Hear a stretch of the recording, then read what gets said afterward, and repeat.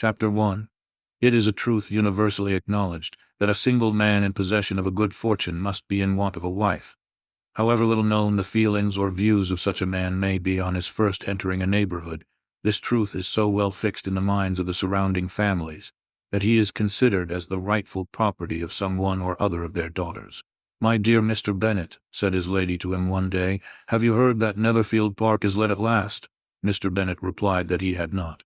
"But it is," returned she, "for Mrs. Long has just been here, and she told me all about it." Mr. Bennet made no answer. "Do not you want to know who has taken it?" cried his wife impatiently.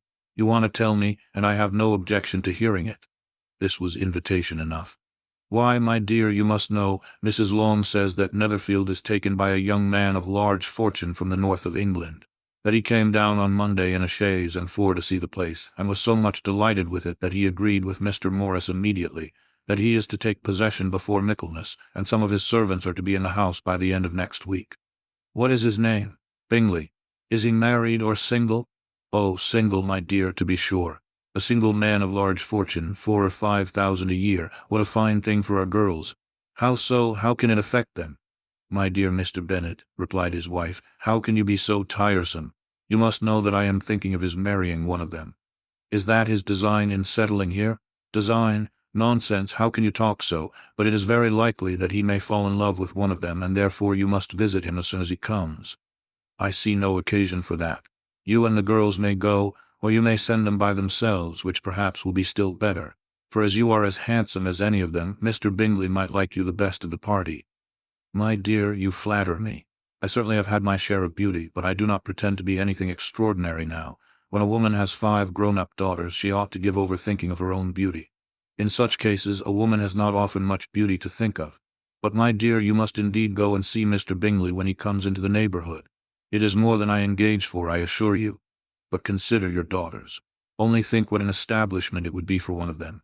Sir William and Lady Lucas are determined to go, merely on that account, for in general, you know, they visit no newcomers.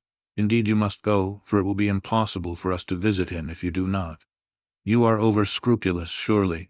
I dare say Mr. Bingley will be very glad to see you, and I will send a few lines by you to assure him of my hearty consent to his marrying whichever he chooses of the girls, though I must throw in a good word for my little Lizzie." "I desire you will do no such thing. Lizzie is not a bit better than the others, and I am sure she is not half so handsome as Jane, nor half so good-humored as Lydia, but you are always giving her the preference." "They have none of them much to recommend them," replied he. "They are all silly and ignorant like other girls, but Lizzie has something more of quickness than her sisters." "Mr. Bennet, how can you abuse your own children in such a way? You take delight in vexing me. You have no compassion on my poor nerves." "You mistake me, my dear. I have a high respect for your nerves. They are my old friends. I have heard you mention them with consideration these 20 years at least. Ah, you do not know what I suffer.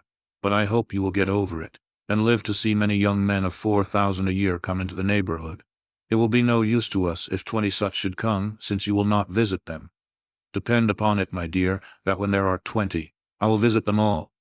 Mr. Bennet was so odd a mixture of quick parts, sarcastic humor, reserve, and caprice, that the experience of 23 years had been insufficient to make his wife understand his character.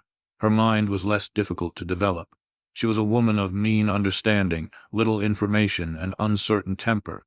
When she was discontented, she fancied herself nervous. The business of her life was to get her daughters married. Its solace was visiting and news. Chapter 2. R. Bennet was among the earliest of those who waited on Mr. Bingley. He had always intended to visit him, though to the last always assuring his wife that he should not go. Until the evening after the visit was paid, she had no knowledge of it. It was then disclosed in the following manner.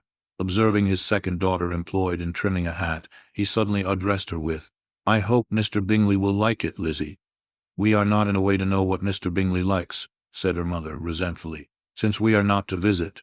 "But you forget, mamma," said Elizabeth, "that we shall meet him at the assemblies, and that Mrs. Long has promised to introduce him." "I do not believe Mrs. Long will do any such thing. She has 2 nieces of her own. She is a selfish, hypocritical woman, and I have no opinion of her." "No more have I," said Mr. Bennet, "and I am glad to find that you do not depend on her serving you." Mrs. Bennet deigned not to make any reply, but unable to contain herself, began scolding one of her daughters. Don't keep coughing so, Kitty, for heaven's sake. Have a little compassion on my nerves. You tear them to pieces. Kitty has no discretion in her coughs, said her father. She times them ill. I do not cough for my own amusement, replied Kitty fretfully. When is your next ball to be, Lizzie? Tomorrow fortnight. Aye, so it is, cried her mother, and Mrs. Long does not come back till the day before. So it will be impossible for her to introduce him, for she will not know him herself. Then, my dear, you may have the advantage of your friend and introduce Mr. Bingley to her. Impossible, Mr. Bennet, impossible, when I am not acquainted with him myself. How can you be so teasing? I honor your circumspection. A fortnight's acquaintance is certainly very little. One cannot know what a man really is by the end of a fortnight, but if we do not venture, somebody else will. And after all, Mrs. Long and her nieces must stand their chance. And therefore, as she will think it an act of kindness, if you decline the office, I will take it on myself. The girls stared at their father. Mrs. Bennet said only, "Nonsense, nonsense." "What can be the meaning of that emphatic exclamation?" cried he. "Do you consider the forms of introduction and the stress that is laid on them as nonsense? I cannot quite agree with you there. What say you, Mary? For you are a young lady of deep reflection, I know, and read great books and make extracts." Mary wished to say something very sensible, but knew not how. "While Mary is adjusting her ideas," he continued, "let us return to Mr. Bingley." "I am sick of Mr. Bingley," cried his wife. "I am sorry to hear that, but why did you not tell me so before? If I had known as much this morning, I certainly would not have called on him. It is very unlucky, but as I have actually paid the visit, we cannot escape the acquaintance now." The astonishment of the ladies was just what he wished, that of Mrs. Bennet perhaps surpassing the rest. Though when the first tumult of joy was over, she began to declare that it was what she had expected all the while. "How good it was in you, my dear Mr. Bennet! But I knew I should persuade you at last. I was sure you loved your girls too well to neglect such an acquaintance. Well, how pleased I am, and it is such a good joke, too, that you should have gone this morning and never said a word about it till now." "Now, Kitty, you may cough as much as you choose," said Mr. Bennet. And as he spoke, he left the room, fatigued with the raptures of his wife. "What an excellent father you have, girls," said she, when the door was shut. "I do not know how you will ever make him amends for his kindness, or me either, for that matter. At our time of life it is not so pleasant, I can tell you, to be making new acquaintances every day, but for your sakes we would do anything. Lydia, my love, though you are the youngest, I dare say Mr. Bingley will dance with you at the next ball." "Oh," said Lydia stoutly, "I am not afraid, for though I am the youngest, I'm the tallest." The rest of the evening was spent in conjecturing how soon he would return Mr. Bennet's visit, and determining when they should ask him to dinner. Chapter 3. Not all that Mrs. Bennet, however, with the assistance of her 5 daughters, could ask on the subject, was sufficient to draw from her husband any satisfactory description of Mr. Bingley. They attacked him in various ways, with barefaced questions, ingenious suppositions, and distant surmises. But he eluded the skill of them all, and they were at last obliged to accept the second-hand intelligence of their neighbour, Lady Lucas. Her report was highly favourable. Sir William had been delighted with him. He was quite young, wonderfully handsome, extremely agreeable, and to crown the whole, he meant to be at the next assembly with a large party. Nothing could be more delightful. To be fond of dancing was a certain step towards falling in love, and very lively hopes of Mr. Bingley's heart were entertained.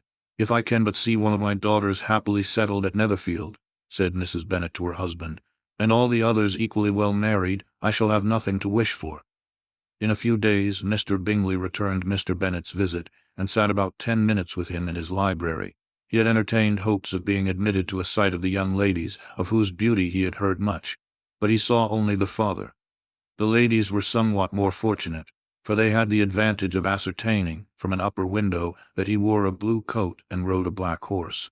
An invitation to dinner was soon afterwards dispatched, and already had Mrs. Bennet planned the courses that were to do credit to her housekeeping, when an answer arrived which deferred it all.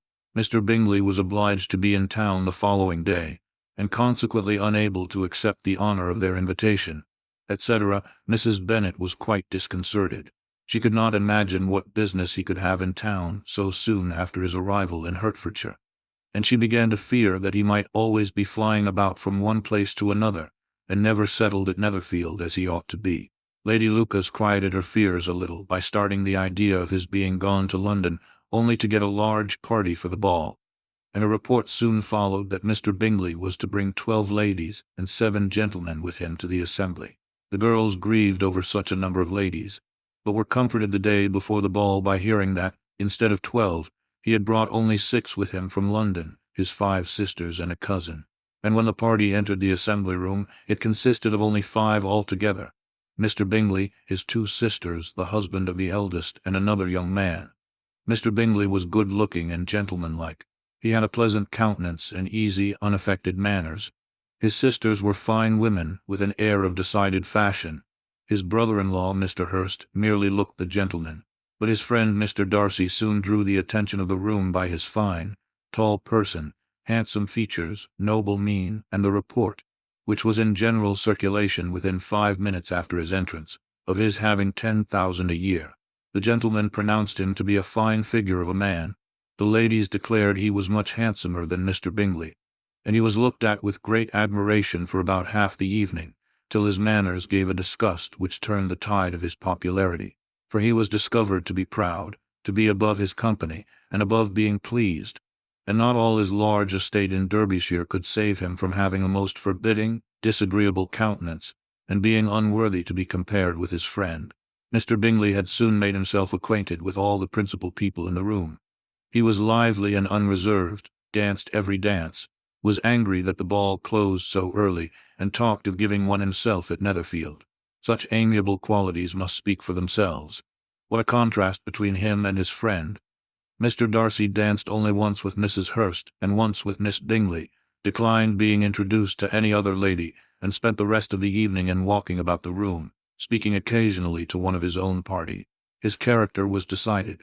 He was the proudest, most disagreeable man in the world, and everybody hoped that he would never come there again. Amongst the most violent against him was Mrs. Bennet, whose dislike of his general behavior was sharpened into particular resentment by his having slighted one of her daughters.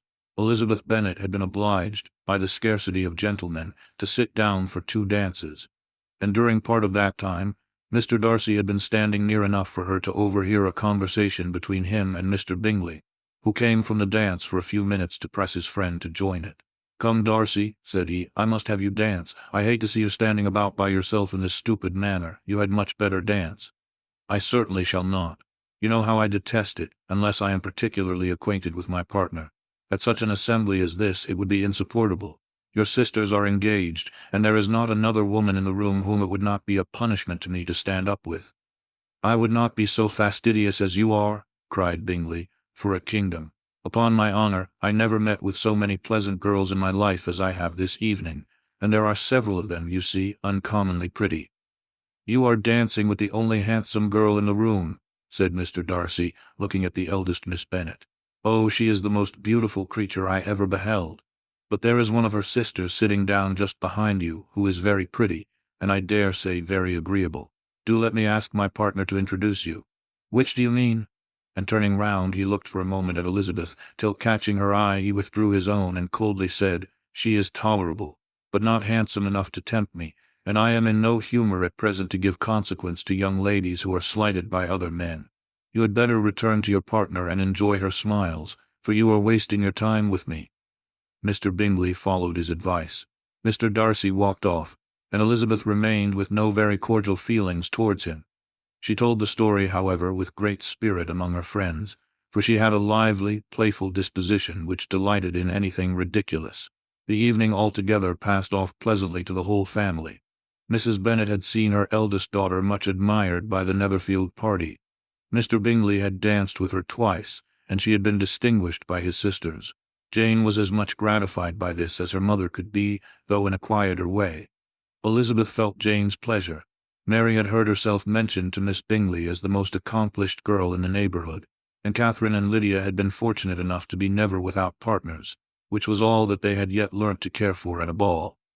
They returned, therefore, in good spirits to Longbourn, the village where they lived, and of which they were the principal inhabitants. They found Mr. Bennet still up. With a book, he was regardless of time, and on the present occasion he had a good deal of curiosity as to the event of an evening which had raised such splendid expectations. He had rather hoped that all his wife's views on the stranger would be disappointed, but he soon found that he had a very different story to hear. "Oh, my dear Mr. Bennet," as she entered the room, "we have had a most delightful evening, a most excellent ball.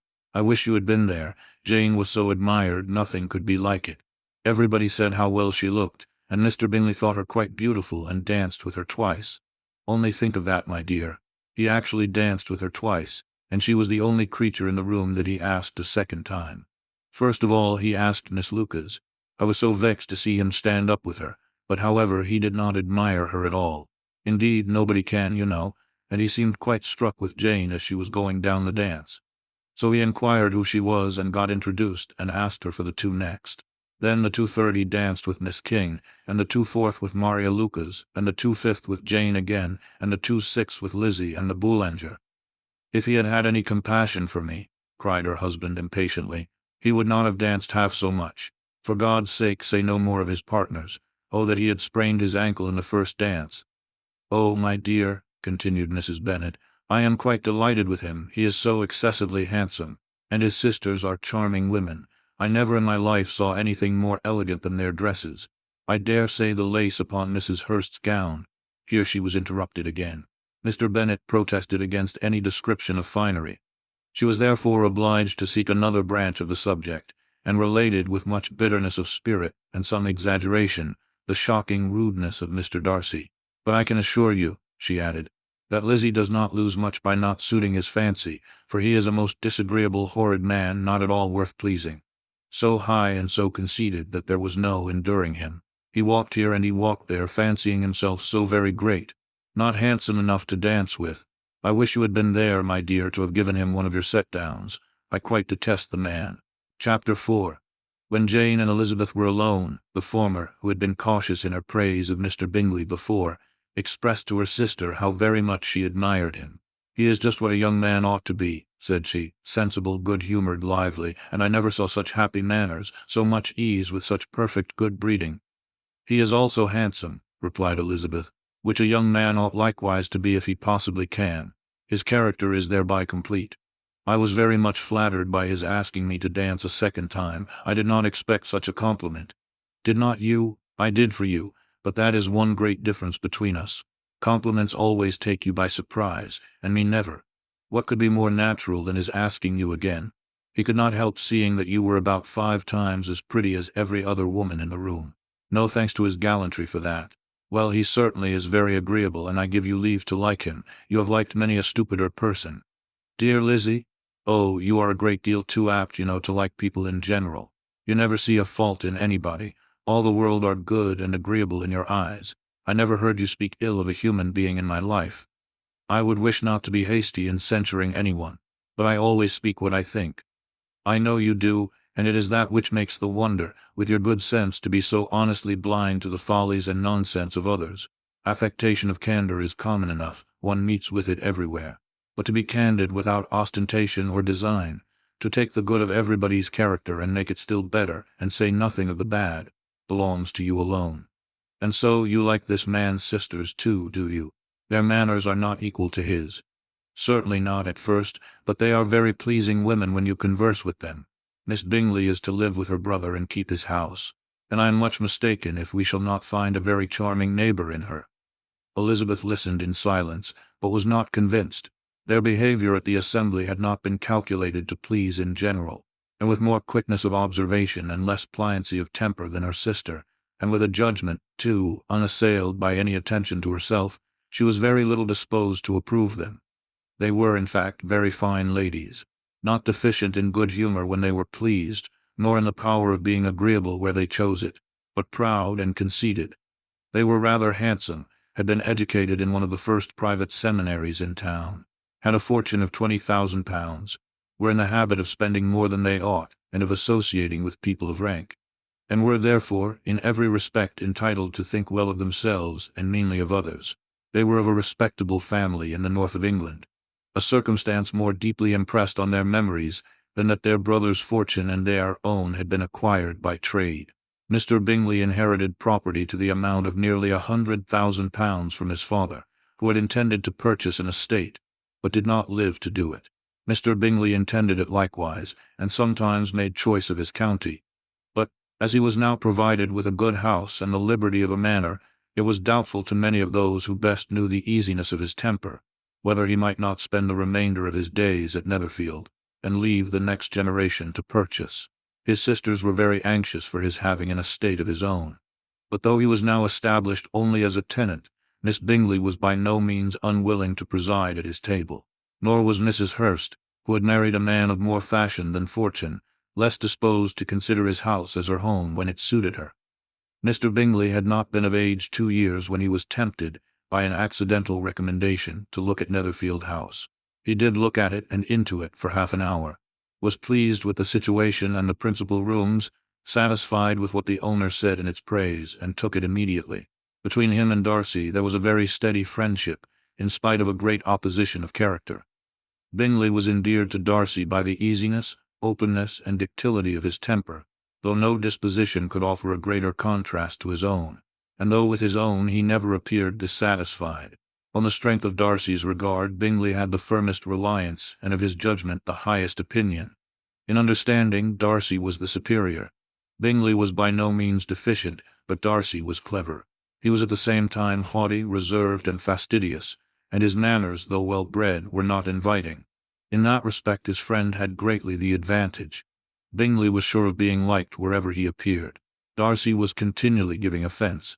The manner in which they spoke of the Meryton assembly was sufficiently characteristic.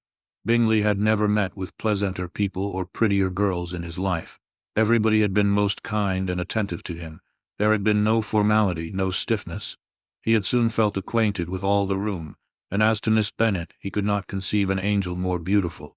Darcy, on the contrary, had seen a collection of people in whom there was little beauty and no fashion, for none of whom he had felt the smallest interest, and from none received either attention or pleasure.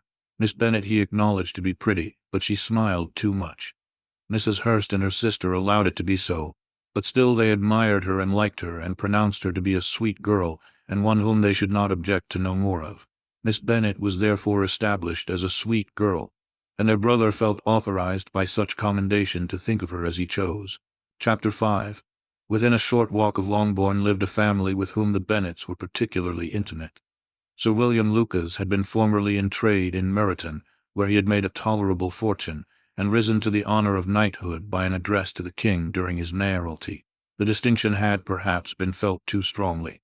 It had given him a disgust to his business, and to his residence in a small market town, and quitting them both, he had removed with his family to a house about a mile from Meryton, denominated from that period Lucas Lodge, where he could think with pleasure of his own importance, and, unshackled by business, occupy himself solely in being civil to all the world. For, though elated by his rank, it did not render him supercilious. On the contrary, he was all attention to everybody. By nature inoffensive, friendly, and obliging, his presentation at St. James's had made him courteous. Lady Lucas was a very good kind of woman, not too clever to be a valuable neighbor to Mrs. Bennet. They had several children.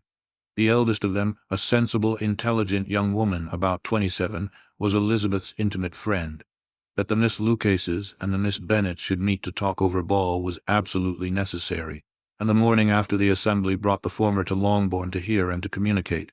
"You began the evening well, Charlotte," said Mrs. Bennet with civil self-command to Miss Lucas. "You were Mr. Bingley's first choice." "Yes, but he seemed to like his second better."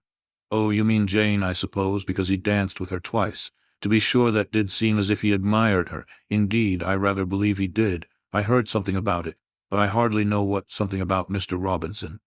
"Perhaps you mean what I overheard between him and Mr. Robinson. Did not I mention it to you?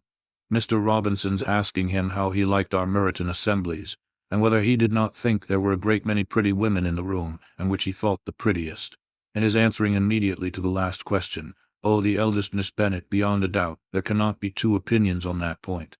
"Upon my word, well, that was very decided indeed. That does seem as if, but however, it may all come to nothing, you know." "My overhearings were more to the purpose than yours, Eliza," said Charlotte. "Mr. Darcy is not so well worth listening to as his friend, is he? Poor Eliza, to be only just tolerable. I beg you will not put it into Lizzie's head to be vexed by his ill-treatment, for he is such a disagreeable man that it would be quite a misfortune to be liked by him. Mrs. Long told me last night that he sat close to her for half an hour without once opening his lips." "Are you quite sure, ma'am? Is not there a little mistake?" said Jane. "I certainly saw Mr. Darcy speaking to her." "Aye, because she asked him at last how he liked Netherfield, and he could not help answering her, but she said he seemed very angry at being spoke to. Miss Bingley told me, said Jane, that he never speaks much unless among his intimate acquaintance. With them he is remarkably agreeable. I do not believe a word of it, my dear. If he had been so very agreeable he would have talked to Mrs. Long, but I can guess how it was. Everybody says that he is eat up with pride, and I dare say he had heard somehow that Mrs. Long does not keep a carriage, and had to come to the ball in a hack chaise. I do not mind his not talking to Mrs. Long, said Miss Lucas, but I wish he had danced with Eliza. Another time, Lizzie, said her mother, I would not dance with him if I were you.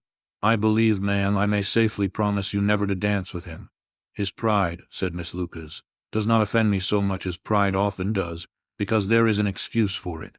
One cannot wonder that so very fine a young man, with family, fortune, everything in his favor, should think highly of himself. If I may so express it, he has a right to be proud. That is very true, replied Elizabeth, and I could easily forgive his pride if he had not mortified mine. Pride, observed Mary, who piqued herself upon the solidity of her reflections, is a very common failing, I believe.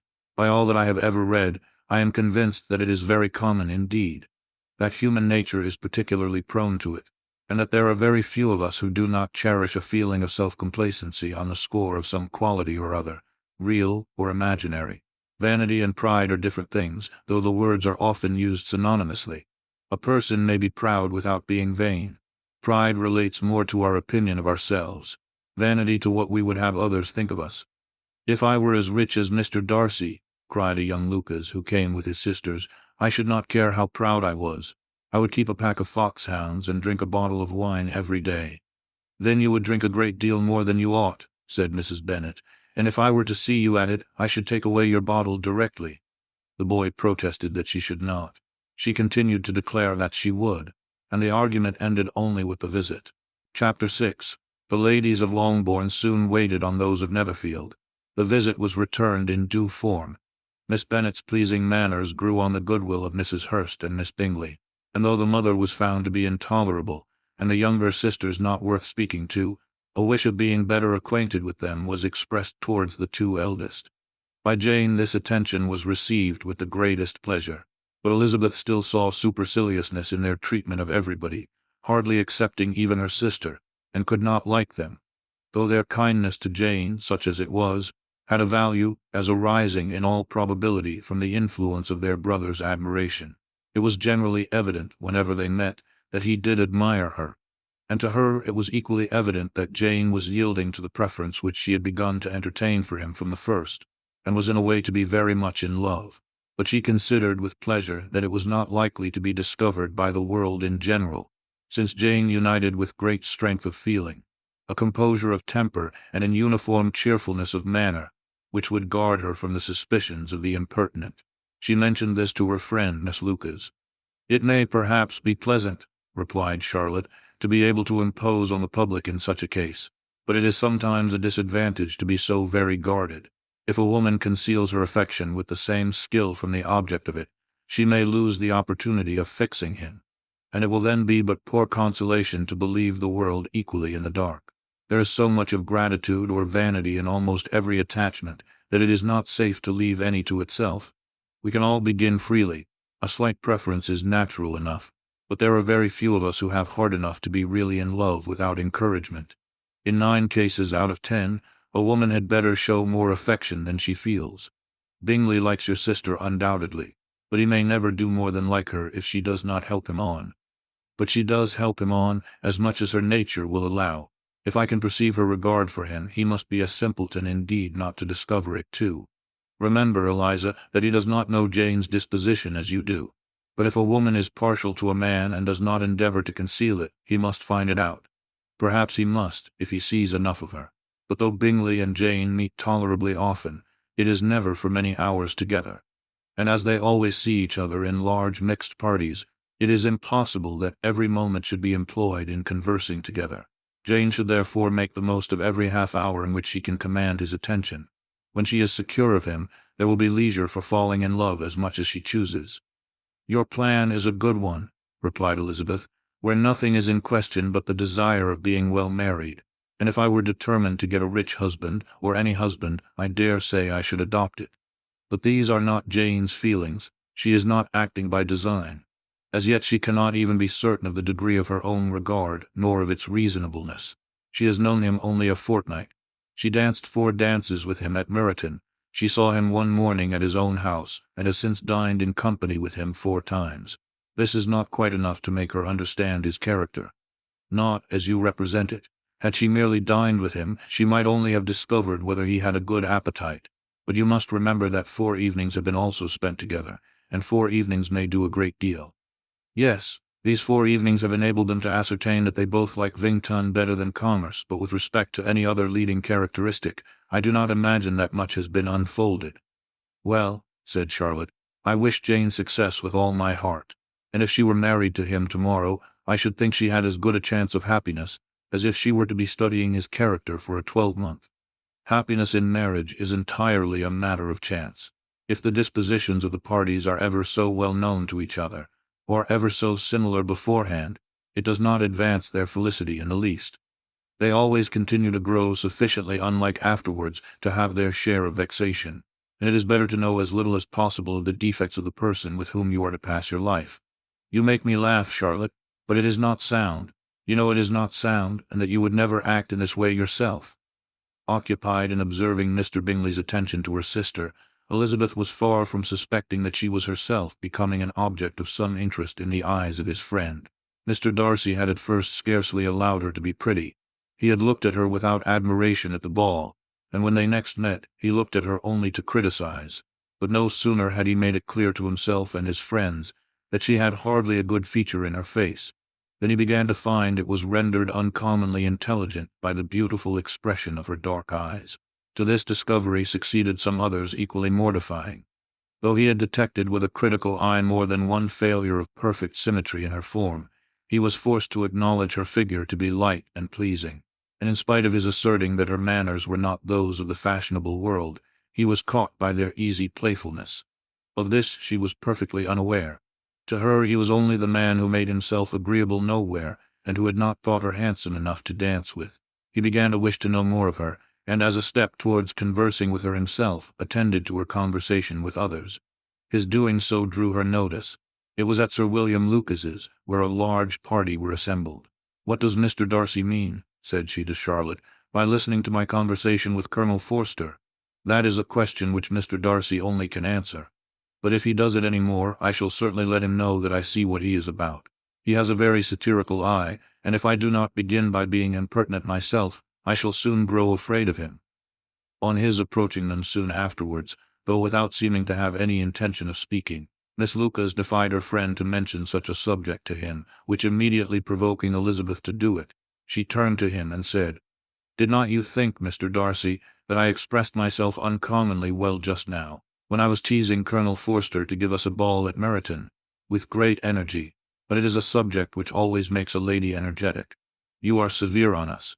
It will be her turn soon to be teased," said Miss Lucas.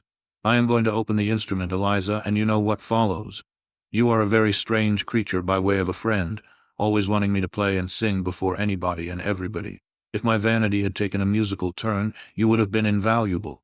But as it is, I would really rather not sit down before those who must be in the habit of hearing the very best performers." On Miss Lucas's persevering, however, she added, "Very well. If it must be so, it must." And gravely glancing at Mr. Darcy, "There is a very fine old saying which everybody here is of course familiar with, 'Keep your breath to cool your porridge,' and I shall keep mine to swell my song." Her performance was pleasing, though by no means capital. After a song or two, and before she could reply to the entreaties of several that she would sing again, she was eagerly succeeded at the instrument by her sister Mary, who having, in consequence of being the only plain one in the family, worked hard for knowledge and accomplishments, was always impatient for display. Mary had neither genius nor taste, and though vanity had given her application, it had given her likewise a pedantic air and conceited manner, which would have injured a higher degree of excellence than she had reached. Elizabeth, easy and unaffected, had been listened to with much more pleasure, though not playing half so well. And Mary, at the end of a long concerto, was glad to purchase praise and gratitude by Scotch and Irish airs, at the request of her younger sisters, who with some of the Lucases and 2 or 3 officers, joined eagerly in dancing at one end of the room. Mr. Darcy stood near them in silent indignation at such a mode of passing the evening, to the exclusion of all conversation, and was too much engrossed by his own thoughts to perceive that Sir William Lucas was his neighbor, till Sir William thus began. "What a charming amusement for young people this is, Mr. Darcy. There is nothing like dancing, after all. I consider it as one of the first refinements of polished societies." "Certainly, sir, and it has the advantage also of being in vogue amongst the less polished societies of the world. Every savage can dance." Sir William only smiled. "Your friend performs delightfully," he continued after a pause on seeing Bingley join the group, "and I doubt not that you are an adept in the science yourself, Mr. Darcy. You saw me dance at Meryton, I believe, sir?" "Yes, indeed, and received no inconsiderable pleasure from the sight." "Do you often dance at St. James's?" "Never, sir. Do you not think it would be a proper compliment to the place?"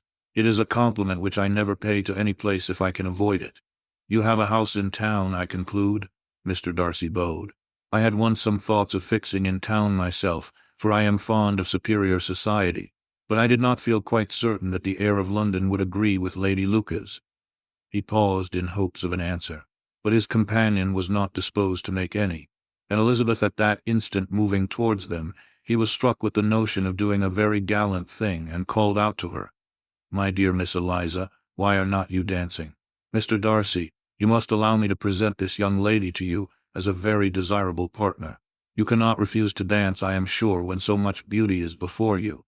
And taking her hand, he would have given it to Mr. Darcy, who, though extremely surprised, was not unwilling to receive it when she instantly drew back, and said with some discomposure to Sir William, "Indeed, sir, I have not the least intention of dancing.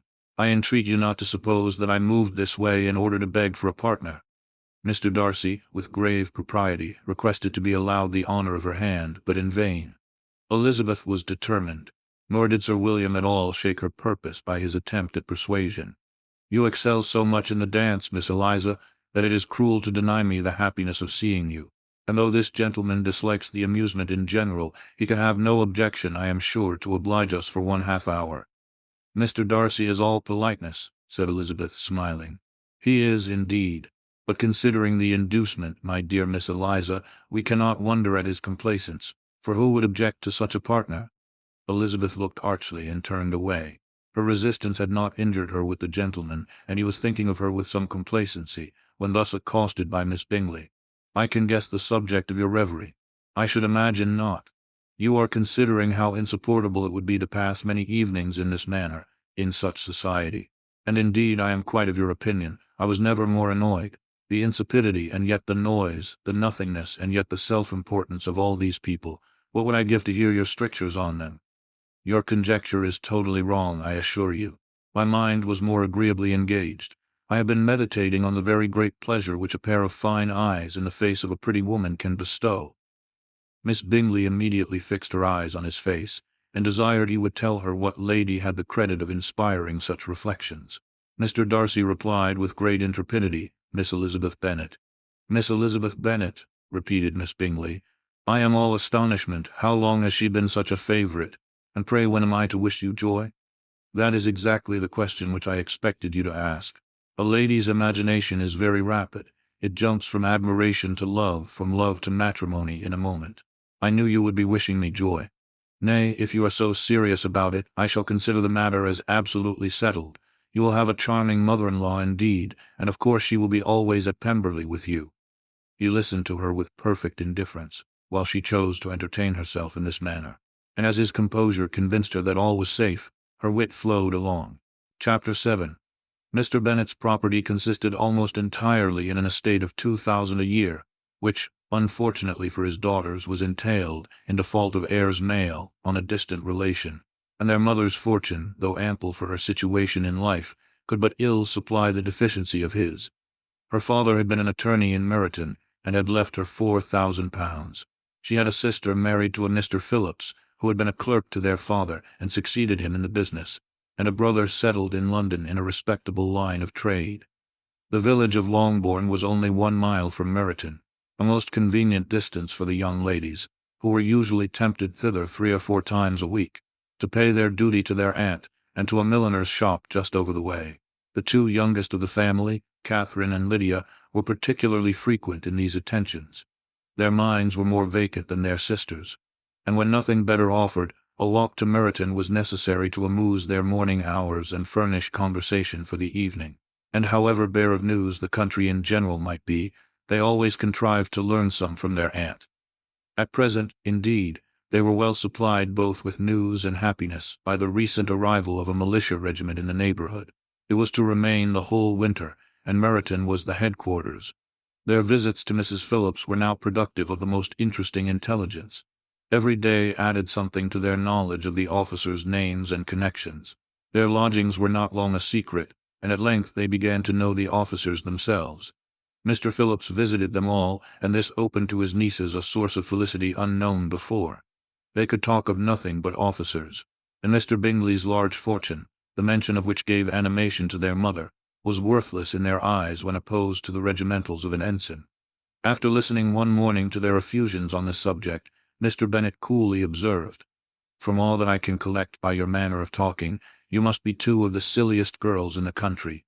I have suspected it some time, but I am now convinced."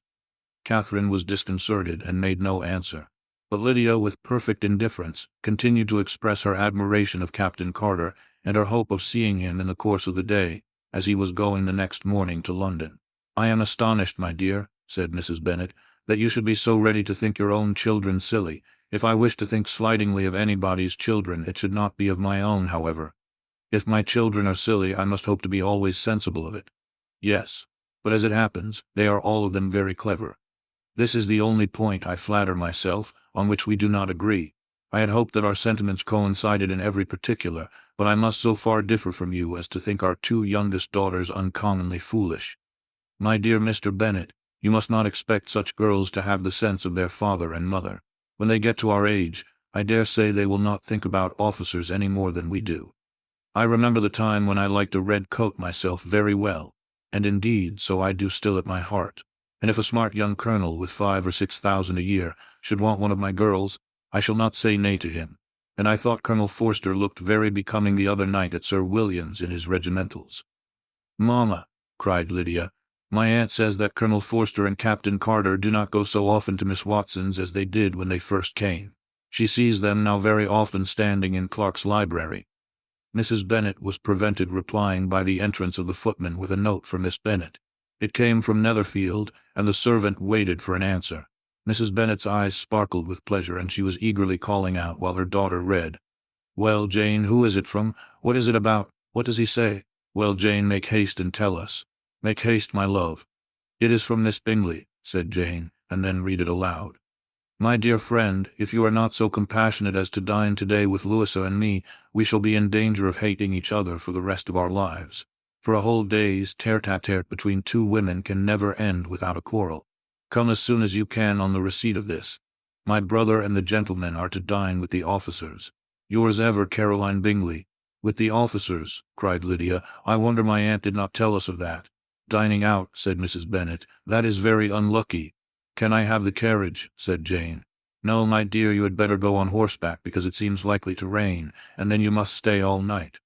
"That would be a good scheme," said Elizabeth, "if you were sure that they would not offer to send her home."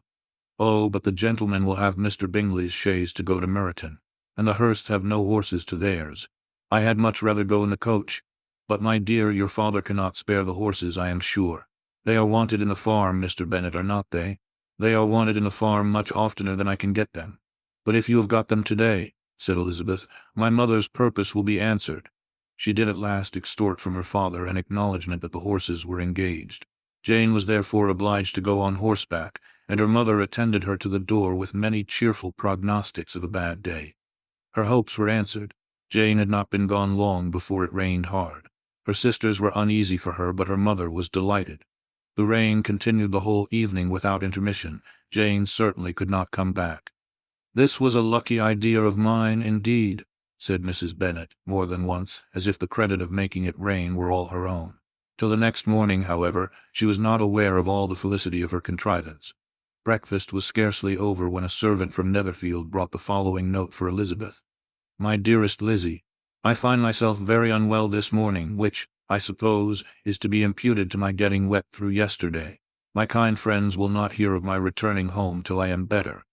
They insist also on my seeing Mr. Jones. Therefore do not be alarmed if you should hear of his having been to me. and excepting a sore throat and a headache, there is not much the matter with me. Yours, etc. Well, my dear, said Mr. Bennet, when Elizabeth had read the note aloud, if your daughter should have a dangerous fit of illness, if she should die, it would be a comfort to know that it was all in pursuit of Mr. Bingley and under your orders. Oh, I am not at all afraid of her dying. People do not die of little trifling colds. She will be taken good care of. As long as she stays there, it is all very well. I would go and see her if I could have the carriage. Elizabeth, feeling really anxious, determined to go to her, though the carriage was not to be had. And as she was no horsewoman, walking was her only alternative. She declared her resolution. How can you be so silly, cried her mother, as to think of such a thing in all this dirt? You will not be fit to be seen when you get there. I shall be very fit to see Jane, which is all I want. Is this a hint to me, Lizzie, said her father, to send for the horses? No, indeed, I do not wish to avoid the walk. The distance is nothing when one has a motive, only 3 miles. I shall be back by dinner. I admire the activity of your benevolence, observed Mary, but every impulse of feeling should be guided by reason, and in my opinion exertion should always be in proportion to what is required. We will go as far as Meryton with you, said Catherine and Lydia. Elizabeth accepted their company, and the 3 young ladies set off together. If we make haste, said Lydia as they walked along, perhaps we may see something of Captain Carter before he goes. In Meryton they parted. The 2 youngest repaired to the lodgings of one of the officers' wives, and Elizabeth continued her walk alone, crossing field after field at a quick pace, jumping over stiles and springing over puddles, with impatient activity, and finding herself at last within view of the house, with weary ankles, dirty stockings, and a face glowing with the warmth of exercise. She was shown into the breakfast parlor, where all but Jane were assembled, and where her appearance created a great deal of surprise. That she should have walked 3 miles so early in the day in such dirty weather, and by herself, was almost incredible to Mrs. Hurst and Miss Bingley, and Elizabeth was convinced that they held her in contempt for it. She was received, however, very politely by them, and in their brother's manners there was something better than politeness. There was good humor and kindness. Mr. Darcy said very little, and Mr. Hurst nothing at all. The former was divided between admiration of the brilliancy which exercise had given to her complexion, and doubt as to the occasions justifying her coming so far alone. The latter was thinking only of his breakfast. Her inquiries after her sister were not very favorably answered. Miss Bennet had slept ill, and though up was very feverish, and not well enough to leave her room. Elizabeth was glad to be taken to her immediately. And Jane, who had only been withheld by the fear of giving alarm or inconvenience, from expressing in her note how much she longed for such a visit, was delighted at her entrance.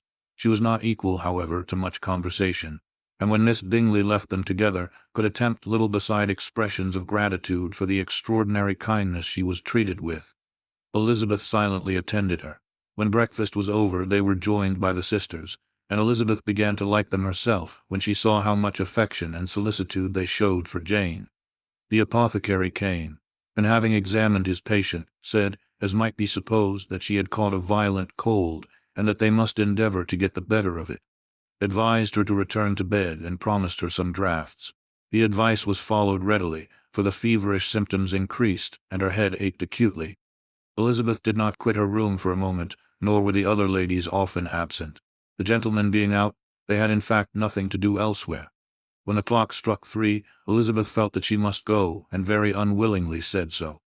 Miss Bingley offered her the carriage, and she only wanted a little pressing to accept it, when Jane testified such concern at parting with her that Miss Bingley was obliged to convert the offer of the chaise into an invitation to remain at Netherfield for the present.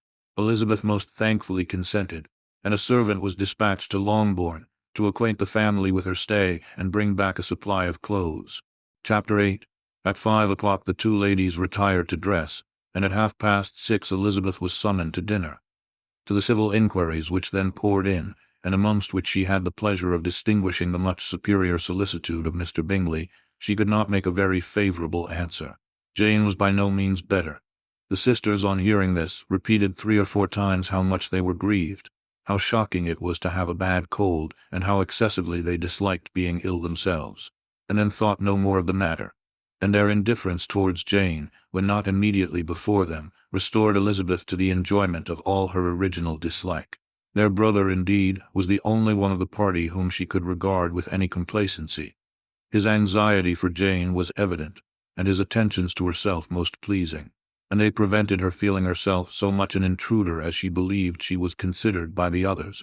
She had very little notice from any but him. Miss Bingley was engrossed by Mr. Darcy, her sister scarcely less so, and as for Mr. Hurst, by whom Elizabeth sat, he was an indolent man who lived only to eat, drink, and play at cards, who, when he found her prefer a plain dish to a ragout, had nothing to say to her. When dinner was over, she returned directly to Jane, and Miss Bingley began abusing her as soon as she was out of the room. Her manners were pronounced to be very bad indeed, a mixture of pride and impertinence. She had no conversation, no style, no taste, no beauty. Mrs. Hurst thought the same, and added, "She has nothing, in short, to recommend her but being an excellent walker. I shall never forget her appearance this morning. She really looked almost wild." "She did indeed, Louisa. I could hardly keep my countenance. Very nonsensical to come at all. Why must she be scampering about the country because her sister had a cold? Her hair so untidy, so blowsy. Yes, and her petticoat. I hope you saw her petticoat, 6 inches deep in mud, I am absolutely certain, and the gown which had been let down to hide it not doing its office." "Your picture may be very exact, Louisa," said Bingley, "but this was all lost upon me. I thought Miss Elizabeth Bennet looked remarkably well when she came into the room this morning. Her dirty petticoat quite escaped my notice." "You observed it, Mr. Darcy, I am sure," said Miss Bingley, "and I am inclined to think that you would not wish to see your sister make such an exhibition." "Certainly not. To walk 3 miles, or 4 miles, or 5 miles, or whatever it is, above her ankles in dirt, and alone, quite alone. What could she mean by it? It seems to me to show an abominable sort of conceited independence, a most country-town indifference to decorum." "It shows an affection for her sister that is very pleasing," said Bingley. "I am afraid, Mr. Darcy," observed Miss Bingley in a half-whisper, "that this adventure has rather affected your admiration of her fine eyes." "Not at all," he replied. "They were brightened by the exercise." A short pause followed this speech, and Mrs. Hurst began again. "I have an excessive regard for Jane Bennet. She is really a very sweet girl, and I wish with all my heart she were well settled. But with such a father and mother, and such low connections, I am afraid there is no chance of it." "I think I have heard you say that their uncle is an attorney in Meryton." "Yes, and they have another who lives somewhere near Cheapside." "That is capital," added her sister, and they both laughed heartily. "If they had uncles enough to fill all Cheapside," cried Bingley, "it would not make them one jot less agreeable. But it must very materially lessen their chance of marrying men of any consideration in the world," replied Darcy. To this speech Bingley made no answer, but his sisters gave it their hearty assent, and indulged their mirth for some time at the expense of their dear friend's vulgar relations. With a renewal of tenderness, however, they repaired to her room on leaving the dining-parlour, and sat with her till summoned to coffee. She was still very poorly, and Elizabeth would not quit her at all till late in the evening, when she had the comfort of seeing her asleep, and when it appeared to her rather right than pleasant that she should go downstairs herself. On entering the drawing-room she found the whole party at loo, and was immediately invited to join them. But suspecting them to be playing high, she declined it, and making her sister the excuse, said she would amuse herself, for the short time she could stay below, with a book. Mr. Hurst looked at her with astonishment. "Do you prefer reading to cards?" said he. "That is rather singular." "Miss Eliza Bennet," said Miss Bingley, "despises cards. She is a great reader, and has no pleasure in anything else." "I deserve neither such praise nor such censure," cried Elizabeth. "I am not a great reader, and I have pleasure in many things." "In nursing your sister I am sure you have pleasure," said Bingley, "and I hope it will soon be increased by seeing her quite well." Elizabeth thanked him from her heart, and then walked towards a table where a few books were lying. He immediately offered to fetch her others, all that his library afforded.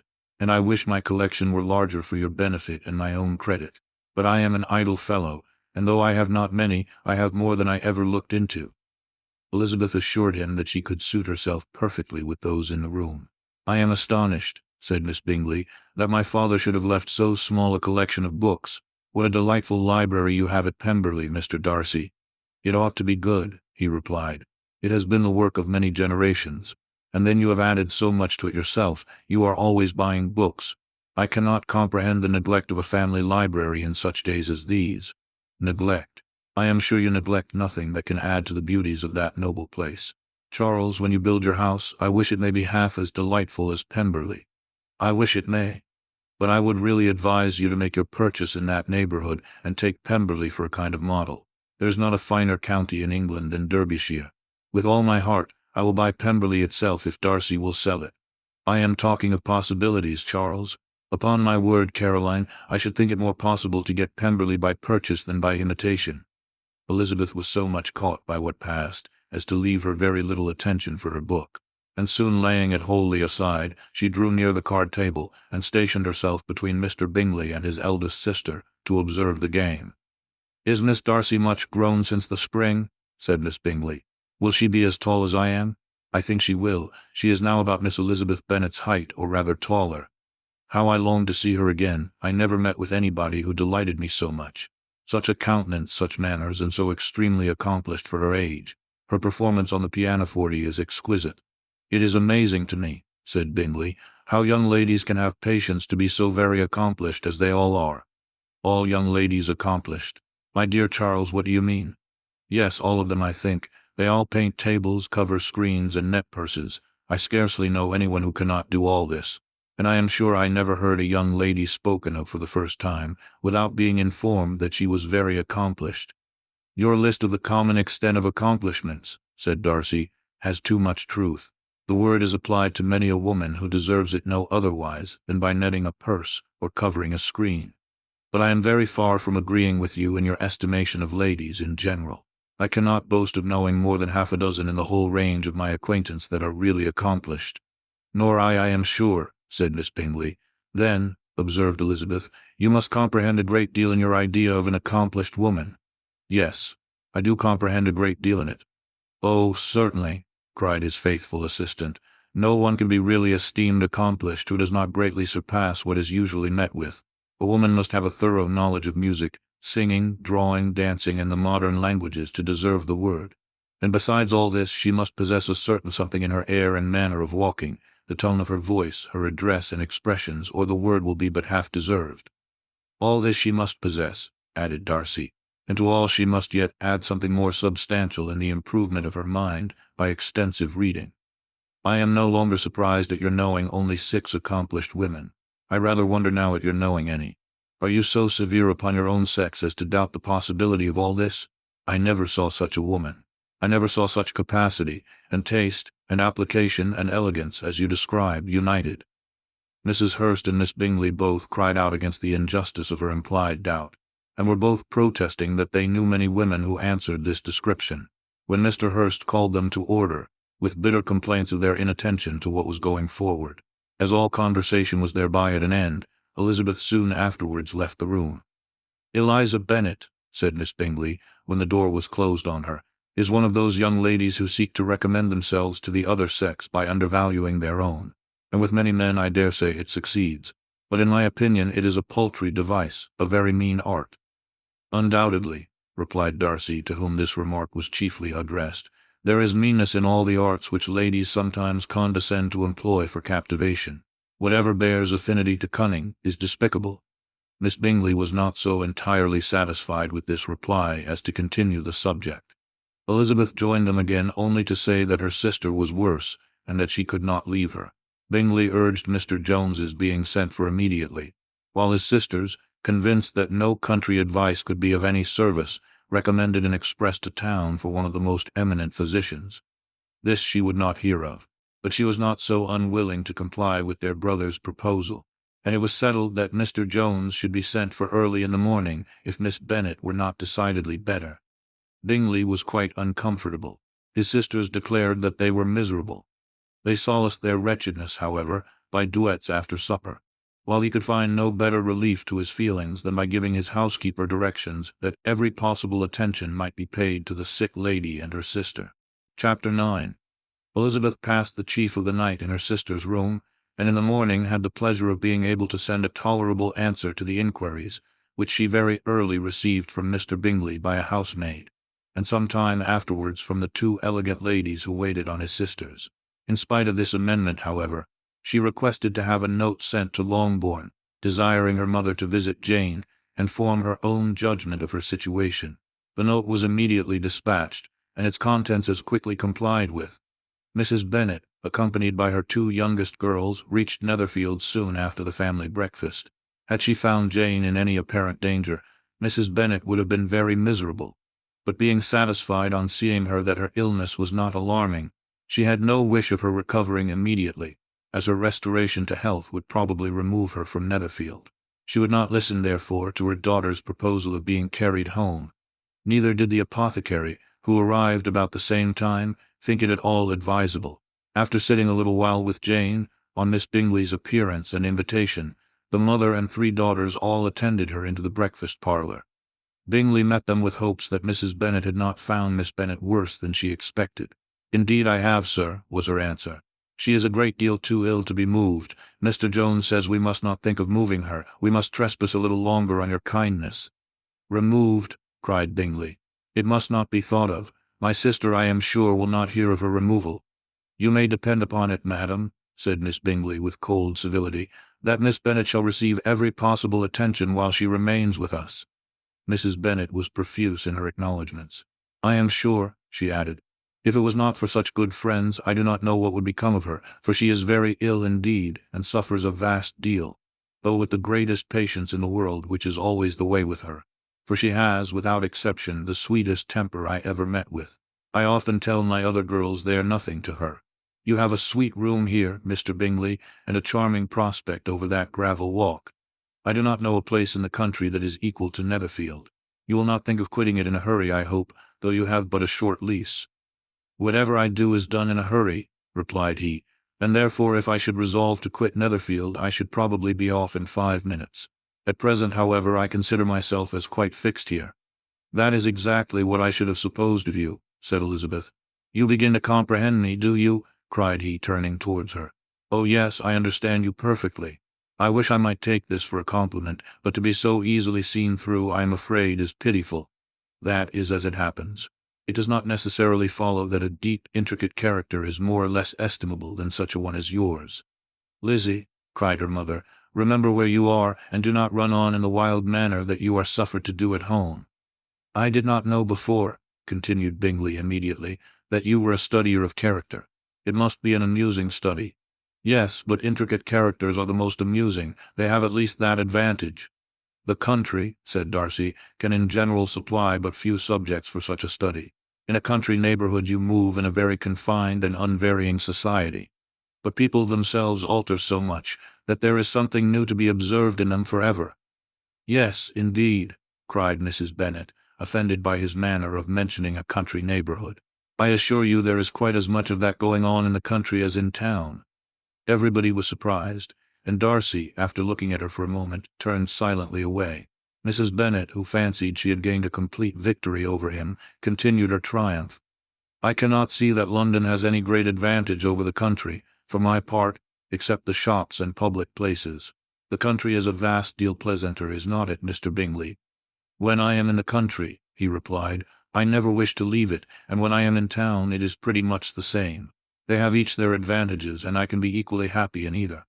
"Aye, that is because you have the right disposition, but that gentleman," looking at Darcy, "seemed to think the country was nothing at all."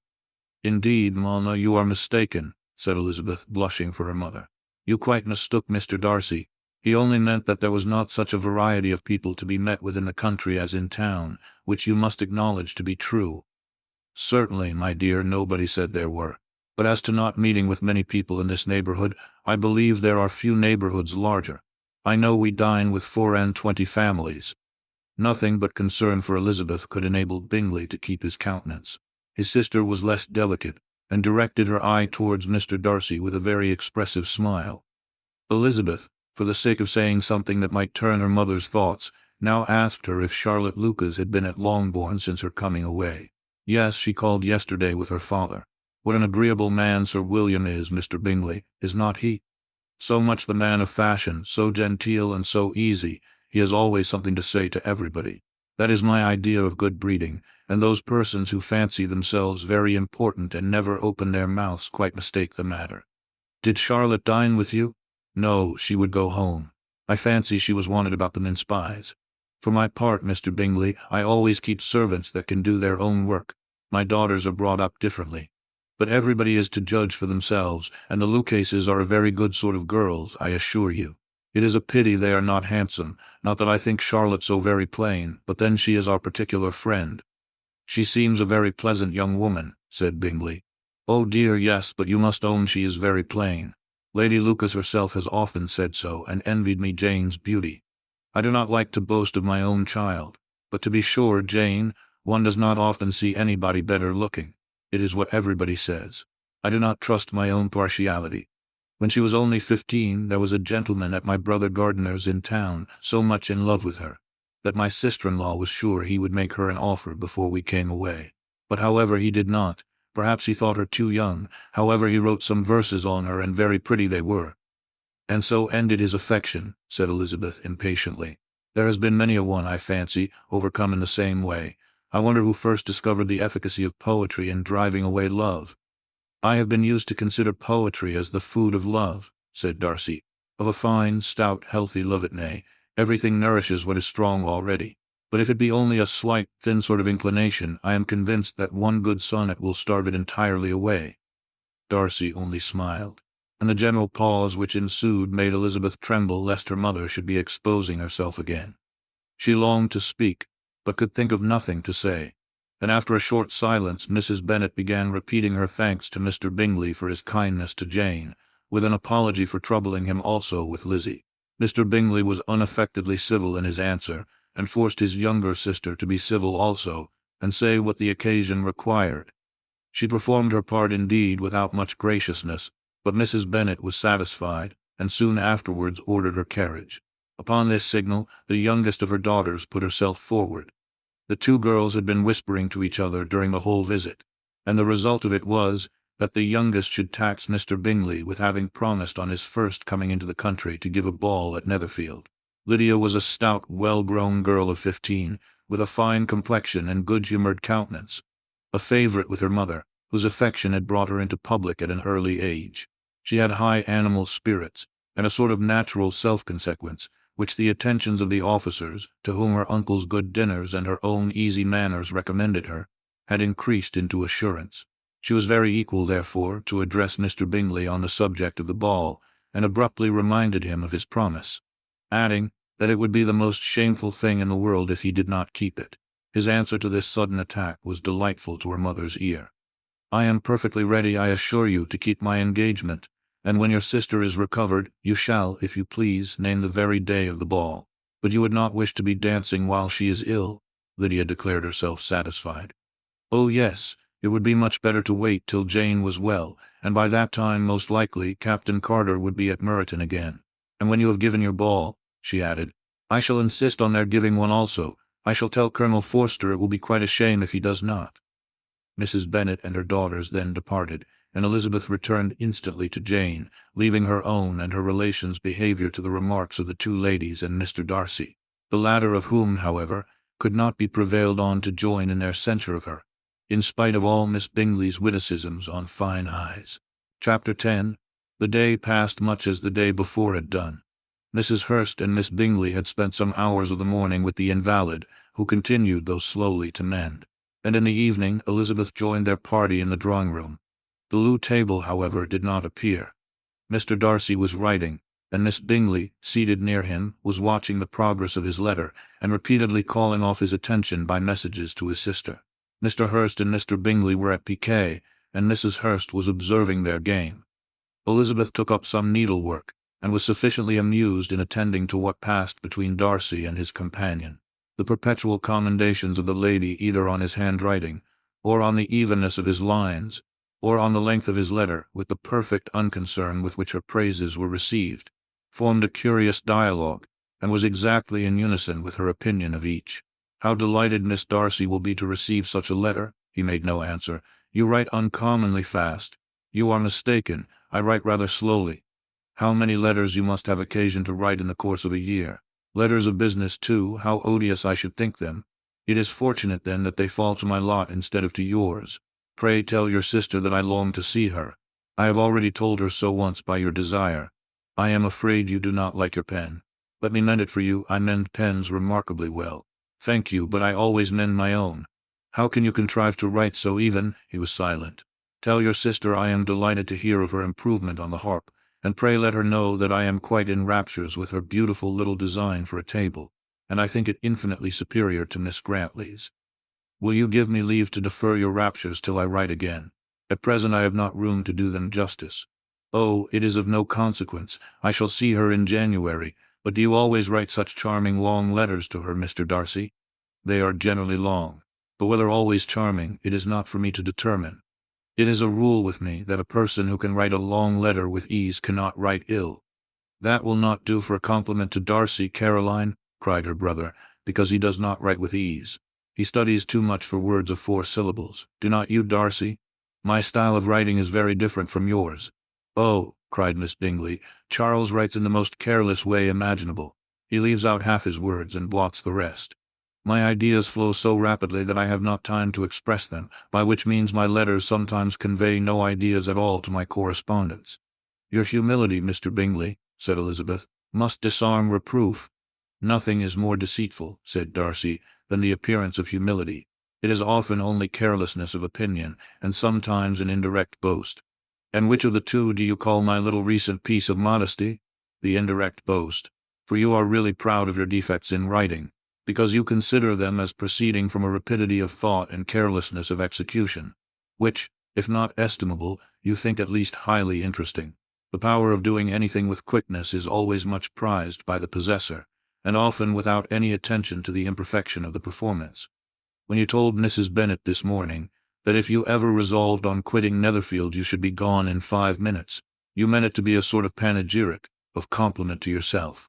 And yet what is there so very laudable in a precipitance which must leave very necessary business undone, and can be of no real advantage to yourself or anyone else? Nay, cried Bingley, this is too much, to remember at night all the foolish things that were said in the morning. And yet, upon my honor, I believed what I said of myself to be true, and I believe it at this moment. At least, therefore, I did not assume the character of needless precipitance merely to show off before the ladies. I dare say you believed it, but I am by no means convinced that you would be gone with such celerity. Your conduct would be quite as dependent on chance as that of any man I know. And if, as you were mounting your horse, a friend were to say, Bingley, you had better stay till next week, you would probably do it. You would probably not go, and at another word might stay a month. You have only proved by this, cried Elizabeth, that Mr. Bingley did not do justice to his own disposition. You have shown him off now much more than he did himself. I am exceedingly gratified, said Bingley, by your converting what my friend says into a compliment on the sweetness of my temper, but I am afraid you are giving it a turn which that gentleman did by no means intend, for he would certainly think the better of me if, under such a circumstance, I were to give a flat denial, and ride off as fast as I could. Would Mr. Darcy then consider the rashness of your original intention as atoned for by your obstinacy in adhering to it? Upon my word, I cannot exactly explain the matter. Darcy must speak for himself. You expect me to account for opinions which you choose to call mine, but which I have never acknowledged. Allowing the case, however, to stand according to your representation, you must remember, Miss Bennet, that the friend who is supposed to desire his return to the house, and the delay of his plan, has merely desired it, asked it without offering one argument in favor of its propriety. To yield readily, easily, to the persuasion of a friend is no merit with you. To yield without conviction is no compliment to the understanding of either. You appear to me, Mr. Darcy, to allow nothing for the influence of friendship and affection. A regard for the requester would often make one readily yield to a request, without waiting for arguments to reason one into it. I am not particularly speaking of such a case as you have supposed about Mr. Bingley. We may as well wait, perhaps, till the circumstance occurs, before we discuss the discretion of his behavior thereupon. But in general and ordinary cases, between friend and friend, where one of them is desired by the other to change a resolution of no very great moment, should you think ill of that person for complying with the desire, without waiting to be argued into it? Will it not be advisable, before we proceed on this subject, to arrange with rather more precision the degree of importance which is to appertain to this request, as well as the degree of intimacy subsisting between the parties? By all means, cried Bingley. Let us hear all the particulars, not forgetting their comparative height and size, for that will have more weight in the argument, Miss Bennet, than you may be aware of. I assure you that if Darcy were not such a great tall fellow in comparison with myself, I should not pay him half so much deference. I declare I do not know a more awful object than Darcy on particular occasions, and in particular places, at his own house especially, and of a Sunday evening when he has nothing to do. Mr. Darcy smiled, but Elizabeth thought she could perceive that he was rather offended, and therefore checked her laugh. Miss Bingley warmly resented the indignity he had received, in an expostulation with her brother for talking such nonsense. "I see your design, Bingley," said his friend. "You dislike an argument and want to silence this." "Perhaps I do. Arguments are too much like disputes. If you and Miss Bennet will defer yours till I'm out of the room, I shall be very thankful, and then you may say whatever you like of me." "What you ask," said Elizabeth, "is no sacrifice on my side, and Mr. Darcy had much better finish his letter." Mr. Darcy took her advice and did finish his letter. When that business was over, he applied to Miss Bingley and Elizabeth for the indulgence of some music. Miss Bingley moved with alacrity to the pianoforte, and after a polite request that Elizabeth would lead the way, which the other as politely and more earnestly negatived, she seated herself. Mrs. Hurst sang with her sister, and while they were thus employed, Elizabeth could not help observing, as she turned over some music books that lay on the instrument, how frequently Mr. Darcy's eyes were fixed on her. She hardly knew how to suppose that she could be an object of admiration to so great a man, and yet that he should look at her because he disliked her was still more strange. She could only imagine, however, at last, that she drew his notice because there was something about her more wrong and reprehensible, according to his ideas of right, than in any other person present. The supposition did not pain her. She liked him too little to care for his approbation. After playing some Italian songs, Miss Bingley varied the charm by a lively Scotch air, and soon afterwards Mr. Darcy, drawing near Elizabeth, said to her, "Do you not feel a great inclination, Miss Bennet, to seize such an opportunity of dancing a reel?" She smiled, but made no answer. He repeated the question with some surprise at her silence. "Oh," said she, "I heard you before, but I could not immediately determine what to say in reply. You wanted me, I know, to say yes, that you might have the pleasure of despising my taste. But I always delight in overthrowing those kind of schemes, and cheating a person of their premeditated contempt. I have, therefore, made up my mind to tell you that I do not want to dance a reel at all, and now despise me if you dare." "Indeed, I do not dare." Elizabeth, having rather expected to affront him, was amazed at his gallantry, but there was a mixture of sweetness and archness in her manner which made it difficult for her to affront anybody, and Darcy had never been so bewitched by any woman as he was by her. He really believed that, were it not for the inferiority of her connections, he should be in some danger. Miss Bingley saw, or suspected, enough to be jealous, and her great anxiety for the recovery of her dear friend Jane received some assistance from her desire of getting rid of Elizabeth. She often tried to provoke Darcy into disliking her guest, by talking of their supposed marriage, and planning his happiness in such an alliance. "I hope," said she, as they were walking together in the shrubbery the next day, "you will give your mother-in-law a few hints when this desirable event takes place, as to the advantage of holding her tongue, and if you can compass it, to cure the younger girls of running after the officers. And if I may mention so delicate a subject, endeavor to check that little something, bordering on conceit and impertinence, which your lady possesses. Have you anything else to propose for my domestic felicity? Oh yes. Do let the portraits of your uncle and Aunt Phillips be placed in the gallery at Pemberley. Put them next to your great-uncle, the judge. They are in the same profession, you know, only in different lines. As for your Elizabeth's picture, you must not attempt to have it taken, for what painter could do justice to those beautiful eyes? It would not be easy, indeed, to catch their expression, but their color and shape, and the eyelashes, so remarkably fine, might be copied. At that moment they were met from another walk by Mrs. Hurst and Elizabeth herself. "I did not know that you intended to walk," said Miss Bingley in some confusion lest they had been overheard. "You used us abominably ill," answered Mrs. Hurst, "running away without telling us that you were coming out." Then taking the disengaged arm of Mr. Darcy, she left Elizabeth to walk by herself. The path just admitted 3. Mr. Darcy felt their rudeness and immediately said, "This walk is not wide enough for our party. We had better go into the avenue." But Elizabeth, who had not the least inclination to remain with them, laughingly answered, "No, no. Stay where you are. You are charmingly grouped and appear to uncommon advantage. The picturesque would be spoilt by admitting a 4th. Goodbye." She then ran gaily off, rejoicing as she rambled about in the hope of being at home again in a day or 2. Jane was already so much recovered as to intend leaving her room for a couple of hours that evening. Chapter 11.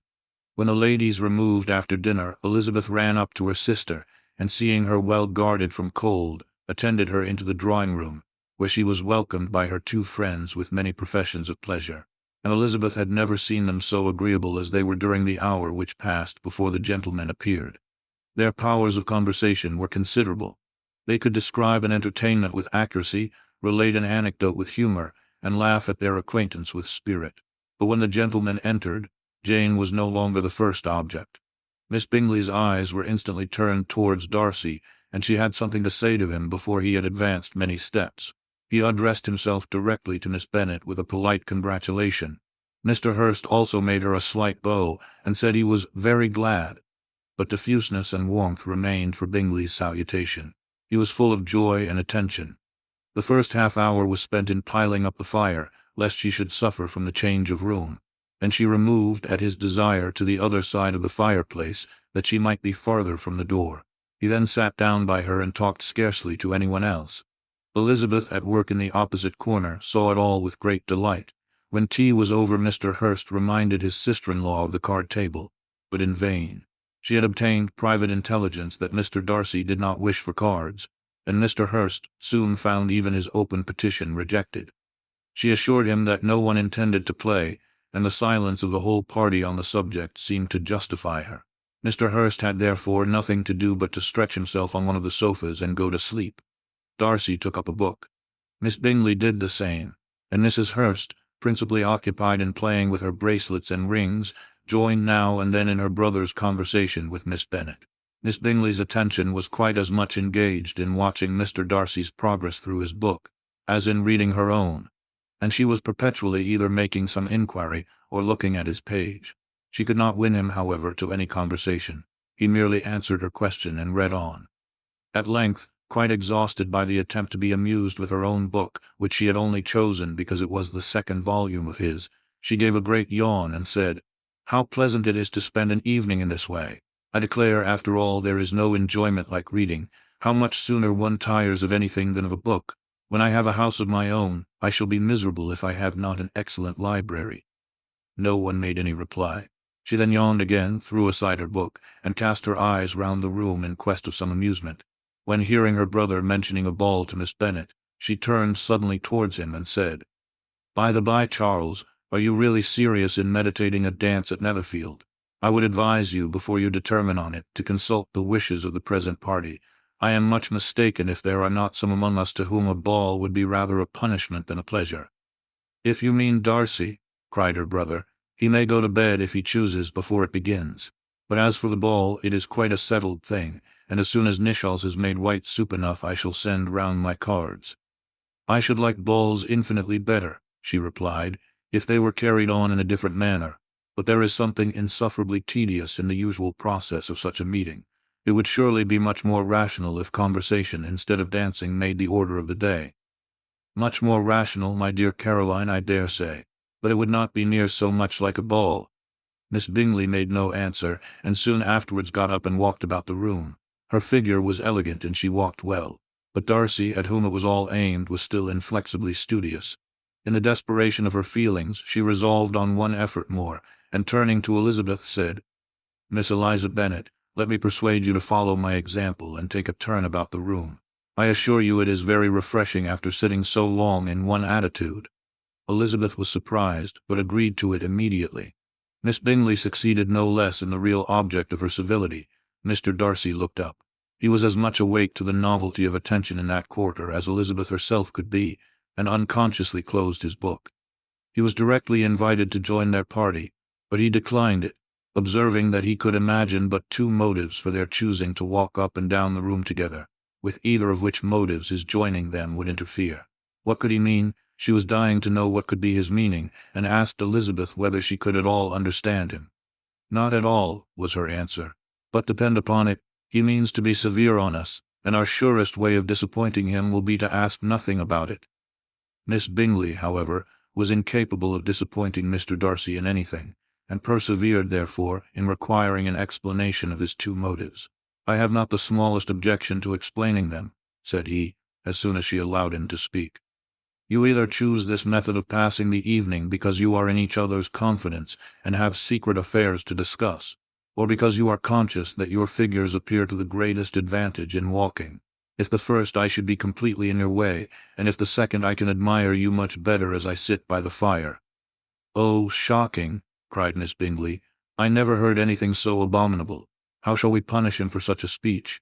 "Nothing so easy if you have but the inclination," said Elizabeth. "We can all plague and punish one another, tease him, laugh at him. Intimate as you are, you must know how it is to be done. But upon my honor I do not. I do assure you that my intimacy has not yet taught me that. Tease calmness of temper and presence of mind. No, no. I feel he may defy us there. And as to laughter, we will not expose ourselves, if you please, by attempting to laugh without a subject. Mr. Darcy may hug himself." "Mr. Darcy is not to be laughed at," cried Elizabeth. "That is an uncommon advantage, and uncommon I hope it will continue, for it would be a great loss to me to have many such acquaintance. I dearly love a laugh. Miss Bingley," said he, "has given me credit for more than can be. The wisest and best of men, nay, the wisest and best of their actions, may be rendered ridiculous by a person whose first object in life is a joke." "Certainly," replied Elizabeth, "there are such people, but I hope I am not one of them. I hope I never ridicule what is wise or good. Follies and nonsense, whims and inconsistencies, do divert me, I own, and I laugh at them whenever I can. But these, I suppose, are precisely what you are without. Perhaps that is not possible for anyone, but it has been the study of my life to avoid those weaknesses which often expose a strong understanding to ridicule, such as vanity and pride. Yes, vanity is a weakness indeed, but pride, where there is a real superiority of mind, pride will be always under good regulation." Elizabeth turned away to hide a smile. "Your examination of Mr. Darcy is over, I presume," said Miss Bingley. "And pray what is the result?" "I am perfectly convinced by it that Mr. Darcy has no defect. He owns it himself without disguise." "No," said Darcy, "I have made no such pretension. I have faults enough, but they are not, I hope, of understanding. My temper I dare not vouch for. It is, I believe, too little yielding, certainly too little for the convenience of the world. I cannot forget the follies and vices of others so soon as I ought, nor their offences against myself. My feelings are not puffed about with every attempt to move them. My temper would perhaps be called resentful. My good opinion once lost is lost forever." "That is a failing indeed," cried Elizabeth. "Implacable resentment is a shade and a character, but you have chosen your fault well. I really cannot laugh at it. You are safe from me. There is, I believe, in every disposition a tendency to some particular evil, a natural defect which not even the best education can overcome. And your defect is a propensity to hate everybody. And yours," he replied with a smile, "is wilfully to misunderstand them." "Do let us have a little music," cried Miss Bingley, tired of a conversation in which she had no share. "Louisa, you will not mind my waking Mr. Hurst?" Her sister made not the smallest objection, and the pianoforte was opened. And Darcy, after a few moments' recollection, was not sorry for it. He began to feel the danger of paying Elizabeth too much attention. Chapter 12. In consequence of an agreement between the sisters, Elizabeth wrote the next morning to her mother, to beg that the carriage might be sent for them in the course of the day. But Mrs. Bennet, who had calculated on her daughters remaining at Netherfield till the following Tuesday, which would exactly finish Jane's week, could not bring herself to receive them with pleasure before. Her answer, therefore, was not propitious, at least not to Elizabeth's wishes, for she was impatient to get home. Mrs. Bennet sent them word that they could not possibly have the carriage before Tuesday, and in her postscript it was added that if Mr. Bingley and his sister pressed them to stay longer, she could spare them very well. Against staying longer, however, Elizabeth was positively resolved, nor did she much expect it would be asked, and fearful, on the contrary, of being considered as intruding themselves needlessly long, she urged Jane to borrow Mr. Bingley's carriage immediately, and at length it was settled that their original design of leaving Netherfield that morning should be mentioned, and the request made. The communication excited many professions of concern, and enough was said of wishing them to stay at least till the following day to work on Jane, and till the morrow their going was deferred. Miss Bingley was then sorry that she had proposed the delay, for her jealousy and dislike of one sister much exceeded her affection for the other. The master of the house heard with real sorrow that they were to go so soon, and repeatedly tried to persuade Miss Bennet that it would not be safe for her, that she was not enough recovered. But Jane was firm where she felt herself to be right. To Mr. Darcy it was welcome intelligence. Elizabeth had been at Netherfield long enough. She attracted him more than he liked, and Miss Bingley was uncivil to her and more teasing than usual to himself. He wisely resolved to be particularly careful that no sign of admiration should now escape him, nothing that could elevate her with the hope of influencing his felicity. Sensible that, if such an idea had been suggested, his behavior during the last day must have material weight in confirming or crushing it. Steady to his purpose, he scarcely spoke 10 words to her through the whole of Saturday, and though they were at one time left by themselves for half an hour, he adhered most conscientiously to his book, and would not even look at her. On Sunday, after morning service, the separation, so agreeable to almost all, took place. Miss Bingley's civility to Elizabeth increased at last very rapidly, as well as her affection for Jane, and when they parted, after assuring the latter of the pleasure it would always give her to see her either at Longbourn or Netherfield, and embracing her most tenderly, she even shook hands with the former, Elizabeth took leave of the whole party in the liveliest spirits. They were not welcomed home very cordially by their mother. Mrs. Bennet wondered at their coming, and thought them very wrong to give so much trouble, and was sure Jane would have caught cold again. But their father, though very laconic in his expressions of pleasure, was really glad to see them. He had felt their importance in the family circle. The evening conversation, when they were all assembled, had lost much of its animation, and almost all its sense, by the absence of Jane and Elizabeth. They found Mary, as usual, deep in the study of thorough bass and human nature, and had some new extracts to admire, and some new observations of threadbare morality to listen to. Catherine and Lydia had information for them of a different sort. Much had been done, and much had been said in the regiment since the preceding Wednesday. Several of the officers had dined lately with their uncle, a private had been flogged, and it had actually been hinted that Colonel Forster was going to be married. Chapter 13. I hope, my dear, said Mr. Bennet to his wife, as they were at breakfast the next morning, that you have ordered a good dinner today, because I have reason to expect an addition to our family party. Who do you mean, my dear? I know of nobody that is coming, I am sure, unless Charlotte Lucas should happen to call in, and I hope my dinners are good enough for her. I do not believe she often sees such at home. The person of whom I speak is a gentleman and a stranger. Mrs. Bennet's eyes sparkled. A gentleman and a stranger. It is Mr. Bingley, I am sure. Why, Jane, you never dropped a word of this, you sly thing. Well, I am sure I shall be extremely glad to see Mr. Bingley. But good Lord, how unlucky. There is not a bit of fish to be got today. Lydia, my love, ring the bell. I must speak to Hill this moment. It is not Mr. Bingley, said her husband. It is a person whom I never saw in the whole course of my life. This roused a general astonishment, and he had the pleasure of being eagerly questioned by his wife and 5 daughters at once. After amusing himself some time with their curiosity, he thus explained. About a month ago I received this letter, and about a fortnight ago I answered it, for I thought it a case of some delicacy and requiring early attention. It is from my cousin, Mr. Collins, who, when I am dead, may turn you all out of this house as soon as he pleases. Oh, my dear, cried his wife, I cannot bear to hear that mentioned. Pray do not talk of that odious man. I do think it is the hardest thing in the world, that your estate should be entailed away from your own children, and I am sure, if I had been you, I should have tried long ago to do something or other about it. Jane and Elizabeth attempted to explain to her the nature of an entail. They had often attempted it before, but it was a subject on which Mrs. Bennet was beyond the reach of reason, and she continued to rail bitterly against the cruelty of settling an estate away from a family of 5 daughters, in favor of a man whom nobody cared anything about. It certainly is a most iniquitous affair, said Mr. Bennet, and nothing can clear Mr. Collins from the guilt of inheriting Longbourn, but if you will listen to his letter you may perhaps be a little softened by his manner of expressing himself. No, that I am sure I shall not, and I think it was very impertinent of him to write to you at all, and very hypocritical. I hate such false friends. Why could not he keep on quarrelling with you, as his father did before him? Why, indeed, he does seem to have had some filial scruples on that head, as you will hear. Hunsford, near Westerham, Kent, 15th October. Dear Sir, the disagreement subsisting between yourself and my late honoured father always gave me much uneasiness, and since I have had the misfortune to lose him, I have frequently wished to heal the breach.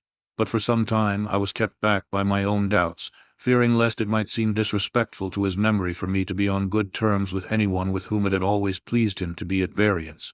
There, Mrs. Bennet.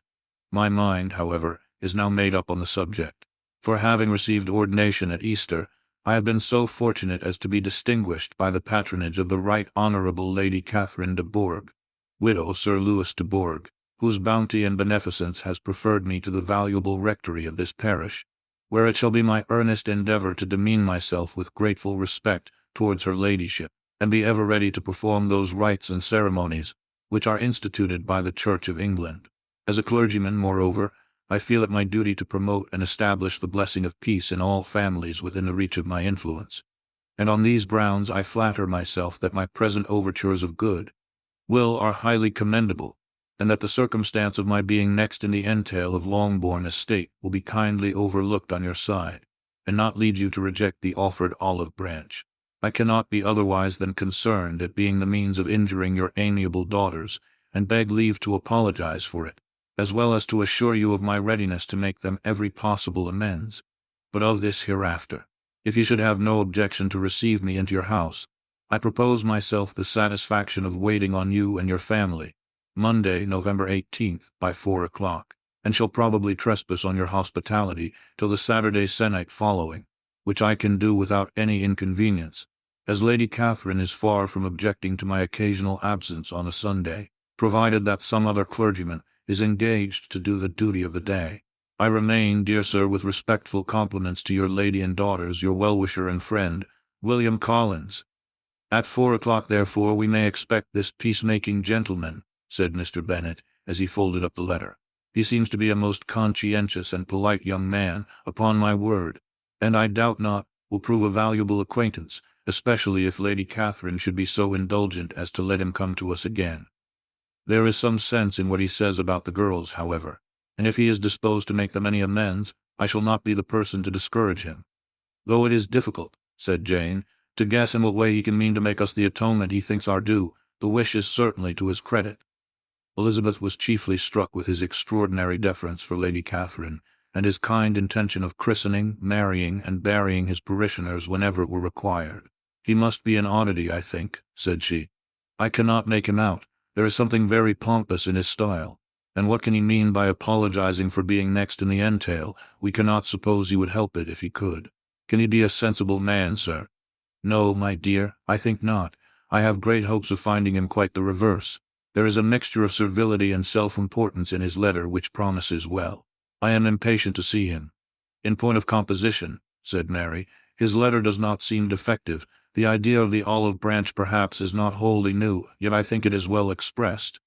To Catherine and Lydia neither the letter nor its writer were in any degree interesting. It was next to impossible that their cousin should come in a scarlet coat, and it was now some weeks since they had received pleasure from the society of a man in any other color. As for their mother, Mr. Collins's letter had done away much of her ill will, and she was preparing to see him with a degree of composure which astonished her husband and daughters. Mr. Collins was punctual to his time, and was received with great politeness by the whole family.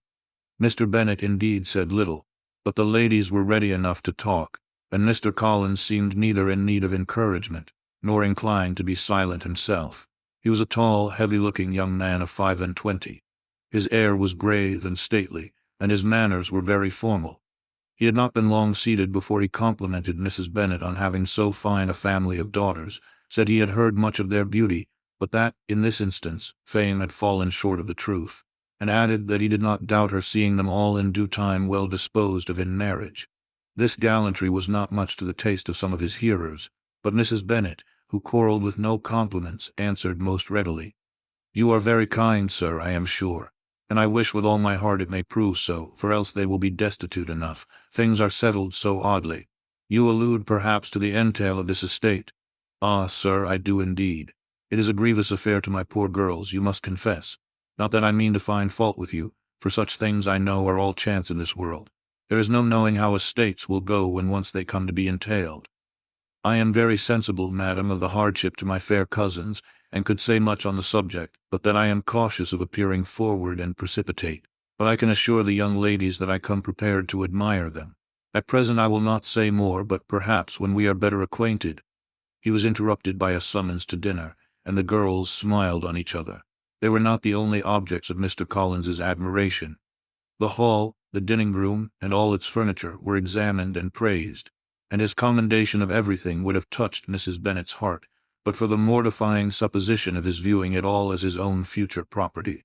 The dinner, too, in its turn, was highly admired, and he begged to know to which of his fair cousins the excellence of its cookery was owing. But here he was set right by Mrs. Bennet, who assured him, with some asperity, that they were very well able to keep a good cook, and that her daughters had nothing to do in the kitchen. He begged pardon for having displeased her. In a softened tone she declared herself not at all offended, but he continued to apologize for about a quarter of an hour. Chapter 14. During dinner, Mr. Bennet scarcely spoke at all, but when the servants were withdrawn, he thought it time to have some conversation with his guest, and therefore started a subject in which he expected him to shine, by observing that he seemed very fortunate in his patroness. Lady Catherine de Bourgh's attention to his wishes and consideration for his comfort appeared very remarkable. Mr. Bennet could not have chosen better. Mr. Collins was eloquent in her praise. The subject elevated him to more than usual solemnity of manner, and with a most important aspect, he protested that he had never in his life witnessed such behavior in a person of rank, such affability and condescension, as he had himself experienced from Lady Catherine. She had been graciously pleased to approve of both the discourses which he had already had the honor of preaching before her. She had also asked him twice to dine at Rosings, and had sent for him only the Saturday before, to make up her pool of quadrille in the evening. Lady Catherine was reckoned proud by many people, he knew, but he had never seen anything but affability in her. She had always spoken to him as she would to any other gentleman. She made not the smallest objection to his joining in the society of the neighborhood, nor to his leaving his parish occasionally for a week or two to visit his relations. She had even condescended to advise him to marry as soon as he could, provided he chose with discretion, and had once paid him a visit in his humble parsonage, where she had perfectly approved all the alterations he had been making, and had even vouchsafed to suggest some herself, some shelves in the closets upstairs. "That is all very proper and civil, I am sure," said Mrs. Bennet, "and I dare say she is a very agreeable woman. It is a pity that great ladies in general are not more like her. Does she live near you, sir? The garden in which stands my humble abode is separated only by a lane from Rosings Park, her ladyship's residence." "I think you said she was a widow, sir. Has she any family?" "She has one only daughter, the heiress of Rosings, and a very extensive property." "Ah," cried Mrs. Bennet, shaking her head, "then she is better off than many girls. And what sort of young lady is she? Is she handsome?" "She is a most charming young lady indeed. Lady Catherine herself says that, in point of true beauty, Miss de Bourgh is far superior to the handsomest of her sex, because there is that in her features which marks the young woman of distinguished birth. She is unfortunately of a sickly constitution, which has prevented her making that progress in many accomplishments which she could not otherwise have failed of, as I am informed by the lady who superintended her education, and who still resides with them. But she is perfectly amiable, and often condescends to drive by my humble abode in her little phaeton and ponies." "Has she been presented? I do not remember her name among the ladies at court." "Her indifferent state of health unhappily prevents her being in town, and by that means, as I told Lady Catherine myself one day, has deprived the British court of its brightest ornament." Her ladyship seemed pleased with the idea, and you may imagine that I am happy on every occasion to offer those little delicate compliments which are always acceptable to ladies. I have more than once observed to Lady Catherine that her charming daughter seemed born to be a duchess, and that the most elevated rank, instead of giving her consequence, would be adorned by her. These are the kind of little things which please her ladyship, and it is a sort of attention which I conceive myself peculiarly bound to pay. "You judge very properly," said Mr. Bennet, "and it is happy for you that you possess the talent of flattering with delicacy. May I ask whether these pleasing attentions proceed from the impulse of the moment, or are the result of previous study?" "They arise chiefly from what is passing at the time, and though I sometimes amuse myself with suggesting and arranging such little elegant compliments as may be adapted to ordinary occasions, I always wish to give them as unstudied an air as possible." Mr. Bennet's expectations were fully answered. His cousin was as absurd as he had hoped, and he listened to him with the keenest enjoyment, maintaining at the same time the most resolute composure of countenance, and except in an occasional glance at Elizabeth, requiring no partner in his pleasure. By tea time, however, the dose had been enough, and Mr. Bennet was glad to take his guest into the drawing-room again, and when tea was over, glad to invite him to read aloud to the ladies. Mr. Collins readily assented, and a book was produced, but on beholding it, for everything announced it to be from a circulating library, he started back and, begging pardon, protested that he never read novels. Kitty stared at him, and Lydia exclaimed. Other books were produced, and after some deliberation he chose Fordyce's Sermons. Lydia gaped as he opened the volume. and before he had, with very monotonous solemnity, read 3 pages, she interrupted him with, "Do you know, Mamma, that my Uncle Phillips talks of turning away Richard, and if he does, Colonel Forster will hire him. My aunt told me so herself on Saturday. I shall walk to Meryton tomorrow to hear more about it, and to ask when Mr. Denny comes back from town." Lydia was bid by her 2 eldest sisters to hold her tongue, but Mr. Collins, much offended, laid aside his book and said, "I have often observed how little young ladies are interested by books of a serious stamp, though written solely for their benefit. It amazes me, I confess, for certainly there can be nothing so advantageous to them as instruction, but I will no longer importune my young cousin." Then, turning to Mr. Bennet, he offered himself as his antagonist at backgammon. Mr. Bennet accepted the challenge, observing that he acted very wisely in leaving the girls to their own trifling amusements. Mrs. Bennet and her daughters apologized most civilly for Lydia's interruption, and promised that it should not occur again if he would resume his book. But Mr. Collins, after assuring them that he bore his young cousin no ill will, and should never resent her behavior as any affront, seated himself at another table with Mr. Bennet, and prepared for backgammon. Chapter 15.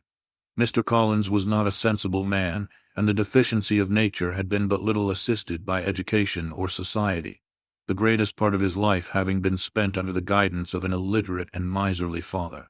And though he belonged to one of the universities, he had merely kept the necessary terms without forming at it any useful acquaintance.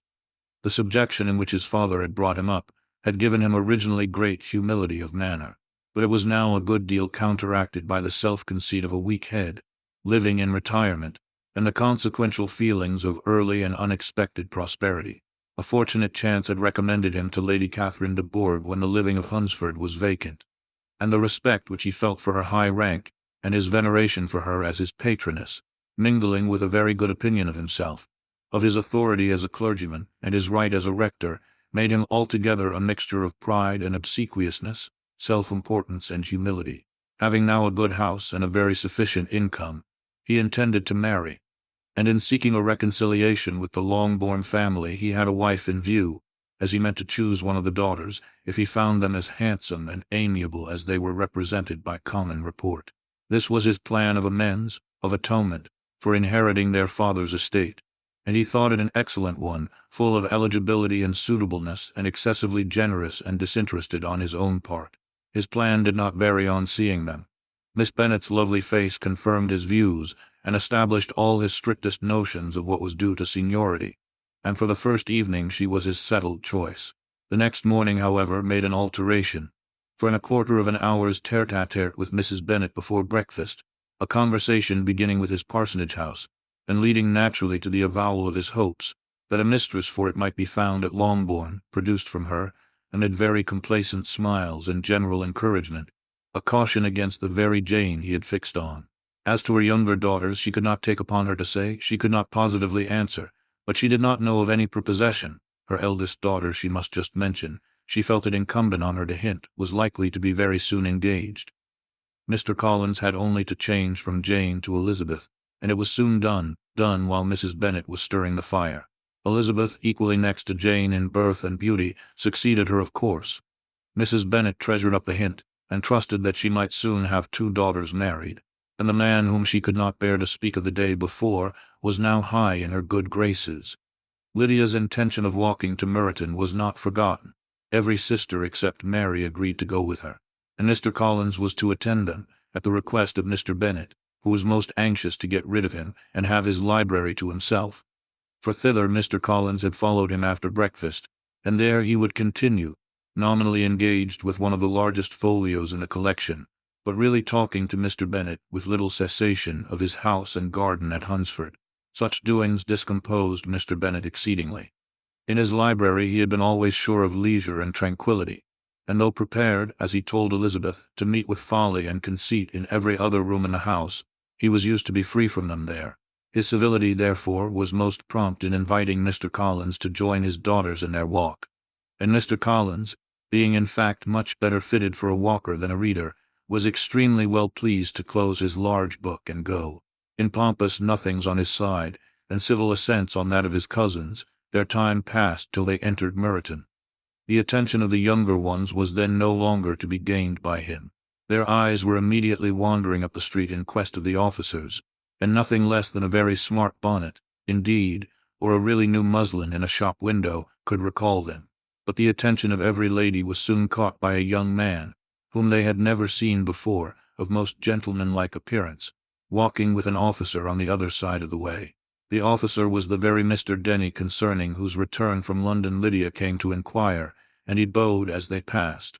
All were struck with the stranger's air, all wondered who he could be, and Kitty and Lydia, determined if possible to find out, led the way across the street, under pretense of wanting something in an opposite shop, and fortunately had just gained the pavement, when the two gentlemen, turning back, had reached the same spot.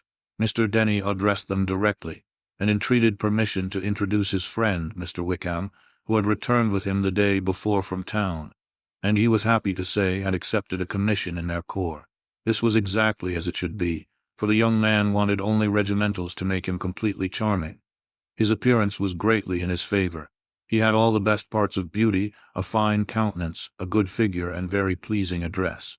The introduction was followed up on his side by a happy readiness of conversation, a readiness at the same time perfectly correct and unassuming, and the whole party were still standing and talking together very agreeably, when the sound of horses drew their notice, and Darcy and Bingley were seen riding down the street. On distinguishing the ladies of the group, the two gentlemen came directly towards them, and began the usual civilities. Bingley was the principal spokesman, and Miss Bennet the principal object. He was then, he said, on his way to Longbourn on purpose to inquire after her. Mr. Darcy corroborated it with a bow, and was beginning to determine not to fix his eyes on Elizabeth, when they were suddenly arrested by the sight of the stranger. And Elizabeth, happening to see the countenance of both as they looked at each other, was all astonishment at the effect of the meeting. Both changed color, one looked white, the other red. Mr. Wickham after a few moments touched his hat, a salutation which Mr. Darcy just deigned to return. What could be the meaning of it? It was impossible to imagine, it was impossible not to long to know. In another minute Mr. Bingley, but without seeming to have noticed what passed, took leave and rode on with his friend. Mr. Denny and Mr. Wickham walked with the young ladies to the door of Mr. Phillips's house, and then made their bows, in spite of Miss Lydia's pressing entreaties that they would come in, and even in spite of Mrs. Phillips throwing up the parlor window and loudly seconding the invitation. Mrs. Phillips was always glad to see her nieces, and the two eldest from their recent absence were particularly welcome, and she was eagerly expressing her surprise at their sudden return home, which, as their own carriage had not fetched them, she should have known nothing about, if she had not happened to see Mr. Jones's shop-boy in the street, who had told her that they were not to send any more drafts to Netherfield, because the Miss Bennets were come away, when her civility was claimed towards Mr. Collins by Jane's introduction of him. She received him with her very best politeness, which he returned with as much more, apologizing for his intrusion, without any previous acquaintance with her, which he could not help flattering himself, however, might be justified by his relationship to the young ladies who introduced him to her notice. Mrs. Phillips was quite awed by such an excess of good breeding, but her contemplation of one stranger was soon put an end to by exclamations and inquiries about the other, of whom, however, she could only tell her nieces what they already knew, that Mr. Denny had brought him from London, and that he was to have a lieutenant's commission in the shire. She had been watching him the last hour, she said, as he walked up and down the street, and had Mr. Wickham appeared, Kitty and Lydia would certainly have continued the occupation. But unluckily no one passed the windows now except a few of the officers, who, in comparison with the stranger, were become stupid, disagreeable fellows. Some of them were to dine with the Phillipses the next day, and their aunt promised to make her husband call on Mr. Wickham, and give him an invitation also if the family from Longbourn would come in the evening. This was agreed to, and Mrs. Phillips protested that they would have a nice comfortable noisy game of lottery tickets, and a little bit of hot supper afterwards. The prospect of such delights was very cheering, and they parted in mutual good spirits. Mr. Collins repeated his apologies in quitting the room, and was assured with unwearying civility that they were perfectly needless. As they walked home, Elizabeth related to Jane what she had seen pass between the two gentlemen, but though Jane would have defended either or both, had they appeared to be wrong, she could no more explain such behavior than her sister. Mr. Collins on his return highly gratified Mrs. Bennet by admiring Mrs. Phillips's manners and politeness. He protested that, except Lady Catherine and her daughter, He had never seen a more elegant woman, for she had not only received him with the utmost civility, but had even pointedly included him in her invitation for the next evening, although utterly unknown to her before. Something, he supposed, might be attributed to his connection with them, but yet he had never met with so much attention in the whole course of his life. Chapter 16. As no objection was made to the young people's engagement with their aunt, and all Mr. Collins's scruples of leaving Mr. and Mrs. Bennet for a single evening during his visit were most steadily resisted, the coach conveyed him and his 5 cousins at a suitable hour to Meryton, and the girls had the pleasure of hearing, as they entered the drawing-room, that Mr. Wickham had accepted their uncle's invitation, and was then in the house. When this information was given, and they had all taken their seats, Mr. Collins was at leisure to look around him and admire, and he was so much struck with the size and furniture of the apartment, that he declared he might almost have supposed himself in the small summer breakfast parlour at Rosings, a comparison that did not at first convey much gratification. But when Mrs. Phillips understood from him what Rosings was, and who was its proprietor, when she had listened to the description of only one of Lady Catherine's drawing-rooms, and found that the chimney-piece alone had cost £800, she felt all the force of the compliment, and would hardly have resented a comparison with the housekeeper's room. In describing to her all the grandeur of Lady Catherine and her mansion, with occasional digressions in praise of his own humble abode, and the improvements it was receiving, he was happily employed until the gentlemen joined them, and he found in Mrs. Phillips a very attentive listener, whose opinion of his consequence increased with what she heard, and who was resolving to retail it all among her neighbors as soon as she could. To the girls, who could not listen to their cousin, and who had nothing to do but to wish for an instrument, and examine their own indifferent imitations of china on the mantelpiece, the interval of waiting appeared very long. It was over at last, however. The gentlemen did approach, and when Mr. Wickham walked into the room, Elizabeth felt that she had neither been seeing him before, nor thinking of him since, with the smallest degree of unreasonable admiration. The officers of the shire were in general a very creditable, gentlemanlike set, and the best of them were of the present party. But Mr. Wickham was as far beyond them all in person, countenance, air, and walk, as they were superior to the broad-faced, stuffy Uncle Phillips, breathing port wine, who followed them into the room. Mr. Wickham was the happy man towards whom almost every female eye was turned, and Elizabeth was the happy woman by whom he finally seated himself. And the agreeable manner in which he immediately fell into conversation, though it was only on its being a wet night, and on the probability of a rainy season, made her feel that the commonest, dullest, most threadbare topic might be rendered interesting by the skill of the speaker.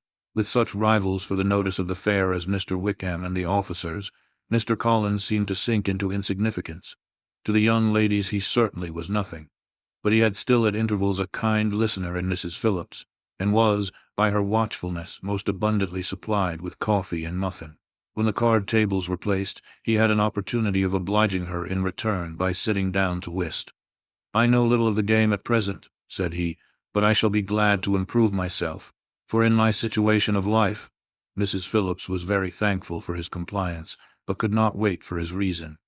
Mr. Wickham did not play at whist, and with ready delight was he received at the other table between Elizabeth and Lydia. At first there seemed danger of Lydia's engrossing him entirely, for she was a most determined talker, but being likewise extremely fond of lottery tickets, she soon grew too much interested in the game, too eager in making bets and exclaiming after prizes, to have attention for anyone in particular.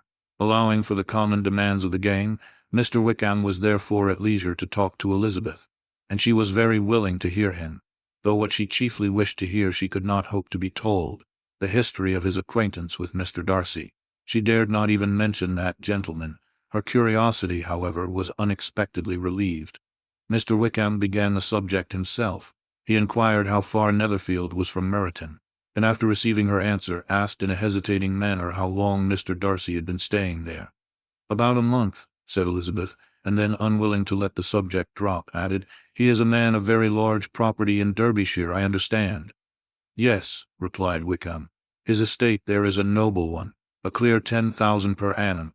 You could not have met with a person more capable of giving you certain information on that head than myself, for I have been connected with his family in a particular manner from my infancy." Elizabeth could not but look surprised.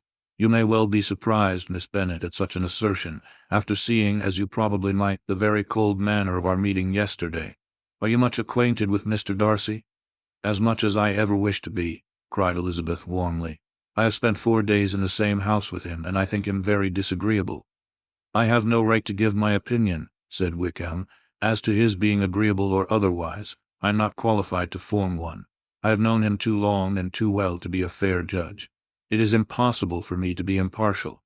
But I believe your opinion of him would in general astonish, and perhaps you would not express it quite so strongly anywhere else.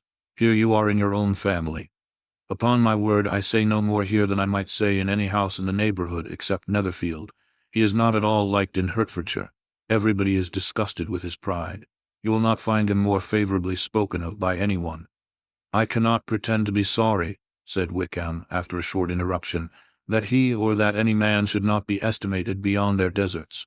But with him I believe it does not often happen. The world is blinded by his fortune and consequence, or frightened by his high and imposing manners, and sees him only as he chooses to be seen. I should take him, even on my slight acquaintance, to be an ill-tempered man. Wickham only shook his head. I wonder, said he at the next opportunity of speaking, whether he is likely to be in this country much longer. I do not at all know, but I heard nothing of his going away when I was at Netherfield. I hope your plans in favor of the shire will not be affected by his being in the neighborhood. Oh no, it is not for me to be driven away by Mr. Darcy. If he wishes to avoid seeing me, he must go.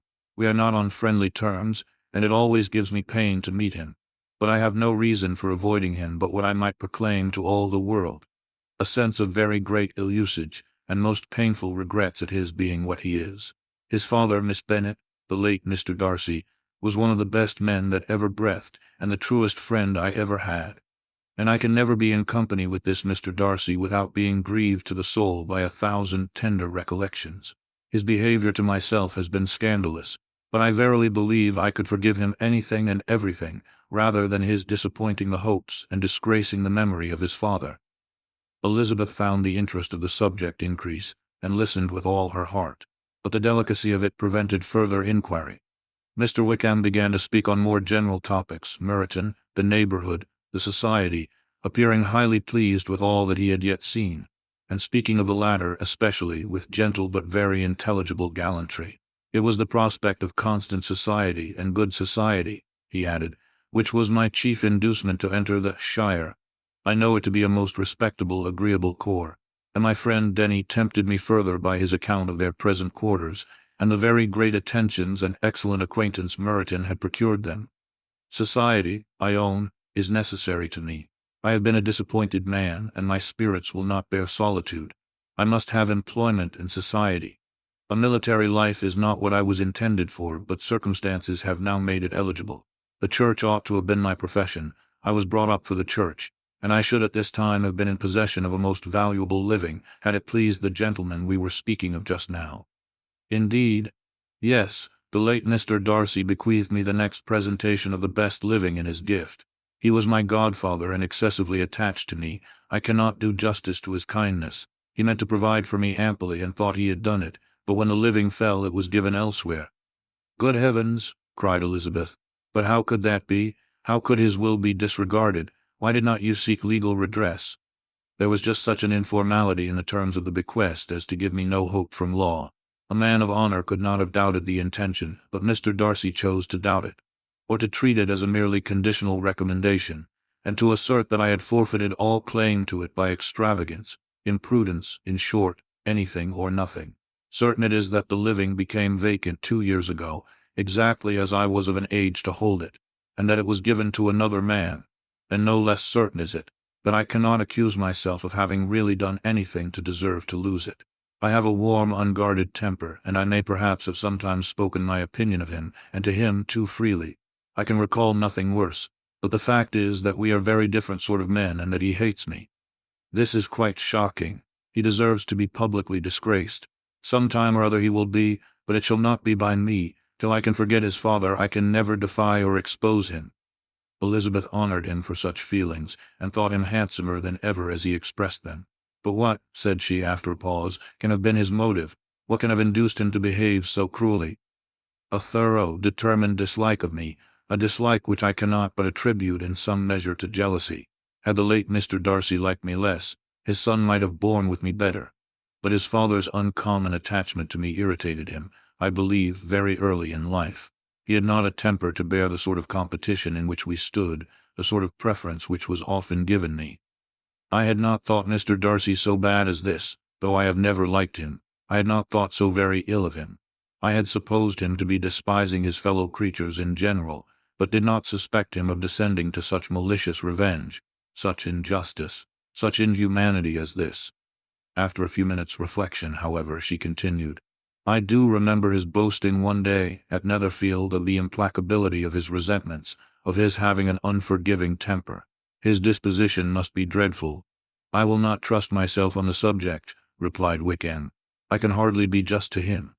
Elizabeth was again deep in thought, and after a time exclaimed, to treat in such a manner the godson, the friend, the favorite of his father, she could have added, a young man too like you, whose very countenance may vouch for your being amiable. But she contented herself with, and one, too, who had probably been his own companion from childhood, connected together, as I think you said, in the closest manner. We were born in the same parish within the same park. The greatest part of our youth was passed together. Inmates of the same house, sharing the same amusements, objects of the same parental care. My father began life in the profession which your uncle, Mr. Phillips, appears to do so much credit to, but he gave up everything to be of use to the late Mr. Darcy, and devoted all his time to the care of the Pemberley property. He was most highly esteemed by Mr. Darcy, a most intimate, confidential friend. Mr. Darcy often acknowledged himself to be under the greatest obligations to my father's active superintendence, and when, immediately before my father's death, Mr. Darcy gave him a voluntary promise of providing for me, I am convinced that he felt it to be as much a debt of gratitude to him as of affection to myself. How strange! Cried Elizabeth. How abominable! I wonder that the very pride of this Mr. Darcy has not made him just to you, if from no better motive that he should not have been too proud to be dishonest, for dishonesty I must call it. It is wonderful, replied Wickham, for almost all his actions may be traced to pride, and pride has often been his best friend. It has connected him nearer with virtue than any other feeling. But we are none of us consistent, and in his behavior to me there were stronger impulses even than pride. Can such abominable pride as his have ever done him good? Yes, it has often led him to be liberal and generous, to give his money freely, to display hospitality, to assist his tenants and relieve the poor.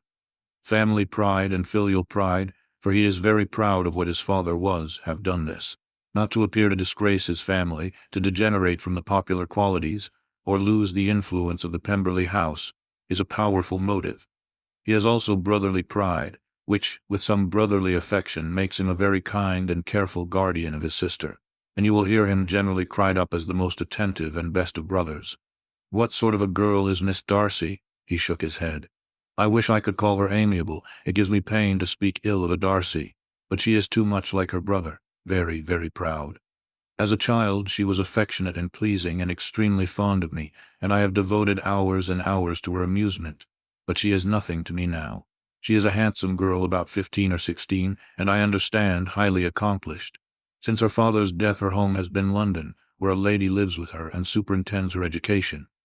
After many pauses and many trials of other subjects, Elizabeth could not help reverting once more to the first, and saying, I am astonished at his intimacy with Mr. Bingley. How can Mr. Bingley, who seems good humour itself, and is, I really believe, truly amiable, be in friendship with such a man? How can they suit each other? Do you know Mr. Bingley? Not at all. He is a sweet-tempered, amiable, charming man. He cannot know what Mr. Darcy is. Probably not, but Mr. Darcy can please where he chooses. He does not want abilities. He can be a conversable companion if he thinks it worth his while. Among those who are at all his equals in consequence, he is a very different man from what he is to the less prosperous. His pride never deserts him. But with the rich he is liberal-minded, just, sincere, rational, honorable, and perhaps agreeable, allowing something for fortune and figure. The whist party soon afterwards breaking up, the players gathered round the other table, and Mr. Collins took his station between his cousin Elizabeth and Mrs. Phillips. The usual inquiries as to his success were made by the latter. It had not been very great. He had lost every point. But when Mrs. Phillips began to express her concern thereupon, he assured her with much earnest gravity that it was not of the least importance, that he considered the money as a mere trifle, and begged she would not make herself uneasy. I know very well, madam, said he, that when persons sit down to a card table they must take their chance of these things, and happily I am not in such circumstances as to make 5 shillings any object. There are undoubtedly many who could not say the same, but thanks to Lady Catherine de Bourgh, I am removed far beyond the necessity of regarding little matters. Mr. Wickham's attention was caught, and after observing Mr. Collins for a few moments, he asked Elizabeth in a low voice whether her relations were very intimately acquainted with the family of de Bourgh. Lady Catherine de Bourgh, she replied, has very lately given him a living. I hardly know how Mr. Collins was first introduced to her notice, but he certainly has not known her long. You know, of course, that Lady Catherine de Bourgh and Lady Anne Darcy were sisters, consequently that she is aunt to the present Mr. Darcy. No, indeed, I did not. I knew nothing at all of Lady Catherine's connections. I never heard of her existence till the day before yesterday. Her daughter, Miss de Bourgh, will have a very large fortune, and it is believed that she and her cousin will unite the 2 estates. This information made Elizabeth smile, as she thought of poor Miss Bingley. Vain indeed must be all her attentions, vain and useless her affection for his sister and her praise of himself, if he were already self-destined to another. Mr. Collins, said she, speaks highly both of Lady Catherine and her daughter, but from some particulars that he has related of her ladyship, I suspect his gratitude misleads him, and that, in spite of her being his patroness, she is an arrogant, conceited woman. I believe her to be both in a great degree, replied Wickham. I have not seen her for many years, but I very well remember that I never liked her, and that her manners were dictatorial and insolent. She has the reputation of being remarkably sensible and clever, but I rather believe she derives part of her abilities from her rank and fortune, part from her authoritative manner, and the rest from the pride of her nephew, who chooses that everyone connected with him should have an understanding of the first class. Elizabeth allowed that he had given a very rational account of it, and they continued talking together with mutual satisfaction till supper put an end to cards, and gave the rest of the ladies their share of Mr. Wickham's attentions. There could be no conversation in the noise of Mrs. Phillips's supper party, but his manners recommended him to everybody. Whatever he said was said well, and whatever he did done gracefully. Elizabeth went away with her head full of him. She could think of nothing but of Mr. Wickham, and of what he had told her, all the way home. But there was not time for her even to mention his name as they went, for neither Lydia nor Mr. Collins were once silent. Lydia talked incessantly of lottery tickets, of the fish she had lost and the fish she had won. And Mr. Collins, in describing the civility of Mr. and Mrs. Phillips, protesting that he did not in the least regard his losses at whist, enumerating all the dishes at supper, and repeatedly fearing that he crowded his cousins, had more to say than he could well manage before the carriage stopped at Longbourn House. Chapter 17. Elizabeth related to Jane, the next day, what had passed between Mr. Wickham and herself. Jane listened with astonishment and concern. She knew not how to believe that Mr. Darcy could be so unworthy of Mr. Bingley's regard, and yet it was not in her nature to question the veracity of a young man of such amiable appearance as Wickham.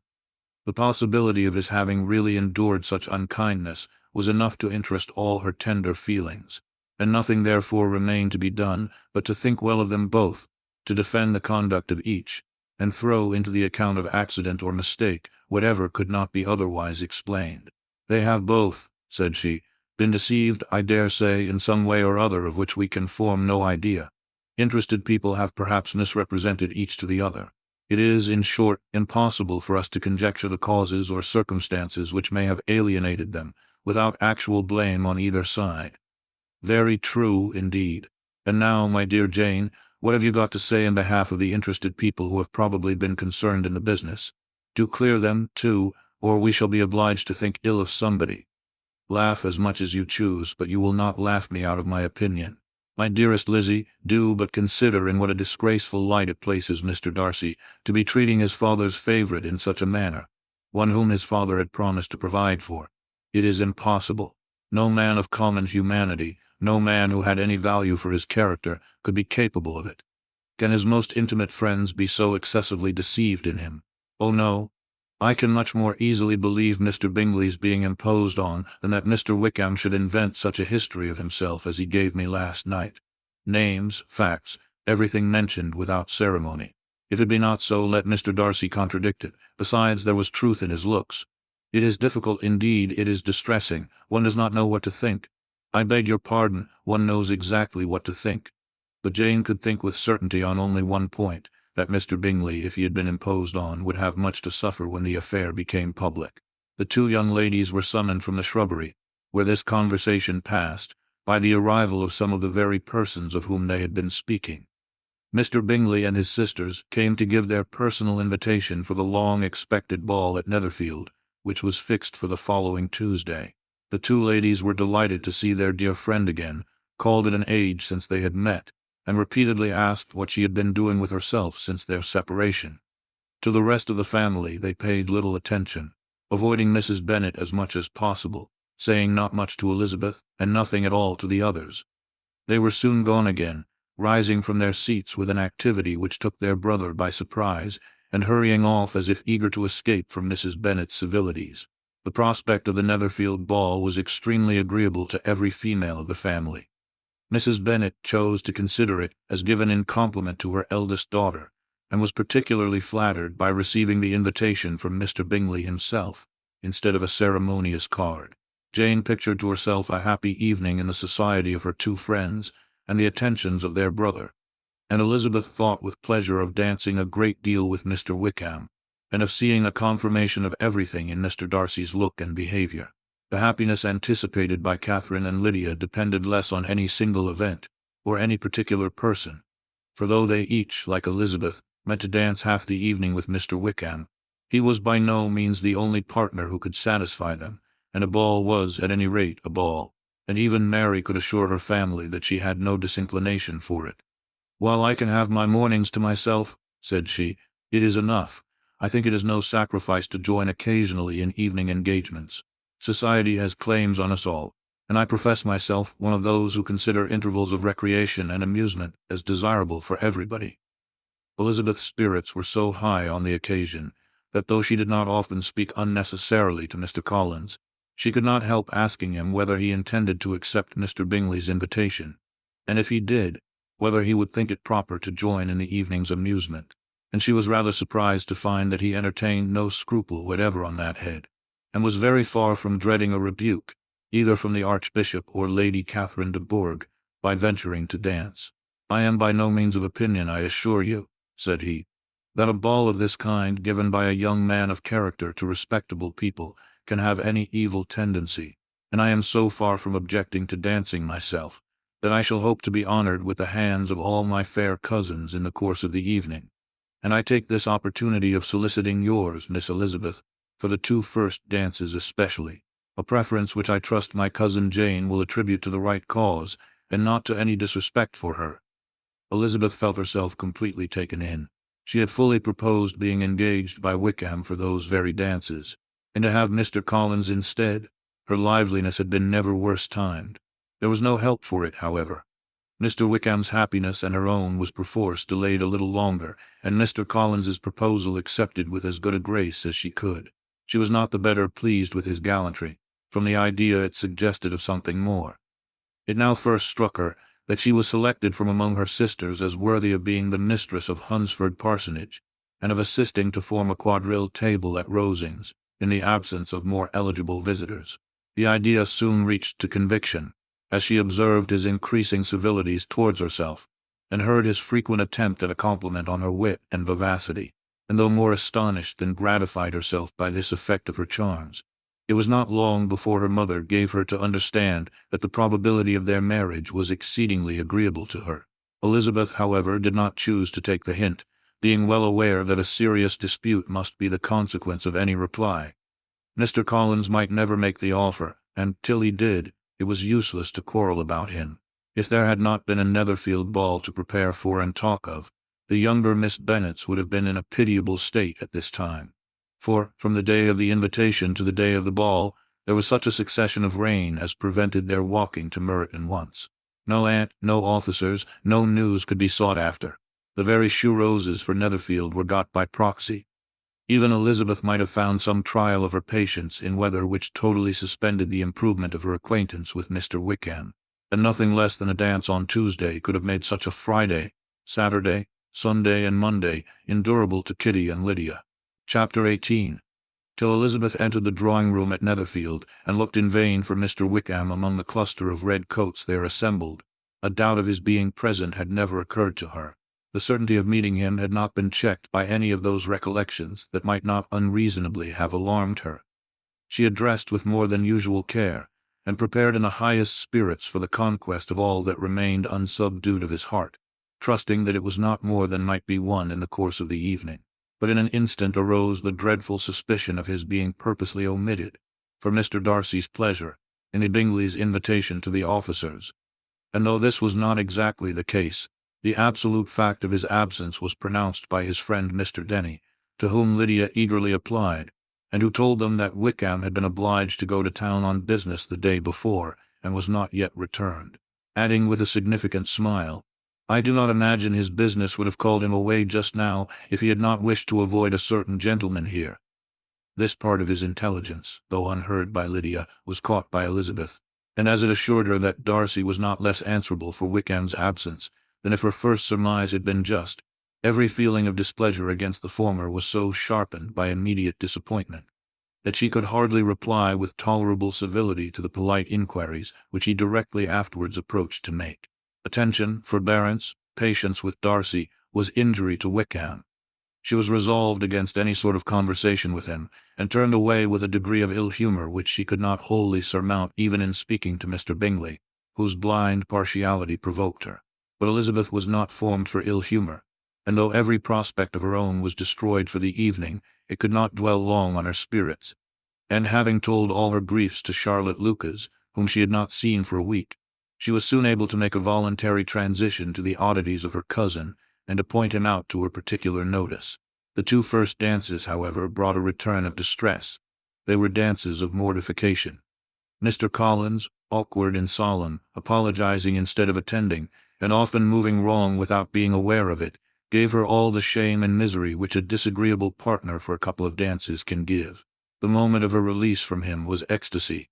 She danced next with an officer, and had the refreshment of talking of Wickham, and of hearing that he was universally liked.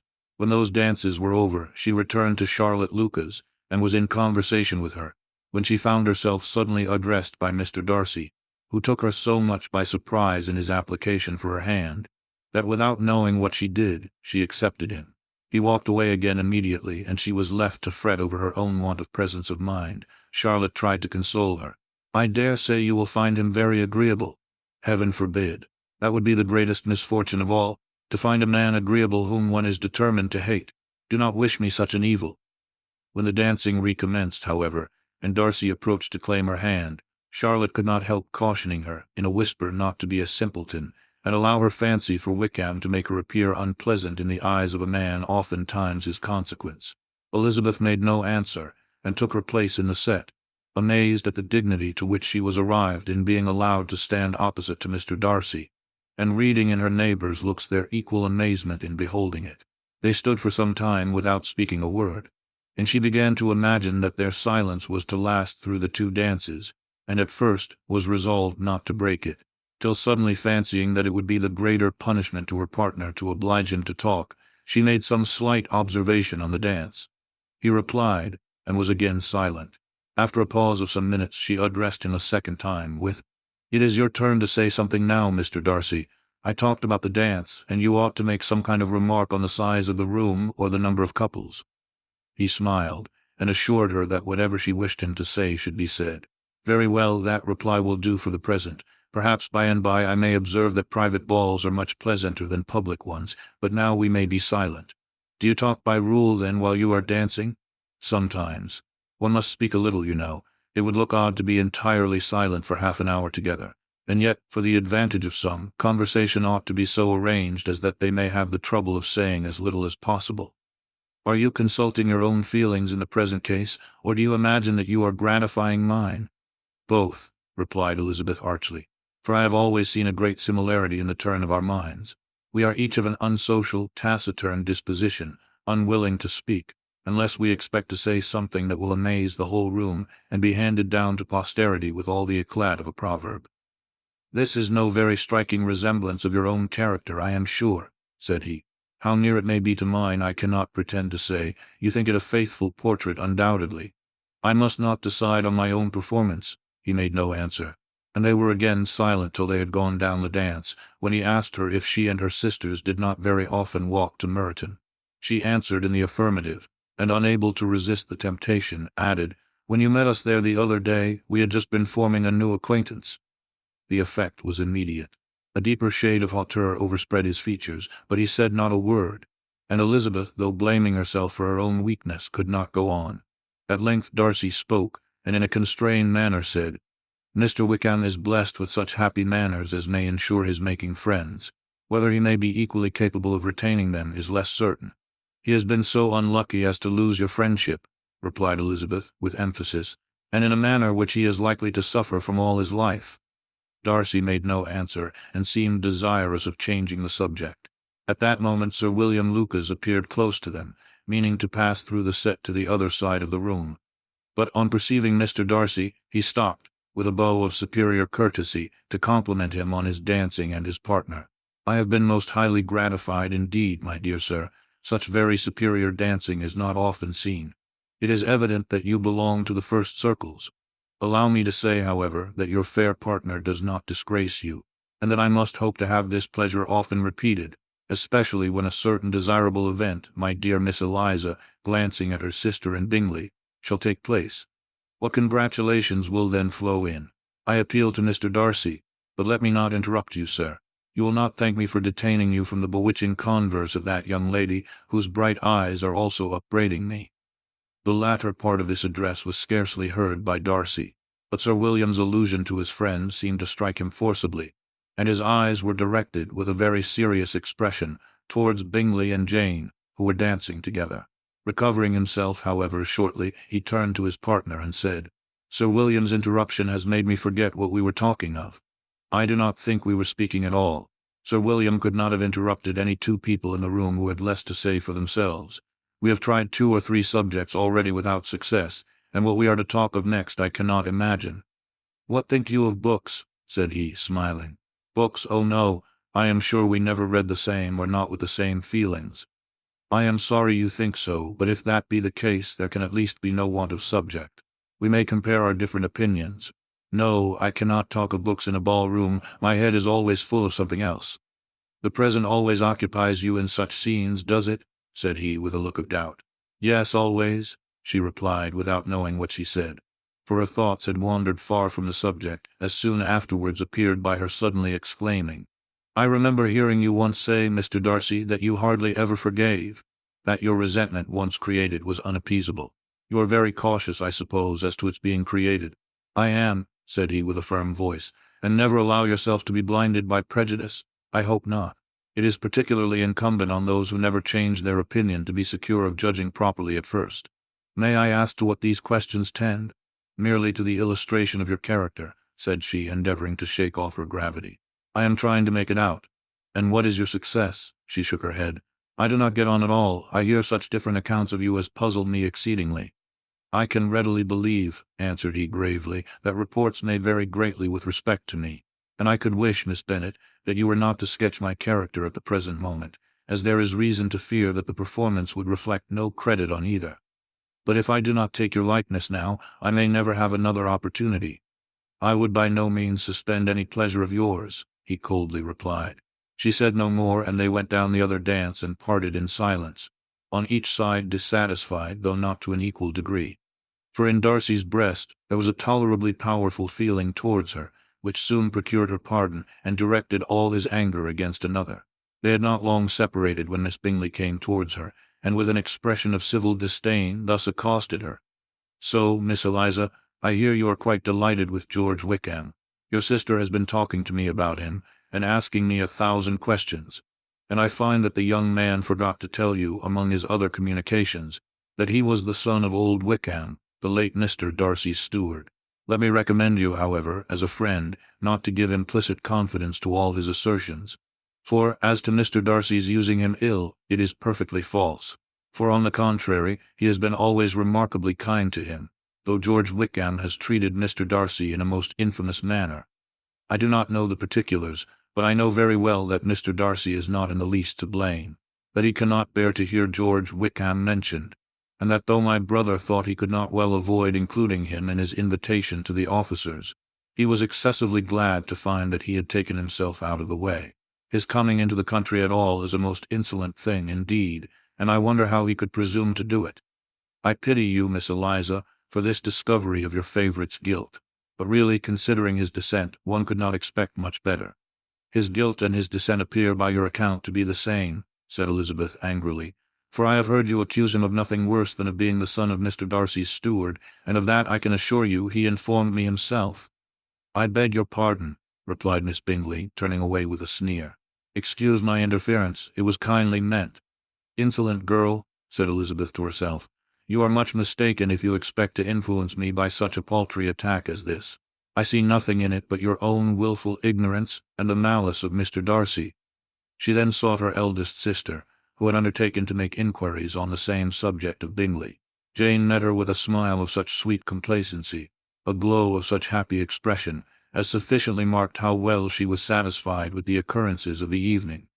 Elizabeth instantly read her feelings, and at that moment, solicitude for Wickham, resentment against his enemies, and everything else, gave way before the hope of Jane's being in the fairest way for happiness. I want to know, said she, with a countenance no less smiling than her sister's, what you have learned about Mr. Wickham, but perhaps you have been too pleasantly engaged to think of any third person, in which case you may be sure of my pardon. No, replied Jane, I have not forgotten him, but I have nothing satisfactory to tell you. Mr. Bingley does not know the whole of his history, and is quite ignorant of the circumstances which have principally offended Mr. Darcy, but he will vouch for the good conduct, the probity and honor of his friend, and is perfectly convinced that Mr. Wickham has deserved much less attention from Mr. Darcy than he has received, and I am sorry to say that by his account, as well as his sister's, Mr. Wickham is by no means a respectable young man. I am afraid he has been very imprudent and has deserved to lose Mr. Darcy's regard. Mr. Bingley does not know Mr. Wickham himself. No, he never saw him till the other morning at Meryton. This account, then, is what he has received from Mr. Darcy. I am perfectly satisfied. But what does he say of the living? He does not exactly recollect the circumstances, though he has heard them from Mr. Darcy more than once, but he believes that it was left to him conditionally only. I have not a doubt of Mr. Bingley's sincerity, said Elizabeth warmly, but you must excuse my not being convinced by assurances only. Mr. Bingley's defence of his friend was a very able one, I dare say, but since he is unacquainted with several parts of the story, and has learnt the rest from that friend himself, I shall venture still to think of both gentlemen as I did before. She then changed the discourse to one more gratifying to each, and on which there could be no difference of sentiment. Elizabeth listened with delight to the happy though modest hopes which Jane entertained of Bingley's regard, and said all in her power to heighten her confidence in it. On their being joined by Mr. Bingley himself, Elizabeth withdrew to Miss Lucas, to whose inquiry after the pleasantness of her last partner she had scarcely replied, before Mr. Collins came up to them, and told her with great exultation that he had just been so fortunate as to make a most important discovery. I have found out, said he, by a singular accident, that there is now in the room a near relation to my patroness. I happened to overhear the gentleman himself mentioning to the young lady who does the honours of this house the names of his cousin Mr. Bourg, and of her mother, Lady Catherine. How wonderfully these sort of things occur! Who would have thought of my meeting with, perhaps, a nephew of Lady Catherine de Bourg in this assembly?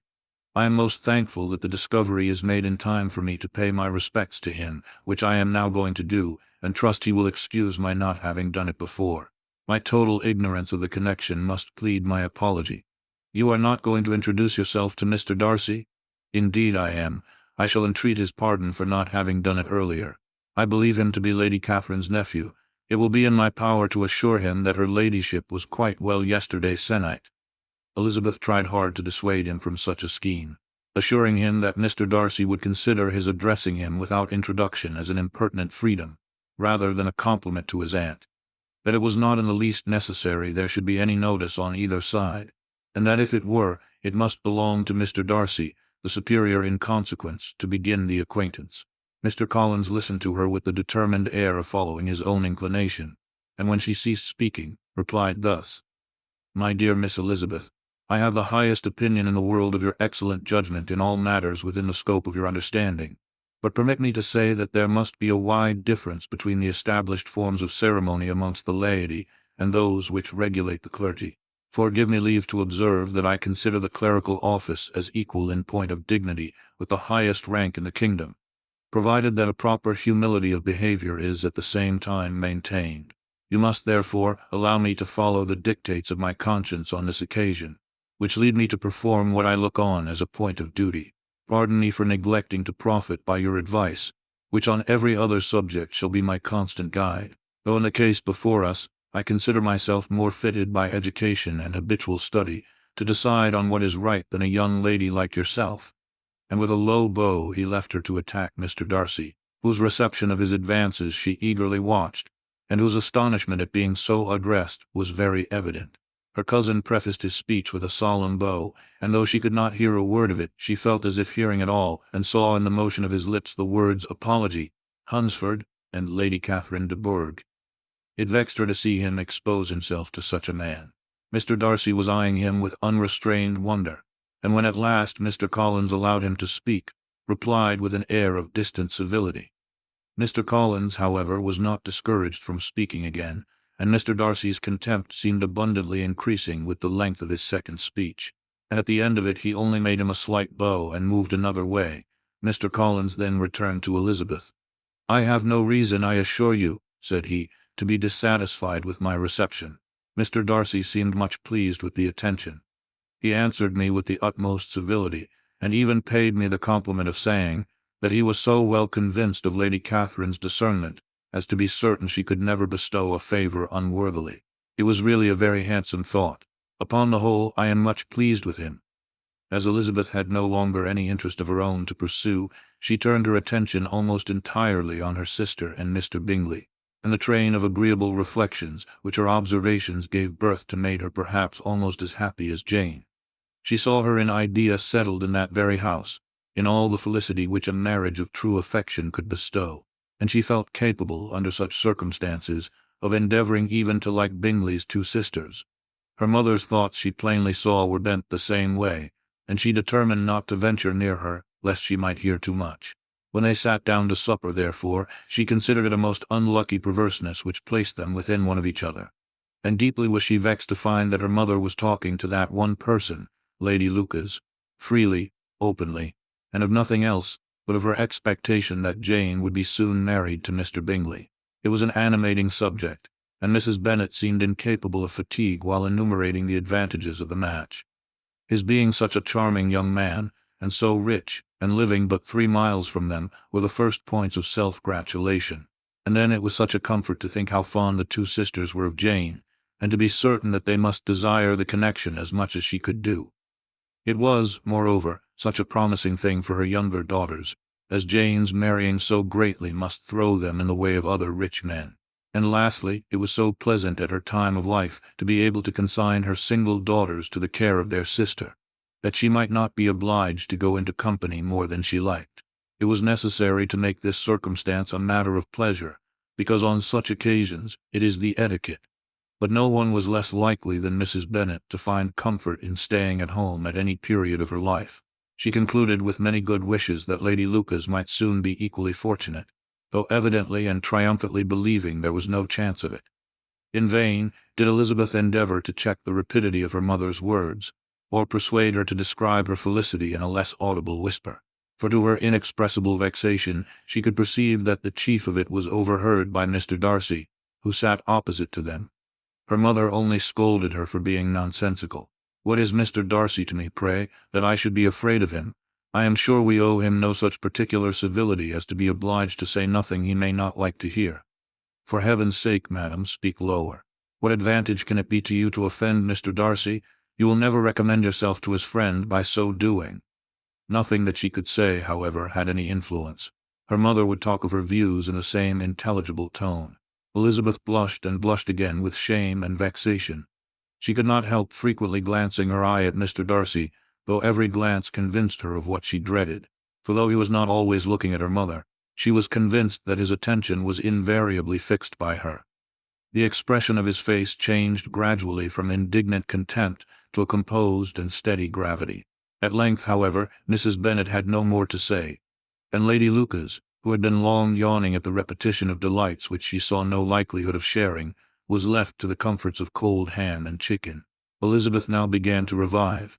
But not long was the interval of tranquillity, for when supper was over singing was talked of, and she had the mortification of seeing Mary, after very little entreaty, preparing to oblige the company. By many significant looks and silent entreaties did she endeavor to prevent such a proof of complaisance. But in vain. Mary would not understand them. Such an opportunity of exhibiting was delightful to her, and she began her song. Elizabeth's eyes were fixed on her, with most painful sensations, and she watched her progress through the several stanzas with an impatience which was very ill rewarded at their close. For Mary, on receiving amongst the thanks of the table the hint of a hope that she might be prevailed on to favor them again, after the pause of half a minute began another. Mary's powers were by no means fitted for such a display. Her voice was weak and her manner affected. Elizabeth was in agonies. She looked at Jane to see how she bore it, but Jane was very composedly talking to Bingley. She looked at his two sisters and saw them making signs of derision at each other, and at Darcy, who continued, however, impenetrably grave. She looked at her father to entreat his interference, lest Mary should be singing all night. He took the hint, and when Mary had finished her second song, said aloud, "That will do extremely well, child. You have delighted us long enough. Let the other young ladies have time to exhibit." Mary, though pretending not to hear, was somewhat disconcerted, and Elizabeth, sorry for her and sorry for her father's speech, was afraid her anxiety had done no good. Others of the party were now applied to. "If I," said Mr. Collins, "were so fortunate as to be able to sing, I should have great pleasure, I am sure, in obliging the company with an air, for I consider music as a very innocent diversion, and perfectly compatible with the profession of a clergyman. I do not mean, however, to assert that we can be justified in devoting too much of our time to music, for there are certainly other things to be attended to. The rector of a parish has much to do. In the first place, he must make such an agreement for tithes as may be beneficial to himself and not offensive to his patron. He must write his own sermons, and the time that remains will not be too much for his parish duties, and the care and improvement of his dwelling, which he cannot be excused from making as comfortable as possible. And I do not think it of light importance that he should have attentive and conciliatory manners towards everybody, especially towards those to whom he owes his preferment. I cannot acquit him of that duty, nor could I think well of the man who should omit an occasion of testifying his respect towards anybody connected with the family." And with a bow to Mr. Darcy, he concluded his speech, which had been spoken so loud as to be heard by half the room.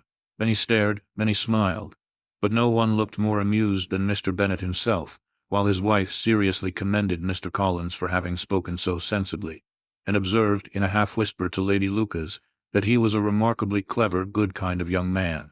To Elizabeth it appeared that had her family made an agreement to expose themselves as much as they could during the evening, it would have been impossible for them to play their parts with more spirit or finer success. And happy did she think it for Bingley and her sister that some of the exhibition had escaped his notice, and that his feelings were not of a sort to be much distressed by the folly which he must have witnessed. That his two sisters and Mr. Darcy, however, should have such an opportunity of ridiculing her relations was bad enough, and she could not determine whether the silent contempt of the gentlemen or the insolent smiles of the ladies were more intolerable. The rest of the evening brought her little amusement. She was teased by Mr. Collins, who continued most perseveringly by her side, and though he could not prevail with her to dance with him again, put it out of her power to dance with others. In vain did she entreat him to stand up with somebody else, and offered to introduce him to any young lady in the room. He assured her that, as to dancing, he was perfectly indifferent to it, that his chief object was, by delicate attentions, to recommend himself to her, and that he should therefore make a point of remaining close to her the whole evening. There was no arguing upon such a project. She owed her greatest relief to her friend Miss Lucas, who often joined them, and good-naturedly engaged Mr. Collins's conversation to herself. She was at least free from the offence of Mr. Darcy's further notice. Though often standing within a very short distance of her, quite disengaged, he never came near enough to speak. She felt it to be the probable consequence of her allusions to Mr. Wickham, and rejoiced in it. The Longbourn party were the last of all the company to depart, and by a maneuver of Mrs. Bennet had to wait for their carriage a quarter of an hour after everybody else was gone, which gave them time to see how heartily they were wished away by some of the family. Mrs. Hurst and her sister scarcely opened their mouths except to complain of fatigue, and were evidently impatient to have the house to themselves. They repulsed every attempt of Mrs. Bennet at conversation, and by so doing threw a languor over the whole party, which was very little relieved by the long speeches of Mr. Collins, who was complimenting Mr. Bingley and his sisters on the elegance of their entertainment, and the hospitality and politeness which had marked their behavior to their guests. Darcy said nothing at all. Mr. Bennet, in equal silence, was enjoying the scene. Mr. Bingley and Jane were standing together a little detached from the rest, and talked only to each other. Elizabeth preserved as steady a silence as either Mrs. Hurst or Miss Bingley, and even Lydia was too much fatigued to utter more than the occasional exclamation of "Lord, how tired I am!" accompanied by a violent yawn. When at length they arose to take leave, Mrs. Bennet was most pressingly civil in her hope of seeing the whole family soon at Longbourn, and addressed herself particularly to Mr. Bingley, to assure him how happy he would make them by eating a family dinner with them at any time, without the ceremony of a formal invitation. Bingley was all grateful pleasure, and he readily engaged for taking the earliest opportunity of waiting on her after his return from London, whither he was obliged to go the next day for a short time. Mrs. Bennet was perfectly satisfied, and quitted the house under the delightful persuasion that, allowing for the necessary preparations of settlements, new carriages, and wedding clothes, she should undoubtedly see her daughter settled at Netherfield in the course of 3 or 4 months. Of having another daughter married to Mr. Collins she thought with equal certainty, and with considerable, though not equal, pleasure. Elizabeth was the least dear to her of all her children, and though the man and the match were quite good enough for her, the worth of each was eclipsed by Mr. Bingley and Netherfield. Chapter 19. The next day opened a new scene at Longbourn. Mr. Collins made his declaration in form, having resolved to do it without loss of time, as his leave of absence extended only to the following Saturday, and having no feelings of diffidence to make it distressing to himself even at the moment.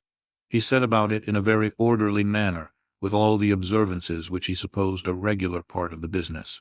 On finding Mrs. Bennet, Elizabeth, and one of the younger girls together soon after breakfast, he addressed the mother in these words: "May I hope, madam, for your interest with your fair daughter Elizabeth, when I solicit for the honor of a private audience with her in the course of this morning?" Before Elizabeth had time for anything but a blush of surprise, Mrs. Bennet instantly answered, "Oh dear, yes, certainly, I am sure Lizzie will be very happy. I am sure she can have no objection. Come, Kitty, I want you upstairs." And gathering her work together, she was hastening away when Elizabeth called out, "Dear ma'am, do not go. I beg you will not go. Mr. Collins must excuse me. He can have nothing to say to me that anybody need not hear. I am going away myself." "No, no, nonsense, Lizzie. I desire you will stay where you are." And upon Elizabeth seeming really with vexed and embarrassed looks about to escape, she added, "Lizzie, I insist upon your staying and hearing Mr. Collins." Elizabeth would not oppose such an injunction, and a moment's consideration making her also sensible that it would be wisest to get it over as soon and as quietly as possible, she sat down again, and tried to conceal, by incessant employment, the feelings which were divided between distress and diversion. Mrs. Bennet and Kitty walked off, and as soon as they were gone, Mr. Collins began: "Believe me, my dear Miss Elizabeth, that your modesty, so far from doing you any disservice, rather adds to your other perfections. You would have been less amiable in my eyes, had there not been this little unwillingness. But allow me to assure you that I have your respected mother's permission for this address. You can hardly doubt the purport of my discourse, however your natural delicacy may lead you to dissemble. My attentions have been too marked to be mistaken. Almost as soon as I entered the house, I singled you out as the companion of my future life. But before I am run away with by my feelings on this subject, perhaps it will be advisable for me to state my reasons for marrying, and moreover, for coming into Hertfordshire with the design of selecting a wife, as I certainly did." The idea of Mr. Collins, with all his solemn composure, being run away with by his feelings, made Elizabeth so near laughing that she could not use the short pause he allowed in any attempt to stop him farther, and he continued, "My reasons for marrying are, first, that I think it a right thing for every clergyman in easy circumstances, like myself, to set the example of matrimony in his parish. Secondly, that I am convinced it will add very greatly to my happiness. And thirdly, which perhaps I ought to have mentioned earlier, that it is the particular advice and recommendation of the very noble lady whom I have the honor of calling patroness. Twice has she condescended to give me her opinion unasked too, on this subject, and it was but the very Saturday night before I left Hunsford, between our pools at quadrille, while Mrs. Jenkinson was arranging Miss de Bourgh's footstool, that she said, "Mr. Collins, you must marry. A clergyman like you must marry. Choose properly, choose a gentlewoman for my sake and for your own. Let her be an active, useful sort of person, not brought up high, but able to make a small income go a good way. This is my advice. Find such a woman as soon as you can, bring her to Hunsford, and I will visit her. Allow me, by the way, to observe, my fair cousin, that I do not reckon the notice and kindness of Lady Catherine de Bourgh as among the least of the advantages in my power to offer. You will find her manners beyond anything I can describe, and your wit and vivacity, I think, must be acceptable to her, especially when tempered with the silence and respect which her rank will inevitably excite. Thus much for my general intention in favor of matrimony. It remains to be told why my views were directed to Longbourn instead of my own neighborhood, where I assure you there are many amiable young women. But the fact is, that being, as I am, to inherit this estate after the death of your honored father, who, however, may live many years longer, I could not satisfy myself without resolving to choose a wife from among his daughters, that the loss to them might be as little as possible when the melancholy event takes place, which, however, as I have already said, may not be for several years. This has been my motive, my fair cousin, and I flatter myself it will not sink me in your esteem. And now nothing remains for me but to assure you in the most animated language of the violence of my affection. To fortune I am perfectly indifferent, and shall make no demand of that nature on your father, since I am well aware that it could not be complied with, and that £1,000 in the 4%, which will not be yours till after your mother's decease, is all that you may ever be entitled to. On that head, therefore, I shall be uniformly silent, and you may assure yourself that no ungenerous reproach shall ever pass my lips when we are married." It was absolutely necessary to interrupt him now. "You are too hasty, sir," she cried. "You forget that I have made no answer. Let me do it without further loss of time. Accept my thanks for the compliment you are paying me. I am very sensible of the honor of your proposals, but it is impossible for me to do otherwise than decline them." "I am not now to learn," replied Mr. Collins, with a formal wave of the hand, "that it is usual with young ladies to reject the addresses of the man whom they secretly mean to accept when he first applies for their favor, and that sometimes the refusal is repeated a second or even a third time. I am therefore by no means discouraged by what you have just said, and shall hope to lead you to the altar ere long." "Upon my word, sir," cried Elizabeth, "your hope is rather an extraordinary one after my declaration. I do assure you that I am not one of those young ladies, if such young ladies there are, who are so daring as to risk their happiness on the chance of being asked a second time. I am perfectly serious in my refusal. You could not make me happy, and I am convinced that I am the last woman in the world who would make you so. Nay, were your friend Lady Catherine to know me, I am persuaded she would find me in every respect ill qualified for the situation." "Were it certain that Lady Catherine would think so," said Mr. Collins, very gravely, "but I cannot imagine that her ladyship would at all disapprove of you, and you may be certain that when I have the honor of seeing her again, I shall speak in the highest terms of your modesty, economy, and other amiable qualifications. Indeed, Mr. Collins, all praise of me will be unnecessary. You must give me leave to judge for myself, and pay me the compliment of believing what I say. I wish you very happy and very rich, and by refusing your hand, do all in my power to prevent your being otherwise. In making me the offer, you must have satisfied the delicacy of your feelings with regard to my family, and may take possession of Longbourn estate whenever it falls, without any self-reproach. This matter may be considered, therefore, as finally settled." And rising as she thus spoke, she would have quitted the room, had not Mr. Collins thus addressed her. "When I do myself the honor of speaking to you next on the subject, I shall hope to receive a more favorable answer than you have now given me, though I am far from accusing you of cruelty at present, because I know it to be the established custom of your sex to reject a man on the first application, and perhaps you have even now said as much to encourage my suit as would be consistent with the true delicacy of the female character." "Really, Mr. Collins," cried Elizabeth, with some warmth, "you puzzle me exceedingly. If what I have hitherto said can appear to you in the form of encouragement, I know not how to express my refusal in such a way as may convince you of its being one. You must give me leave to flatter myself, my dear cousin, that your refusal of my addresses are merely words of course. My reasons for believing it are briefly these. It does not appear to me that my hand is unworthy of your acceptance. or that the establishment I can offer would be any other than highly desirable. My situation in life, my connections with the family of de Bourgh, and my relationship to your own, are circumstances highly in my favor. And you should take it into further consideration that, in spite of your manifold attractions, it is by no means certain that another offer of marriage may ever be made you. Your portion is unhappily so small, that it will in all likelihood undo the effects of your loveliness and amiable qualifications. As I must therefore conclude that you are not serious in your rejection of me, I shall choose to attribute it to your wish of increasing my love by suspense, according to the usual practice of elegant females. I do assure you, sir, that I have no pretensions whatever to that kind of elegance which consists in tormenting a respectable man. I would rather be paid the compliment of being believed sincere.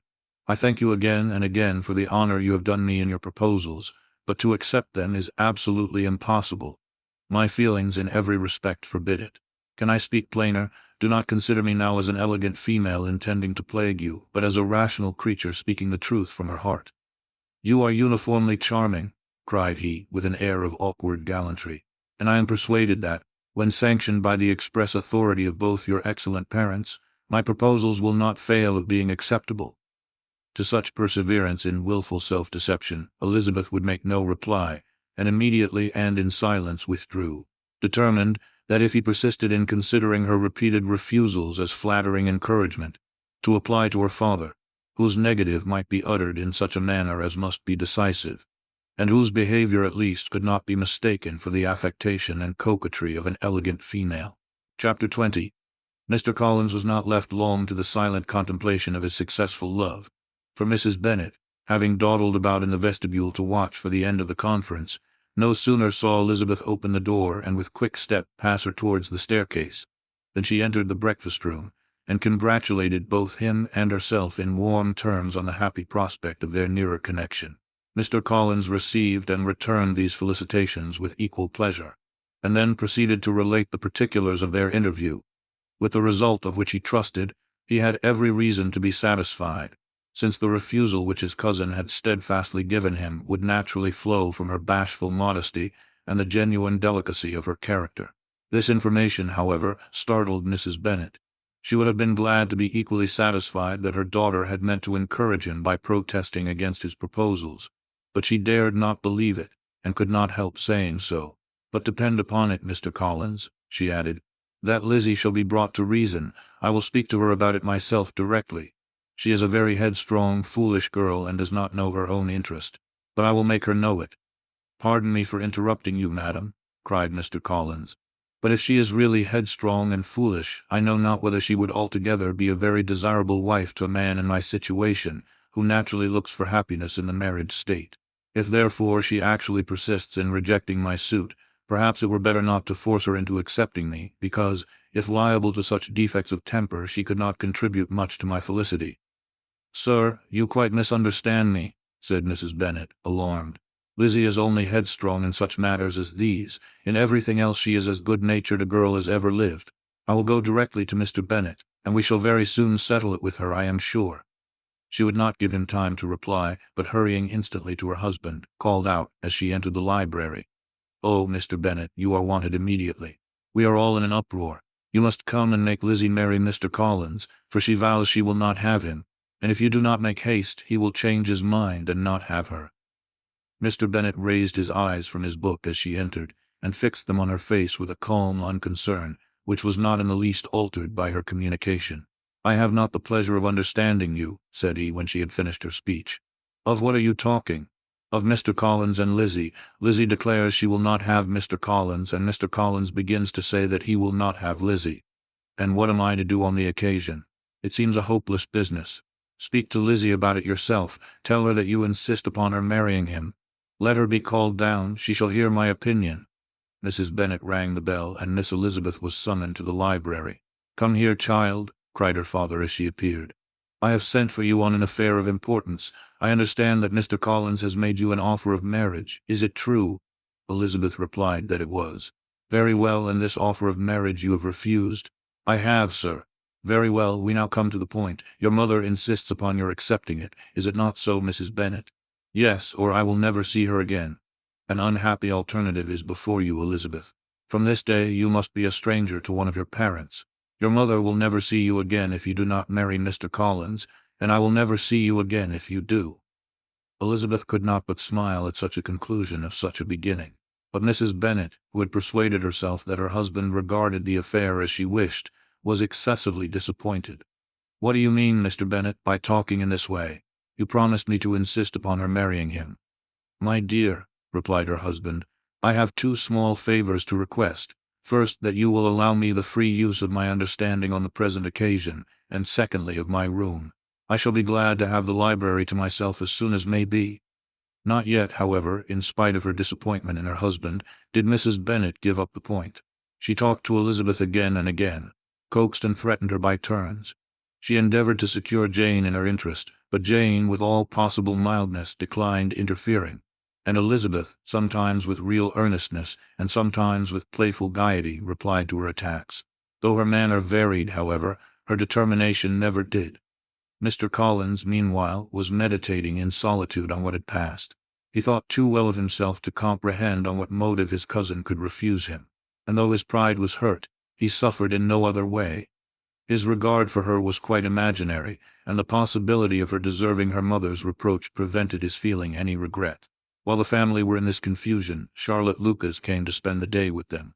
She was met in the vestibule by Lydia, who, flying to her, cried in a half-whisper, "I am glad you are come, for there is such fun here. What do you think has happened this morning? Mr. Collins has made an offer to Lizzie, and she will not have him." Charlotte had hardly time to answer before they were joined by Kitty, who came to tell the same news. And no sooner had they entered the breakfast-room, where Mrs. Bennet was alone, than she likewise began on the subject, calling on Miss Lucas for her compassion, and entreating her to persuade her friend Lizzie to comply with the wishes of her family. "Pray do, my dear Miss Lucas," she added in a melancholy tone, "for nobody is on my side, nobody takes part with me. I am cruelly used, nobody feels for my poor nerves." Charlotte's reply was spared by the entrance of Jane and Elizabeth. "Aye, there she comes," continued Mrs. Bennet, "looking as unconcerned as may be, and caring no more for us than if we were at York, provided she can have her own way. But I tell you what, Miss Lizzie, if you take it into your head to go on refusing every offer of marriage in this way, you will never get a husband at all. And I am sure I do not know who is to maintain you when your father is dead. I shall not be able to keep you, and so I warn you. I have done with you from this very day. I told you in the library, you know, that I should never speak to you again, and you will find me as good as my word. I have no pleasure in talking to undutiful children. Not that I have much pleasure, indeed, in talking to anybody. People who suffer as I do from nervous complaints can have no great inclination for talking. Nobody can tell what I suffer, but it is always so. Those who do not complain are never pitied." Her daughters listened in silence to this effusion, sensible that any attempt to reason with or soothe her would only increase the irritation. She talked on, therefore, without interruption from any of them till they were joined by Mr. Collins, who entered with an air more stately than usual, and on perceiving whom, she said to the girls, "Now, I do insist upon it that you, all of you, hold your tongues, and let Mr. Collins and me have a little conversation together." Elizabeth passed quietly out of the room, Jane and Kitty followed, but Lydia stood her ground, determined to hear all she could, and Charlotte, detained first by the civility of Mr. Collins, whose inquiries after herself and all her family were very minute, and then by a little curiosity, satisfied herself with walking to the window and pretending not to hear. In a doleful voice Mrs. Bennet thus began the projected conversation. "Oh, Mr. Collins, my dear madam," replied he, "let us be forever silent on this point. Far be it from me," he presently continued, in a voice that marked his displeasure, "to resent the behavior of your daughter. Resignation to inevitable evils is the duty of us all, the peculiar duty of a young man who has been so fortunate as I have been in early preferment, and I trust I am resigned. Perhaps not the less so from feeling a doubt of my positive happiness, had my fair cousin honored me with her hand, for I have often observed that resignation is never so perfect as when the blessing denied begins to lose somewhat of its value in our estimation. You will not, I hope, consider me as showing any disrespect to your family, my dear madam, by thus withdrawing my pretensions to your daughter's favor, without having paid yourself and Mr. Bennet the compliment of requesting you to interpose your authority in my behalf. My conduct may, I fear, be objectionable in having accepted my dismission from your daughter's lips instead of your own, but we are all liable to error. I have certainly meant well through the whole affair. My object has been to secure an amiable companion for myself, with due consideration for the advantage of all your family. And if my manner has been at all reprehensible, I here beg leave to apologize. Chapter 21. The discussion of Mr. Collins's offer was now nearly at an end, and Elizabeth had only to suffer from the uncomfortable feelings necessarily attending it, and occasionally from some peevish allusion of her mother. As for the gentleman himself, his feelings were chiefly expressed, not by embarrassment or dejection, or by trying to avoid her, but by stiffness of manner and resentful silence. He scarcely ever spoke to her, and the assiduous attentions which he had been so sensible of himself were transferred for the rest of the day to Miss Lucas, whose civility in listening to him was a seasonable relief to them all, and especially to her friend. The morrow produced no abatement of Mrs. Bennet's ill humor or ill health. Mr. Collins was also in the same state of angry pride. Elizabeth had hoped that his resentment might shorten his visit, but his plan did not appear in the least affected by it. He was always to have gone on Saturday, and to Saturday he still meant to stay. After breakfast, the girls walked to Meryton to inquire if Mr. Wickham were returned, and to lament over his absence from the Netherfield ball. He joined them on their entering the town, and attended them to their aunt's, where his regret and vexation and the concern of everybody were well talked over. To Elizabeth, however, he voluntarily acknowledged that the necessity of his absence had been self-imposed. "I found," said he, "as the time drew near that I had better not meet Mr. Darcy, that to be in the same room, the same party with him for so many hours together, might be more than I could bear, and that scenes might arise unpleasant to more than myself." She highly approved his forbearance, and they had leisure for a full discussion of it, and for all the commendations which they civilly bestowed on each other, as Wickham and another officer walked back with them to Longbourn, and during the walk he particularly attended to her. His accompanying them was a double advantage. She felt all the compliment it offered to herself, and it was most acceptable as an occasion of introducing him to her father and mother. Soon after their return, a letter was delivered to Miss Bennet. It came from Netherfield, and was opened immediately. The envelope contained a sheet of elegant little hot-pressed paper, well covered with a lady's fair, flowing hand, and Elizabeth saw her sister's countenance change as she read it, and saw her dwelling intently on some particular passages. Jane recollected herself soon, and putting the letter away, tried to join, with her usual cheerfulness, in the general conversation. But Elizabeth felt an anxiety on the subject which drew off her attention even from Wickham, and no sooner had he and his companion taken leave, than a glance from Jane invited her to follow her upstairs. When they had gained their own room, Jane, taking out her letter, said, "This is from Caroline Bingley. What it contains has surprised me a good deal. The whole party have left Netherfield by this time, and are on their way to town, and without any intention of coming back again. You shall hear what she says." She then read the first sentence aloud, which comprised the information of their having just resolved to follow their brother to town directly, and of their meaning to dine that day in Grosvenor Street, where Mr. Hurst had a house. The next was in these words: "I do not pretend to regret anything I shall leave in Hertfordshire except your society, my dearest friend, but we will hope, at some future period, to enjoy many returns of that delightful intercourse we have known, and in the meanwhile may lessen the pain of separation by a very frequent and most unreserved correspondence. I depend on you for that." To these high-flown expressions Elizabeth listened with all the insensibility of distrust, and though the suddenness of their removal surprised her, she saw nothing in it really to lament. It was not to be supposed that their absence from Netherfield would prevent Mr. Bingley's being there, and as to the loss of their society, she was persuaded that Jane must soon cease to regard it in the enjoyment of his. "It is unlucky," said she, after a short pause, "that you should not be able to see your friends before they leave the country.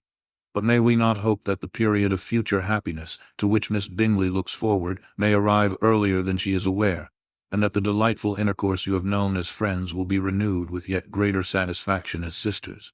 Mr. Bingley will not be detained in London by them. Caroline decidedly says that none of the party will return into Hertfordshire this winter. I will read it to you. When my brother left us yesterday, he imagined that the business which took him to London might be concluded in 3 or 4 days. But as we are certain it cannot be so, and at the same time convinced that when Charles gets to town he will be in no hurry to leave it again, we have determined on following him thither, that he may not be obliged to spend his vacant hours in a comfortless hotel. Many of my acquaintance are already there for the winter, I wish I could hear that you, my dearest friend, had any intention of making one in the crowd, but of that I despair. I sincerely hope your Christmas in Hertfordshire may abound in the gaieties which that season generally brings, and that your beaux will be so numerous as to prevent your feeling the loss of the three of whom we shall deprive you. It is evident by this, added Jane, that he comes back no more this winter. It is only evident that Miss Bingley does not mean he should. Why will you think so? It must be his own doing, he is his own master. But you do not know all. I will read you the passage which particularly hurts me. I will have no reserves from you. Mr. Darcy is impatient to see his sister, and to confess the truth, we are scarcely less eager to meet her again. I really do not think Georgiana Darcy has her equal for beauty, elegance, and accomplishments, and the affection she inspires in Louisa and myself is heightened into something still more interesting from the hope we dare to entertain of her being hereafter our sister. I do not know whether I ever before mentioned to you my feelings on this subject, but I will not leave the country without confiding them, and I trust you will not esteem them unreasonable. My brother admires her greatly already. He will have frequent opportunity now of seeing her on the most intimate footing. Her relations all wish the connection as much as his own, and a sister's partiality is not misleading me, I think, when I call Charles most capable of engaging any woman's heart. With all these circumstances to favor an attachment, and nothing to prevent it, am I wrong, my dearest Jane, in indulging the hope of an event which will secure the happiness of so many? What think you of this sentence, my dear Lizzie? Said Jane, as she finished it. Is it not clear enough? Does it not expressly declare that Caroline neither expects nor wishes me to be her sister, that she is perfectly convinced of her brother's indifference, and that if she suspects the nature of my feelings for him she means, most kindly, to put me on my guard? Can there be any other opinion on the subject? Yes, there can, for mine is totally different. Will you hear it? Most willingly. You shall have it in a few words. Miss Bingley sees that her brother is in love with you and wants him to marry Miss Darcy. She follows him to town in the hope of keeping him there and tries to persuade you that he does not care about you. Jane shook her head. Indeed, Jane, you ought to believe me. No one who has ever seen you together can doubt his affection. Miss Bingley, I am sure, cannot. She is not such a simpleton.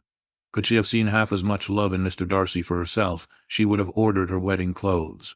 But the case is this.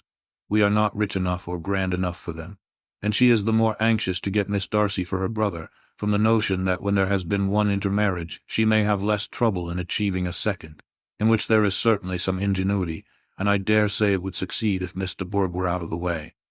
But my dearest Jane, you cannot seriously imagine that, because Miss Bingley tells you her brother greatly admires Miss Darcy, he is in the smallest degree less sensible of your merit than when he took leave of you on Tuesday, or that it will be in her power to persuade him that, instead of being in love with you, he is very much in love with her friend.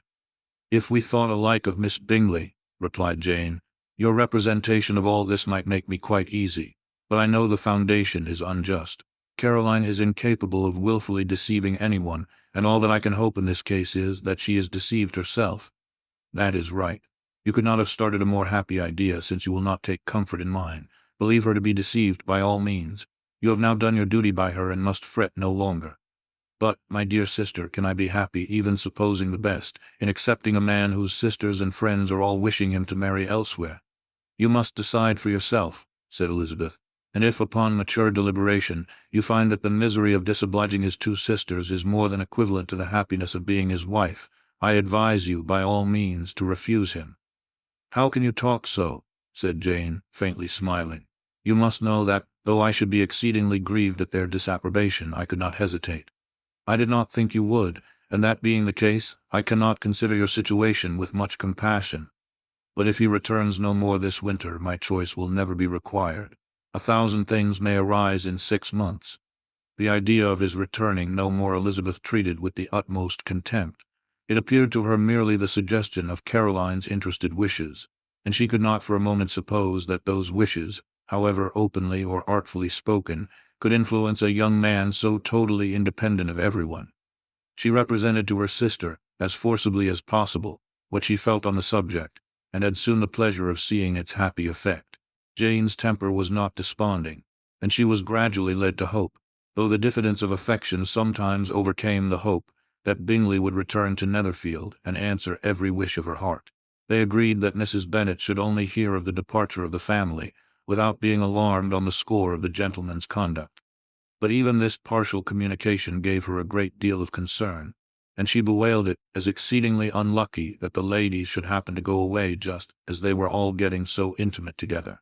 After lamenting it, however, at some length, she had the consolation of thinking that Mr. Bingley would be soon down again, and soon dining at Longbourn. And the conclusion of all was the comfortable declaration that, though he had been invited only to a family dinner, she would take care to have 2 full courses. Chapter 22. The Bennets were engaged to dine with the Lucases, and again, during the chief of the day, was Miss Lucas so kind as to listen to Mr. Collins. Elizabeth took an opportunity of thanking her. "It keeps him in good humor," said she, "and I am more obliged to you than I can express." Charlotte assured her friend of her satisfaction in being useful, and that it amply repaid her for the little sacrifice of her time. This was very amiable, but Charlotte's kindness extended farther than Elizabeth had any conception of. Its object was nothing less than to secure her from any return of Mr. Collins's addresses, by engaging them towards herself. Such was Miss Lucas's scheme, and appearances were so favorable that when they parted at night, she would have felt almost sure of success if he had not been to leave Hertfordshire so very soon. But here she did injustice to the fire and independence of his character, for it led him to escape out of Longbourn House the next morning with admirable slyness, and hasten to Luca's lodge to throw himself at her feet. He was anxious to avoid the notice of his cousins, from a conviction that, if they saw him depart, they could not fail to conjecture his design, and he was not willing to have the attempt known till its success could be known likewise. For though feeling almost secure, and with reason, for Charlotte had been tolerably encouraging, he was comparatively diffident since the adventure of Wednesday. His reception, however, was of the most flattering kind. Miss Lucas perceived him from an upper window as he walked towards the house, and instantly set out to meet him accidentally in the lane. But little had she dared to hope that so much love and eloquence awaited her there. In as short a time as Mr. Collins's long speeches would allow, everything was settled between them to the satisfaction of both, and as they entered the house, he earnestly entreated her to name the day that was to make him the happiest of men. And though such a solicitation must be waived for the present, the lady felt no inclination to trifle with his happiness. The stupidity with which he was favored by nature must guard his courtship from any charm that could make a woman wish for its continuance, and Miss Lucas, who accepted him solely from the pure and disinterested desire of an establishment, cared not how soon that establishment were gained. Sir William and Lady Lucas were speedily applied to for their consent, and it was bestowed with a most joyful alacrity. Mr. Collins's present circumstances made it a most eligible match for their daughter, to whom they could give little fortune, and his prospects of future wealth were exceedingly fair. Lady Lucas began directly to calculate, with more interest than the matter had ever excited before, how many years longer Mr. Bennet was likely to live, and Sir William gave it as his decided opinion that whenever Mr. Collins should be in possession of the Longbourn estate, it would be highly expedient that both he and his wife should make their appearance at St. James's. The whole family, in short, were properly overjoyed on the occasion. The younger girls formed hopes of coming out a year or 2 sooner than they might otherwise have done, and the boys were relieved from their apprehension of Charlotte's dying an old maid. Charlotte herself was tolerably composed. She had gained her point, and had time to consider of it. Her reflections were in general satisfactory. Mr. Collins, to be sure, was neither sensible nor agreeable. His society was irksome, and his attachment to her must be imaginary, but still he would be her husband. Without thinking highly either of men or of matrimony, marriage had always been her object. It was the only honorable provision for well-educated young women of small fortune, and however uncertain of giving happiness, must be their pleasantest preservative from want. This preservative she had now obtained, and at the age of 27, without having ever been handsome, she felt all the good luck of it. The least agreeable circumstance in the business was the surprise it must occasion to Elizabeth Bennet, whose friendship she valued beyond that of any other person. Elizabeth would wonder, and probably would blame her, and though her resolution was not to be shaken, her feelings must be hurt by such a disapprobation.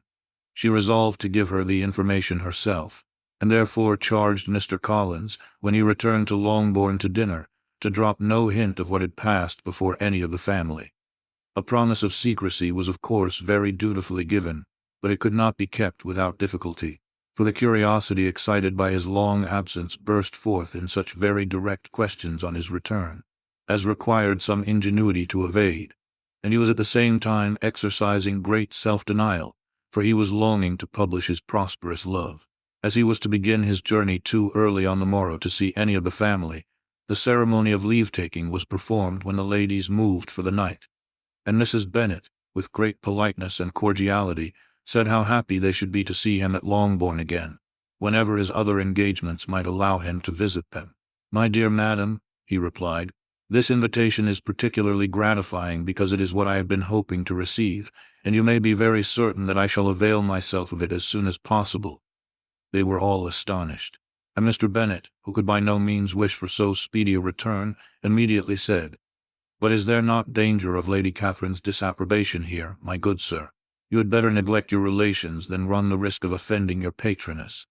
"My dear sir," replied Mr. Collins, "I am particularly obliged to you for this friendly caution, and you may depend upon my not taking so material a step without her ladyship's concurrence.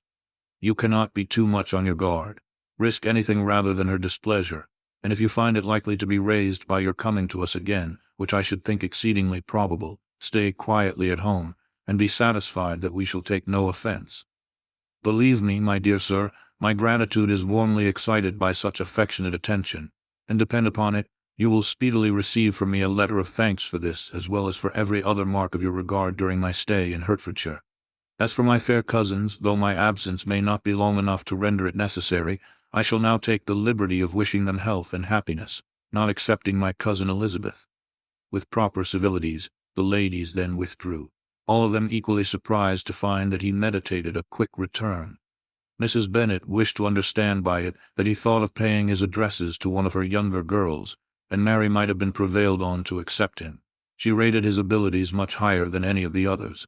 There was a solidity in his reflections which often struck her, and though by no means so clever as herself, she thought that, if encouraged to read and improve himself by such an example as hers, he might become a very agreeable companion. But on the following morning, every hope of this kind was done away. Miss Lucas called soon after breakfast, and in a private conference with Elizabeth related the event of the day before. The possibility of Mr. Collins's fancying himself in love with her friend had once occurred to Elizabeth within the last day or two, but that Charlotte could encourage him seemed almost as far from possibility as that she could encourage him herself, and her astonishment was consequently so great as to overcome at first the bounds of decorum, and she could not help crying out, "Engaged to Mr. Collins? My dear Charlotte, impossible!" The steady countenance which Miss Lucas had commanded in telling her story gave way to a momentary confusion here on receiving so direct a reproach, though as it was no more than she expected, she soon regained her composure, and calmly replied, "Why should you be surprised, my dear Eliza? Do you think it incredible that Mr. Collins should be able to procure any woman's good opinion, because he was not so happy as to succeed with you?" But Elizabeth had now recollected herself, and making a strong effort for it, was able to assure her, with tolerable firmness, that the prospect of their relationship was highly grateful to her, and that she wished her all imaginable happiness. "I see what you are feeling," replied Charlotte. "You must be surprised, very much surprised, so lately as Mr. Collins was wishing to marry you. But when you have had time to think it all over, I hope you will be satisfied with what I have done. I'm not romantic, you know. I never was. I ask only a comfortable home, and considering Mr. Collins's character, connections, and situation in life, I am convinced that my chance of happiness with him is as fair as most people can boast on entering the marriage state." Elizabeth quietly answered, "Undoubtedly," and after an awkward pause they returned to the rest of the family. Charlotte did not stay much longer, and Elizabeth was then left to reflect on what she had heard. It was a long time before she became at all reconciled to the idea of so unsuitable a match. The strangeness of Mr. Collins's making 2 offers of marriage within 3 days was nothing in comparison of his being now accepted. She had always felt that Charlotte's opinion of matrimony was not exactly like her own, but she could not have supposed it possible that, when called into action, she would have sacrificed every better feeling to worldly advantage. Charlotte, the wife of Mr. Collins, was a most humiliating picture, and to the pang of a friend disgracing herself, and sunk in her esteem, was added the distressing conviction that it was impossible for that friend to be tolerably happy in the lot she had chosen. Chapter 23. Elizabeth was sitting with her mother and sisters, reflecting on what she had heard, and doubting whether she was authorized to mention it, when Sir William Lucas himself appeared, sent by his daughter to announce her engagement to the family. With many compliments to them, and much self-gratulation on the prospect of a connection between the houses, he unfolded the matter to an audience not merely wondering but incredulous. For Mrs. Bennet, with more perseverance than politeness, protested he must be entirely mistaken, and Lydia, always unguarded and often uncivil, boisterously exclaimed, "Good Lord, Sir William, how can you tell such a story? Do not you know that Mr. Collins wants to marry Lizzie?" Nothing less than the complacence of a courtier could have borne without anger such treatment, but Sir William's good breeding carried him through it all, and though he begged leave to be positive as to the truth of his information, he listened to all their impertinence with the most forbearing courtesy. Elizabeth, feeling it incumbent on her to relieve him from so unpleasant a situation, now put herself forward to confirm his account, by mentioning her prior knowledge of it from Charlotte herself, and endeavored to put a stop to the exclamations of her mother and sisters, by the earnestness of her congratulations to Sir William, in which she was readily joined by Jane, and by making a variety of remarks on the happiness that might be expected from the match, the excellent character of Mr. Collins, and the convenient distance of Hunsford from London. Mrs. Bennet was, in fact, too much overpowered to say a great deal while Sir William remained, but no sooner had he left them than her feelings found a rapid vent. In the first place, she persisted in disbelieving the whole of the matter. Secondly, she was very sure that Mr. Collins had been taken in. Thirdly, she trusted that they would never be happy together, and fourthly, that the match might be broken off. Two inferences, however, were plainly deduced from the whole. One, that Elizabeth was the real cause of all the mischief, and the other, that she herself had been barbarously used by them all, and on these two points she principally dwelt during the rest of the day. Nothing could console and nothing appease her, nor did that day wear out her resentment. A week elapsed before she could see Elizabeth without scolding her. A month passed away before she could speak to Sir William or Lady Lucas without being rude, and many months were gone before she could at all forgive their daughter. Mr. Bennet's emotions were much more tranquil on the occasion, and such as he did experience he pronounced to be of a most agreeable sort, for it gratified him, he said, to discover that Charlotte Lucas, whom he had been used to think tolerably sensible, was as foolish as his wife, and more foolish than his daughter. Jane confessed herself a little surprised at the match, but she said less of her astonishment than of her earnest desire for their happiness, nor could Elizabeth persuade her to consider it as improbable. Kitty and Lydia were far from envying Miss Lucas, for Mr. Collins was only a clergyman, and it affected them in no other way than as a piece of news to spread at Meryton. Lady Lucas could not be insensible of triumph on being able to retort on Mrs. Bennet the comfort of having a daughter well married, and she called at Longbourn rather oftener than usual to say how happy she was, though Mrs. Bennet's sour looks and ill-natured remarks might have been enough to drive happiness away. Between Elizabeth and Charlotte there was a restraint which kept them mutually silent on the subject, and Elizabeth felt persuaded that no real confidence could ever subsist between them again. Her disappointment in Charlotte made her turn with fonder regard to her sister, of whose rectitude and delicacy she was sure her opinion could never be shaken, and for whose happiness she grew daily more anxious, as Bingley had now been gone a week, and nothing was heard of his return. Jane had sent Caroline an early answer to her letter, and was counting the days till she might reasonably hope to hear again. The promised letter of thanks from Mr. Collins arrived on Tuesday, addressed to their father, and written with all the solemnity of gratitude which a 12 months' abode in the family might have prompted. After discharging his conscience on that head, he proceeded to inform them, with many rapturous expressions, of his happiness in having obtained the affection of their amiable neighbour, Miss Lucas, and then explained that it was merely with the view of enjoying her society that he had been so ready to close with their kind wish of seeing him again at Longbourn, whither he hoped to be able to return on Monday fortnight. For Lady Catherine, he added, so heartily approved his marriage that she wished it to take place as soon as possible, which he trusted would be an unanswerable argument with his amiable Charlotte to name an early day for making him the happiest of men. Mr. Collins's return into Hertfordshire was no longer a matter of pleasure to Mrs. Bennet. On the contrary, she was as much disposed to complain of it as her husband. It was very strange that he should come to Longbourn instead of to Lucas Lodge. It was also very inconvenient and exceedingly troublesome. She hated having visitors in the house while her health was so indifferent, and lovers were of all people the most disagreeable. Such were the gentle murmurs of Mrs. Bennet, and they gave way only to the greater distress of Mr. Bingley's continued absence. Neither Jane nor Elizabeth were comfortable on this subject. Day after day passed away, without bringing any other tidings of him than the report which shortly prevailed in Meryton, of his coming no more to Netherfield the whole winter. A report which highly incensed Mrs. Bennet, and which she never failed to contradict as a most scandalous falsehood. Even Elizabeth began to fear, not that Bingley was indifferent, but that his sisters would be successful in keeping him away. Unwilling as she was to admit an idea so destructive to Jane's happiness, and so dishonorable to the stability of her lover, she could not prevent its frequently recurring.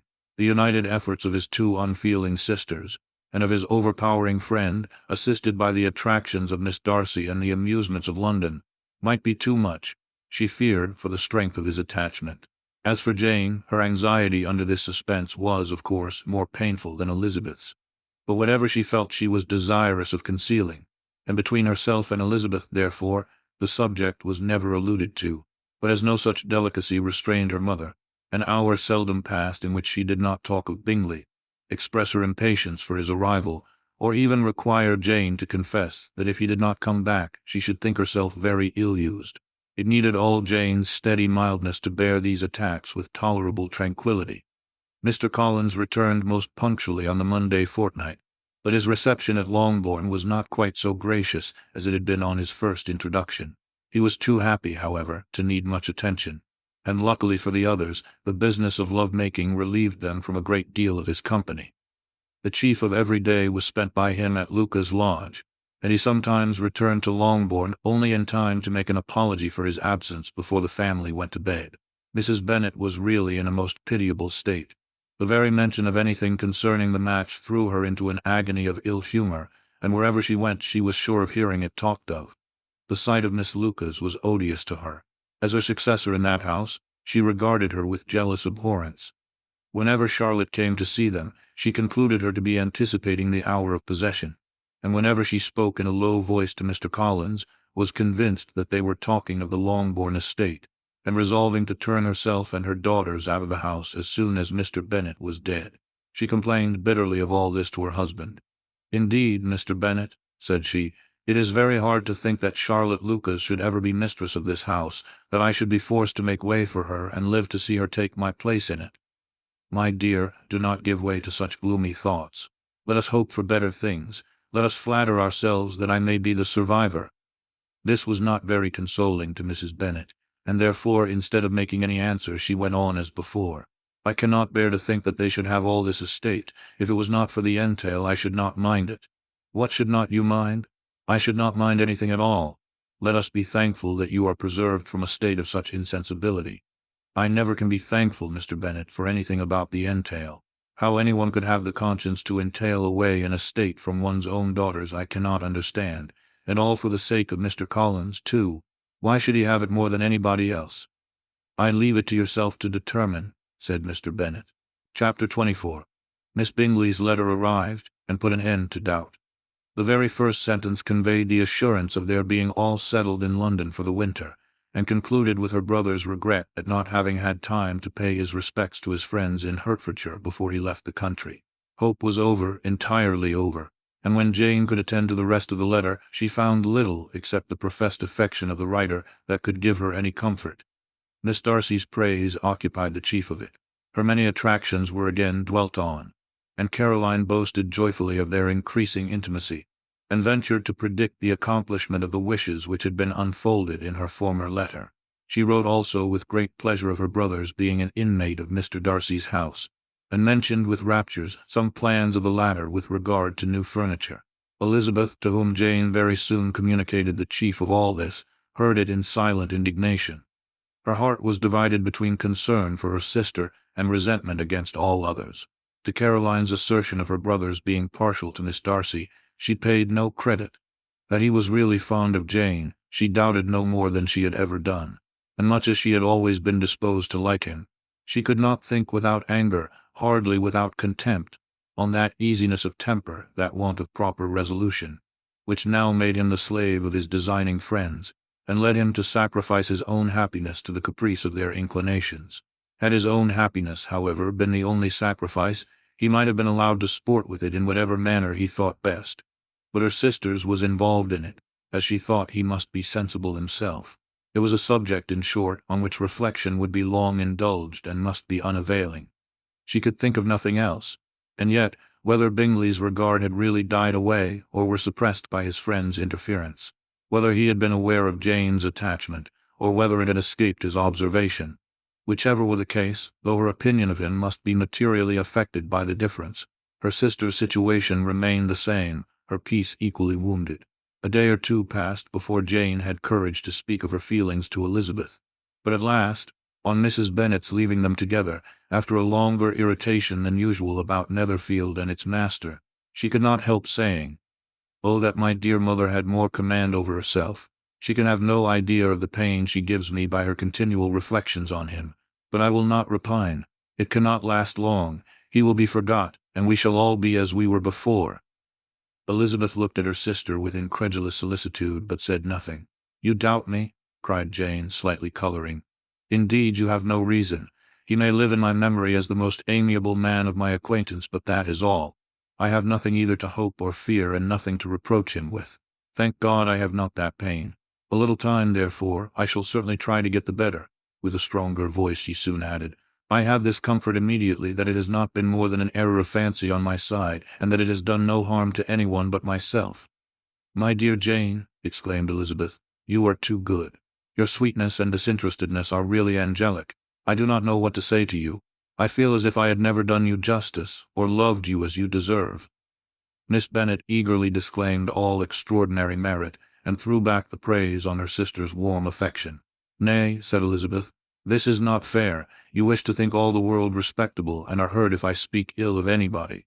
I only want to think you perfect, and you set yourself against it. Do not be afraid of my running into any excess, of my encroaching on your privilege of universal good. Will, you need not. There are few people whom I really love, and still fewer of whom I think well. The more I see of the world, the more am I dissatisfied with it. And every day confirms my belief of the inconsistency of all human characters, and of the little dependence that can be placed on the appearance of either merit or sense. I have met with 2 instances lately. One I will not mention, the other is Charlotte's marriage. It is unaccountable. In every view it is unaccountable. My dear Lizzie, do not give way to such feelings as these. They will ruin your happiness. You do not make allowance enough for difference of situation and temper. Consider Mr. Collins's respectability, and Charlotte's prudent, steady character. Remember that she is one of a large family, that as to fortune it is a most eligible match, and be ready to believe, for everybody's sake, that she may feel something like regard and esteem for our cousin. To oblige you, I would try to believe almost anything, but no one else could be benefited by such a belief as this. For were I persuaded that Charlotte had any regard for him, I should only think worse of her understanding than I now do of her heart. My dear Jane, Mr. Collins is a conceited, pompous, narrow-minded, silly man. You know he is, as well as I do, and you must feel as well as I do that the woman who marries him cannot have a proper way of thinking. You shall not defend her, though it is Charlotte Lucas. You shall not, for the sake of one individual, change the meaning of principle and integrity, nor endeavor to persuade yourself or me that selfishness is prudence, and insensibility of danger security for happiness. "I must think your language too strong in speaking of both," replied Jane, "and I hope you will be convinced of it by seeing them happy together. But enough of this. You alluded to something else. You mentioned 2 instances. I cannot misunderstand you, but I entreat you, dear Lizzie, not to pain me by thinking that person to blame, and saying your opinion of him is sunk. We must not be so ready to fancy ourselves intentionally injured. We must not expect a lively young man to be always so guarded and circumspect. It is very often nothing but our own vanity that deceives us. Women fancy admiration means more than it does, and men take care that they should. If it is designedly done, they cannot be justified, but I have no idea of there being so much design in the world as some persons imagine." "I am far from attributing any part of Mr. Bingley's conduct to design," said Elizabeth. "But without scheming to do wrong or to make others unhappy, there may be error and there may be misery. Thoughtlessness, want of attention to other people's feelings, and want of resolution will do the business." "And do you impute it to either of those?" "Yes, to the last, but if I go on I shall displease you by saying what I think of persons you esteem. Stop me whilst you can."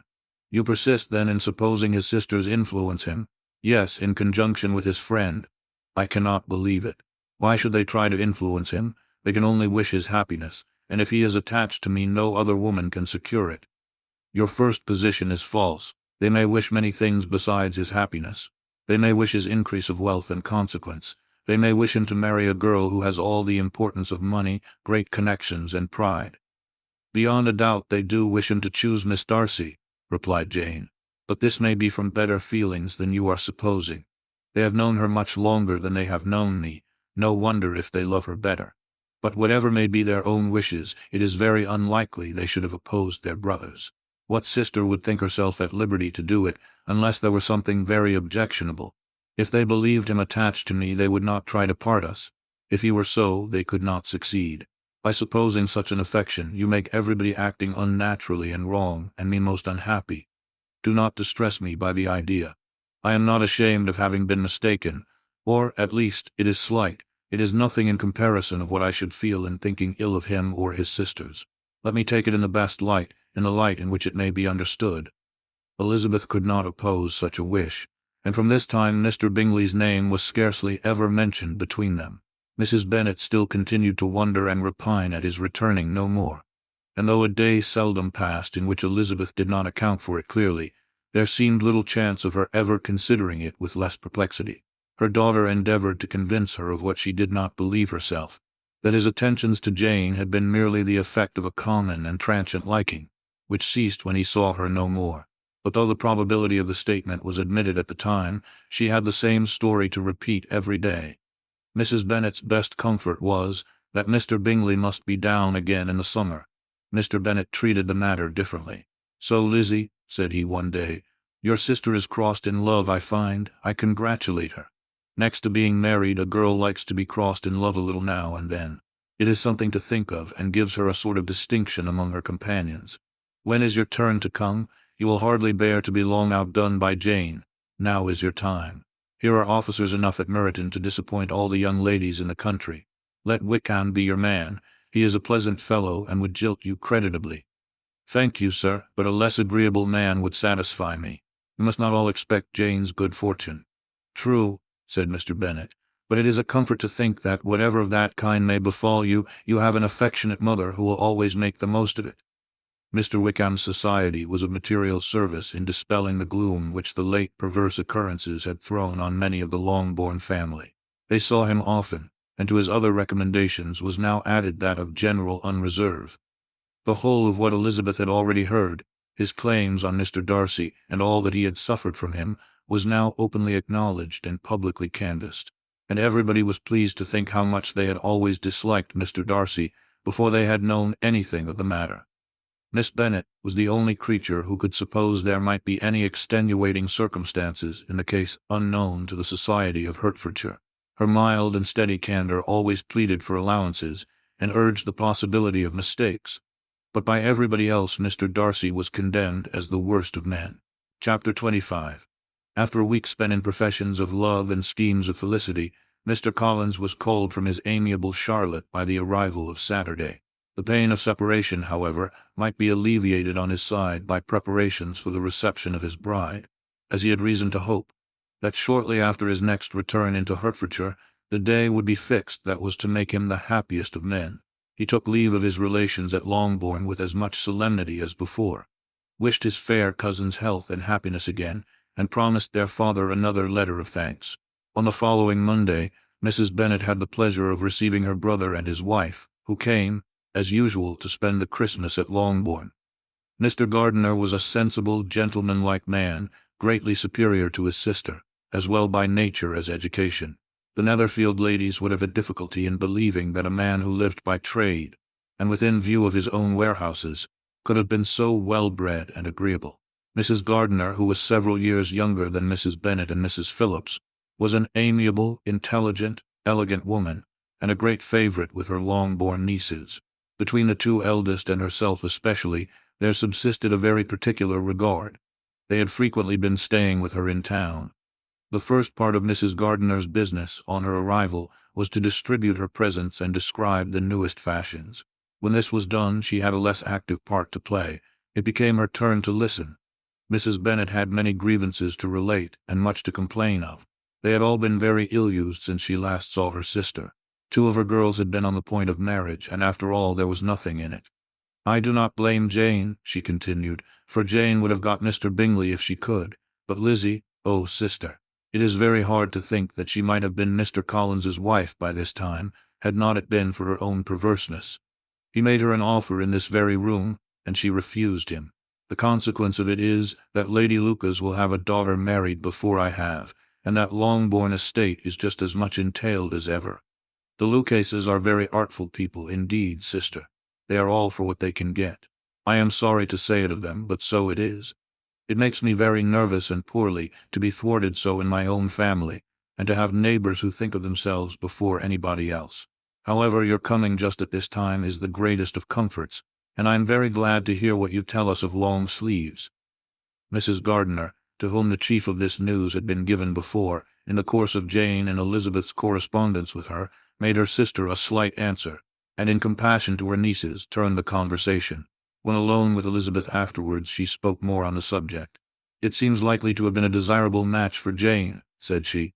"I am sorry it went off, but these things happen so often. A young man, such as you describe Mr. Bingley, so easily falls in love with a pretty girl for a few weeks, and when accident separates them, so easily forgets her, that these sort of inconstancies are very frequent." "An excellent consolation in its way," said Elizabeth, "but it will not do for us. We do not suffer by accident. It does not often happen that the interference of friends will persuade a young man of independent fortune to think no more of a girl whom he was violently in love with only a few days before. But that expression of violently in love is so hackneyed, so doubtful, so indefinite, that it gives me very little idea. It is as often applied to feelings which arise only from a half-hour's acquaintance, as to a real, strong attachment. Pray, how violent was Mr. Bingley's love? I never saw a more promising inclination. He was growing quite inattentive to other people, and wholly engrossed by her. Every time they met, it was more decided and remarkable. At his own ball he offended 2 or 3 young ladies by not asking them to dance, and I spoke to him twice myself without receiving an answer. Could there be finer symptoms? Is not general incivility the very essence of love? Oh, yes, of that kind of love which I suppose him to have felt. Poor Jane! I am sorry for her because, with her disposition, she may not get over it immediately. It had better have happened to you, Lizzie. You would have laughed yourself out of it sooner. But do you think she would be prevailed on to go back with us? Change of scene might be of service, and perhaps a little relief from home may be as useful as anything." Elizabeth was exceedingly pleased with this proposal, and felt persuaded of her sister's ready acquiescence. "I hope," added Mrs. Gardiner, "that no consideration with regard to this young man will influence her. We live in so different a part of town, all our connections are so different, and as you well know, we go out so little that it is very improbable they should meet at all, unless he really comes to see her. And that is quite impossible, for he is now in the custody of his friend, and Mr. Darcy would no more suffer him to call on Jane in such a part of London. My dear aunt, how could you think of it? Mr. Darcy may, perhaps, have heard of such a place as Gracechurch Street, but he would hardly think a month's ablution enough to cleanse him from its impurities, were he once to enter it, and depend upon it Mr. Bingley never stirs without him. So much the better. I hope they will not meet at all. But does not Jane correspond with his sister? She will not be able to help calling. She will drop the acquaintance entirely." But in spite of the certainty in which Elizabeth affected to place this point, as well as the still more interesting one of Bingley's being withheld from seeing Jane, she felt a solicitude on the subject which convinced her, on examination, that she did not consider it entirely hopeless. It was possible, and sometimes she thought it probable, that his affection might be reanimated, and the influence of his friends successfully combated by the more natural influence of Jane's attractions. Miss Bennet accepted her aunt's invitation with pleasure, and the Bingleys were no otherwise in her thoughts at the same time than as she hoped. By Caroline's not living in the same house with her brother, she might occasionally spend a morning with her, without any danger of seeing him. The Gardiners stayed a week at Longbourn, and what with the Phillipses, the Lucases, and the officers, there was not a day without its engagement. Mrs. Bennet had so carefully provided for the entertainment of her brother and sister, that they did not once sit down to a family dinner. When the engagement was for home, some of the officers always made part of it, of which officers Mr. Wickham was sure to be one. And on these occasions Mrs. Gardiner, rendered suspicious by Elizabeth's warm commendation of him, narrowly observed them both. without supposing them, from what she saw, to be very seriously in love. Their preference of each other was plain enough to make her a little uneasy, and she resolved to speak to Elizabeth on the subject before she left Hertfordshire, and represent to her the imprudence of encouraging such an attachment. To Mrs. Gardiner, Wickham had one means of affording pleasure, unconnected with his general powers. About 10 or a dozen years ago, before her marriage, she had spent a considerable time in that very part of Derbyshire to which he belonged. They had therefore many acquaintance in common, and though Wickham had been little there since the death of Darcy's father, 5 years before, it was yet in his power to give her fresher intelligence of her former friends than she had been in the way of procuring. Mrs. Gardiner had seen Pemberley, and known the late Mr. Darcy by character perfectly well. Here, consequently, was an inexhaustible subject of discourse. In comparing her recollection of Pemberley with the minute description which Wickham could give, and in bestowing her tribute of praise on the character of its late possessor, she was delighting both him and herself. On being made acquainted with the present Mr. Darcy's treatment of him, she tried to remember something of that gentleman's reputed disposition, when quite a lad, which might agree with it, and was confident at last that she recollected having heard Mr. Fitzwilliam Darcy formerly spoken of as a very proud, ill-natured boy. Chapter 26. Mrs. Gardiner's caution to Elizabeth was punctually and kindly given on the first favorable opportunity of speaking to her alone. After honestly telling her what she thought, she thus went on. "You are too sensible a girl, Lizzie, to fall in love merely because you are warned against it, and therefore I am not afraid of speaking openly. Seriously, I would have you be on your guard. Do not involve yourself, or endeavor to involve him, in an affection which the want of fortune would make so very imprudent. I have nothing to say against him. He is a most interesting young man, and if he had the fortune he ought to have, I should think you could not do better. But as it is, you must not let your fancy run away with you. You have sense, and we all expect you to use it. Your father would depend on your resolution and good conduct, I am sure. You must not disappoint your father." "My dear aunt, this is being serious indeed." "Yes, and I hope to engage you to be serious likewise." "Well, then, you need not be under any alarm. I will take care of myself, and of Mr. Wickham too. He shall not be in love with me if I can prevent it." "Elizabeth, you are not serious now." "I beg your pardon, I will try again. At present I am not in love with Mr. Wickham. No, I certainly am not. But he is, beyond all comparison, the most agreeable man I ever saw, and if he becomes really attached to me, I believe it will be better that he should not. I see the imprudence of it. Oh, that abominable Mr. Darcy! My father's opinion of me does me the greatest honor, and I should be miserable to forfeit it. My father, however, is partial to Mr. Wickham. In short, my dear aunt, I should be very sorry to be the means of making any of you unhappy. But since we see every day that where there is affection young people are seldom withheld, by immediate want of fortune, from entering into engagements with each other, how can I promise to be wiser than so many of my fellow creatures, if I am tempted, or how am I even to know that it would be wiser to resist? All that I can promise you, therefore, is not to be in a hurry. I will not be in a hurry to believe myself his first object. When I am in company with him, I will not be wishing. In short, I will do my best. Perhaps it will be as well if you discourage his coming here so very often. At least you should not remind your mother of inviting him." "As I did the other day," said Elizabeth with a conscious smile. "Very true, it will be wise in me to refrain from that. But do not imagine that he is always here so often. It is on your account that he has been so frequently invited this week. You know my mother's ideas as to the necessity of constant company for her friends. But really, and upon my honor, I will try to do what I think to be wisest. And now I hope you are satisfied." Her aunt assured her that she was, and Elizabeth, having thanked her for the kindness of her hints, they parted, a wonderful instance of advice being given on such a point without being resented.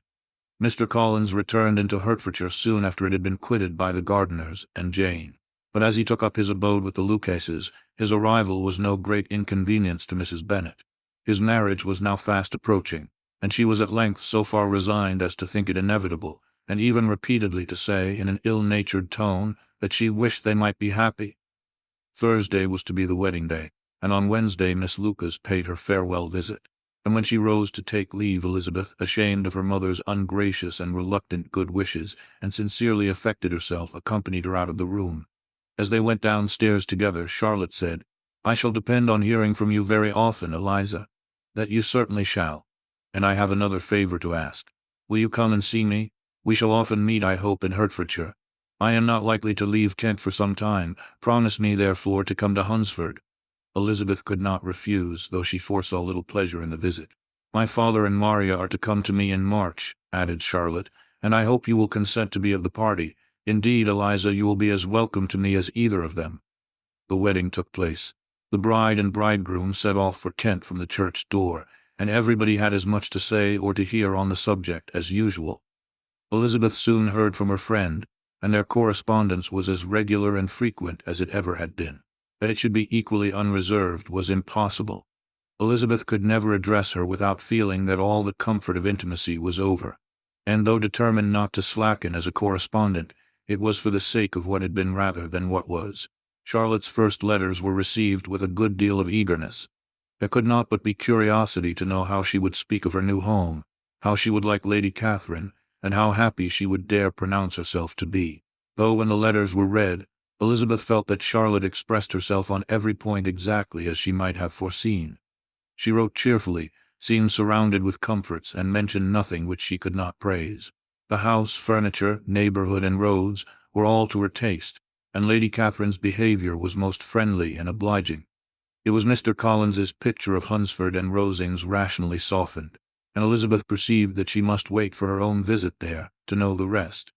Jane had already written a few lines to her sister to announce their safe arrival in London, and when she wrote again, Elizabeth hoped it would be in her power to say something of the Bingleys. Her impatience for this second letter was as well rewarded as impatience generally is.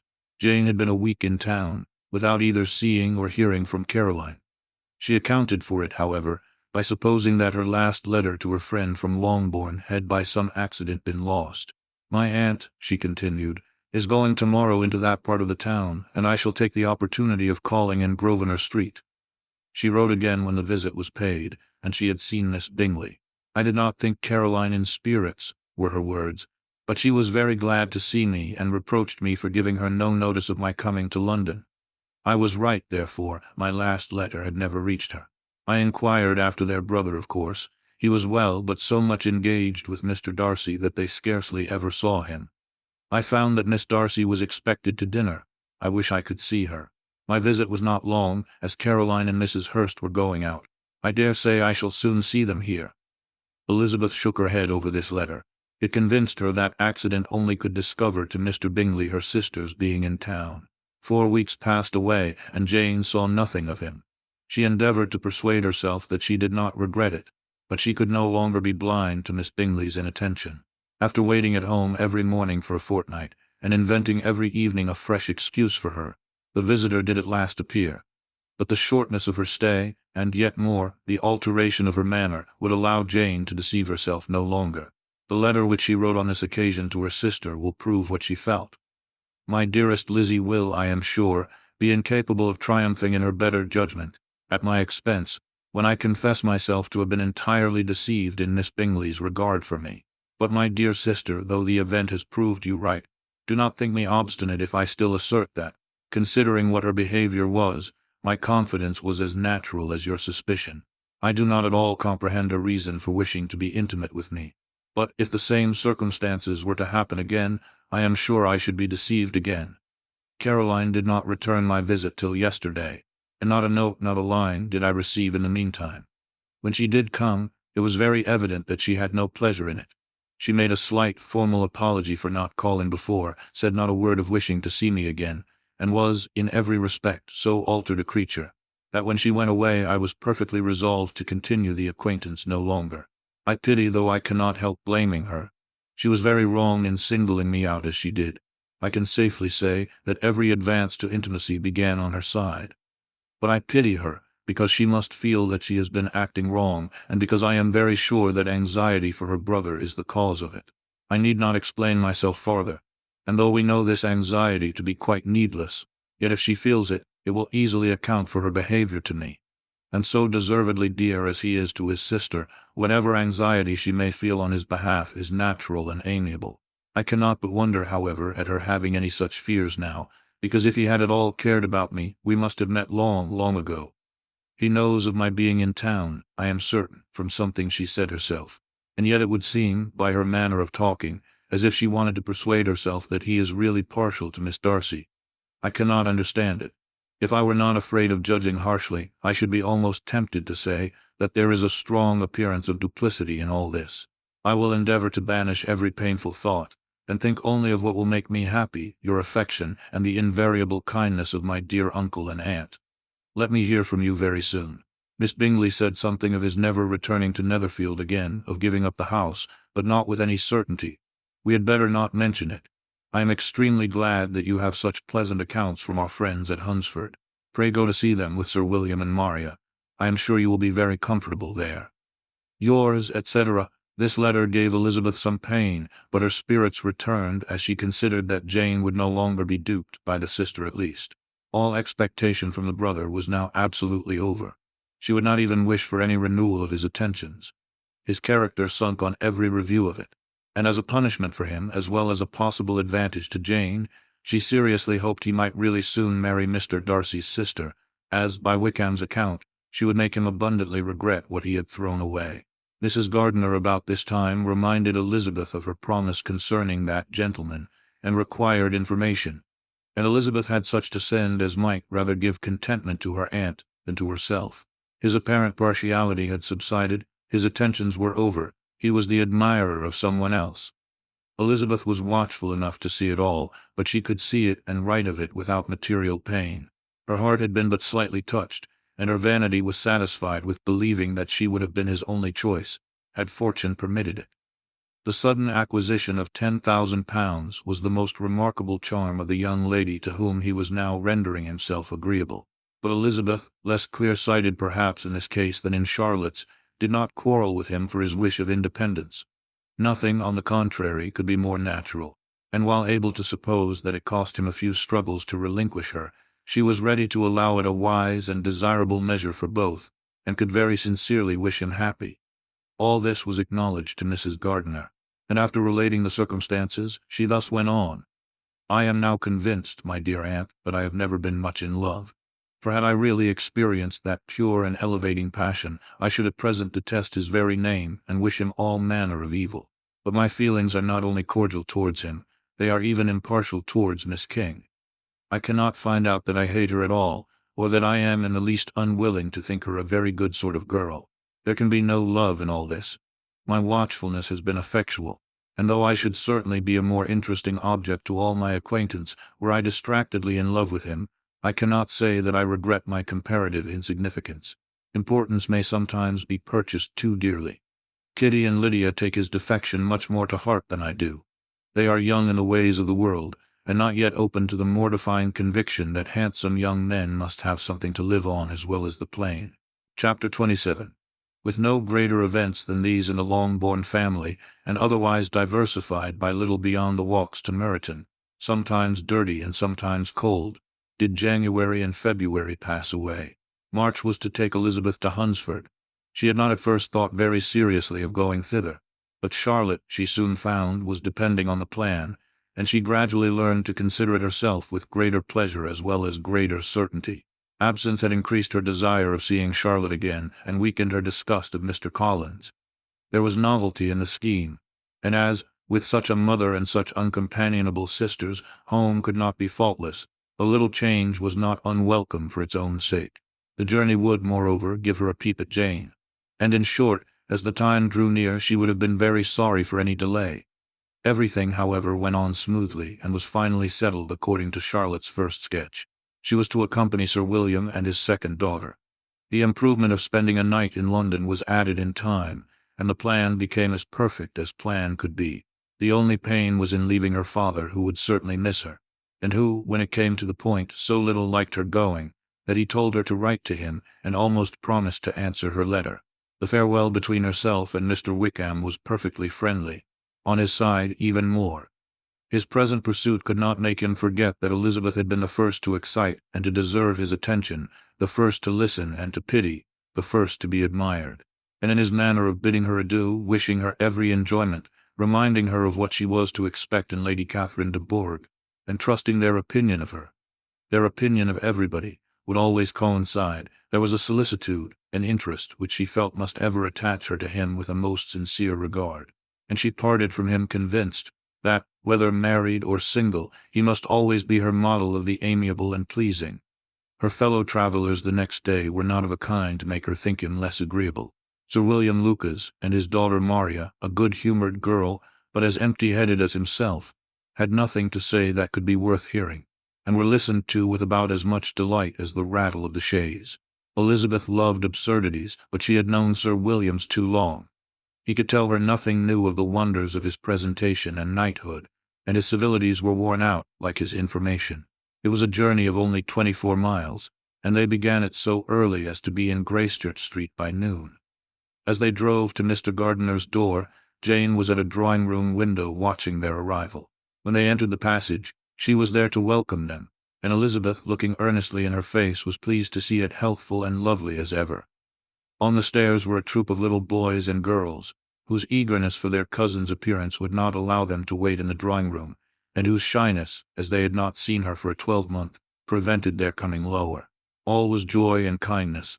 The day passed most pleasantly away, the morning in bustle and shopping, and the evening at one of the theatres.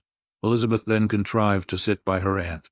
Their first subject was her sister, and she was more grieved than astonished to hear, in reply to her minute inquiries, that though Jane always struggled to support her spirits, there were periods of dejection. It was reasonable, however, to hope that they would not continue long. Mrs. Gardiner gave her the particulars also of Miss Bingley's visit in Gracechurch Street, and repeated conversations occurring at different times between Jane and herself, which proved that the former had, from her heart, given up the acquaintance. Mrs. Gardiner then rallied her niece on Wickham's desertion, and complimented her on bearing it so well. "But, my dear Elizabeth," she added, "what sort of girl is Miss King? I should be sorry to think our friend mercenary." "Pray, my dear aunt, what is the difference in matrimonial affairs between the mercenary and the prudent motive? Where does discretion end and avarice begin? Last Christmas you were afraid of his marrying me because it would be imprudent, and now, because he is trying to get a girl with only £10,000, you want to find out that he is mercenary. If you will only tell me what sort of girl Miss King is, I shall know what to think. She is a very good kind of girl, I believe. I know no harm of her. But he paid her not the smallest attention till her grandfather's death made her mistress of this fortune. No, why should he? If it were not allowable for him to gain my affections, because I had no money, what occasion could there be for making love to a girl whom he did not care about, and who was equally poor? But there seems indelicacy in directing his attentions towards her so soon after this event. A man in distressed circumstances has not time for all those elegant decorums which other people may observe.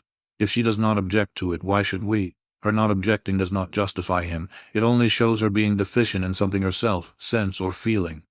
"Well," cried Elizabeth, "have it as you choose. He shall be mercenary, and she shall be foolish."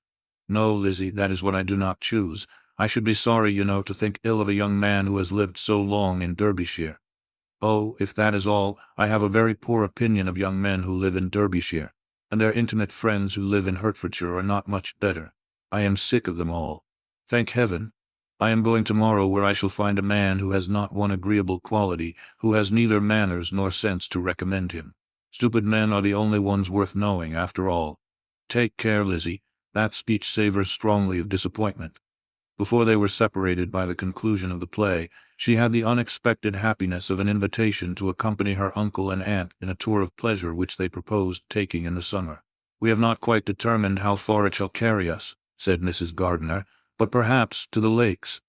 No scheme could have been more agreeable to Elizabeth, and her acceptance of the invitation was most ready and grateful. "My dear, dear aunt," she rapturously cried, "what delight, what felicity! You give me fresh life and vigor. Adieu to disappointment and spleen. What are men to rocks and mountains? Oh, what hours of transport we shall spend! And when we do return, it shall not be like other travelers, without being able to give one accurate idea of anything. We will know where we have gone, we will recollect what we have seen. Lakes, mountains, and rivers shall not be jumbled together in our imaginations. Nor, when we attempt to describe any particular scene, will we begin quarreling about its relative situation. Let our first effusions be less insupportable than those of the generality of travelers." Chapter 28. Every object in the next day's journey was new and interesting to Elizabeth, and her spirits were in a state of enjoyment, for she had seen her sister looking so well as to banish all fear for her health, and the prospect of her northern tour was a constant source of delight. When they left the high road for the lane to Hunsford, every eye was in search of the parsonage, and every turning expected to bring it in view. The paling of Rosings Park was their boundary on one side. Elizabeth smiled at the recollection of all that she had heard of its inhabitants. At length the parsonage was discernible. The garden sloping to the road, a house standing in it, the green pales and the laurel hedge, everything declared they were arriving. Mr. Collins and Charlotte appeared at the door, and the carriage stopped at the small gate, which led by a short gravel walk to the house, amidst the nods and smiles of the whole party. In a moment they were all out of the chaise, rejoicing at the sight of each other. Mrs. Collins welcomed her friend with the liveliest pleasure, and Elizabeth was more and more satisfied with coming, when she found herself so affectionately received. She saw instantly that her cousin's manners were not altered by his marriage. His formal civility was just what it had been, and he detained her some minutes at the gate to hear and satisfy his inquiries after all her family. They were then, with no other delay than his pointing out the neatness of the entrance, taken into the house, and as soon as they were in the parlor, he welcomed them a second time, with ostentatious formality, to his humble abode, and punctually repeated all his wife's offers of refreshment. Elizabeth was prepared to see him in his glory, and she could not help fancying that in displaying the good proportion of the room, its aspect, and its furniture, he addressed himself particularly to her, as if wishing to make her feel what she had lost in refusing him. But though everything seemed neat and comfortable, she was not able to gratify him by any sigh of repentance, and rather looked with wonder at her friend, that she could have so cheerful an air with such a companion. When Mr. Collins said anything of which his wife might reasonably be ashamed, which certainly was not seldom, she involuntarily turned her eye on Charlotte. Once or twice she could discern a faint blush, but in general Charlotte wisely did not hear. After sitting long enough to admire every article of furniture in the room, from the sideboard to the fender, to give an account of their journey, and of all that had happened in London, Mr. Collins invited them to take a stroll in the garden, which was large and well laid out, and to the cultivation of which he attended himself. To work in his garden was one of his most respectable pleasures, and Elizabeth admired the command of countenance with which Charlotte talked of the healthfulness of the exercise, and owned she encouraged it as much as possible. Here, leading the way through every walk and cross-walk, and scarcely allowing them an interval to utter the praises he asked for, every view was pointed out with a minuteness which left beauty entirely behind. He could number the fields in every direction, and could tell how many trees there were in the most distant clump. But of all the views which his garden, or which the country or the kingdom could boast, none were to be compared with the prospect of Rosings, afforded by an opening in the trees that bordered the park nearly opposite the front of his house. It was a handsome modern building, well situated on rising ground. From his garden Mr. Collins would have led them round his 2 meadows, but the ladies, not having shoes to encounter the remains of a white frost, turned back, and while Sir William accompanied him, Charlotte took her sister and friend over the house, extremely well pleased, probably, to have the opportunity of showing it without her husband's help. It was rather small, but well built and convenient, and everything was fitted up and arranged with a neatness and consistency of which Elizabeth gave Charlotte all the credit. When Mr. Collins could be forgotten, there was really a great air of comfort throughout, and by Charlotte's evident enjoyment of it, Elizabeth supposed he must be often forgotten. She had already learnt that Lady Catherine was still in the country. It was spoken of again while they were at dinner, when Mr. Collins, joining in, observed, "Yes, Miss Elizabeth, you will have the honour of seeing Lady Catherine de Bourgh on the ensuing Sunday at church, and I need not say you will be delighted with her. She is all affability and condescension, and I doubt not but you will be honoured with some portion of her notice when service is over.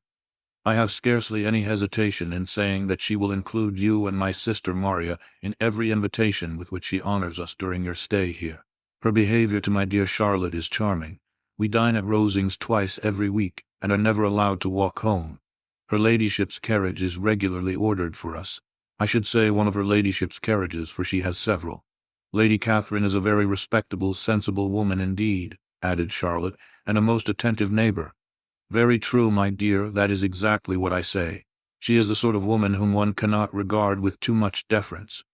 The evening was spent chiefly in talking over Hertfordshire news, and telling again what had been already written, and when it closed, Elizabeth, in the solitude of her chamber, had to meditate upon Charlotte's degree of contentment, to understand her address in guiding, and composure in bearing with her husband.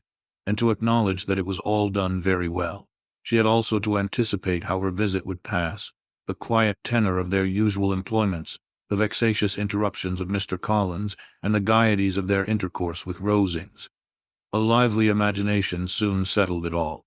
About the middle of the next day, as she was in her room getting ready for a walk, a sudden noise below seemed to speak the whole house in confusion, and after listening a moment, she heard somebody running upstairs in a violent hurry and calling loudly after her.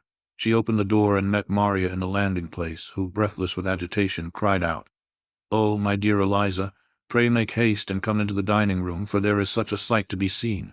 I will not tell you what it is. Make haste and come down this moment." Elizabeth asked questions in vain. Maria would tell her nothing more, and down they ran into the dining-room which fronted the lane in quest of this wonder. It was two ladies stopping in a low phaeton at the garden gate. "And is this all?" cried Elizabeth. "I expected at least that the pigs were got into the garden, and here is nothing but Lady Catherine and her daughter." "La, my dear," said Maria, quite shocked at the mistake, "it is not Lady Catherine. The old lady is Mrs. Jenkinson, who lives with them. The other is Miss de Bourgh. Only look at her. She is quite a little creature. Who would have thought she could be so thin and small? She is abominably rude to keep Charlotte out of doors in all this wind. Why does she not come in?" "Oh, Charlotte says she hardly ever does. It is the greatest of favors when Miss de Bourgh comes in." "I like her appearance," said Elizabeth, struck with other ideas. "She looks sickly and cross. Yes, she will do for him very well. She will make him a very proper wife." Mr. Collins and Charlotte were both standing at the gate in conversation with the ladies, and Sir William, to Elizabeth's high diversion, was stationed in the doorway, in earnest contemplation of the greatness before him, and constantly bowing whenever Miss de Bourgh looked that way. At length there was nothing more to be said. The ladies drove on, and the others returned into the house. Mr. Collins no sooner saw the two girls than he began to congratulate them on their good fortune, which Charlotte explained by letting them know that the whole party was asked to dine at Rosings the next day. Chapter 29. Mr. Collins's triumph in consequence of this invitation was complete. The power of displaying the grandeur of his patroness to his wondering visitors, and of letting them see her civility towards himself and his wife, was exactly what he had wished for, and that an opportunity of doing it should be given so soon was such an instance of Lady Catherine's condescension as he knew not how to admire enough. "I confess," said he, "that I should not have been at all surprised by her ladyship's asking us on Sunday to drink tea and spend the evening at Rosings. I rather expected, from my knowledge of her affability, that it would happen. But who could have foreseen such an attention as this? Who could have imagined that we should receive an invitation to dine there, an invitation, moreover, including the whole party, so immediately after your arrival?" "I am the less surprised at what has happened," replied Sir William, "from that knowledge of what the manners of the great really are, which my situation in life has allowed me to acquire. About the court, such instances of elegant breeding are not uncommon." Scarcely anything was talked of the whole day or next morning but their visit to Rosings. Mr. Collins was carefully instructing them in what they were to expect, that the sight of such rooms, so many servants, and so splendid a dinner might not wholly overpower them. When the ladies were separating for the toilette, he said to Elizabeth, "Do not make yourself uneasy, my dear cousin, about your apparel. Lady Catherine is far from requiring that elegance of dress in us which becomes herself and daughter. I would advise you merely to put on whatever of your clothes is superior to the rest. There is no occasion for anything more. Lady Catherine will not think the worse of you for being simply dressed. She likes to have the distinction of rank preserved." While they were dressing, he came 2 or 3 times to their different doors to recommend their being quick, as Lady Catherine very much objected to be kept waiting for her dinner. Such formidable accounts of her ladyship, and her manner of living, quite frightened Maria Lucas, who had been little used to company, and she looked forward to her introduction at Rosings with as much apprehension as her father had done to his presentation at St. James's. As the weather was fine, they had a pleasant walk of about half a mile across the park. Every park has its beauty and its prospects, and Elizabeth saw much to be pleased with, though she could not be in such raptures as Mr. Collins expected the scene to inspire, and was but slightly affected by his enumeration of the windows in front of the house, and his relation of what the glazing altogether had originally cost Sir Louis de Bourgh. When they ascended the steps to the hall, Maria's alarm was every moment increasing, and even Sir William did not look perfectly calm. Elizabeth's courage did not fail her.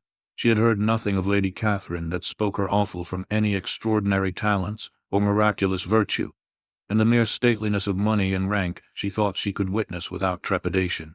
From the entrance hall, of which Mr. Collins pointed out, with a rapturous air, the fine proportion and finished ornaments, they followed the servants through an antechamber to the room where Lady Catherine, her daughter, and Mrs. Jenkinson were sitting. Her ladyship, with great condescension, arose to receive them, and as Mrs. Collins had settled it with her husband that the office of introduction should be hers, it was performed in a proper manner, without any of those apologies and thanks which he would have thought necessary. In spite of having been at St. James's, Sir William was so completely awed by the grandeur surrounding him, that he had but just courage enough to make a very low bow and take his seat without saying a word, and his daughter, frightened almost out of her senses, sat on the edge of her chair, not knowing which way to look. Elizabeth found herself quite equal to the scene, and could observe the three ladies before her composedly. Lady Catherine was a tall, large woman, with strongly marked features, which might once have been handsome. Her air was not conciliating, nor was her manner of receiving them such as to make her visitors forget their inferior rank. She was not rendered formidable by silence, but whatever she said was spoken in so authoritative a tone as marked her self-importance, and brought Mr. Wickham immediately to Elizabeth's mind. And from the observation of the day altogether, she believed Lady Catherine to be exactly what he had represented. When, after examining the mother, in whose countenance and deportment she soon found some resemblance of Mr. Darcy, she turned her eyes on the daughter, she could almost have joined in Maria's astonishment at her being so thin and so small. There was neither in figure nor face any likeness between the ladies. Miss de Bourgh was pale and sickly. Her features, though not plain, were insignificant, and she spoke very little except in a low voice to Mrs. Jenkinson, in whose appearance there was nothing remarkable, and who was entirely engaged in listening to what she said and placing a screen in the proper direction before her eyes. After sitting a few minutes, they were all sent to one of the windows to admire the view, Mr. Collins attending them to point out its beauties, and Lady Catherine kindly informing them that it was much better worth looking at in the summer. The dinner was exceedingly handsome, and there were all the servants, and all the articles of plate which Mr. Collins had promised. And as he had likewise foretold, he took his seat at the bottom of the table, by her ladyship's desire, and looked as if he felt that life could furnish nothing greater. He carved and ate and praised with delighted alacrity, and every dish was commended first by him, and then by Sir William, who was now enough recovered to echo whatever his son-in-law said, in a manner which Elizabeth wondered Lady Catherine could bear. But Lady Catherine seemed gratified by their excessive admiration, and gave most gracious smiles, especially when any dish on the table proved a novelty to them. The party did not supply much conversation. Elizabeth was ready to speak whenever there was an opening, but she was seated between Charlotte and Miss de Bourgh, the former of whom was engaged in listening to Lady Catherine, and the latter said not a word to her all the dinner time. Mrs. Jenkinson was chiefly employed in watching how little Miss de Bourgh ate, pressing her to try some other dish and fearing she was indisposed. Maria thought speaking out of the question, and the gentlemen did nothing but eat and admire. When the ladies returned to the drawing-room, there was little to be done but to hear Lady Catherine talk, which she did without any intermission till coffee came in, delivering her opinion on every subject in so decisive a manner as proved that she was not used to have her judgment controverted. She inquired into Charlotte's domestic concerns familiarly and minutely, and gave her a great deal of advice as to the management of them all, told her how everything ought to be regulated in so small a family as hers, and instructed her as to the care of her cows and her poultry. Elizabeth found that nothing was beneath this great lady's attention which could furnish her with an occasion for dictating to others. In the intervals of her discourse with Mrs. Collins, she addressed a variety of questions to Maria and Elizabeth, but especially to the latter, of whose connections she knew the least, and who, she observed to Mrs. Collins, was a very genteel, pretty kind of girl. She asked her at different times how many sisters she had, whether they were older or younger than herself, whether any of them were likely to be married, whether they were handsome, where they had been educated, what carriage her father kept, and what had been her mother's maiden name. Elizabeth felt all the impertinence of her questions, but answered them very composedly. Lady Catherine then observed, "Your father's estate is entailed on Mr. Collins, I think, for your sake," turning to Charlotte. "I am glad of it, but otherwise I see no occasion for entailing estates from the female line. It was not thought necessary in Sir Louis de Bourgh's family. Do you play and sing, Miss Bennet? A little. Oh then, some time or other we shall be happy to hear you. Our instrument is a capital one, probably superior to, you shall try it some day. Do your sisters play and sing? One of them does. Why did not you all learn? You ought all to have learned. The Miss Webbs all play, and their father has not so good an income as yours. Do you draw? No, not at all. What, none of you? Not one. That is very strange, but I suppose you had no opportunity. Your mother should have taken you to town every spring for the benefit of masters. My mother would have no objection, but my father hates London. Has your governess left you? We never had any governess. No governess. How was that possible? 5 daughters brought up at home without a governess. I never heard of such a thing. Your mother must have been quite a slave to your education. Elizabeth could hardly help smiling, as she assured her that had not been the case. Then who taught you? Who attended to you? Without a governess you must have been neglected. Compared with some families, I believe we were, but such of us as wished to learn never wanted the means. We were always encouraged to read, and had all the masters that were necessary. Those who chose to be idle certainly might. Aye, no doubt, but that is what a governess will prevent. And if I had known your mother, I should have advised her most strenuously to engage one. I always say that nothing is to be done in education without steady and regular instruction, and nobody but a governess can give it. It is wonderful how many families I have been the means of supplying in that way. I am always glad to get a young person well placed out.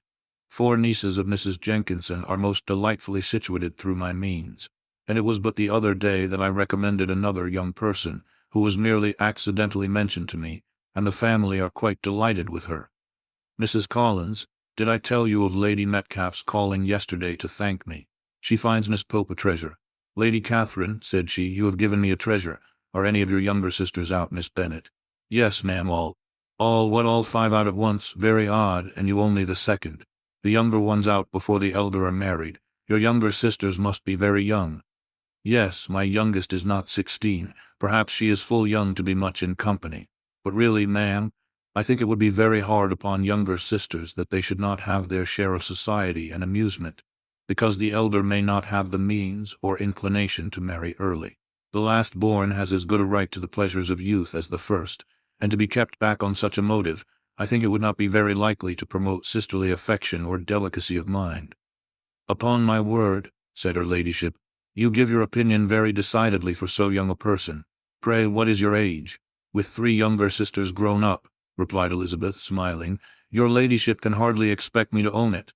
Lady Catherine seemed quite astonished at not receiving a direct answer, and Elizabeth suspected herself to be the first creature who had ever dared to trifle with so much dignified impertinence. You cannot be more than 20, I am sure, therefore you need not conceal your age. I am not 21. When the gentlemen had joined them and tea was over, the card tables were placed. Lady Catherine, Sir William, and Mr. and Mrs. Collins sat down to quadrille, and as Miss de Bourgh chose to play at casino, the 2 girls had the honor of assisting Mrs. Jenkinson to make up her party. Their table was superlatively stupid. Scarcely a syllable was uttered that did not relate to the game, except when Mrs. Jenkinson expressed her fears of Miss de Bourgh's being too hot or too cold, or having too much or too little light. A great deal more passed at the other table. Lady Catherine was generally speaking, stating the mistakes of the 3 others, or relating some anecdote of herself. Mr. Collins was employed in agreeing to everything her ladyship said, thanking her for every fish he won, and apologizing if he thought he won too many. Sir William did not say much. He was storing his memory with anecdotes and noble names. When Lady Catherine and her daughter had played as long as they chose, the tables were broken up. The carriage was offered to Mrs. Collins, gratefully accepted, and immediately ordered. The party then gathered round the fire to hear Lady Catherine determine what weather they were to have on the morrow. From these instructions, they were summoned by the arrival of the coach, and with many speeches of thankfulness on Mr. Collins's side, and as many bows on Sir William's, they departed. As soon as they had driven from the door, Elizabeth was called on by her cousin to give her opinion of all that she had seen at Rosings, which, for Charlotte's sake, she made more favorable than it really was. But her commendation, though costing her some trouble, could by no means satisfy Mr. Collins, and he was very soon obliged to take her ladyship's praise into his own hands. Chapter 30. Sir William stayed only a week at Hunsford, but his visit was long enough to convince him of his daughter's being most comfortably settled, and of her possessing such a husband and such a neighbor as were not often met with. While Sir William was with them, Mr. Collins devoted his mornings to driving him out in his gig, and showing him the country. But when he went away, the whole family returned to their usual employments, and Elizabeth was thankful to find that they did not see more of her cousin by the alteration. For the chief of the time between breakfast and dinner was now passed by him either at work in the garden, or in reading and writing, and looking out of window in his own book-room, which fronted the road. The room in which the ladies sat was backwards. Elizabeth at first had rather wondered that Charlotte should not prefer the dining parlour for common use. It was a better-sized room, and had a pleasanter aspect, but she soon saw that her friend had an excellent reason for what she did. For Mr. Collins would undoubtedly have been much less in his own apartment had they sat in one equally lively, and she gave Charlotte credit for the arrangement. From the drawing-room they could distinguish nothing in the lane, and were indebted to Mr. Collins for the knowledge of what carriages went along, and how often especially Miss de Bourgh drove by in her phaeton, which he never failed coming to inform them of, though it happened almost every day. She not unfrequently stopped at the parsonage, and had a few minutes' conversation with Charlotte, but was scarcely ever prevailed on to get out. Very few days passed in which Mr. Collins did not walk to Rosings, and not many in which his wife did not think it necessary to go likewise, until Elizabeth recollected that there might be other family livings to be disposed of. She could not understand the sacrifice of so many hours. Now and then they were honoured with a call from her ladyship, and nothing escaped her observation that was passing in the room during these visits. She examined into their employments, looked at their work, and advised them to do it differently, found fault with the arrangement of the furniture or detected the housemaid in negligence, and if she accepted any refreshment, seemed to do it only for the sake of finding out that Mrs. Collins's joints of meat were too large for her family. Elizabeth soon perceived that though this great lady was not in the commission of the peace for the county, she was a most active magistrate in her own parish, the minutest concerns of which were carried to her by Mr. Collins, and whenever any of the cottagers were disposed to be quarrelsome, discontented, or too poor, she sallied forth into the village to settle their differences, silence their complaints, and scold them into harmony and plenty. The entertainment of dining at Rosings was repeated about twice a week, and allowing for the loss of Sir William, and there being only one card table in the evening, every such entertainment was the counterpart of the first. Their other engagements were few, as the style of living of the neighborhood in general was beyond the Collinses' reach. This, however, was no evil to Elizabeth, and upon the whole she spent her time comfortably enough. There were half-hours of pleasant conversation with Charlotte, and the weather was so fine for the time of year that she had often great enjoyment out of doors. Her favourite walk, and where she frequently went while the others were calling on Lady Catherine, was along the open grove which edged that side of the park, where there was a nice sheltered path, which no one seemed to value but herself, and where she felt beyond the reach of Lady Catherine's curiosity. In this quiet way the first fortnight of her visit soon passed away. Easter was approaching, and the week preceding it was to bring an addition to the family at Rosings, which in so small a circle must be important. Elizabeth had heard, soon after her arrival, that Mr. Darcy was expected there in the course of a few weeks, and though there were not many of her acquaintance whom she did not prefer, his coming would furnish one comparatively new to look at in their Rosings parties, and she might be amused in seeing how hopeless Miss Bingley's designs on him were, by his behaviour to his cousin, for whom he was evidently destined by Lady Catherine, who talked of his coming with the greatest satisfaction, spoke of him in terms of the highest admiration, and seemed almost angry to find that he had already been frequently seen by Miss Lucas and herself. His arrival was soon known at the parsonage, for Mr. Collins was walking the whole morning within view of the lodges opening into Hunsford Lane, in order to have the earliest assurance of it, and after making his bow as the carriage turned into the park, hurried home with the great intelligence. On the following morning he hastened to Rosings to pay his respects. There were 2 nephews of Lady Catherine to require them, for Mr. Darcy had brought with him a Colonel Fitzwilliam, the younger son of his uncle, Lord, and, to the great surprise of all the party, when Mr. Collins returned, the gentlemen accompanied him. Charlotte had seen them from her husband's room, crossing the road, and immediately running into the other, told the girls what an honour they might expect, adding, "I may thank you, Eliza, for this piece of civility. Mr. Darcy would never have come so soon to wait upon me." Elizabeth had scarcely time to disclaim all right to the compliment before their approach was announced by the doorbell, and shortly afterwards the three gentlemen entered the room.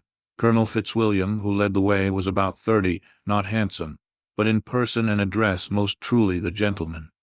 Mr. Darcy looked just as he had been used to look in Hertfordshire, paid his compliments with his usual reserve to Mrs. Collins, and whatever might be his feelings towards her friend, met her with every appearance of composure.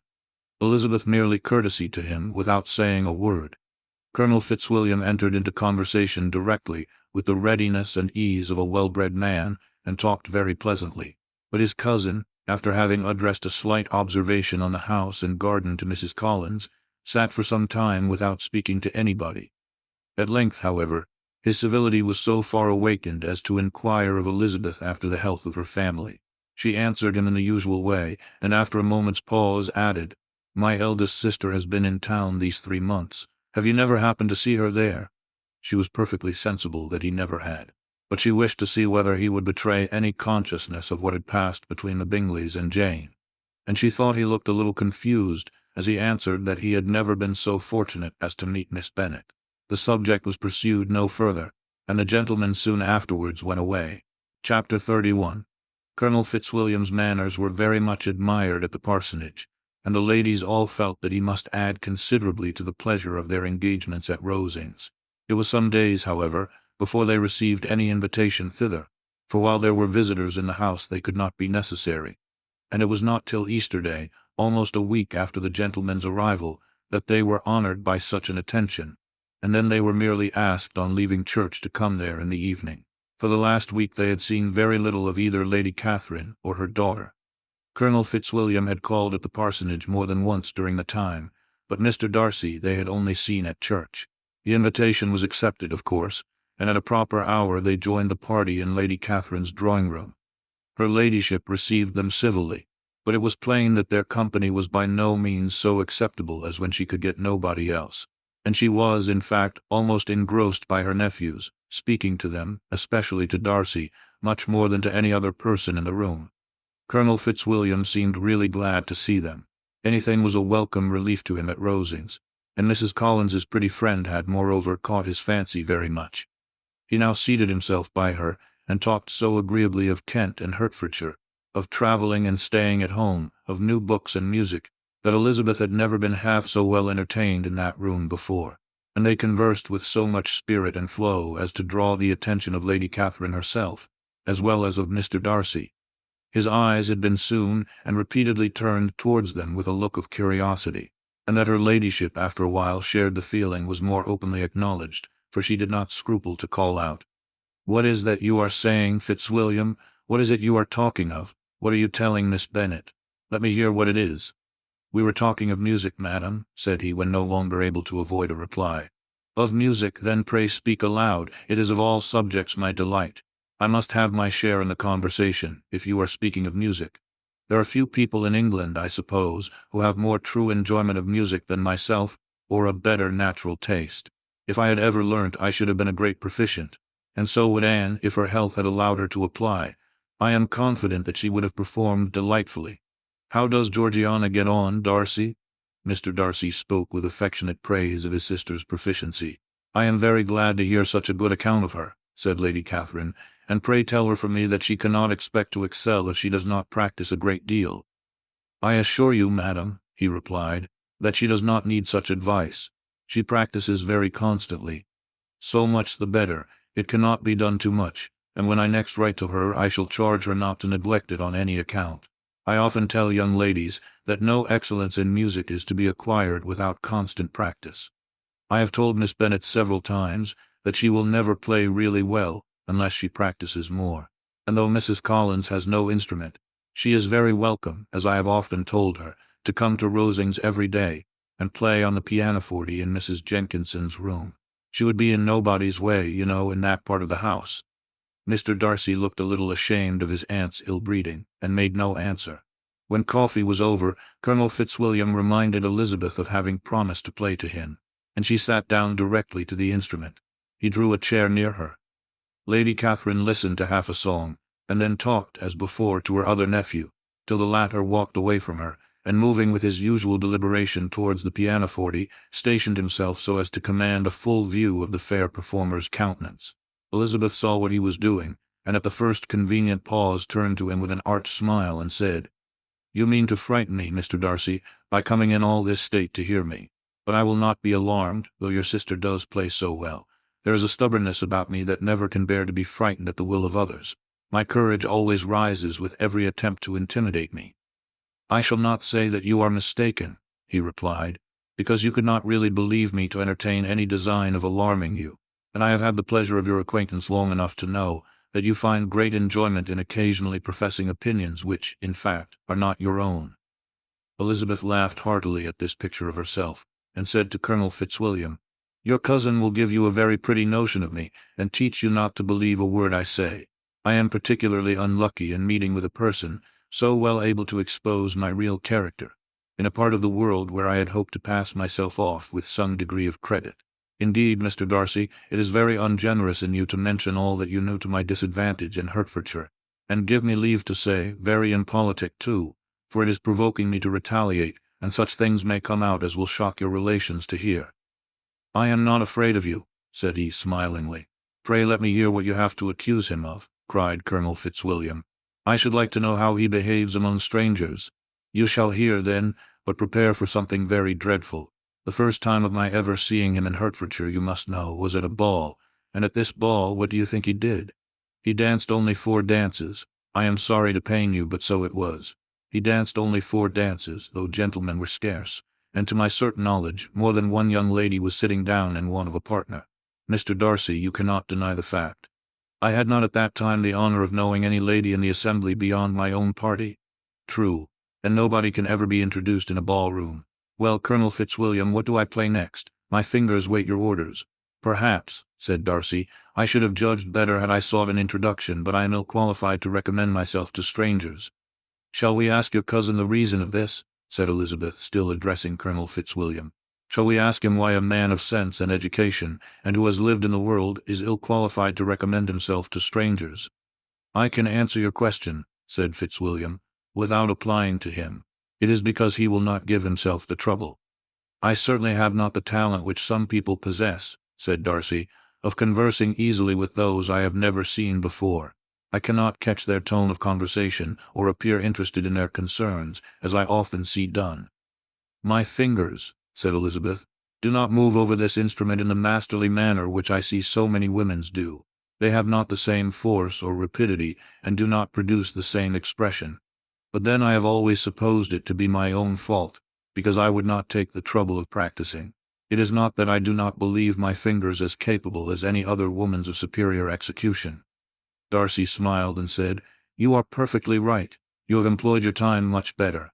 No one admitted to the privilege of hearing you can think anything wanting. We neither of us perform to strangers." Here they were interrupted by Lady Catherine, who called out to know what they were talking of. Elizabeth immediately began playing again. Lady Catherine approached, and after listening for a few minutes, said to Darcy, "Miss Bennet would not play at all amiss if she practiced more, and could have the advantage of a London master. She has a very good notion of fingering, though her taste is not equal to Anne's. Anne would have been a delightful performer had her health allowed her to learn." Elizabeth looked at Darcy to see how cordially he assented to his cousin's praise, but neither at that moment nor at any other could she discern any symptom of love, and from the whole of his behavior to Miss de Bourgh she derived this comfort for Miss Bingley, that he might have been just as likely to marry her had she been his relation. Lady Catherine continued her remarks on Elizabeth's performance, mixing with them many instructions on execution and taste. Elizabeth received them with all the forbearance of civility, and at the request of the gentleman remained at the instrument till her ladyship's carriage was ready to take them all home. Chapter 32. Elizabeth was sitting by herself the next morning and writing to Jane, while Mrs. Collins and Maria were gone on business into the village, when she was startled by a ring at the door, the certain signal of a visitor. As she had heard no carriage, she thought it not unlikely to be Lady Catherine, and under that apprehension was putting away her half-finished letter, that she might escape all impertinent questions, when the door opened, and to her very great surprise Mr. Darcy, and Mr. Darcy only, entered the room. He seemed astonished, too, on finding her alone, and apologized for his intrusion, by letting her know that he had understood all the ladies to be within. They then sat down, and when her inquiries after Rosings were made, seemed in danger of sinking into total silence. It was absolutely necessary, therefore, to think of something. And in this emergency, recollecting when she had seen him last in Hertfordshire, and feeling curious to know what he would say on the subject of their hasty departure, she observed, "How very suddenly you all quitted Netherfield last November, Mr. Darcy. It must have been a most agreeable surprise to Mr. Bingley to see you all after him so soon, for if I recollect right, he went but the day before. He and his sisters were well, I hope, when you left London?" "Perfectly so, I thank you." She found that she was to receive no other answer, and after a short pause added, "I think I have understood that Mr. Bingley has not much idea of ever returning to Netherfield again." "I have never heard him say so, but it is probable that he may spend very little of his time there in future. He has many friends, and he is at a time of life when friends and engagements are continually increasing. If he means to be but little at Netherfield, it would be better for the neighborhood that he should give up the place entirely, for then we might possibly get a settled family there. But perhaps Mr. Bingley did not take the house so much for the convenience of the neighborhood as for his own, and we must expect him to keep or quit it on the same principle." "I should not be surprised," said Darcy, "if he were to give it up as soon as any eligible purchase offers." Elizabeth made no answer. She was afraid of talking longer of his friend, and having nothing else to say, was now determined to leave the trouble of finding a subject to him. He took the hint, and soon began with, "This seems a very comfortable house. Lady Catherine, I believe, did a great deal to it when Mr. Collins first came to Hunsford." "I believe she did, and I am sure she could not have bestowed her kindness on a more grateful object. Mr. Collins appears very fortunate in his choice of a wife." "Yes, indeed. His friends may well rejoice in his having met with one of the very few sensible women who would have accepted him, or have made him happy if they had. My friend has an excellent understanding, though I am not certain that I consider her marrying Mr. Collins as the wisest thing she ever did. She seems perfectly happy, however, and in a prudential light it is certainly a very good match for her. It must be very agreeable to her to be settled within so easy a distance of her own family and friends." "An easy distance, do you call it? It is nearly 50 miles. And what is 50 miles of good road? Little more than half a day's journey. Yes, I call it a very easy distance." "I should never have considered the distance as one of the advantages of the match," cried Elizabeth.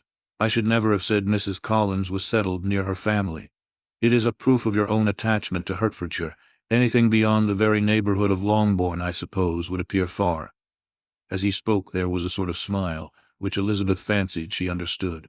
He must be supposing her to be thinking of Jane and Netherfield, and she blushed as she answered, "I do not mean to say that a woman may not be settled too near her family. The far and the near must be relative, and depend on many varying circumstances. Where there is fortune to make the expense of traveling unimportant, distance becomes no evil. But that is not the case here. Mr. and Mrs. Collins have a comfortable income, but not such a one as will allow of frequent journeys, and I am persuaded my friend would not call herself near her family under less than half the present distance." Mr. Darcy drew his chair a little towards her and said, "You cannot have a right to such very strong local attachment. You cannot have been always at Longbourn." Elizabeth looked surprised. The gentleman experienced some change of feeling. He drew back his chair, took a newspaper from the table, and glancing over it, said, in a colder voice, "Are you pleased with Kent?" A short dialogue on the subject of the country ensued, on either side calm and concise, and soon put an end to by the entrance of Charlotte and her sister, just returned from their walk. The tete-a-tete surprised them. Mr. Darcy related the mistake which had occasioned his intruding on Miss Bennet, and after sitting a few minutes longer without saying much to anybody, went away. "What can be the meaning of this?" said Charlotte as soon as he was gone. "My dear Eliza, he must be in love with you, or he would never have called on us in this familiar way." But when Elizabeth told of his silence, it did not seem very likely, even to Charlotte's wishes, to be the case, and after various conjectures, they could at last only suppose his visit to proceed from the difficulty of finding anything to do, which was the more probable from the time of year. All field sports were over. Within doors there was Lady Catherine, books, and a billiard table, but gentlemen cannot be always within doors, and in the nearness of the parsonage, or the pleasantness of the walk to it, or of the people who lived in it, the two cousins found a temptation from this period of walking thither almost every day. They called at various times of the morning, sometimes separately, sometimes together, and now and then accompanied by their aunt. It was plain to them all that Colonel Fitzwilliam came because he had pleasure in their society, a persuasion which of course recommended him still more, and Elizabeth was reminded by her own satisfaction in being with him, as well as by his evident admiration of her former favorite, George Wickham. And though in comparing them she saw there was less captivating softness in Colonel Fitzwilliam's manners, she believed he might have the best informed mind.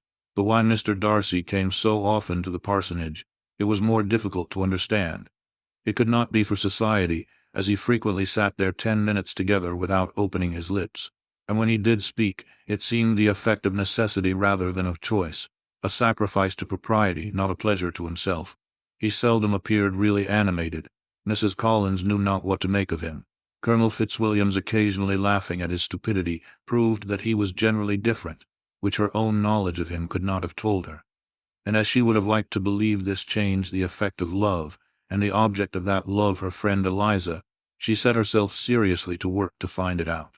She watched him whenever they were at Rosings, and whenever he came to Hunsford, but without much success. He certainly looked at her friend a great deal, but the expression of that look was disputable. It was an earnest, steadfast gaze, but she often doubted whether there were much admiration in it, and sometimes it seemed nothing but absence of mind. She had once or twice suggested to Elizabeth the possibility of his being partial to her, but Elizabeth always laughed at the idea, and Mrs. Collins did not think it right to press the subject, from the danger of raising expectations which might only end in disappointment. For in her opinion it admitted not of a doubt that all her friend's dislike would vanish if she could suppose him to be in her power. In her kind schemes for Elizabeth, she sometimes planned her marrying Colonel Fitzwilliam. He was, beyond comparison, the pleasantest man. He certainly admired her, and his situation in life was most eligible. But to counterbalance these advantages, Mr. Darcy had considerable patronage in the church, and his cousin could have none at all. Chapter 33. More than once did Elizabeth, in her ramble within the park, unexpectedly meet Mr. Darcy. She felt all the perverseness of the mischance that should bring him where no one else was brought, and to prevent its ever happening again, took care to inform him at first that it was a favorite haunt of hers.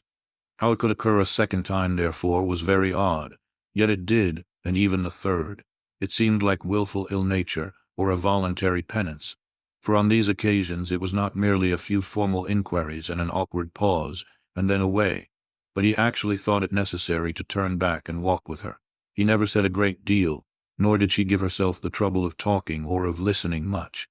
But it struck her in the course of their third encounter that he was asking some odd, unconnected questions, about her pleasure in being at Hunsford, her love of solitary walks, and her opinion of Mr. and Mrs. Collins's happiness, and that in speaking of Rosings, and her not perfectly understanding the house, he seemed to expect that whenever she came into Kent again she would be staying there too. His words seemed to imply it. Could he have Colonel Fitzwilliam in his thoughts? She supposed, if he meant anything, he must mean an allusion to what might arise in that quarter. It distressed her a little, and she was quite glad to find herself at the gate in the Pales opposite the parsonage. She was engaged one day, as she walked, in reperusing Jane's last letter, and dwelling on some passages which proved that Jane had not written in spirits, when instead of being again surprised by Mr. Darcy, she saw, on looking up, that Colonel Fitzwilliam was meeting her. Putting away the letter immediately and forcing a smile, she said, "I did not know before that you ever walked this way." "I have been making the tour of the park," he replied, "as I generally do every year, and intended to close it with a call at the parsonage." "Are you going much farther?" "No, I should have turned in a moment," and accordingly she did turn, and they walked towards the parsonage together. "Do you certainly leave Kent on Saturday?" said she. "Yes, if Darcy does not put it off again, but I am at his disposal. He arranges the business just as he pleases, and if not able to please himself in the arrangement, he has at least great pleasure in the power of choice. I do not know anybody who seems more to enjoy the power of doing what he likes than Mr. Darcy." "He likes to have his own way very well," replied Colonel Fitzwilliam, "but so we all do. It is only that he has better means of having it than many others because he is rich, and many others are poor. I speak feelingly. A younger son, you know, must be inured to self-denial and dependence. In my opinion, the younger son of an earl can know very little of either. Now, seriously, what have you ever known of self-denial and dependence? When have you been prevented by want of money from going wherever you chose, or procuring anything you had a fancy for? These are home questions. and perhaps I cannot say that I have experienced many hardships of that nature. But in matters of greater weight I may suffer from the want of money. Younger sons cannot marry where they like, unless where they like women of fortune, which I think they very often do. Our habits of expense make us too dependent, and there are not many in my rank of life who can afford to marry without some attention to money. Is this, thought Elizabeth, meant for me? And she colored at the idea, but recovering herself, said in a lively tone, "And pray, what is the usual price of an earl's younger son? Unless the elder brother is very sickly, I suppose you would not ask above £50,000. He answered her in the same style, and the subject dropped. To interrupt a silence which might make him fancy her affected with what had passed, she soon afterwards said, "I imagine your cousin brought you down with him chiefly for the sake of having somebody at his disposal. I wonder he does not marry to secure a lasting convenience of that kind. But perhaps his sister does as well for the present, and as she is under his sole care he may do what he likes with her." "No," said Colonel Fitzwilliam, "that is an advantage which he must divide with me. I am joined with him in the guardianship of Miss Darcy." "Are you, indeed? And pray what sort of a guardian do you make? Does your charge give you much trouble? Young ladies of her age are sometimes a little difficult to manage, and if she has the true Darcy spirit, she may like to have her own way." As she spoke, she observed him looking at her earnestly, and the manner in which he immediately asked her why she supposed Miss Darcy likely to give them any uneasiness convinced her that she had somehow or other got pretty near the truth. She directly replied, "You need not be frightened. I never heard any harm of her, and I dare say she is one of the most tractable creatures in the world. She is a very great favorite with some ladies of my acquaintance, Mrs. Hurst and Miss Bingley. I think I have heard you say that you know them." "I know them a little. Their brother is a pleasant, gentlemanlike man. He is a great friend of Darcy's." "Oh, yes," said Elizabeth dryly. "Mr. Darcy is uncommonly kind to Mr. Bingley, and takes a prodigious deal of care of him." "Care of him. Yes, I really believe Darcy does take care of him in those points where he most wants care. From something that he told me in our journey hither, I have reason to think Bingley very much indebted to him. But I ought to beg his pardon, for I have no right to suppose that Bingley was the person meant. It was all conjecture." "What is it you mean?" "It is a circumstance which Darcy of course could not wish to be generally known, because if it were to get round to the lady's family it would be an unpleasant thing.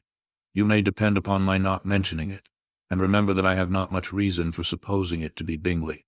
What he told me was merely this, that he congratulated himself on having lately saved a friend from the inconveniences of a most imprudent marriage, but without mentioning names or any other particulars, and I only suspected it to be Bingley, from believing him the kind of young man to get into a scrape of that sort, and from knowing them to have been together the whole of last summer." "Did Mr. Darcy give you his reasons for this interference?" "I understood that there were some very strong objections against the lady." "And what arts did he use to separate them?" "He did not talk to me of his own arts," said Fitzwilliam, smiling. "He only told me what I have now told you." Elizabeth made no answer and walked on, her heart swelling with indignation. After watching her a little, Fitzwilliam asked her why she was so thoughtful.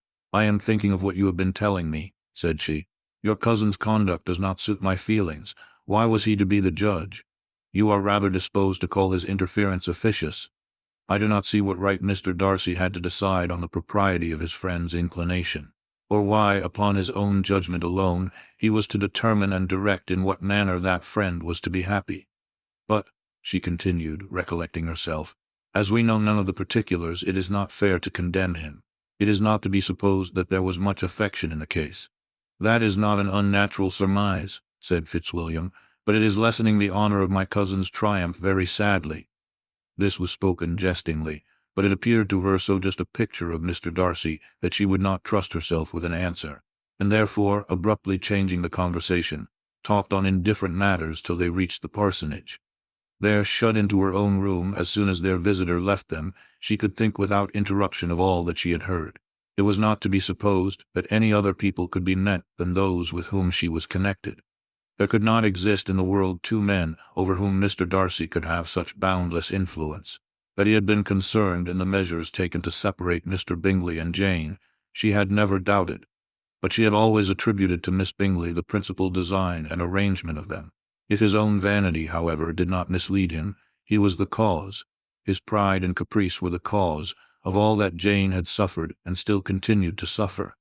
He had ruined for a while every hope of happiness for the most affectionate, generous heart in the world, and no one could say how lasting an evil he might have inflicted. There were some very strong objections against the lady, were Colonel Fitzwilliam's words, and these strong objections probably were her having one uncle who was a country attorney and another who was in business in London. To Jane herself, she exclaimed, there could be no possibility of objection, all loveliness and goodness as she is. Her understanding excellent, her mind improved, and her manners captivating. Neither could anything be urged against my father, who, though with some peculiarities, has abilities which Mr. Darcy himself need not disdain, and respectability which he will probably never reach.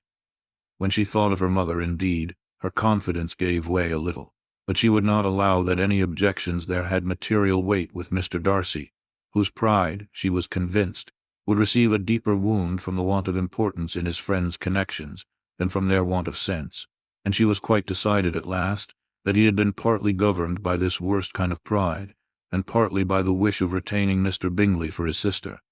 The agitation and tears which the subject occasioned brought on a headache, and it grew so much worse towards the evening that, added to her unwillingness to see Mr. Darcy, it determined her not to attend her cousins to Rosings, where they were engaged to drink tea.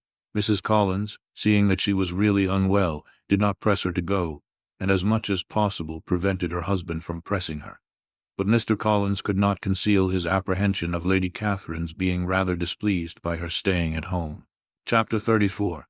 When they were gone, Elizabeth, as if intending to exasperate herself as much as possible against Mr. Darcy, chose for her employment the examination of all the letters which Jane had written to her since her being in Kent. They contained no actual complaint, nor was there any revival of past occurrences or any communication of present suffering. But in all, and in almost every line of each, there was a want of that cheerfulness which had been used to characterize her style, and which, proceeding from the serenity of a mind at ease with itself and kindly disposed towards everyone, had been scarcely ever clouded.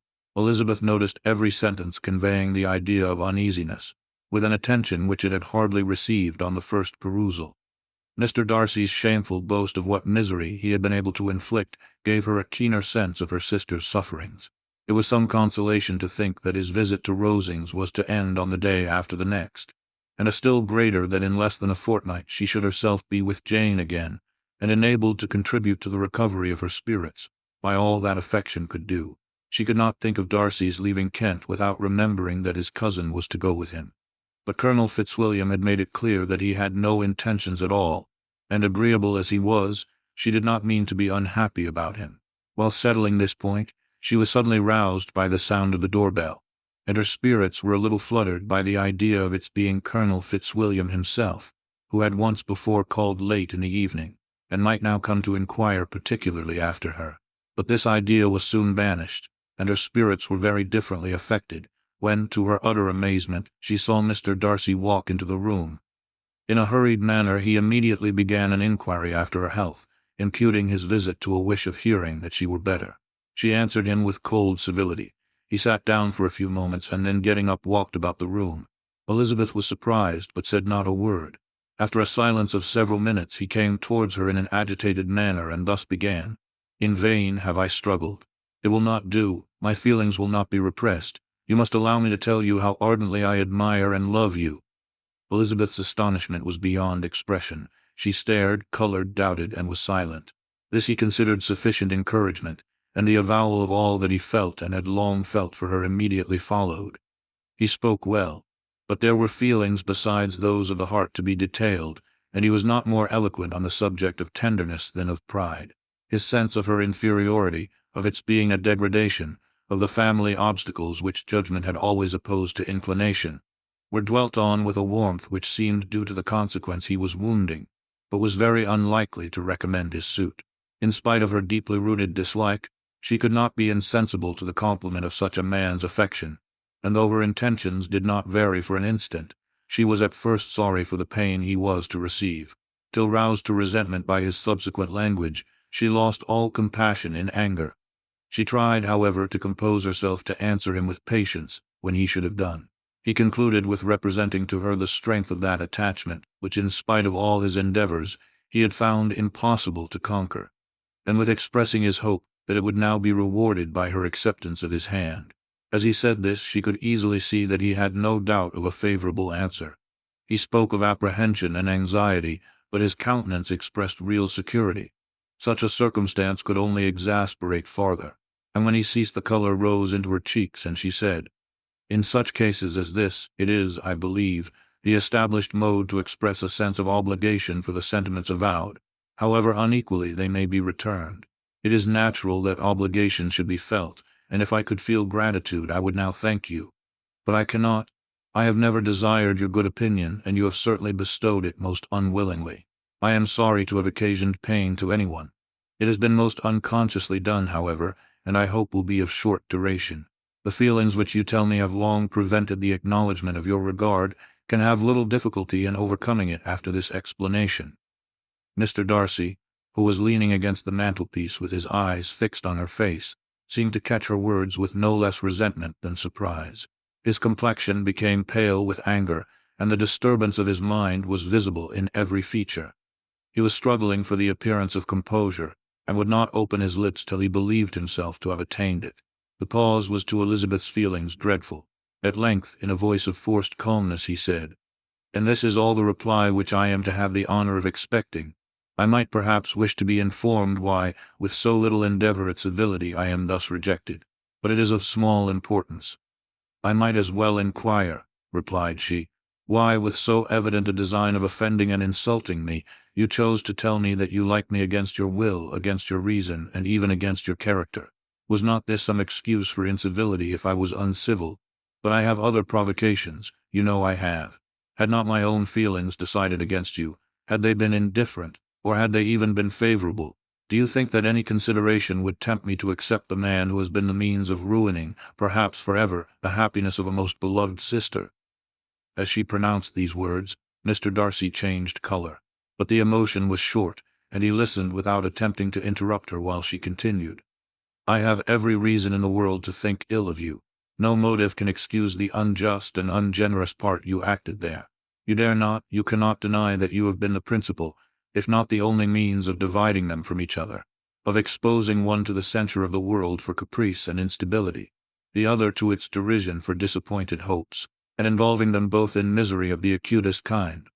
She paused, and saw with no slight indignation that he was listening with an air which proved him wholly unmoved by any feeling of remorse. He even looked at her with a smile of affected incredulity. "Can you deny that you have done it?" she repeated. With assumed tranquillity he then replied, "I have no wish of denying that I did everything in my power to separate my friend from your sister, or that I rejoice in my success. Towards him I have been kinder than towards myself." Elizabeth disdained the appearance of noticing this civil reflection, but its meaning did not escape, nor was it likely to conciliate her. "But it is not merely this affair," she continued, "on which my dislike is founded. Long before it had taken place, my opinion of you was decided. Your character was unfolded in the recital which I received many months ago from Mr. Wickham. On this subject, what can you have to say? In what imaginary act of friendship can you here defend yourself? Or under what misrepresentation can you here impose upon others?" "You take an eager interest in that gentleman's concerns," said Darcy, in a less tranquil tone, and with a heightened color. "Who that knows what his misfortunes have been can help feeling an interest in him?" "His misfortunes?" repeated Darcy contemptuously. "Yes, his misfortunes have been great indeed." "And of your infliction," cried Elizabeth with energy, "you have reduced him to his present state of poverty, comparative poverty. You have withheld the advantages which you must know to have been designed for him. You have deprived the best years of his life of that independence which was no less his due than his desert. You have done all this, and yet you can treat the mention of his misfortunes with contempt and ridicule. And this," cried Darcy as he walked with quick steps across the room, "is your opinion of me. This is the estimation in which you hold me. I thank you for explaining it so fully. My faults, according to this calculation, are heavy indeed. But perhaps," added he, stopping in his walk and turning towards her, "these offences might have been overlooked had not your pride been hurt by my honest confession of the scruples that had long prevented my forming any serious design. These bitter accusations might have been suppressed, had I with greater policy concealed my struggles, and flattered you into the belief of my being impelled by unqualified, unalloyed inclination. By reason, by reflection, by everything. But disguise of every sort is my abhorrence, nor am I ashamed of the feelings I related. They were natural and just. Could you expect me to rejoice in the inferiority of your connections, to congratulate myself on the hope of relations whose condition in life is so decidedly beneath my own." Elizabeth felt herself growing more angry every moment. Yet she tried to the utmost to speak with composure when she said, "You are mistaken, Mr. Darcy, if you suppose that the mode of your declaration affected me in any other way than as it spared me the concern which I might have felt in refusing you, had you behaved in a more gentlemanlike manner." She saw him start at this, but he said nothing, and she continued, "You could not have made me the offer of your hand in any possible way that would have tempted me to accept it." Again his astonishment was obvious, and he looked at her with an expression of mingled incredulity and mortification. She went on, "From the very beginning, from the first moment, I may almost say, of my acquaintance with you, your manners impressing me with the fullest belief of your arrogance, your conceit, and your selfish disdain of the feelings of others, were such as to form that groundwork of disapprobation, on which succeeding events have built so immovable a dislike. And I had not known you a month before I felt that you were the last man in the world whom I could ever be prevailed on to marry." "You have said quite enough, madam. I perfectly comprehend your feelings, and have now only to be ashamed of what my own have been. Forgive me for having taken up so much of your time, and accept my best wishes for your health and happiness." And with these words, he hastily left the room, and Elizabeth heard him the next moment open the front door and quit the house. The tumult of her mind was now painfully great. She knew not how to support herself, and from actual weakness sat down and cried for half an hour. Her astonishment, as she reflected on what had passed, was increased by every review of it. That she should receive an offer of marriage from Mr. Darcy, that he should have been in love with her for so many months, so much in love as to wish to marry her in spite of all the objections which had made him prevent his friends marrying her sister, and which must appear at least with equal force in his own case, was almost incredible. It was gratifying to have inspired unconsciously so strong an affection, but his pride, his abominable pride, his shameless avowal of what he had done with respect to Jane, his unpardonable assurance in acknowledging, though he could not justify it, and the unfeeling manner which he had mentioned Mr. Wickham, his cruelty towards whom he had not attempted to deny, soon overcame the pity which the consideration of his attachment had for a moment excited. She continued in very agitating reflections, till the sound of Lady Catherine's carriage made her feel how unequal she was to encounter Charlotte's observation, and hurried her away to her room. Chapter 35. Elizabeth awoke the next morning to the same thoughts and meditations which had at length closed her eyes. She could not yet recover from the surprise of what had happened. It was impossible to think of anything else, and totally indisposed for employment, she resolved soon after breakfast to indulge herself in air and exercise. She was proceeding directly to her favorite walk, when the recollection of Mr. Darcy's sometimes coming there stopped her, and instead of entering the park, she turned up the lane which led her farther from the turnpike road. The park paling was still the boundary on one side, and she soon passed one of the gates into the ground. After walking 2 or 3 times along that part of the lane, she was tempted, by the pleasantness of the morning, to stop at the gates and look into the park. The 5 weeks which she had now passed in Kent had made a great difference in the country, and every day was adding to the verdure of the early trees. She was on the point of continuing her walk, when she caught a glimpse of a gentleman within a sort of grove which edged the park. He was moving that way, and fearful of its being Mr. Darcy, she was directly retreating. But the person who advanced was now near enough to see her, and stepping forward with eagerness pronounced her name. She had turned away, but on hearing herself called, though in a voice which proved it to be Mr. Darcy, she moved again towards the gate. He had by that time reached it also, and holding out a letter which she instinctively took, said with a look of haughty composure, "I have been walking in the grove some time in the hope of meeting you. Will you do me the honor of reading that letter?" And then, with a slight bow, turned again into the plantation, and was soon out of sight. With no expectation of pleasure, but with the strongest curiosity, Elizabeth opened the letter, and to her still increasing wonder perceived an envelope containing 2 sheets of letter paper, written quite through, in a very close hand. The envelope itself was likewise full. Pursuing her way along the lane, she then began it. It was dated from Rosings at 8 o'clock in the morning, and was as follows: "Be not alarmed, madam, on receiving this letter, by the apprehension of its containing any repetition of those sentiments, or renewal of those offers, which were last night so disgusting to you. I write without any intention of paining you or humbling myself by dwelling on wishes, which, for the happiness of both, cannot be too soon forgotten. and the effort which the formation and the perusal of this letter must occasion should have been spared, had not my character required it to be written and read. You must therefore pardon the freedom with which I demand your attention. Your feelings, I know, will bestow it unwillingly, but I demand it of your justice. Two offenses of a very different nature, and by no means of equal magnitude, you last night laid to my charge. The first mentioned was, that, regardless of the sentiments of either, I had detached Mr. Bingley from your sister, and the other, that I had, in defiance of various claims, in defiance of honor and humanity, ruined the immediate prosperity and blasted the prospects of Mr. Wickham, wilfully and wantonly to have thrown off the companion of my youth, the acknowledged favorite of my father, a young man who had scarcely any other dependence than on our patronage, and who had been brought up to expect its exertion, would be a depravity to which the separation of two young persons whose affection could be the growth of only a few weeks could bear no comparison. But from the severity of that blame which was last night so liberally bestowed, respecting each circumstance, I shall hope to be in future secured, when the following account of my actions and their motives has been read. If in the explanation of them which is due to myself, I am under the necessity of relating feelings which may be offensive to yours, I can only say that I am sorry.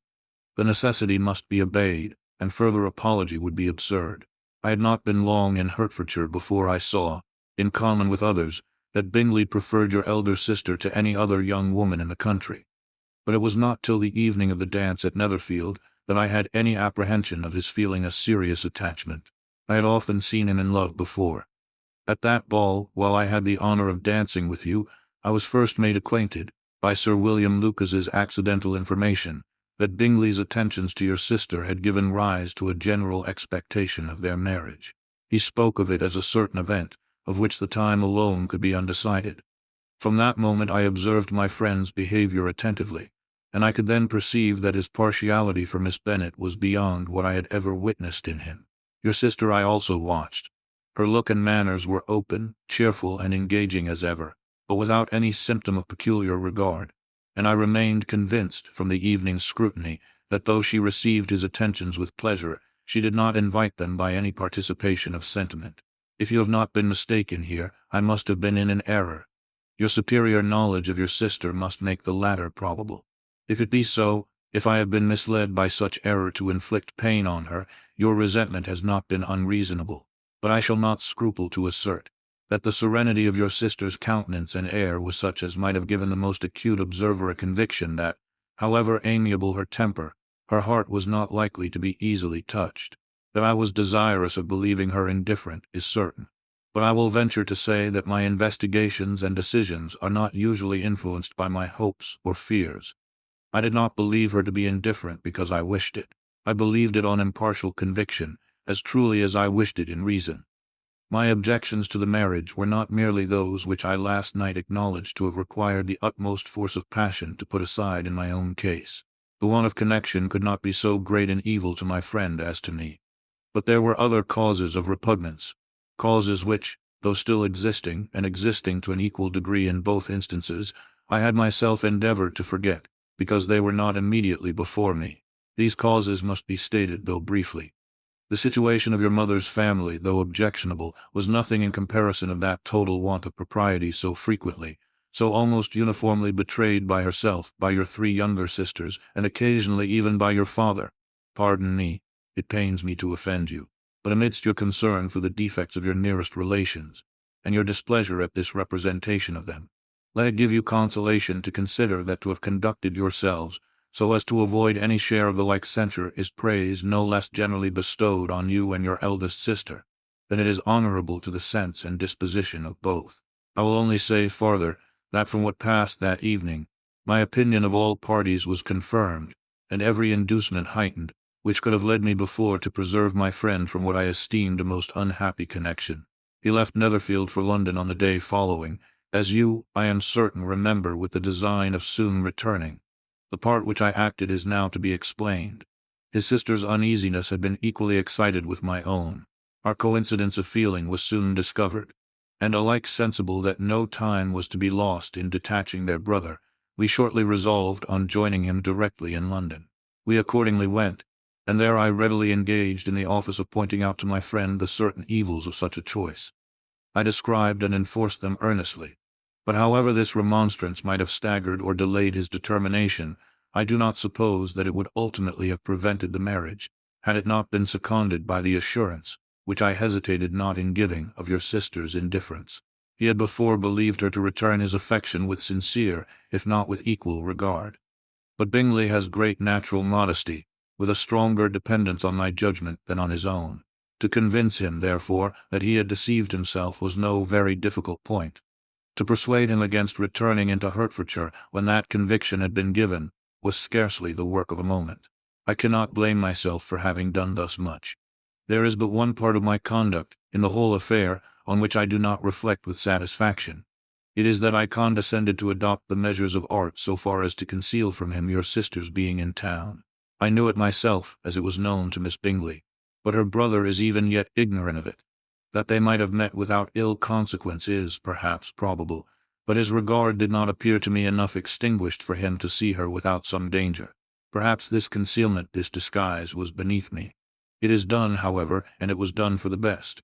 On this subject I have nothing more to say, no other apology to offer. If I have wounded your sister's feelings, it was unknowingly done, and though the motives which govern me may to you very naturally appear insufficient, I have not yet learnt to condemn them. With respect to that other, more weighty accusation, of having injured Mr. Wickham, I can only refute it by laying before you the whole of his connection with my family.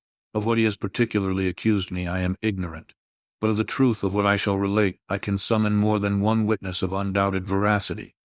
Mr. Wickham is the son of a very respectable man, who had for many years the management of all the Pemberley estates, and whose good conduct in the discharge of his trust naturally inclined my father to be of service to him. And on George Wickham, who was his godson, his kindness was therefore liberally bestowed. My father supported him at school, and afterwards at Cambridge, most important assistance, as his own father, always poor from the extravagance of his wife, would have been unable to give him a gentleman's education. My father was not only fond of this young man's society, whose manners were always engaging, he had also the highest opinion of him, and hoping the church would be his profession, intended to provide for him in it. As for myself, it is many, many years since I first began to think of him in a very different manner. The vicious propensities, the want of principle, which he was careful to guard from the knowledge of his best friend, could not escape the observation of a young man of nearly the same age with himself, and who had opportunities of seeing him in unguarded moments, which Mr. Darcy could not have. Here again I shall give you pain, to what degree you only can tell. But whatever may be the sentiments which Mr. Wickham has created, a suspicion of their nature shall not prevent me from unfolding his real character. It adds even another motive. My excellent father died about 5 years ago, and his attachment to Mr. Wickham was to the last so steady, that in his will he particularly recommended it to me to promote his advancement in the best manner that his profession might allow, and if he took orders, desired that a valuable family living might be his as soon as it became vacant. There was also a legacy of £1,000. His own father did not long survive mine, and within half a year from these events Mr. Wickham wrote to inform me that, having finally resolved against taking orders, he hoped I should not think it unreasonable for him to expect some more immediate pecuniary advantage, in lieu of the preferment, by which he could not be benefited. He had some intention, he added, of studying the law, and I must be aware that the interest of £1,000 would be a very insufficient support therein. I rather wished than believed him to be sincere, but at any rate was perfectly ready to accede to his proposal. I knew that Mr. Wickham ought not to be a clergyman. The business was therefore soon settled.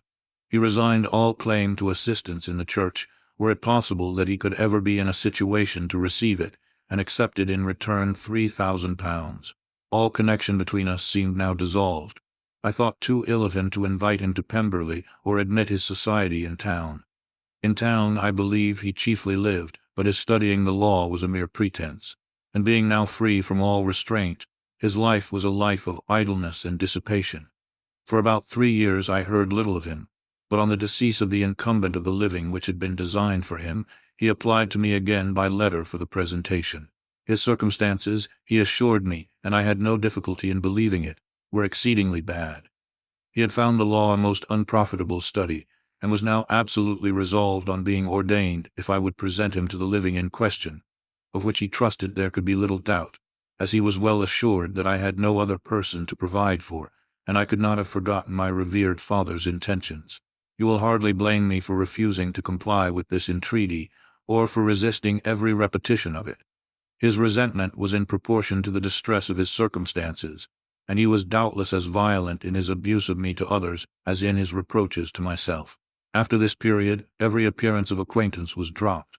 How he lived, I know not, but last summer he was again most painfully obtruded on my notice. I must now mention a circumstance which I would wish to forget myself, and which no obligation less than the present should induce me to unfold to any human being. Having said thus much, I feel no doubt of your secrecy.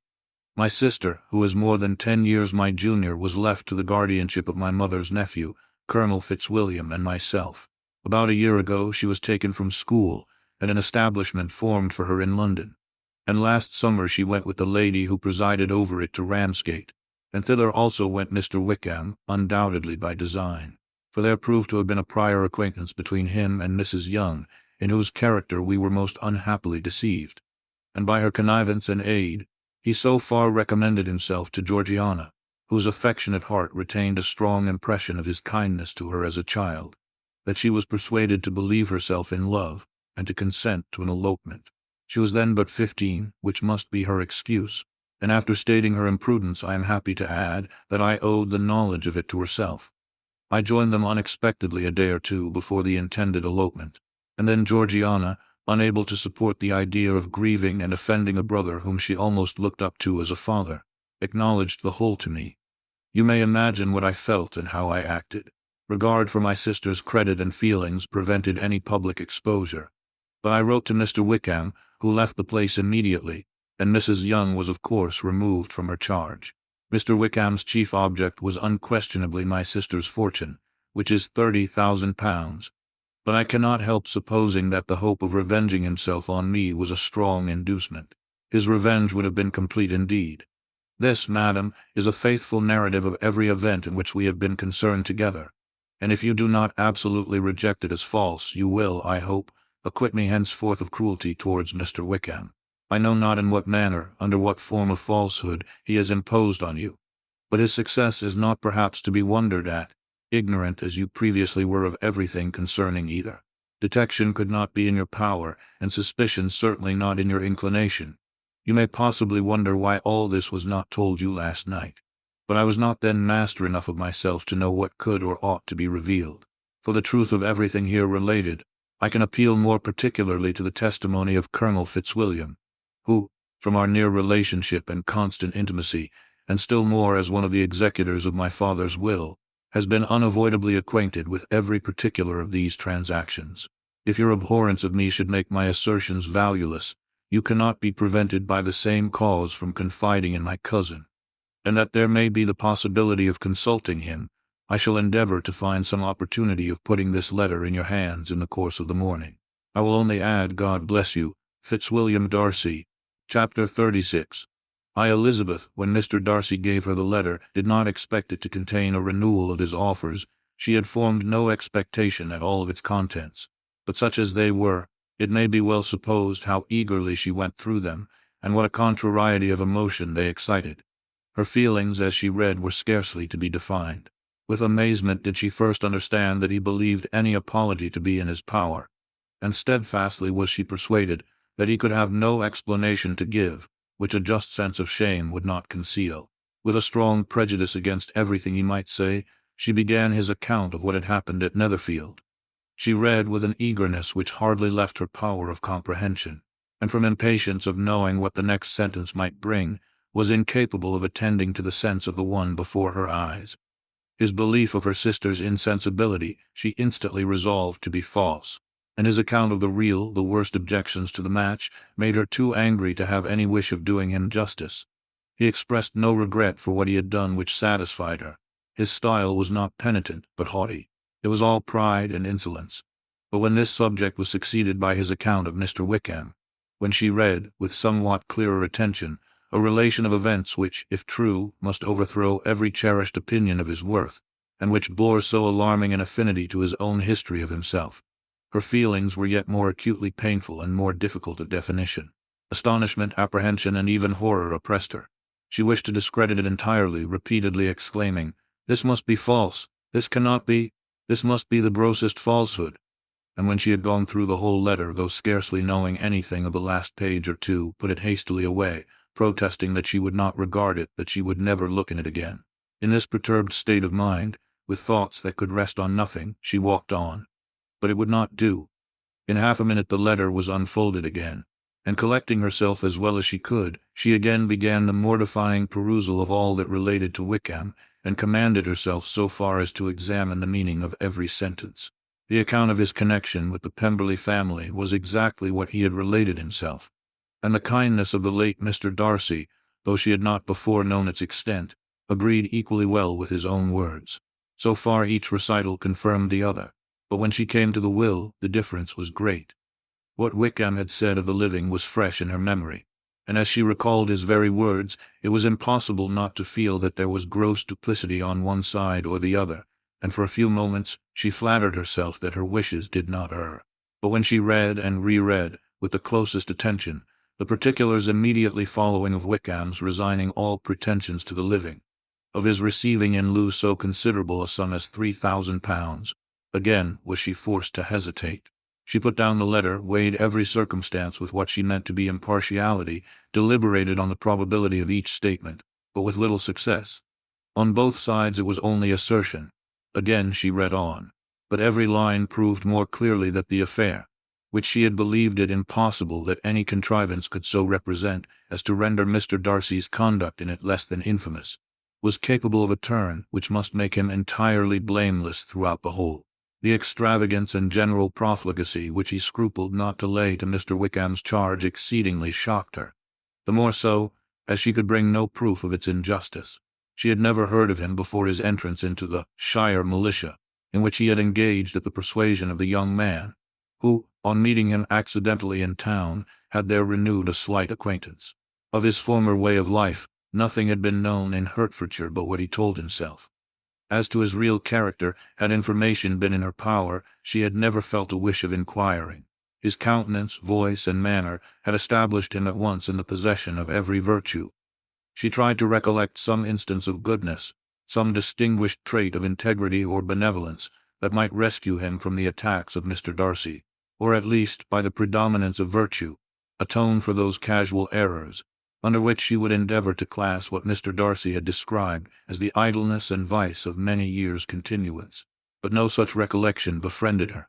She could see him instantly before her in every charm of air and address, but she could remember no more substantial good than the general approbation of the neighborhood, and the regard which his social powers had gained him in the mess. After pausing on this point a considerable while, she once more continued to read. But alas!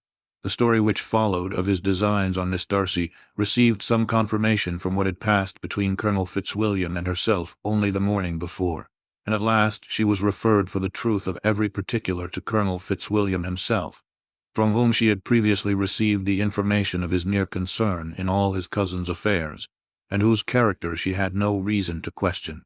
At one time she had almost resolved on applying to him, but the idea was checked by the awkwardness of the application, and at length wholly banished by the conviction that Mr. Darcy would never have hazarded such a proposal if he had not been well assured of his cousin's corroboration. She perfectly remembered everything that had passed in conversation between Wickham and herself in their first evening at Mr. Phillip's. Many of his expressions were still fresh in her memory. She was now struck with the impropriety of such communications to a stranger, and wondered it had escaped her before. She saw the indelicacy of putting himself forward as he had done, and the inconsistency of his professions with his conduct.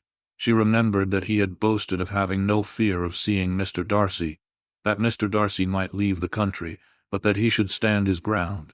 Yet he had avoided the Netherfield ball the very next week. She remembered also that till the Netherfield family had quitted the country, he had told his story to no one but herself, but that after their removal it had been everywhere discussed, that he had then no reserves, no scruples in sinking Mr. Darcy's character, though he had assured her that respect for the father would always prevent his exposing the son. How differently did everything now appear in which he was concerned. His attentions to Miss King were now the consequence of views solely and hatefully mercenary, and the mediocrity of her fortune proved no longer the moderation of his wishes, but his eagerness to grasp at anything. His behavior to herself could now have had no tolerable motive. He had either been deceived with regard to her fortune, or had been gratifying his vanity by encouraging the preference which she believed she had most incautiously shown. Every lingering struggle in his favor grew fainter and fainter, and in further justification of Mr. Darcy, she could not but allow that Mr. Bingley, when questioned by Jane, had long ago asserted his blamelessness in the affair.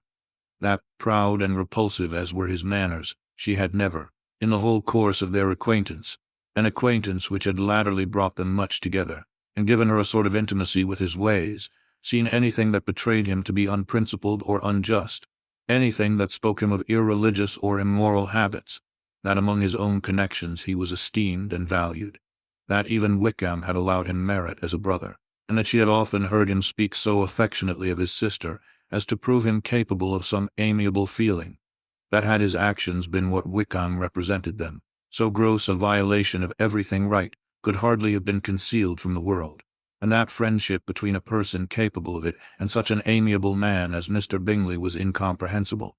She grew absolutely ashamed of herself. Of neither Darcy nor Wickham could she think, without feeling that she had been blind, partial, prejudiced, absurd. "How despicably have I acted," she cried.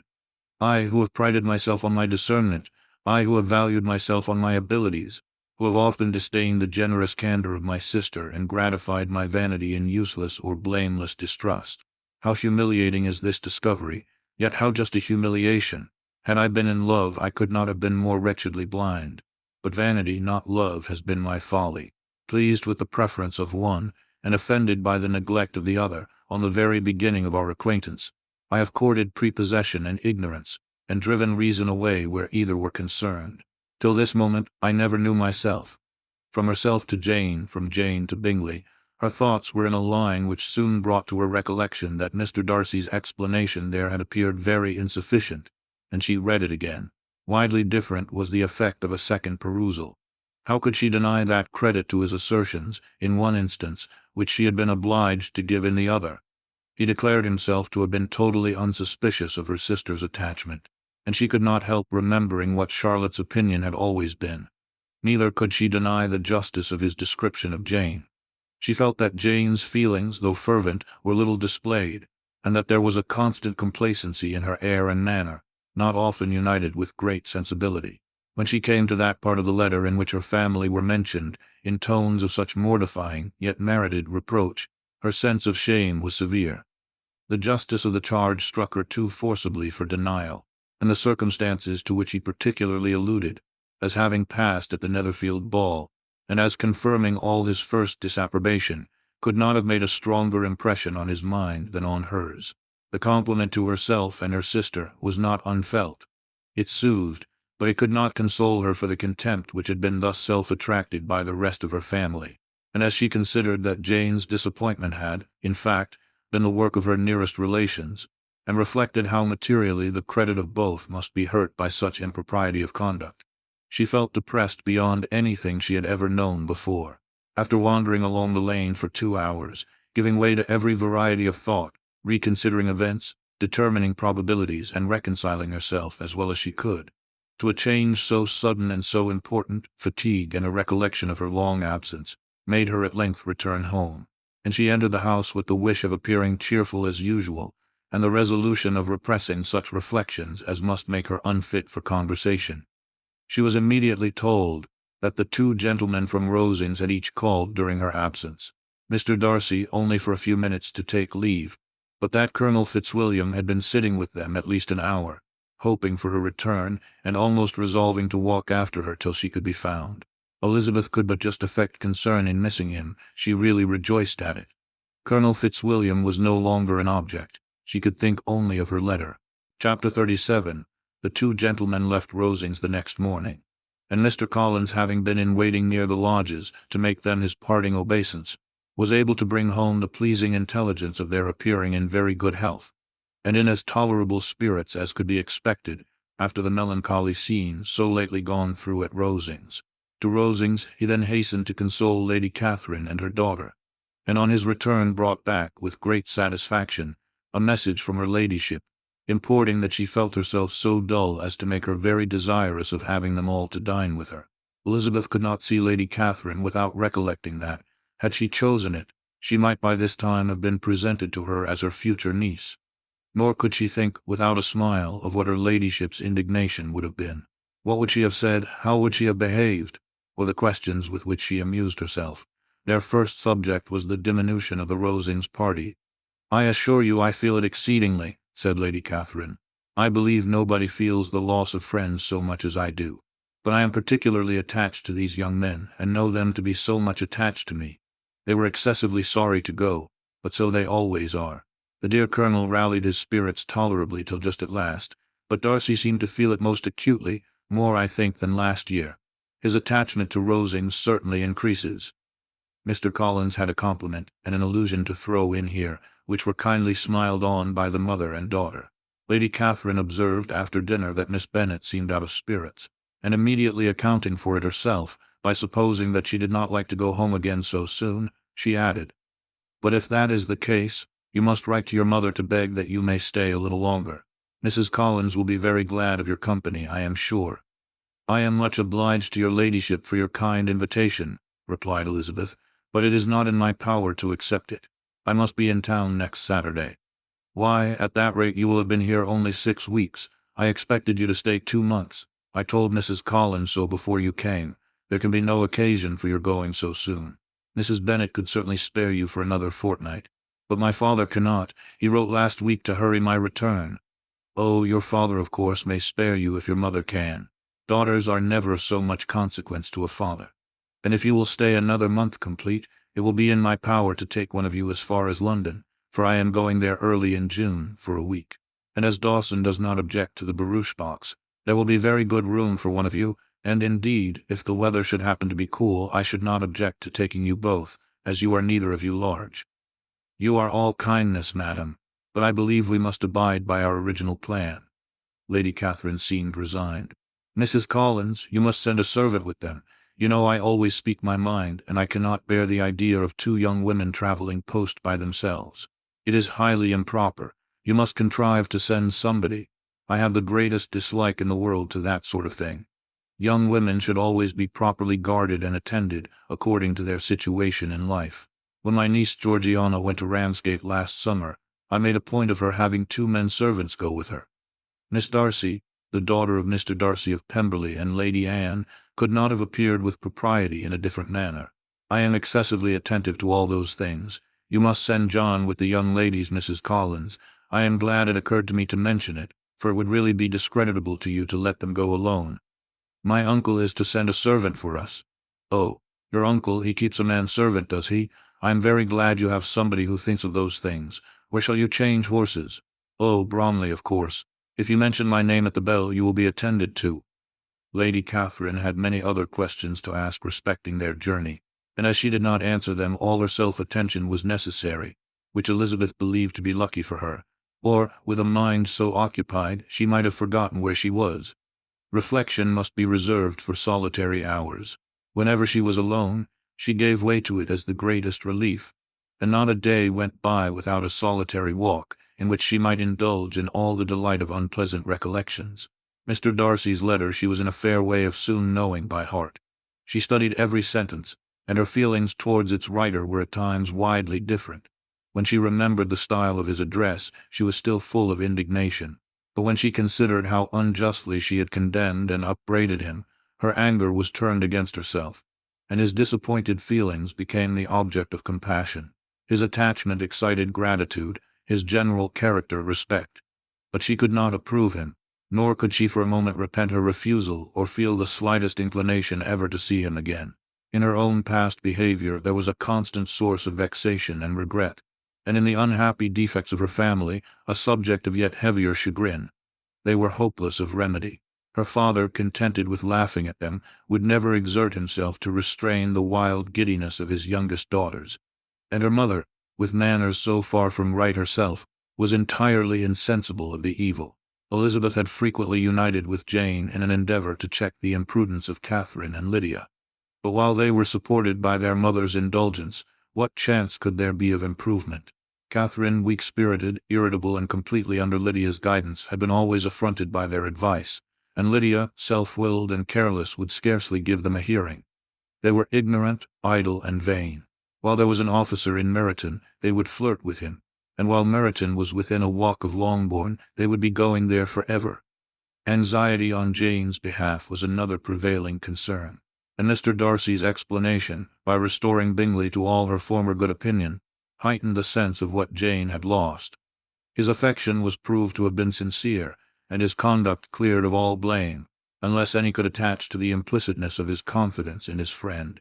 How grievous then was the thought that, of a situation so desirable in every respect, so replete with advantage, so promising for happiness, Jane had been deprived by the folly and indecorum of her own family. When to these recollections was added the development of Wickham's character, it may be easily believed that the happy spirits which had seldom been depressed before were now so much affected as to make it almost impossible for her to appear tolerably cheerful. Their engagements at Rosings were as frequent during the last week of her stay as they had been at first. The very last evening was spent there, and her ladyship again inquired minutely into the particulars of their journey, gave them directions as to the best method of packing, and was so urgent on the necessity of placing gowns in the only right way, that Maria thought herself obliged, on her return, to undo all the work of the morning, and pack her trunk afresh. When they parted, Lady Catherine, with great condescension, wished them a good journey, and invited them to come to Hunsford again next year, and Miss de Bourgh exerted herself so far as to courtesy and hold out her hand to both. Chapter 38. On Saturday morning, Elizabeth and Mr. Collins met for breakfast a few minutes before the others appeared, and he took the opportunity of paying the parting civilities which he deemed indispensably necessary. "I know not, Miss Elizabeth," said he, "whether Mrs. Collins has yet expressed her sense of your kindness in coming to us, but I am very certain you will not leave the house without receiving her thanks for it. The favor of your company has been much felt, I assure you. We know how little there is to tempt anyone to our humble abode. Our plain manner of living, our small rooms and few domestics, and the little we see of the world, must make Hunsford extremely dull to a young lady like yourself. But I hope you will believe us grateful for the condescension, and that we have done everything in our power to prevent you spending your time unpleasantly." Elizabeth was eager with her thanks and assurances of happiness. She had spent 6 weeks with great enjoyment, and the pleasure of being with Charlotte and the kind attention she had received must make her feel the obliged. Mr. Collins was gratified, and with a more smiling solemnity replied, "It gives me the greatest pleasure to hear that you have passed your time not disagreeably.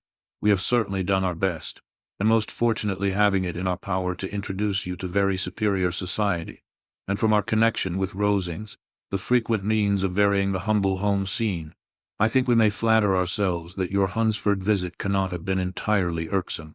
Our situation with regard to Lady Catherine's family is, indeed, a sort of extraordinary advantage and blessing which few can boast.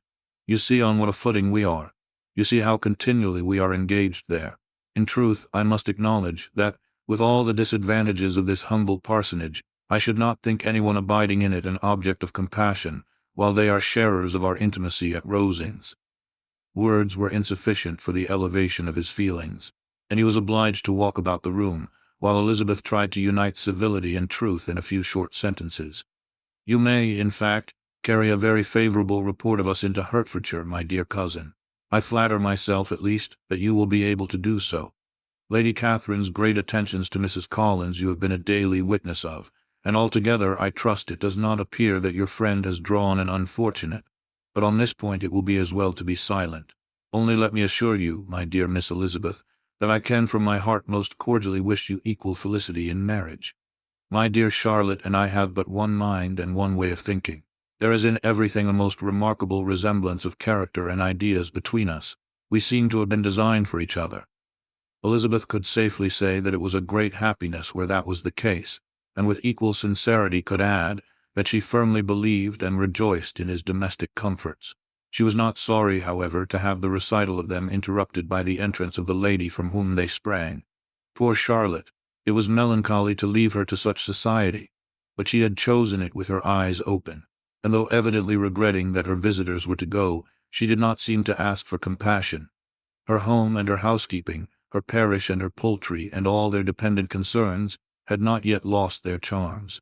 At length the chaise arrived, the trunks were fastened on, the parcels placed within, and it was pronounced to be ready. After an affectionate parting between the friends, Elizabeth was attended to the carriage by Mr. Collins, and as they walked down the garden, he was commissioning her with his best respects to all her family, not forgetting his thanks for the kindness he had received at Longbourn in the winter, and his compliments to Mr. and Mrs. Gardiner, though unknown. He then handed her in, Maria followed, and the door was on the point of being closed, when he suddenly reminded them, with some consternation, that they had hitherto forgotten to leave any message for the ladies of Rosings. But, he added, you will of course wish to have your humble respects delivered to them, with your grateful thanks for their kindness to you while you have been here. Elizabeth made no objection. The door was then allowed to be shut, and the carriage drove off. Good gracious, cried Maria after a few minutes' silence, it seems but a day or two since we first came, and yet how many things have happened. A great many indeed, said her companion with a sigh. We have dined 9 times at Rosings, besides drinking tea there twice. How much I shall have to tell, Elizabeth privately added, and how much I shall have to conceal. Their journey was performed without much conversation or any alarm, and within 4 hours of their leaving Hunsford they reached Mr. Gardiner's house, where they were to remain a few days.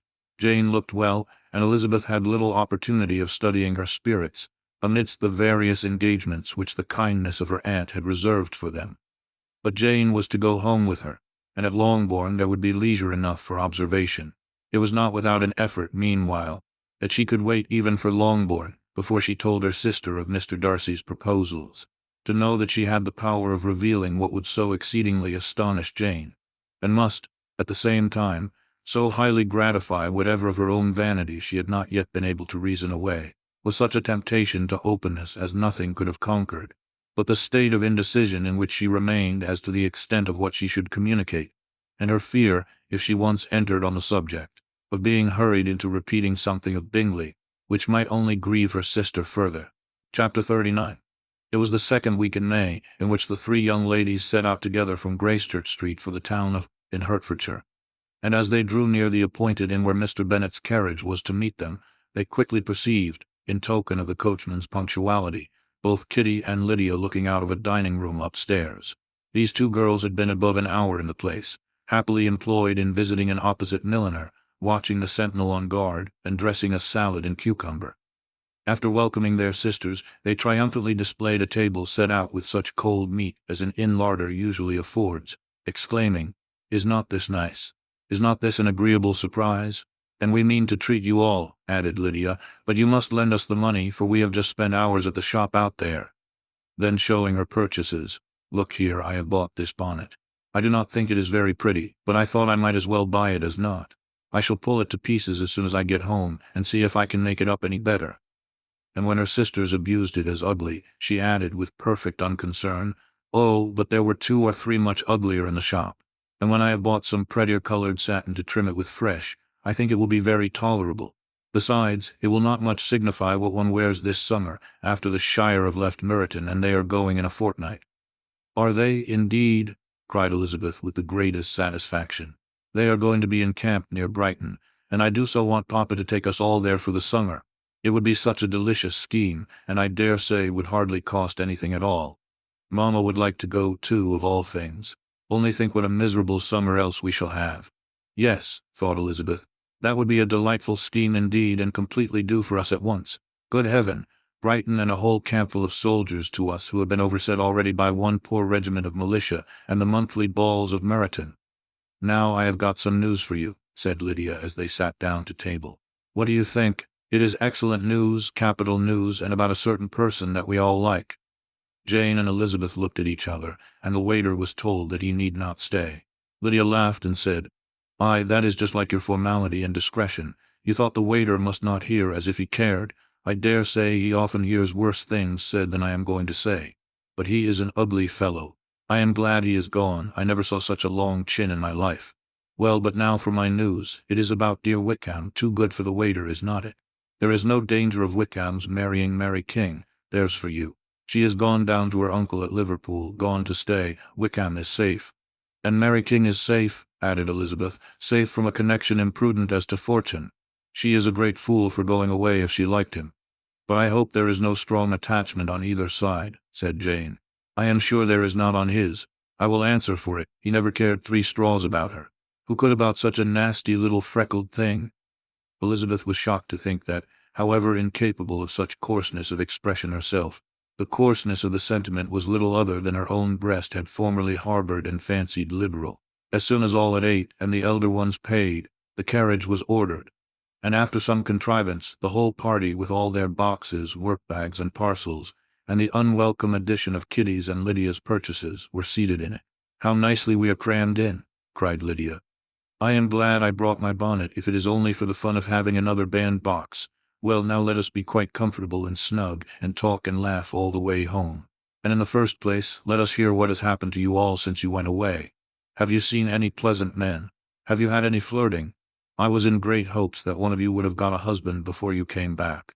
Jane will be quite an old maid soon, I declare. She is almost 3 and 20. Lord, how ashamed I should be of not being married before 3 and 20. My Aunt Phillips wants you so to get husbands you can't think. She says Lizzie had better have taken Mr. Collins, but I do not think there would have been any fun in it. Lord, how I should like to be married before any of you, and then I would chaperone you about to all the balls. Dear me, we had such a good piece of fun the other day at Colonel Forster's. Kitty and me were to spend the day there, and Mrs. Forster promised to have a little dance in the evening. By the by, Mrs. Forster and me are such friends. And so she asked the 2 Harringtons to come. But Harriet was ill, and so Pen was forced to come by herself. And then what do you think we did? We dressed up Chamberlain in woman's clothes on purpose to pass for a lady. Only think what fun. Not a soul knew of it but Colonel and Mrs. Forster, and Kitty and me except my aunt, for we were forced to borrow one of her gowns. And you cannot imagine how well he looked. When Denny and Wickham and Pratt and 2 or 3 more of the men came in, they did not know him in the least. Lord, how I laughed, and so did Mrs. Forster. I thought I should have died. And that made the men suspect something, and then they soon found out what was the matter. With such kind of histories of their parties and good jokes did Lydia, assisted by Kitty's hints and additions, endeavor to amuse her companions all the way to Longbourn. Elizabeth listened as little as she could, but there was no escaping the frequent mention of Wickham's name. Their reception at home was most kind. Mrs. Bennet rejoiced to see Jane in undiminished beauty, and more than once during dinner did Mr. Bennet say voluntarily to Elizabeth, "I am glad you are come back, Lizzie." Their party in the dining-room was large, for almost all the Lucases came to meet Maria and hear the news, and various were the subjects which occupied them. Lady Lucas was inquiring of Maria, across the table, after the welfare and poultry of her eldest daughter. Mrs. Bennet was doubly engaged, on one hand collecting an account of the present fashions from Jane, who sat some way below her, and on the other, retailing them all to the younger Miss Lucases. And Lydia, in a voice rather louder than any other person's, was enumerating the various pleasures of the morning to anybody who would hear her. "Oh, Mary," said she, "I wish you had gone with us, for we had such fun. As we went along, Kitty and me drew up all the blinds, and pretended there was nobody in the coach. And I should have gone so all the way, if Kitty had not been sick. And when we got to the George, I do think we behaved very handsomely, for we treated the other 3 with the nicest cold luncheon in the world, and if you would have gone, we would have treated you too. And then when we came away, it was such fun. I thought we never should have got into the coach. I was ready to die of laughter. And then we were so merry all the way home. We talked and laughed so loud that anybody might have heard us 10 miles off." To this, Mary very gravely replied, "Far be it from me, my dear sister, to depreciate such pleasures. They would doubtless be congenial with the generality of female minds, but I confess they would have no charms for me. I should infinitely prefer a book." But of this answer Lydia heard not a word. She seldom listened to anybody for more than half a minute, and never attended to Mary at all. In the afternoon Lydia was urgent with the rest of the girls to walk to Meryton, and see how everybody went on, but Elizabeth steadily opposed the scheme. It should not be said that the Miss Bennets could not be at home half a day before they were in pursuit of the officers. There was another reason, too, for her opposition. She dreaded seeing Wickham again, and was resolved to avoid it as long as possible. The comfort to her of the regiment's approaching removal was indeed beyond expression. In a fortnight they were to go, and once gone, she hoped there could be nothing more to plague her on his account. She had not been many hours at home, before she found that the Brighton scheme, of which Lydia had given them a hint at the inn, was under frequent discussion between her parents. Elizabeth saw directly that her father had not the smallest intention of yielding. But his answers were at the same time so vague and equivocal that her mother, though often disheartened, had never yet despaired of succeeding at last. Chapter 40. Elizabeth's impatience to acquaint Jane with what had happened could no longer be overcome, and at length resolving to suppress every particular in which her sister was concerned, and preparing her to be surprised, she related to her the next morning the chief of the scene between Mr. Darcy and herself. Miss Bennet's astonishment was soon lessened by the strong sisterly partiality which made any admiration of Elizabeth appear perfectly natural, and all surprise was shortly lost in other feelings. She was sorry that Mr. Darcy should have delivered his sentiments in a manner so little suited to recommend them, but still more was she grieved for the unhappiness which her sister's refusal must have given him. His being so sure of succeeding was wrong, said she, and certainly ought not to have appeared, but consider how much it must increase his disappointment. Indeed, replied Elizabeth, I am heartily sorry for him, but he has other feelings which will probably soon drive away his regard for me. You do not blame me, however, for refusing him. Blame you? Oh no, but you blame me for having spoken so warmly of Wickham. No, I do not know that you were wrong in saying what you did, but you will know it when I have told you what happened the very next day. She then spoke of the letter, repeating the whole of its contents as far as they concerned George Wickham. What a stroke was this for poor Jane, who would willingly have gone through the world without believing that so much wickedness existed in the whole race of mankind, as was here collected in one individual. Nor was Darcy's vindication, though grateful to her feelings, capable of consoling her for such discovery. Most earnestly did she labor to prove the probability of error, and seek to clear one without involving the other. This will not do, said Elizabeth. You never will be able to make both of them good for anything. Take your choice, but you must be satisfied with only one. There is but such a quantity of merit between them, just enough to make one good sort of man, and of late it has been shifting about pretty much. For my part, I am inclined to believe it all Mr. Darcy's, but you shall do as you choose. It was some time, however, before a smile could be extorted from Jane. I do not know when I have been more shocked, said she. Wickham so very bad it is almost past belief, and poor Mr. Darcy, dear Lizzie, only consider what he must have suffered, such a disappointment, and with the knowledge of your ill opinion too, and having to relate such a thing of his sister. It is really too distressing. I am sure you must feel it so. Oh no, my regret and compassion are all done away by seeing you so full of both. I know you will do him such ample justice that I am growing every moment more unconcerned and indifferent. Your profusion makes me saving, and if you lament over him much longer, my heart will be as light as a feather. Poor Wickham! There is such an expression of goodness in his countenance, such an openness and gentleness in his manner. There certainly was some great mismanagement in the education of those two young men. One has got all the goodness, and the other all the appearance of it. I never thought Mr. Darcy so deficient in the appearance of it as you used to do. And yet I meant to be uncommonly clever in taking so decided a dislike to him without any reason. It is such a spur to one's genius, such an opening for wit to have a dislike of that kind. One may be continually abusive without saying anything just, but one cannot be always laughing at a man without now and then stumbling on something witty. Lizzie, when you first read that letter, I am sure you could not treat the matter as you do now. Indeed, I could not. I was uncomfortable enough. I was very uncomfortable. I may say unhappy. And with no one to speak to of what I felt, no Jane to comfort me, and say that I had not been so very weak and vain and nonsensical as I knew I had. Oh, how I wanted you! How unfortunate that you should have used such very strong expressions in speaking of Wickham to Mr. Darcy, for now they do appear wholly undeserved. Certainly, but the misfortune of speaking with bitterness is a most natural consequence of the prejudices I had been encouraging. There is one point on which I want your advice. I want to be told whether I ought or ought not to make our acquaintance in general understand Wickham's character. Miss Bennet paused a little, and then replied, Surely there can be no occasion for exposing him so dreadfully. What is your own opinion? That it ought not to be attempted. Mr. Darcy has not authorized me to make his communication public. On the contrary, every particular relative to his sister was meant to be kept as much as possible to myself. And if I endeavor to undeceive people as to the rest of his conduct, who will believe me? The general prejudice against Mr. Darcy is so violent that it would be the death of half the good people in Meryton to attempt to place him in an amiable light. I am not equal to it. Wickham will soon be gone, and therefore it will not signify to anybody here what he really is. Some time hence it will be all found out, and then we may laugh at their stupidity in not knowing it before. At present I will say nothing about it. You are quite right. To have his errors made public might ruin him forever. He is now, perhaps, sorry for what he has done and anxious to re-establish a character. We must not make him desperate. The tumult of Elizabeth's mind was allayed by this conversation.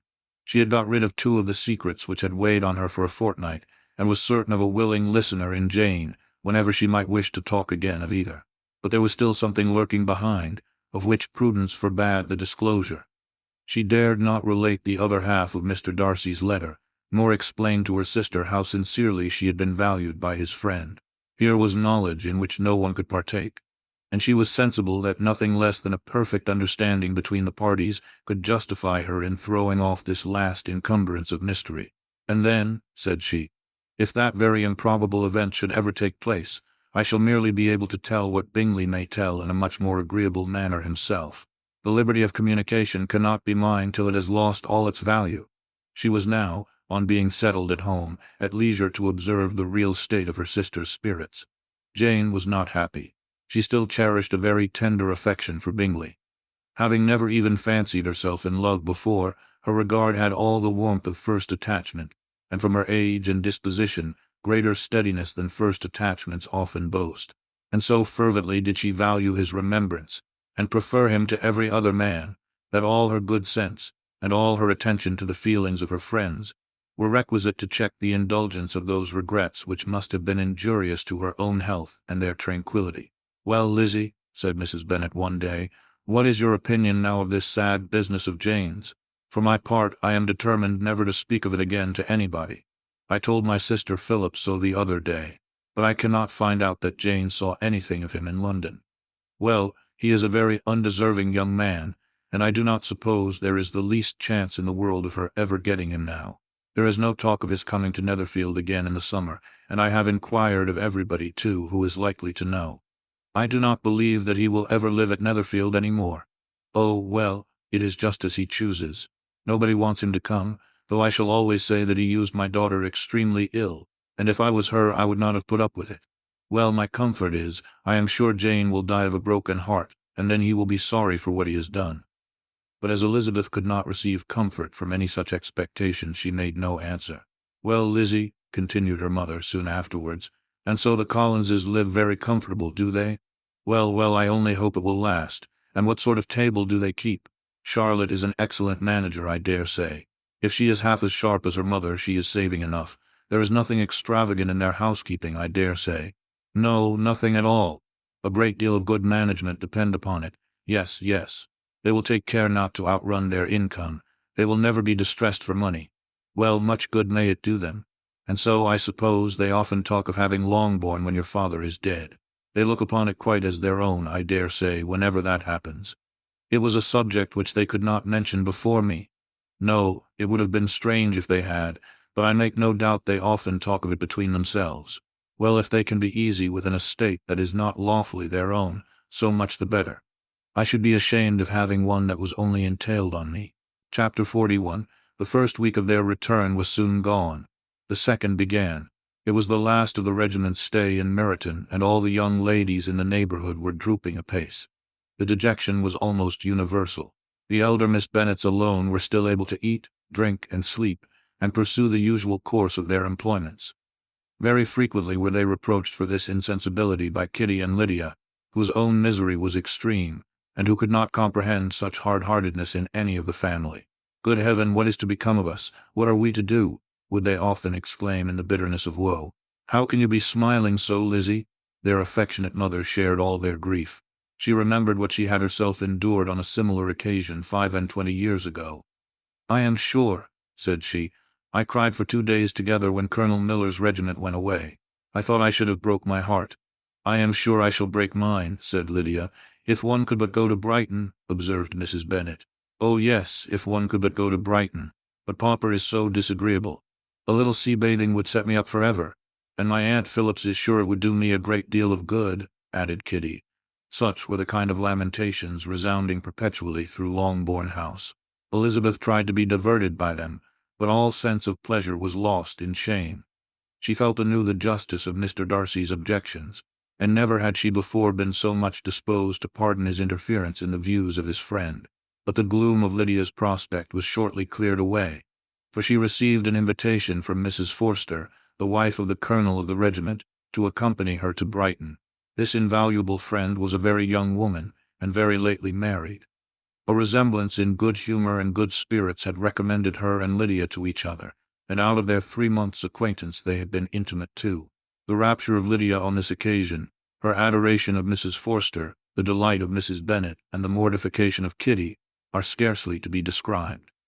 Wholly inattentive to her sister's feelings, Lydia flew about the house in restless ecstasy, calling for everyone's congratulations, and laughing and talking with more violence than ever, whilst the luckless Kitty continued in the parlour repining at her fate in terms as unreasonable as her accent was peevish.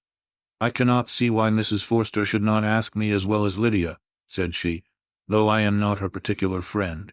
I have just as much right to be asked as she has, and more too, for I am 2 years older." In vain did Elizabeth attempt to make her reasonable, and Jane to make her resigned. As for Elizabeth herself, this invitation was so far from exciting in her the same feelings as in her mother and Lydia, that she considered it as the death warrant of all possibility of common sense for the latter. And detestable as such a step must make her, were it known, she could not help secretly advising her father not to let her go.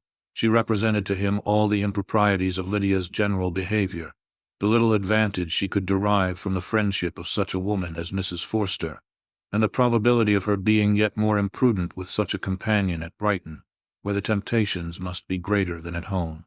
He heard her attentively, and then said, "Lydia will never be easy till she has exposed herself in some public place or other, and we can never expect her to do it with so little expense or inconvenience to her family as under the present circumstances." "If you were aware," said Elizabeth, "of the very great disadvantage to us all, which must arise from the public notice of Lydia's unguarded and imprudent manner, nay, which has already arisen from it, I am sure you would judge differently in the affair." "Already arisen?" repeated Mr. Bennet. "What, has she frightened away some of your lovers? Poor little Lizzie! But do not be cast down. Such squeamish youths as cannot bear to be connected with a little absurdity are not worth a regret. Come, let me see the list of the pitiful fellows who have been kept aloof by Lydia's folly." "Indeed, you are mistaken. I have no such injuries to resent. It is not of peculiar but of general evils which I am now complaining. Our importance, our respectability in the world must be affected by the wild volatility, the assurance and disdain of all restraint which mark Lydia's character. Excuse me, for I must speak plainly. If you, my dear father, will not take the trouble of checking her exuberant spirits, and of teaching her that her present pursuits are not to be the business of her life, she will soon be beyond the reach of amendment. Her character will be fixed, and she will, at 16, be the most determined flirt that ever made herself and her family ridiculous. A flirt, too, in the worst and meanest degree of flirtation, without any attraction beyond youth and a tolerable person, and from the ignorance and emptiness of her mind, wholly unable to ward off any portion of that universal contempt which her rage for admiration will excite. In this danger Kitty is also comprehended. She will follow wherever Lydia leads, vain, ignorant, idle, and absolutely uncontrolled. Oh, my dear father, can you suppose it possible that they will not be censured and despised wherever they are known, and that their sisters will not be often involved in the disgrace?" Mr. Bennet saw that her whole heart was in the subject, and affectionately taking her hand, said in reply, "Do not make yourself uneasy, my love. Wherever you and Jane are known, you must be respected and valued, and you will not appear to less advantage for having a couple of, or I may say 3, very silly sisters. We shall have no peace at Longbourn if Lydia does not go to Brighton. Let her go, then. Colonel Forster is a sensible man, and will keep her out of any real mischief, and she is luckily too poor to be an object of prey to anybody.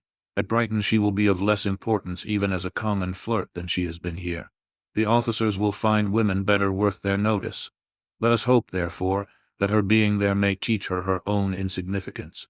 At any rate, she cannot grow many degrees worse, without authorizing us to lock her up for the rest of her life."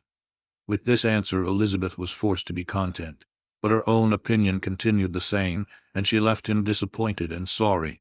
It was not in her nature, however, to increase her vexations by dwelling on them. She was confident of having performed her duty, and to fret over unavoidable evils, or augment them by anxiety, was no part of her disposition. Had Lydia and her mother known the substance of her conference with her father, Their indignation would hardly have found expression in their united volubility. In Lydia's imagination, a visit to Brighton comprised every possibility of earthly happiness. She saw, with the creative eye of fancy, the streets of that gay bathing-place covered with officers. She saw herself the object of attention to tens and to scores of them at present unknown. She saw all the glories of the camp.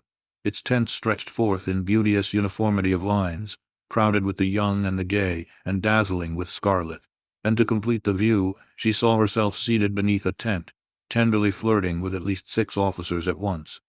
Had she known that her sister sought to tear her from such prospects and such realities as these, what would have been her sensations? They could have been understood only by her mother, who might have felt nearly the same. Lydia's going to Brighton was all that consoled her for the melancholy conviction of her husband's never intending to go there himself. But they were entirely ignorant of what had passed, and their raptures continued with little intermission to the very day of Lydia's leaving home. Elizabeth was now to see Mr. Wickham for the last time. Having been frequently in company with him since her return, agitation was pretty well over, the agitations of former partiality entirely so. She had even learnt to detect, in the very gentleness which had first delighted her, an affectation and a sameness to disgust and weary. In his present behavior to herself, moreover, she had a fresh source of displeasure. For the inclination he soon testified of renewing those attentions which had marked the early part of their acquaintance could only serve, after what had since passed, to provoke her.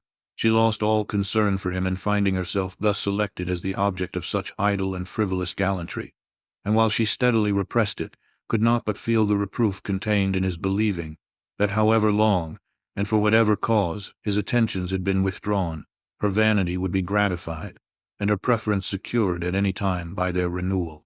On the very last day of the regiment's remaining in Meryton, he dined, with others of the officers, at Longbourn, and so little was Elizabeth disposed to part from him in good humour, that, on his making some inquiry as to the manner in which her time had passed at Hunsford, she mentioned Colonel Fitzwilliam's and Mr. Darcy's having both spent 3 weeks at Rosings, and asked him if he were acquainted with the former.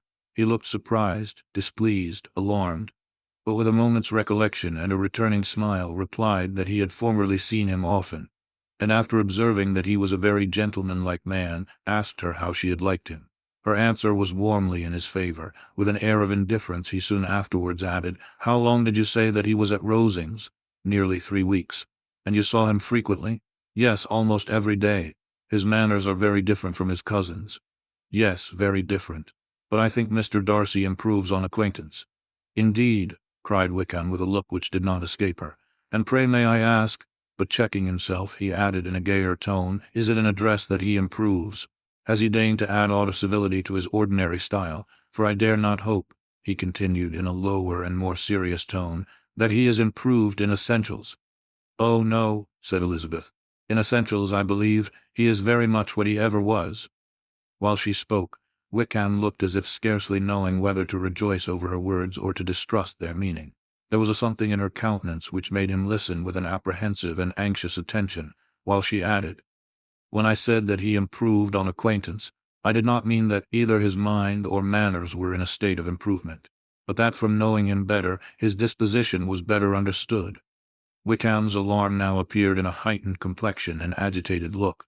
For a few minutes he was silent, till, shaking off his embarrassment, he turned to her again, and said in the gentlest of accents, "You, who so well know my feelings towards Mr. Darcy, will readily comprehend how sincerely I must rejoice that he is wise enough to assume even the appearance of what is right. His pride in that direction may be of service, if not to himself, to many others, for it must deter him from such foul misconduct as I have suffered by.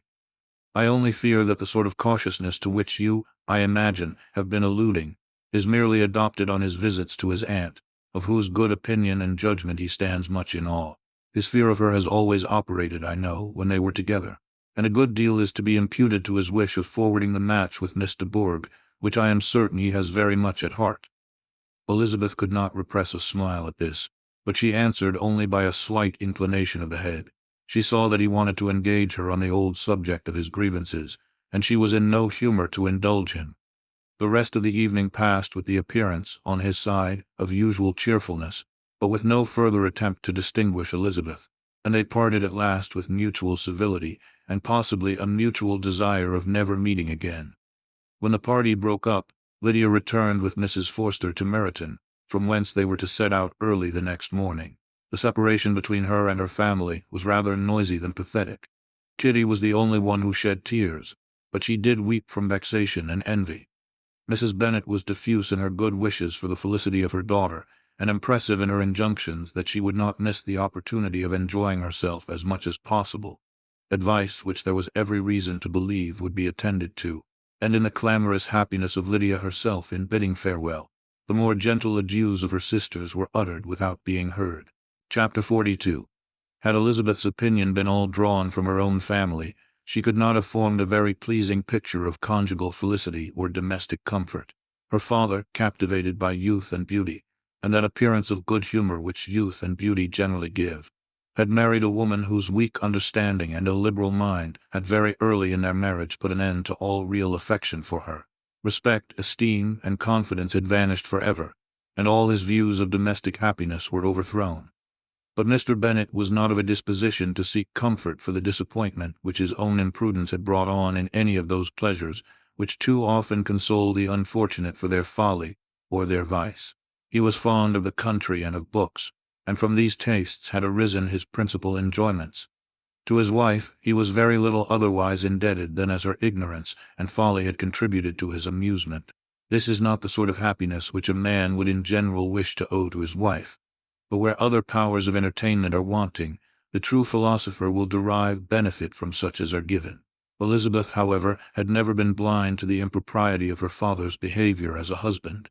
She had always seen it with pain, but respecting his abilities, and grateful for his affectionate treatment of herself, she endeavored to forget what she could not overlook, and to banish from her thoughts that continual breach of conjugal obligation and decorum which, in exposing his wife to the contempt of her own children, was so highly reprehensible. But she had never felt so strongly as now the disadvantages which must attend the children of so unsuitable a marriage, nor ever been so fully aware of the evils arising from so ill-judged a direction of talents which, rightly used, might at least have preserved the respectability of his daughters, even if incapable of enlarging the mind of his wife. When Elizabeth had rejoiced over Wickham's departure, she found little other cause for satisfaction in the loss of the regiment. Their parties abroad were less varied than before, and at home she had a mother and sister, whose constant repinings at the dullness of everything around them threw a real gloom over their domestic circle. And though Kitty might in time regain her natural degree of sense, since the disturbers of her brain were removed, her other sister, from whose disposition greater evil might be apprehended, was likely to be hardened in all her folly and assurance by a situation of such double danger as a watering-place and a camp. Upon the whole, therefore, she found, what has been sometimes found before, that an event to which she had looked forward with impatient desire did not, in taking place, bring all the satisfaction she had promised herself. It was consequently necessary to name some other period for the commencement of actual felicity, to have some other point on which her wishes and hopes might be fixed, and by again enjoying the pleasure of anticipation, console herself for the present, and prepare for another disappointment. Her tour to the lakes was now the object of her happiest thoughts. It was her best consolation for all the uncomfortable hours which the discontentedness of her mother and Kitty made inevitable, and could she have included Jane in the scheme, every part of it would have been perfect. But it is fortunate, thought she, that I have something to wish for. Were the whole arrangement complete, my disappointment would be certain. But here, by carrying with me one ceaseless source of regret in my sister's absence, I may reasonably hope to have all my expectations of pleasure realized. A scheme of which every part promises delight can never be successful, and general disappointment is only warded off by the defense of some little peculiar vexation. When Lydia went away, she promised to write very often and very minutely to her mother and Kitty, but her letters were always long expected, and always very short. Those to her mother contained little else than that they were just returned from the library, where such and such officers had attended them, and where she had seen such beautiful ornaments as made her quite wild, that she had a new gown, or a new parasol which she would have described more fully, but was obliged to leave off in a violent hurry, as Mrs. Forster called her, and they were going to the camp. And from her correspondence with her sister there was still less to be learnt, for her letters to Kitty, though rather longer, were much too full of lines under the words to be made public. After the first fortnight or 3 weeks of her absence, health, Good humor and cheerfulness began to reappear at Longbourn. Everything wore a happier aspect. The families who had been in town for the winter came back again, and summer finery and summer engagements arose. Mrs. Bennet was restored to her usual querulous serenity, and by the middle of June Kitty was so much recovered as to be able to enter Meryton without tears, an event of such happy promise as to make Elizabeth hope that by the following Christmas she might be so tolerably reasonable as not to mention an officer above once a day, unless, by some cruel and malicious arrangement at the War Office, another regiment should be quartered in Meryton. The time fixed for the beginning of their northern tour was now fast approaching, and a fortnight only was wanting of it, when a letter arrived from Mrs. Gardiner, which at once delayed its commencement and curtailed its extent. Mr. Gardiner would be prevented by business from setting out till a fortnight later in July, and must be in London again within a month.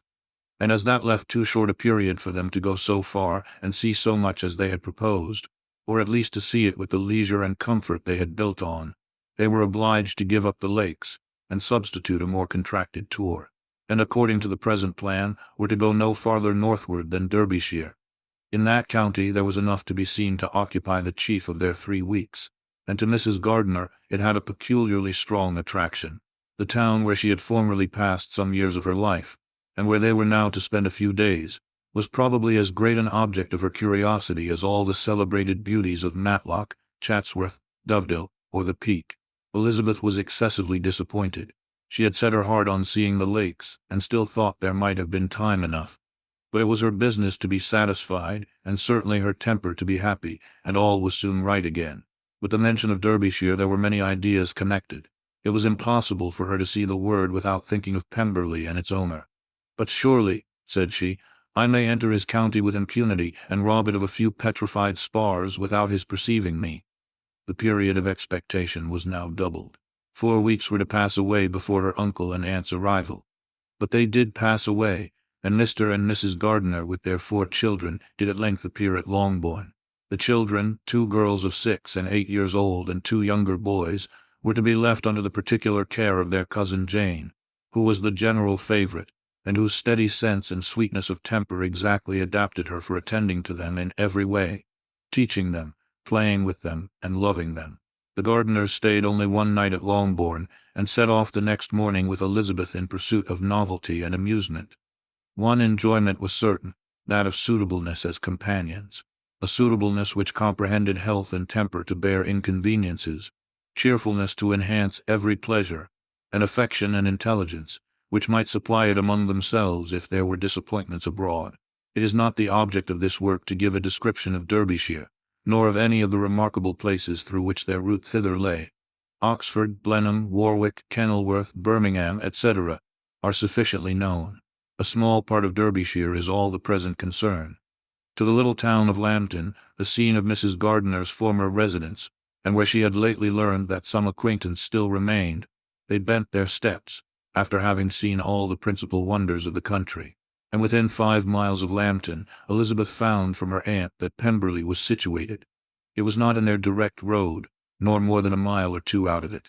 In talking over their route the evening before, Mrs. Gardiner expressed an inclination to see the place again. Mr. Gardiner declared his willingness, and Elizabeth was applied to for her approbation. "My love, should not you like to see a place of which you have heard so much?" said her aunt. "A place, too, with which so many of your acquaintance are connected. Wickham passed all his youth there, you know." Elizabeth was distressed. She felt that she had no business at Pemberley, and was obliged to assume a disinclination for seeing it. She must own that she was tired of great houses.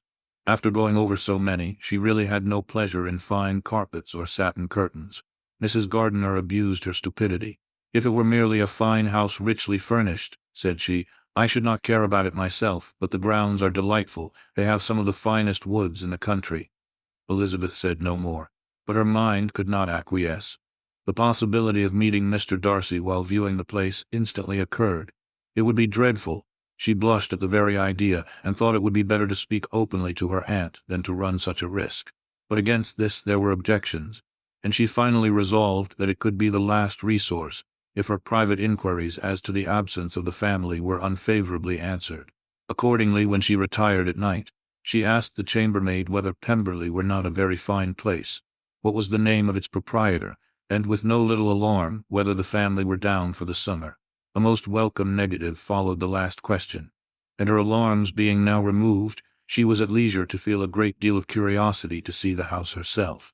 And when the subject was revived the next morning, and she was again applied to, could readily answer, and with a proper air of indifference, that she had not really any dislike to the scheme. To Pemberley, therefore, they were to go.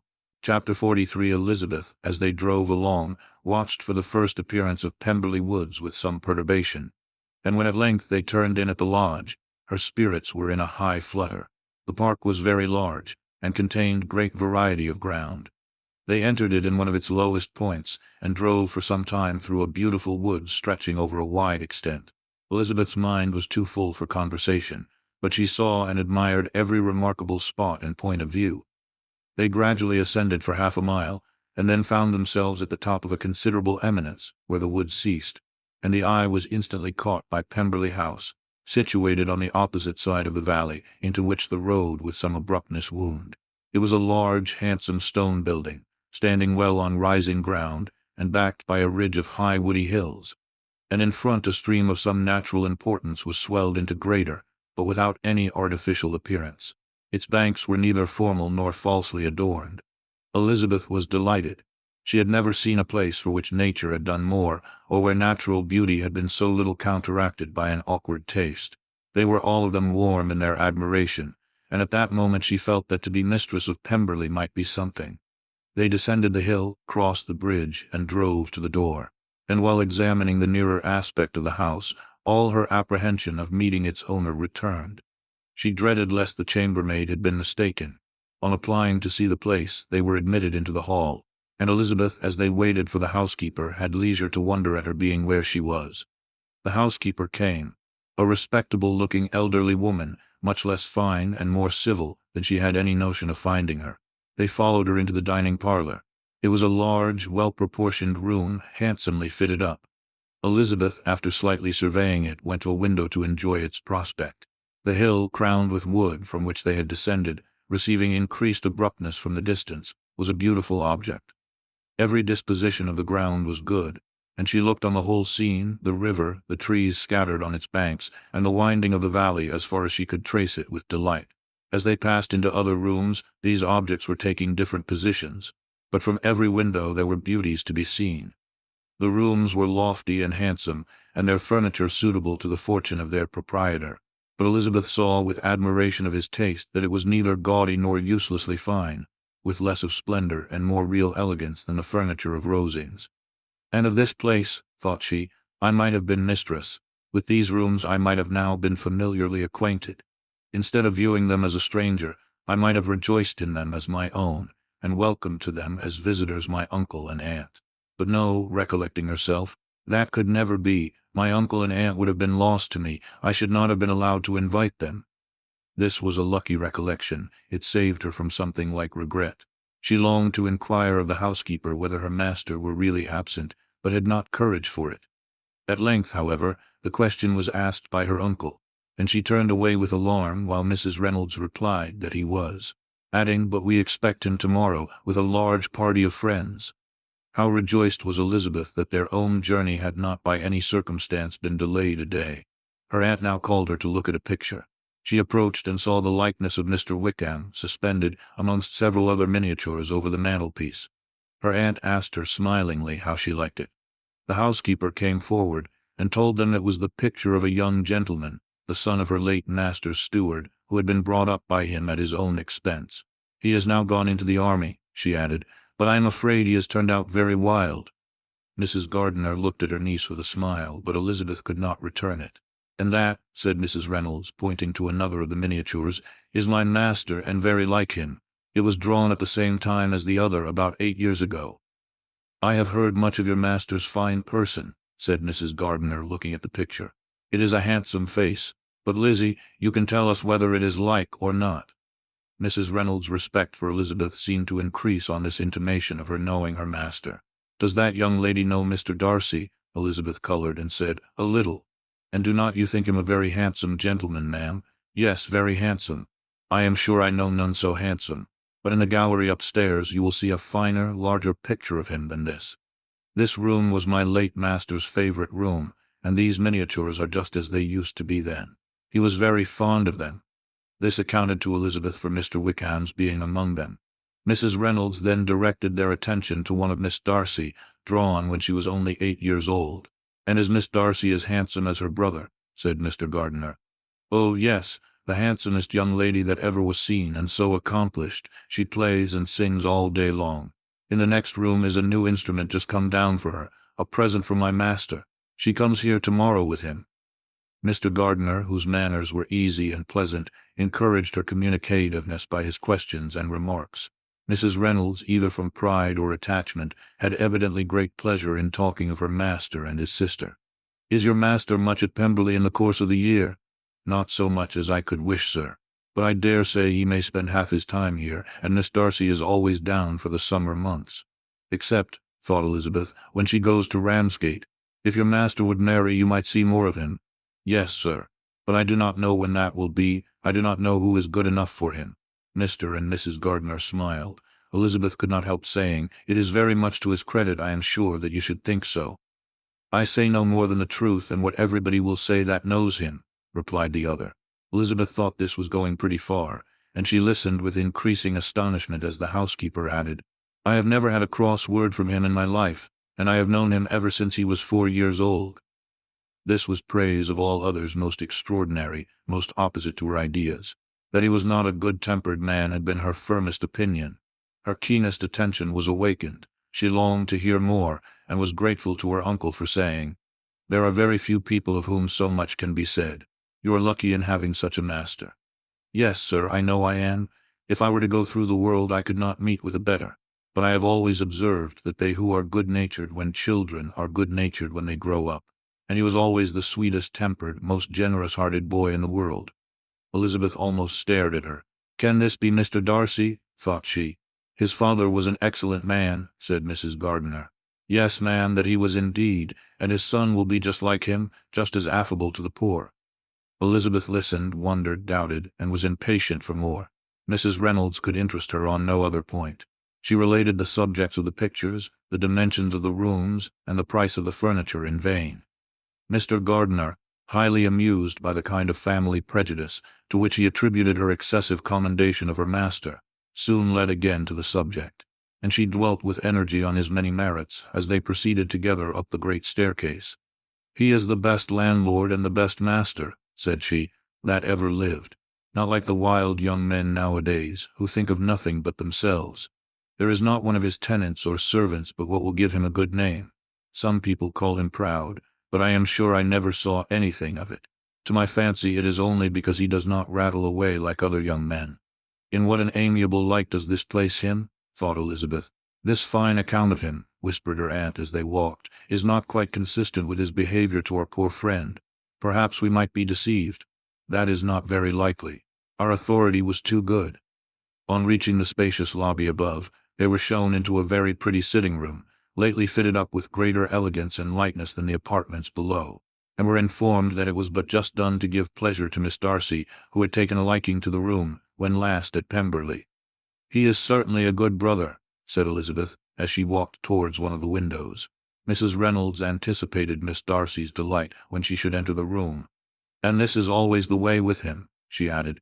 "Whatever can give his sister any pleasure is sure to be done in a moment. There is nothing he would not do for her." The picture gallery and 2 or 3 of the principal bedrooms were all that remained to be shown. In the former were many good paintings, but Elizabeth knew nothing of the art, and from such as had been already visible below, she had willingly turned to look at some drawings of Miss Darcy's, in crayons, whose subjects were usually more interesting, and also more intelligible. In the gallery there were many family portraits, but they could have little to fix the attention of a stranger. Elizabeth walked on in quest of the only face whose features would be known to her.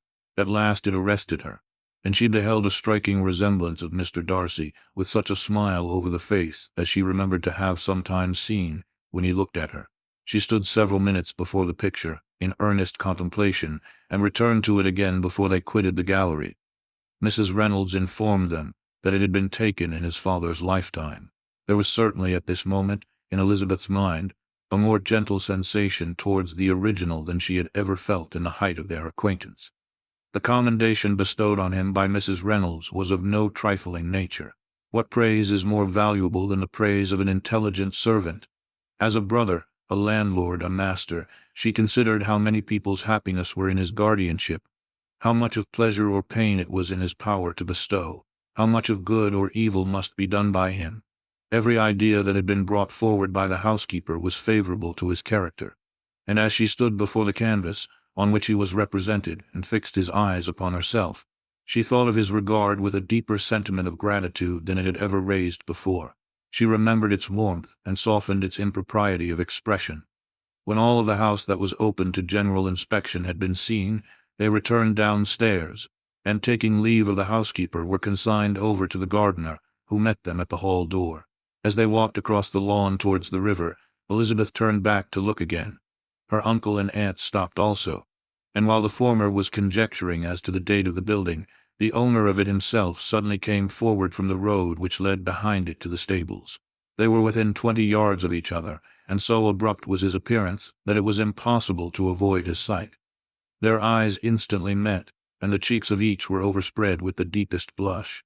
He absolutely started, and for a moment seemed immovable from surprise, but shortly recovering himself, advanced towards the party and spoke to Elizabeth, if not in terms of perfect composure, at least of perfect civility. She had instinctively turned away, but stopping on his approach, received his compliments with an embarrassment impossible to be overcome. Had his first appearance, or his resemblance to the picture they had just been examining, been insufficient to assure the other two that they now saw Mr. Darcy, the gardener's expression of surprise on beholding his master must immediately have told it. They stood a little aloof while he was talking to their niece, who, astonished and confused, scarcely dared lift her eyes to his face, and knew not what answer she returned to his civil inquiries after her family. Amazed at the alteration of his manner since they last parted, every sentence that he uttered was increasing her embarrassment, and every idea of the impropriety of her being found there recurring to her mind. The few minutes in which they continued together were some of the most uncomfortable of her life. Nor did he seem much more at ease. When he spoke, his accent had none of its usual sedateness, and he repeated his inquiries as to the time of her having left Longbourn, and of her stay in Derbyshire so often and in so hurried a way as plainly spoke the distraction of his thoughts. At length every idea seemed to fail him, and after standing a few moments without saying a word, he suddenly recollected himself and took leave. The others then joined her, and expressed their admiration of his figure, but Elizabeth heard not a word, and wholly engrossed by her own feelings, followed them in silence. She was overpowered by shame and vexation. Her coming there was the most unfortunate, the most ill-judged thing in the world. How strange must it appear to him! In what a disgraceful light might it not strike so vain a man! It might seem as if she had purposely thrown herself in his way again. Oh, why did she come? Or why did he thus come a day before he was expected? Had they been only 10 minutes sooner, they should have been beyond the reach of his discrimination, for it was plain that he was that moment arrived, that moment alighted from his horse or his carriage. She blushed again and again over the perverseness of the meeting, and his behavior so strikingly altered. What could it mean? That he should even speak to her was amazing, but to speak with such civility, to inquire after her family. Never in her life had she seen his manners so little dignified. Never had he spoken with such gentleness as on this unexpected meeting. What a contrast did it offer to his last address in Rosings Park, when he put his letter into her hand. She knew not what to think, or how to account for it. They had now entered a beautiful walk by the side of the water, and every step was bringing forward a nobler fall of ground, or a finer reach of the woods to which they were approaching. But it was some time before Elizabeth was sensible of any of it, and though she answered mechanically to the repeated appeals of her uncle and aunt, and seemed to direct her eyes to such objects as they pointed out, she distinguished no part of the scene. Her thoughts were all fixed on that one spot of Pemberley House, whichever it might be, where Mr. Darcy then was. She longed to know what at that moment was passing in his mind, in what manner he thought of her, and whether, in defiance of everything, she was still dear to him. Perhaps he had been civil only because he felt himself at ease. Yet there had been that in his voice which was not like ease. Whether he had felt more of pain or of pleasure in seeing her, she could not tell, but he certainly had not seen her with composure. At length, however, the remarks of her companions on her absence of mind roused her, and she felt the necessity of appearing more like herself. They entered the woods, and bidding adieu to the river for a while, ascended some of the higher grounds, whence, in spots where the opening of the trees gave the eye power to wander, were many charming views of the valley, the opposite hills, with the long range of woods overspreading many, and occasionally part of the stream. Mr. Gardiner expressed a wish of going round the whole park, but feared it might be beyond a walk. With a triumphant smile they were told that it was 10 miles round. It settled the matter, and they pursued the accustomed circuit, which brought them again, after some time, in a descent among hanging woods, to the edge of the water, and one of its narrowest parts. They crossed it by a simple bridge, in character with the general air of the scene. It was a spot less adorned than any they had yet visited, and the valley here contracted into a glen allowed room only for the stream, and a narrow walk amidst the rough coppicewood which bordered it.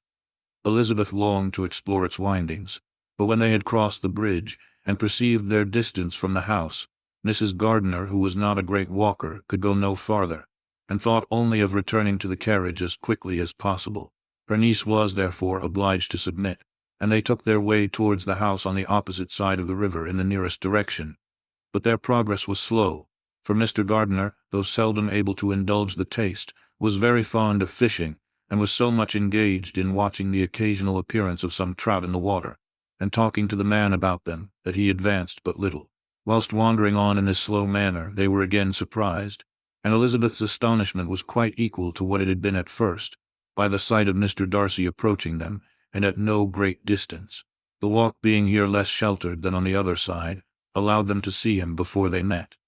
Elizabeth, however astonished, was at least more prepared for an interview than before, and resolved to appear and to speak with calmness, if he really intended to meet them. For a few moments, indeed, she felt that he would probably strike into some other path.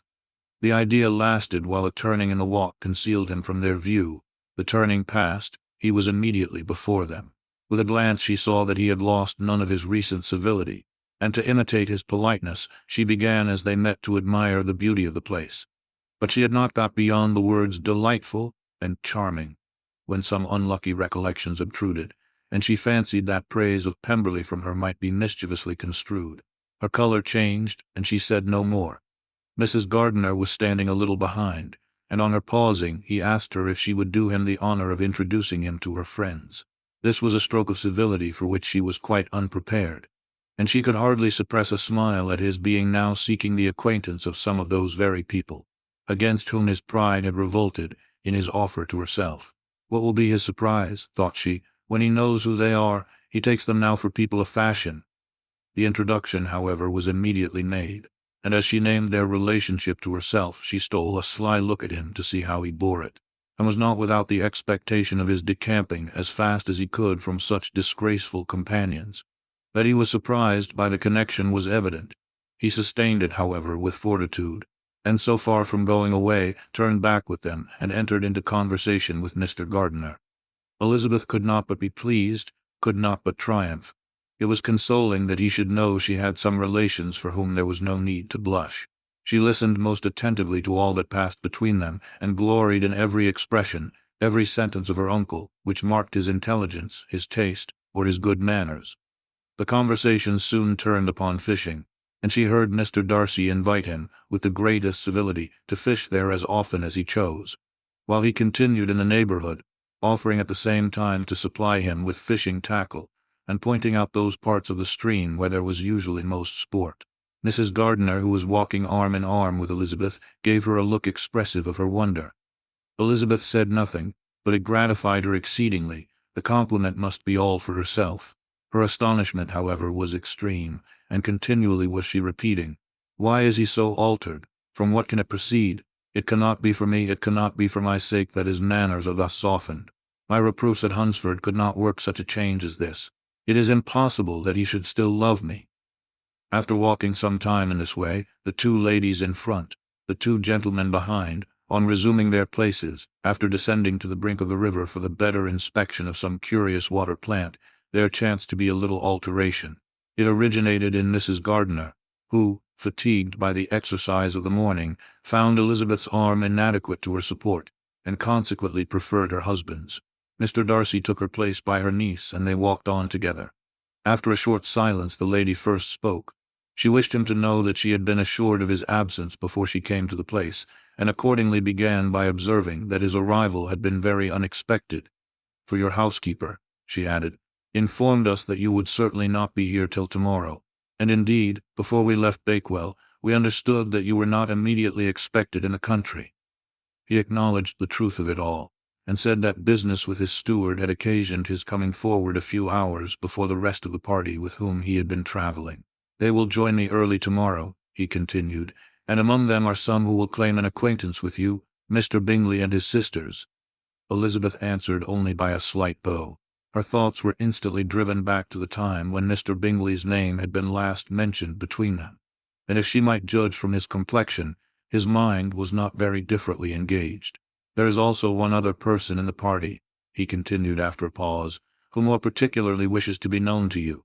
Will you allow me, or do I ask too much, to introduce my sister to your acquaintance during your stay at Lambton?" The surprise of such an application was great indeed. It was too great for her to know in what manner she acceded to it. She immediately felt that whatever desire Miss Darcy might have of being acquainted with her must be the work of her brother, and without looking farther, it was satisfactory. It was gratifying to know that his resentment had not made him think really ill of her. They now walked on in silence, each of them deep in thought. Elizabeth was not comfortable, that was impossible, but she was flattered and pleased. His wish of introducing his sister to her was a compliment of the highest kind. They soon outstripped the others, and when they had reached the carriage, Mr. and Mrs. Gardiner were half a quarter of a mile behind. He then asked her to walk into the house, but she declared herself not tired, and they stood together on the lawn. At such a time much might have been said, and silence was very awkward. She wanted to talk, but there seemed an embargo on every subject. At last she recollected that she had been traveling, and they talked of Matlock and Dovedale with great perseverance. Yet time and her aunt moved slowly, and her patience and her ideas were nearly worn out before the tete-a-tete was over.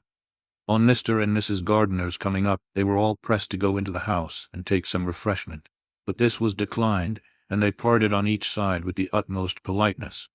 Mr. Darcy handed the ladies into the carriage, and when it drove off, Elizabeth saw him walking slowly towards the house. The observations of her uncle and aunt now began, and each of them pronounced him to be infinitely superior to anything they had expected. "He is perfectly well behaved, polite, and unassuming," said her uncle. "There is something a little stately in him, to be sure," replied her aunt, "but it is confined to his air, and is not unbecoming. I can now say with the housekeeper that though some people may call him proud, I have seen nothing of it. I was never more surprised than by his behavior to us. It was more than civil, it was really attentive, and there was no necessity for such attention. His acquaintance with Elizabeth was very trifling." "To be sure, Lizzie," said her aunt, "he is not so handsome as Wickham, or rather he has not Wickham's countenance, for his features are perfectly good. But how came you to tell us that he was so disagreeable?" Elizabeth excused herself as well as she could, said that she had liked him better when they met in Kent than before, and that she had never seen him so pleasant as this morning. "But perhaps he may be a little whimsical in his civilities," replied her uncle. "Your great men often are, and therefore I shall not take him at his word about fishing, as he might change his mind another day and warn me off his grounds." Elizabeth felt that they had entirely mistaken his character, but said nothing. "From what we have seen of him," continued Mrs. Gardiner, "I really should not have thought that he could have behaved in so cruel a way by anybody as he has done by poor Wickham. He has not an ill-natured look. On the contrary, there is something pleasing about his mouth when he speaks, and there is something of dignity in his countenance that would not give one an unfavorable idea of his heart. But to be sure, the good lady who showed us the house did give him a most flaming character. I could hardly help laughing aloud sometimes. But he is a liberal master, I suppose, and that, in the eye of a servant, comprehends every virtue."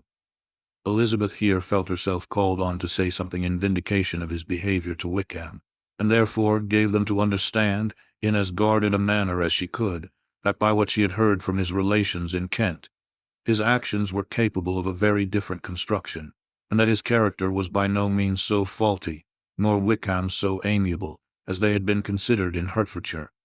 In confirmation of this, she related the particulars of all the pecuniary transactions in which they had been connected, without actually naming her authority, but stating it to be such as might be relied on. Mrs. Gardiner was surprised and concerned, but as they were now approaching the scene of her former pleasures, Every idea gave way to the charm of recollection, and she was too much engaged in pointing out to her husband all the interesting spots in its environs to think of anything else. Fatigued as she had been by the morning's walk, they had no sooner dined than she set off again in quest of her former acquaintance, and the evening was spent in the satisfactions of an intercourse renewed after many years' discontinuance. The occurrences of the day were too full of interest to leave Elizabeth much attention for any of these new friends, and she could do nothing but think, and think with wonder, of Mr. Darcy's civility, and above all, of his wishing her to be acquainted with his sister. Chapter 44. Elizabeth had settled it that Mr. Darcy would bring his sister to visit her the very day after her reaching Pemberley, and was, consequently, resolved not to be out of sight of the inn the whole of that morning. But her conclusion was false, for on the very morning after their own arrival at Lambton, these visitors came. They had been walking about the place with some of their new friends, and were just returned to the inn to dress themselves for dining with the same family, when the sound of a carriage drew them to a window, and they saw a gentleman and lady in a curricle driving up the street. Elizabeth, immediately recognizing the livery, guessed what it meant, and imparted no small degree of surprise to her relations, by acquainting them with the honor which she expected. Her uncle and aunt were all amazement, and the embarrassment of her manner as she spoke, joined to the circumstance itself, and many of the circumstances of the preceding day, opened to them a new idea on the business. Nothing had ever suggested it before, but they now felt that there was no other way of accounting for such attentions from such a quarter than by supposing a partiality for their niece. While these newly born notions were passing in their heads, the perturbation of Elizabeth's feelings was every moment increasing. She was quite amazed at her own discomposure, but amongst other causes of disquiet, she dreaded lest the partiality of the brother should have said too much in her favor, and more than commonly anxious to please, she naturally suspected that every power of pleasing would fail her. She retreated from the window, fearful of being seen, and as she walked up and down the room endeavoring to compose herself, saw such looks of inquiring surprise in her uncle and aunt as made everything worse. Miss Darcy and her brother appeared, and this formidable introduction took place. With astonishment did Elizabeth see that her new acquaintance was at least as much embarrassed as herself. Since her being at Lambton, she had heard that Miss Darcy was exceedingly proud, but the observation of a very few minutes convinced her that she was only exceedingly shy. She found it difficult to obtain even a word from her beyond a monosyllable. Miss Darcy was tall, and on a larger scale than Elizabeth, and though little more than 16, her figure was formed, and her appearance womanly and graceful. She was less handsome than her brother, but there was sense and good humor in her face, and her manners were perfectly unassuming and gentle. Elizabeth, who had expected to find in her as acute and unembarrassed an observer as ever Mr. Darcy had been, was much relieved by discerning such different feelings. They had not been long together before Darcy told her that Bingley was also coming to wait on her, and she had barely time to express her satisfaction and prepare for such a visitor, when Bingley's quick step was heard on the stairs, and in a moment he entered the room. All Elizabeth's anger against him had been long done away, but had she still felt any, it could hardly have stood its ground against the unaffected cordiality with which he expressed himself on seeing her again. He inquired in a friendly, though general way, after her family, and looked and spoke with the same good-humored ease that he had ever done. To Mr. and Mrs. Gardiner he was scarcely a less interesting personage than to herself. They had long wished to see him. The whole party before them, indeed, excited a lively attention. The suspicions which had just arisen of Mr. Darcy and their niece directed their observation towards each with an earnest, though guarded, inquiry, and they soon drew from those inquiries the full conviction that one of them at least knew what it was to love. Of the lady's sensations they remained a little in doubt, but that the gentleman was overflowing with admiration was evident enough. Elizabeth, on her side, had much to do. She wanted to ascertain the feelings of each of her visitors, she wanted to compose her own, and to make herself agreeable to all, and in the latter object, where she feared most to fail, she was most sure of success, for those to whom she endeavored to give pleasure were prepossessed in her favor. Bingley was ready, Georgiana was eager, and Darcy determined to be pleased. In seeing Bingley, her thoughts naturally flew to her sister, and oh, how ardently did she long to know whether any of his were directed in a like manner. Sometimes she could fancy that he talked less than on former occasions, and once or twice pleased herself with the notion that, as he looked at her, he was trying to trace a resemblance. But though this might be imaginary, she could not be deceived as to his behavior to Miss Darcy, who had been set up as a rival to Jane. No look appeared on either side that spoke particular regard. Nothing occurred between them that could justify the hopes of his sister. On this point she was soon satisfied, and 2 or 3 little circumstances occurred ere they parted, which, in her anxious interpretation, denoted a recollection of Jane, not untinctured by tenderness, and a wish of saying more that might lead to the mention of her, had he dared. He observed to her, at a moment when the others were talking together, and in a tone which had something of real regret, that it was a very long time since he had had the pleasure of seeing her. And before she could reply, he added, "It is above 8 months.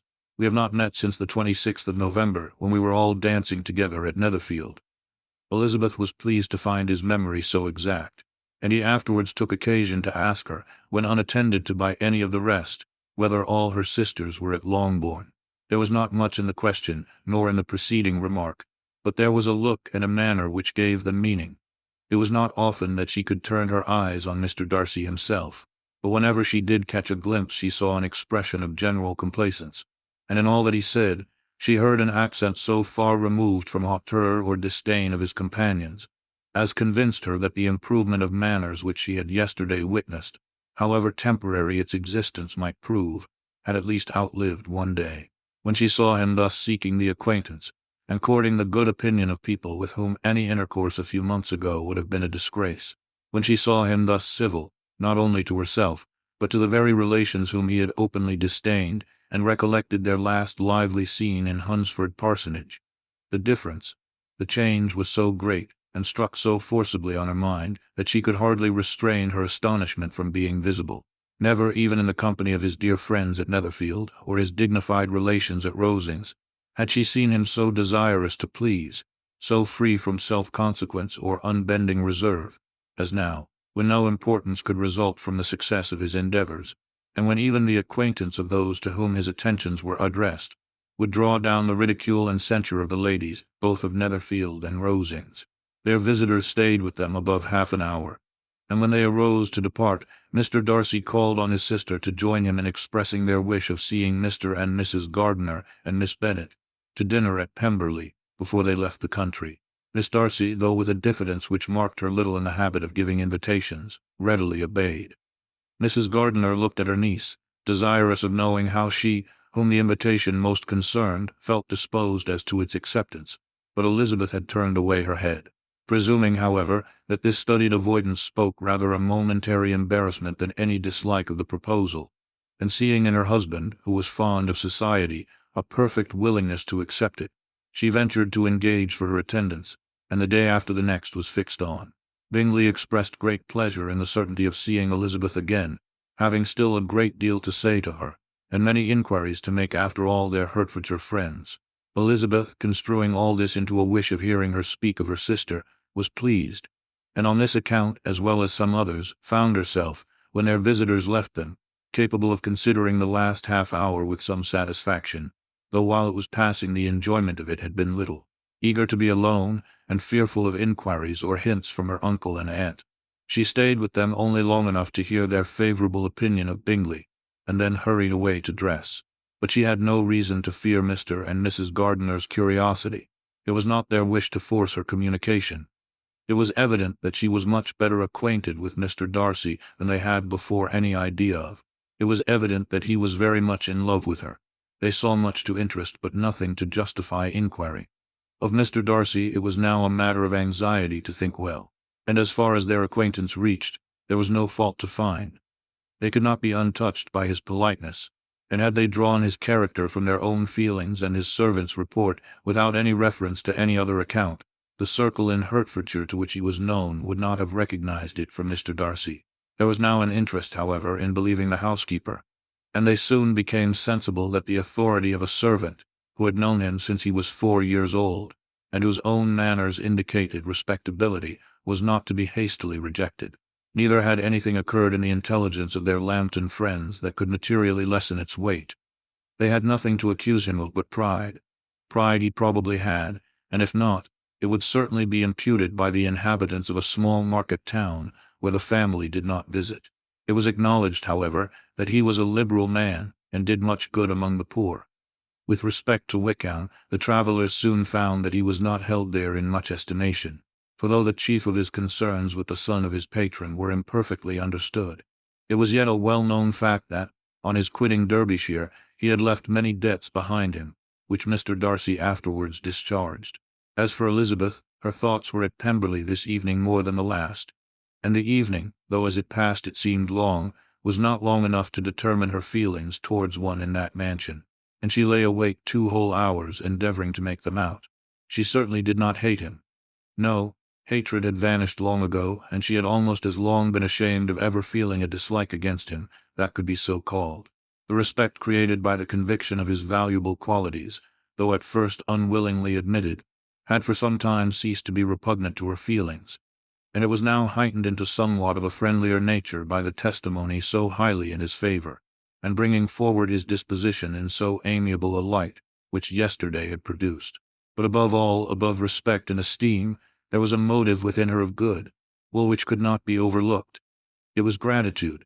Gratitude, not merely for having once loved her, but for loving her still well enough to forgive all the petulance and acrimony of her manner in rejecting him, and all the unjust accusations accompanying her rejection. He who, she had been persuaded, would avoid her as his greatest enemy, seemed, on this accidental meeting, most eager to preserve the acquaintance, and without any indelicate display of regard, or any peculiarity of manner, where their 2 selves only were concerned, was soliciting the good opinion of her friends, and bent on making her known to his sister. Such a change in a man of so much pride excited not only astonishment but gratitude, for to love, ardent love, it must be attributed, and as such its impression on her was of a sort to be encouraged, as by no means unpleasing, though it could not be exactly defined. She respected, she esteemed, she was grateful to him, she felt a real interest in his welfare, and she only wanted to know how far she wished that welfare to depend upon herself, and how far it would be for the happiness of both that she should employ the power, which her fancy told her she still possessed, of bringing on the renewal of his addresses. It had been settled in the evening between the aunt and niece that such a striking civility as Miss Darcy's, in coming to them on the very day of her arrival at Pemberley, for she had reached it only to a late breakfast, ought to be imitated, though it could not be equalled, by some exertion of politeness on their side, and consequently that it would be highly expedient to wait on her at Pemberley the following morning. They were, therefore, to go. Elizabeth was pleased, though when she asked herself the reason she had very little to say in reply. Mr. Gardiner left them soon after breakfast. The fishing scheme had been renewed the day before, and a positive engagement made of his meeting some of the gentlemen at Pemberley by noon. Chapter 45. Convinced, as Elizabeth now was, that Miss Bingley's dislike of her had originated in jealousy, she could not help feeling how very unwelcome her appearance at Pemberley must be to her, and was curious to know with how much civility on that lady's side the acquaintance would now be renewed. On reaching the house, they were shown through the hall into the saloon, whose northern aspect rendered it delightful for summer. Its windows, opening to the ground, admitted a most refreshing view of the high woody hills behind the house, and of the beautiful oaks and Spanish chestnuts which were scattered over the intermediate lawn. In this room they were received by Miss Darcy, who was sitting there with Mrs. Hurst and Miss Bingley, and the lady with whom she lived in London. Georgiana's reception of them was very civil, but attended with all that embarrassment which, though proceeding from shyness and the fear of doing wrong, would easily give to those who felt themselves inferior the belief of her being proud and reserved. Mrs. Gardiner and her niece, however, did her justice and pitied her. By Mrs. Hurst and Miss Bingley they were noticed only by a courtesy, and on their being seated, a pause, awkward as such pauses must always be, succeeded for a few moments. It was first broken by Mrs. Annesley, a genteel, agreeable-looking woman, whose endeavor to introduce some kind of discourse proved her to be more truly well-bred than either of the others, and between her and Mrs. Gardiner, with occasional help from Elizabeth, the conversation was carried on. Miss Darcy looked as if she wished for courage enough to join in it, and sometimes did venture a short sentence when there was least danger of its being heard. Elizabeth soon saw that she was herself closely watched by Miss Bingley, and that she could not speak a word, especially to Miss Darcy, without calling her attention. This observation would not have prevented her from trying to talk to the latter, had they not been seated at an inconvenient distance, but she was not sorry to be spared the necessity of saying much. Her own thoughts were employing her. She expected every moment that some of the gentlemen would enter the room, She wished, she feared, that the master of the house might be amongst them, and whether she wished or feared it most, she could scarcely determine. After sitting in this manner a quarter of an hour, without hearing Miss Bingley's voice, Elizabeth was roused by receiving from her a cold inquiry after the health of her family. She answered with equal indifference and brevity, and the other said no more. The next variation which their visit afforded was produced by the entrance of servants with cold meat, cake, and a variety of all the finest fruits in season. But this did not take place till after many a significant look and smile from Mrs. Annesley to Miss Darcy had been given, to remind her of her post. There was now employment for the whole party, for though they could not all talk, they could all eat, and the beautiful pyramids of grapes, nectarines, and peaches soon collected them round the table. While thus engaged, Elizabeth had a fair opportunity of deciding whether she most feared or wished for the appearance of Mr. Darcy, by the feelings which prevailed on his entering the room. And then, though but a moment before she had believed her wishes to predominate, she began to regret that he came.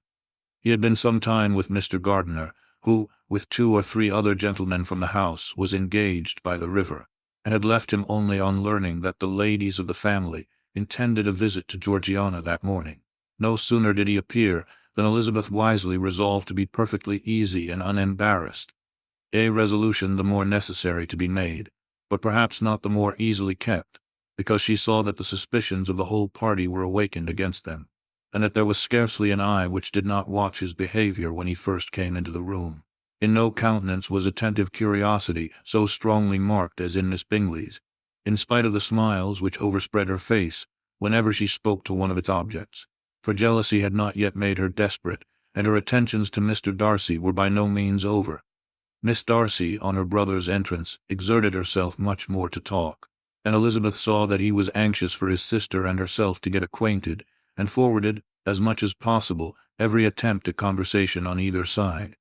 Miss Bingley saw all this likewise, and in the imprudence of anger took the first opportunity of saying, with sneering civility, "Pray, Miss Eliza, are not the shire militia removed from Meryton? They must be a great loss to your family." In Darcy's presence she dared not mention Wickham's name, but Elizabeth instantly comprehended that he was uppermost in her thoughts, and the various recollections connected with him gave her a moment's distress. But, exerting herself vigorously to repel the ill-natured attack, she presently answered the question in a tolerably disengaged tone. While she spoke, an involuntary glance showed her Darcy with a heightened complexion, earnestly looking at her, and his sister overcome with confusion and unable to lift up her eyes. Had Miss Bingley known what pain she was then giving her beloved friend, she undoubtedly would have refrained from the hint, but she had merely intended to discompose Elizabeth, by bringing forward the idea of a man to whom she believed her partial, to make her betray a sensibility which might injure her in Darcy's opinion, and perhaps to remind the latter of all the follies and absurdities by which some part of her family were connected with that corps. Not a syllable had ever reached her of Miss Darcy's meditated elopement. To no creature had it been revealed, where secrecy was possible, except to Elizabeth, and from all Bingley's connections her brother was particularly anxious to conceal it, from that very wish which Elizabeth had long ago attributed to him, of their becoming hereafter her own. He had certainly formed such a plan, and without meaning that it should affect his endeavor to separate him from Miss Bennet. It is probable that it might add something to his lively concern for the welfare of his friend. Elizabeth's collected behavior, however, soon quieted his emotion, and as Miss Bingley, vexed and disappointed, dared not approach nearer to Wickham, Georgiana also recovered in time, though not enough to be able to speak any more. Her brother, whose eye she feared to meet, scarcely recollected her interest in the affair, and the very circumstance which had been designed to turn his thoughts from Elizabeth seemed to have fixed them on her more and more cheerfully. Their visit did not continue long after the question and answer above mentioned, and while Mr. Darcy was attending them to their carriage, Miss Bingley was venting her feelings in criticisms on Elizabeth's person, behavior, and dress. But Georgiana would not join her. Her brother's recommendation was enough to ensure her favor. His judgment could not err, and he had spoken in such terms of Elizabeth as to leave Georgiana without the power of finding her otherwise than lovely and amiable. When Darcy returned to the saloon, Miss Bingley could not help repeating to him some part of what she had been saying to his sister. "How very ill Eliza Bennet looks this morning, Mr. Darcy," she cried. "I never in my life saw anyone so much altered as she is since the winter. She is grown so brown and coarse. Louisa and I were agreeing that we should not have known her again. However little Mr. Darcy might have liked such an address, he contented himself with coolly replying that he perceived no other alteration than her being rather tanned, no miraculous consequence of travelling in the summer. For my own part, she rejoined, I must confess that I never could see any beauty in her. Her face is too thin, her complexion has no brilliancy, and her features are not at all handsome. Her nose wants character. There is nothing marked in its lines. Her teeth are tolerable, but not out of the common way. And as for her eyes, which have sometimes been called so fine, I never could perceive anything extraordinary in them. They have a sharp, shrewish look, which I do not like at all, and in her air altogether there is a self-sufficiency without fashion, which is intolerable. Persuaded as Miss Bingley was that Darcy admired Elizabeth, this was not the best method of recommending herself. But angry people are not always wise, and in seeing him at last look somewhat nettled, she had all the success she expected. He was resolutely silent, however, and from a determination of making him speak, she continued, I remember, when we first knew her in Hertfordshire, how amazed we all were to find that she was a reputed beauty, and I particularly recollect your saying one night after they had been dining at Netherfield, she a beauty, I should as soon call her mother a wit. But afterwards she seemed to improve on you, and I believe you thought her rather pretty at one time.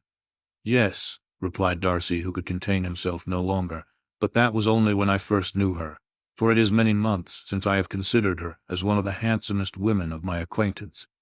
He then went away, and Miss Bingley was left to all the satisfaction of having forced him to say what gave no one any pain but herself. Mrs. Gardiner and Elizabeth talked of all that had occurred during their visit, as they returned, except what had particularly interested them both. The looks and behavior of everybody they had seen were discussed, except of the person who had mostly engaged their attention.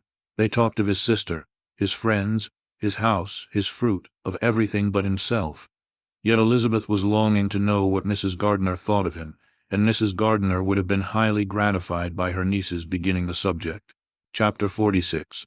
Elizabeth had been a good deal disappointed in not finding a letter from Jane on their first arrival at Lambton, and this disappointment had been renewed on each of the mornings that had now been spent there. But on the third her repining was over, and her sister justified by the receipt of 2 letters from her at once, on one of which was marked that it had been sent elsewhere. Elizabeth was not surprised at it, as Jane had written the direction remarkably ill. They had just been preparing to walk as the letters came in, and her uncle and aunt, leaving her to enjoy them in quiet, set off by themselves. The one sent must be first attended to. It had been written 5 days ago. The beginning contained an account of all their little parties and engagements, with such news as the country afforded. But the latter half, which was dated a day later and written in evident agitation, gave more important intelligence. It was to this effect: Since writing the above, dearest Lizzie, something has occurred of a most unexpected and serious nature. But I am afraid of alarming you. Be assured that we are all well. What I have to say relates to poor Lydia. An express came at 12 last night, just as we were all gone to bed, from Colonel Forster, to inform us that she was gone off to Scotland with one of his officers. To own the truth, with Wickham. Imagine our surprise. To Kitty, however, it does not seem so wholly unexpected. I am very, very sorry, so imprudent a match on both sides. But I am willing to hope the best, and that his character has been misunderstood. Thoughtless and indiscreet, I can easily believe him, but this step, and let us rejoice over it, marks nothing bad at heart. His choice is disinterested at least, for he must know my father can give her nothing. Our poor mother is sadly grieved. My father bears it better. How thankful am I that we never let them know what has been said against him. We must forget it ourselves. They were off Saturday night about 12, as is conjectured, but were not missed till yesterday morning at 8. The express was sent off directly. My dear Lizzie, they must have passed within 10 miles of us. Colonel Forster gives us reason to expect him here soon. Lydia left a few lines for his wife, informing her of their intention. I must conclude, for I cannot be long from my poor mother. I am afraid you will not be able to make it out, but I hardly know what I have written. Without allowing herself time for consideration, and scarcely knowing what she felt, Elizabeth, on finishing this letter, instantly seized the other, and opening it with the utmost impatience, read as follows.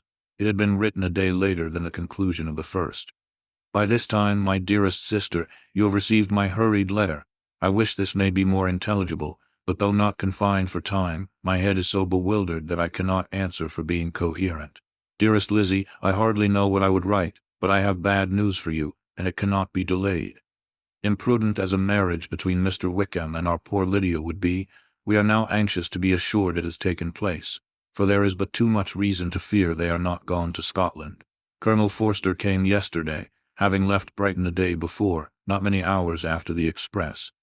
Though Lydia's short letter to Mrs. F. gave them to understand that they were going to Gretna Green, something was dropped by Denny expressing his belief that W.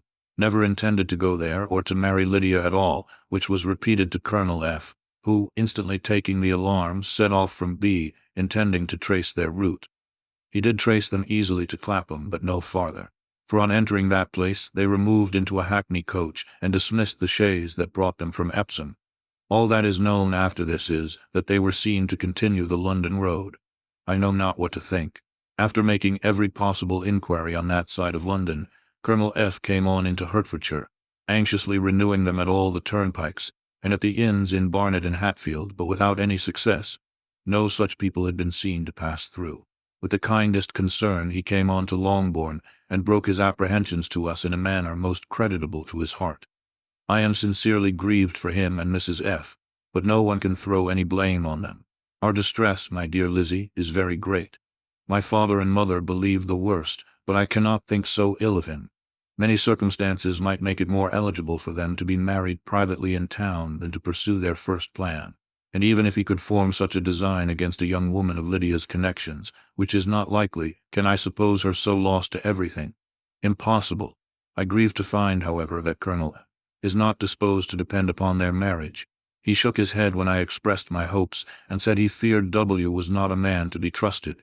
My poor mother is really ill, and keeps her room. Could she exert herself, it would be better, but this is not to be expected. And as to my father, I never in my life saw him so affected. Poor Kitty has anger for having concealed their attachment, but as it was a matter of confidence, one cannot wonder. I am truly glad, dearest Lizzie, that you have been spared something of these distressing scenes. But now, as the first shock is over, shall I own that I long for your return? I am not so selfish, however, as to press for it if inconvenient. Adieu. I take up my pen again to do what I have just told you I would not, but circumstances are such that I cannot help earnestly begging you all to come here as soon as possible. I know my dear uncle and aunt so well that I am not afraid of requesting it, though I have still something more to ask of the former. My father is going to London with Colonel Forster instantly, to try to discover her. What he means to do, I am sure I know not. But his excessive distress will not allow him to pursue any measure in the best and safest way, and Colonel Forster is obliged to be at Brighton again tomorrow evening. In such an exigence my uncle's advice and assistance would be everything in the world. He will immediately comprehend what I must feel, and I rely upon his goodness. Oh, where is my uncle? Cried Elizabeth, darting from her seat as she finished the letter, in eagerness to follow him without losing a moment of the time so precious. But as she reached the door it was opened by a servant, and Mr. Darcy appeared. Her pale face and impetuous manner made him start, and before he could recover himself enough to speak, she, in whose mind every idea was superseded by Lydia's situation, hastily exclaimed, "I beg your pardon, but I must leave you. I must find Mr. Gardiner this moment on business that cannot be delayed. I have not an instant to lose." "Good God, what is the matter?" cried he with more feeling than politeness. Then recollecting himself, "I will not detain you a minute, but let me or let the servant go after Mr. and Mrs. Gardiner. You are not well enough, you cannot go yourself." Elizabeth hesitated, but her knees trembled under her, and she felt how little would be gained by her attempting to pursue them. Calling back the servant, therefore, she commissioned him, though in so breathless an accent as made her almost unintelligible, to fetch his master and mistress home instantly. On his quitting the room she sat down, unable to support herself, and looking so miserably ill that it was impossible for Darcy to leave her, or to refrain from saying, in a tone of gentleness and commiseration, "Let me call your maid. Is there nothing you could take to give you present relief? A glass of wine, shall I get you one? You are very ill." "No, I thank you," she replied, endeavoring to recover herself. "There is nothing the matter with me. I am quite well. I am only distressed by some dreadful news which I have just received from Longbourn." She burst into tears as she alluded to it, and for a few minutes could not speak another word. Darcy, in wretched suspense, could only say something indistinctly of his concern, and observe her in compassionate silence. At length she spoke again. I have just had a letter from Jane with such dreadful news. It cannot be concealed from anyone. My youngest sister has left all her friends, has eloped, has thrown herself into the power of Mr. Wickham. They are gone off together from Brighton. You know him too well to doubt the rest. She has no money, no connections, nothing that can tempt him to. She is lost forever. Darcy was fixed in astonishment. When I consider, she added in a yet more agitated voice, that I might have prevented it, I who knew what he was, had I but explained some part of it only, some part of what I learnt to my own family. Had his character been known, this could not have happened. But it is all too late now. I am grieved indeed, cried Darcy, grieved, shocked. But is it certain, absolutely certain? Oh yes, they left Brighton together on Sunday night and were traced almost to London, but not beyond. They are certainly not gone to Scotland. And what has been done, what has been attempted to recover her? My father has gone to London, and Jane has written to beg my uncle's immediate assistance, and we shall be off, I hope, in half an hour. But nothing can be done. I know very well that nothing can be done. How is such a man to be worked on? How are they even to be discovered? I have not the smallest hope. It is every way horrible. Darcy shook his head in silent acquiescence. When my eyes were opened to his real character, oh, had I known what I ought, what I dared to do. But I knew not. I was afraid of doing too much. Wretched, wretched mistake. Darcy made no answer. He seemed scarcely to hear her, and was walking up and down the room in earnest meditation, his brow contracted, his air gloomy. Elizabeth soon observed and instantly understood it. Her power was sinking. Everything must sink under such a proof of family weakness, such an assurance of the deepest disgrace. She could neither wonder nor condemn, but the belief of his self-conquest brought nothing consolatory to her bosom, afforded no palliation of her distress. It was, on the contrary, exactly calculated to make her understand her own wishes, and never had she so honestly felt that she could have loved him, as now, when all love must be vain. But self, though it would intrude, could not engross her. Lydia, the humiliation, the misery she was bringing on them all, soon swallowed up every private care, and covering her face with her handkerchief, Elizabeth was soon lost to everything else, and after a pause of several minutes was only recalled to a sense of her situation by the voice of her companion, who, in a manner which, though it spoke compassion, spoke likewise restraint, said, I am afraid you have been long desiring my absence, nor have I anything to plead in excuse of my stay, but real though unavailing concern. Would to heaven that anything could be either said or done on my part that might offer consolation to such distress. But I will not torment you with vain wishes, which may seem purposely to ask for your thanks. This unfortunate affair will, I fear, prevent my sister's having the pleasure of seeing you at Pemberley today. Oh, yes. Be so kind as to apologize for us to Miss Darcy. Say that urgent business calls us home immediately. Conceal the unhappy truth as long as it is possible. I know it cannot be long. He readily assured her of his secrecy, again expressed his sorrow for her distress, wished it a happier conclusion than there was at present reason to hope, and leaving his compliments for her relations with only one serious parting look, went away. As he quitted the room, Elizabeth felt how improbable it was that they should ever see each other again on such terms of cordiality as had marked their several meetings in Derbyshire, and as she threw a retrospective glance over the whole of their acquaintance, so full of contradictions and varieties, sighed at the perverseness of those feelings which would now have promoted its continuance, and would formerly have rejoiced in its termination. If gratitude and esteem are good foundations of affection, Elizabeth's change of sentiment will be neither improbable nor faulty.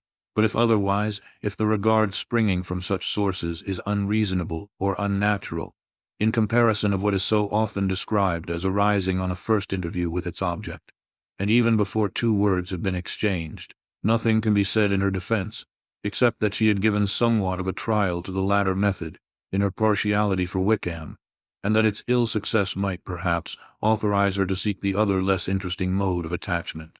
Be that as it may, she saw him go with regret, and in this early example of what Lydia's infamy must produce, found additional anguish as she reflected on that wretched business.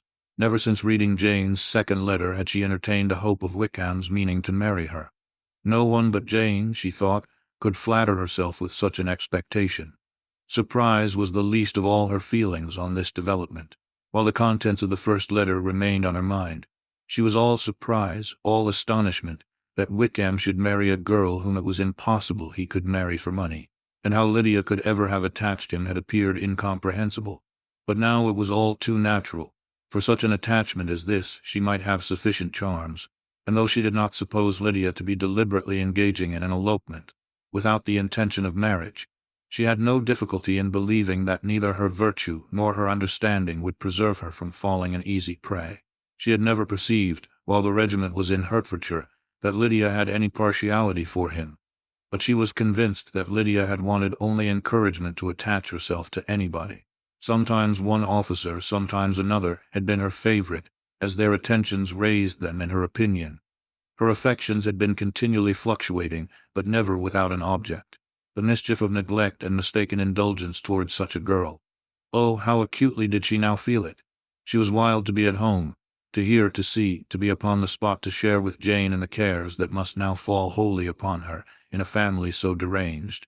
A father absent, a mother incapable of exertion, and requiring constant attendance.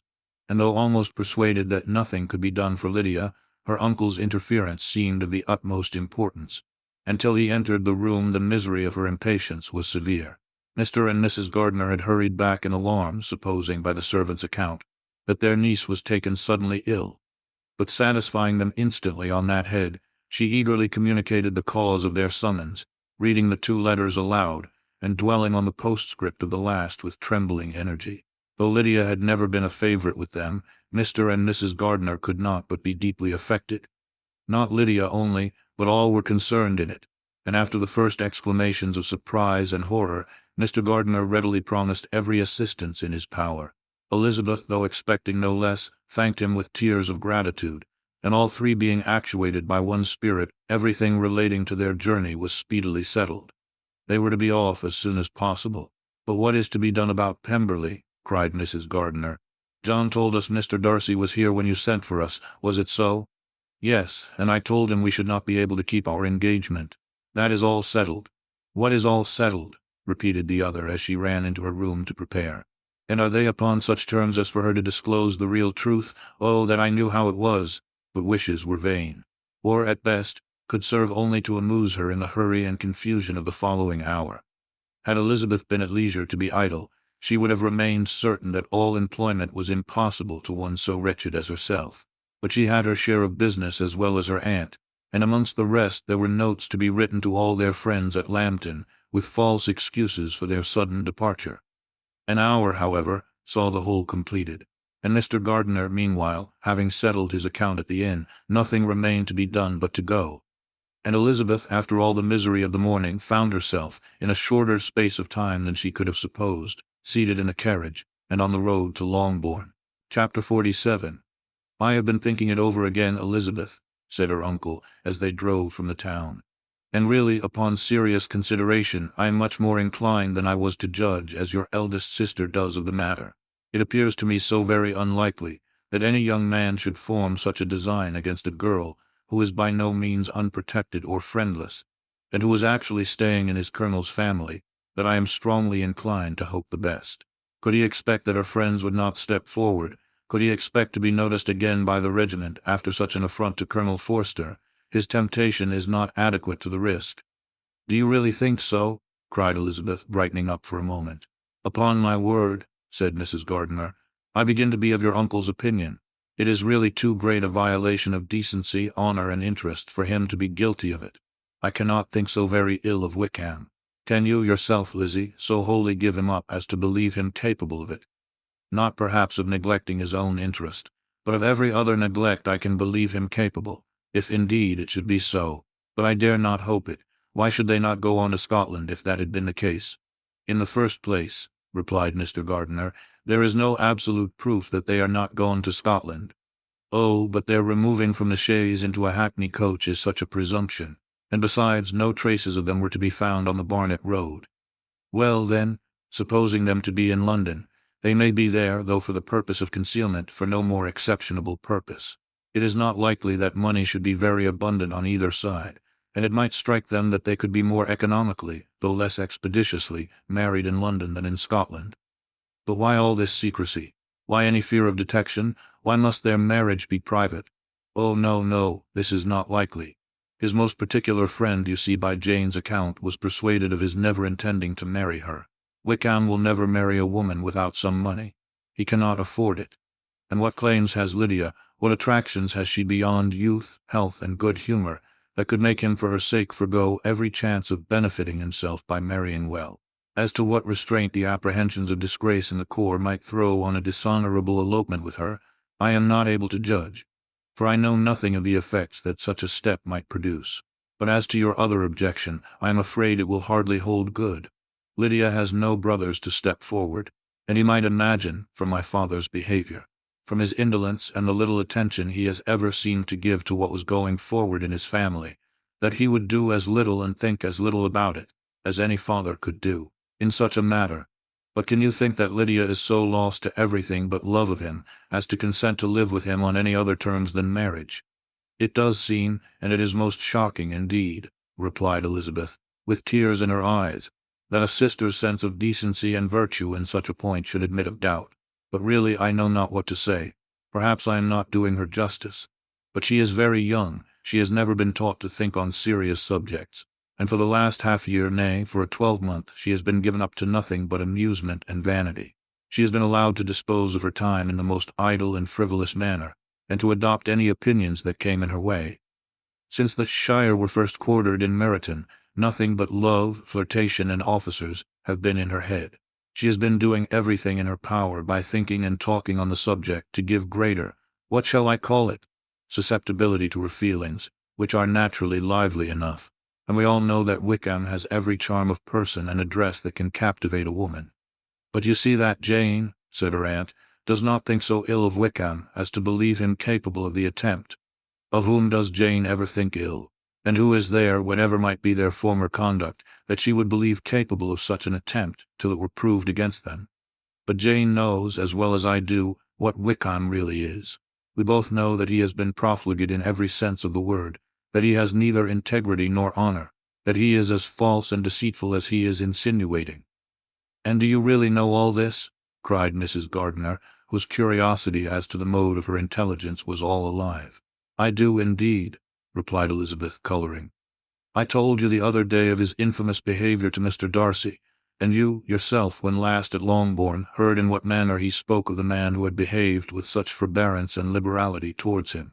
And there are other circumstances which I am not at liberty, which it is not worth while to relate, but his lies about the whole Pemberley family are endless. From what he said of Miss Darcy, I was thoroughly prepared to see a proud, reserved, disagreeable girl. Yet he knew to the contrary himself. He must know that she was as amiable and unpretending as we have found her. But does Lydia know nothing of this? Can she be ignorant of what you and Jane seem so well to understand? Oh, yes, that is the worst of all. Till I was in Kent, and saw so much both of Mr. Darcy and his relation Colonel Fitzwilliam, I was ignorant of the truth myself. And when I returned home, the Shire was to leave Meryton in a week or fortnight's time. As that was the case, neither Jane, to whom I related the whole, nor I, thought it necessary to make our knowledge public. For of what use could it apparently be to anyone that the good opinion which all the neighborhood had of him should then be overthrown? And even when it was settled that Lydia should go with Mrs. Forster, the necessity of opening her eyes to his character never occurred to me. That she could be in any danger from the deception never entered my head. That such a consequence as this should ensue, you may easily believe was far enough from my thoughts. When they all removed to Brighton, therefore, you had no reason, I suppose, to believe them fond of each other. Not the slightest. I can remember no symptom of affection on either side. And had anything of the kind been perceptible, you must be aware that ours is not a family on which it could be thrown away. When first he entered the corps, she was ready enough to admire him, but so we all were. Every girl in or near Meryton was out of her senses about him for the first 2 months, but he never distinguished her by any particular attention, and consequently, after a moderate period of extravagant and wild admiration, her fancy for him gave way, and others of the regiment who treated her with more distinction again became her favorites. It may be easily believed that however little of novelty could be added to their fears, hopes, and conjectures on this interesting subject by its repeated discussion, no other could detain them from it long during the whole of the journey. From Elizabeth's thoughts it was never absent. Fixed there by the keenest of all anguish, self-reproach, she could find no interval of ease or forgetfulness. They traveled as expeditiously as possible, and sleeping one night on the road, reached Longbourn by dinner-time the next day. It was a comfort to Elizabeth to consider that Jane could not have been wearied by long expectations. The little gardeners, attracted by the sight of a chaise, were standing on the steps of the house, as they entered the paddock. And when the carriage drove up to the door, the joyful surprise that lighted up their faces and displayed itself over their whole bodies, in a variety of capers and frisks, was the first pleasing earnest of their welcome. Elizabeth jumped out, and after giving each of them a hasty kiss, hurried into the vestibule, where Jane, who came running downstairs from her mother's apartment, immediately met her. Elizabeth, as she affectionately embraced her, whilst tears filled the eyes of both, lost not a moment in asking whether anything had been heard of the fugitives. "Not yet," replied Jane, "but now that my dear uncle is come, I hope everything will be well." "Is my father in town?" "Yes, he went on Tuesday, as I wrote you word." "And have you heard from him often?" "We have heard only once. He wrote me a few lines on Wednesday, to say that he had arrived in safety, and to give me his directions, which I particularly begged him to do. He merely added that he should not write again till he had something of importance to mention." "And my mother, how is she? How are you all?" "My mother is tolerably well, I trust, though her spirits are greatly shaken. She is upstairs, and will have great satisfaction in seeing you all. She does not yet leave her dressing-room. Mary and Kitty, thank heaven, are quite well. But you, how are you?" cried Elizabeth. "You look pale. How much you must have gone through." Her sister, however, assured her of her being perfectly well, and their conversation, which had been passing while Mr. and Mrs. Gardiner were engaged with their children, was now put an end to by the approach of the whole party. Jane ran to her uncle and aunt, and welcomed and thanked them both, with alternate smiles and tears.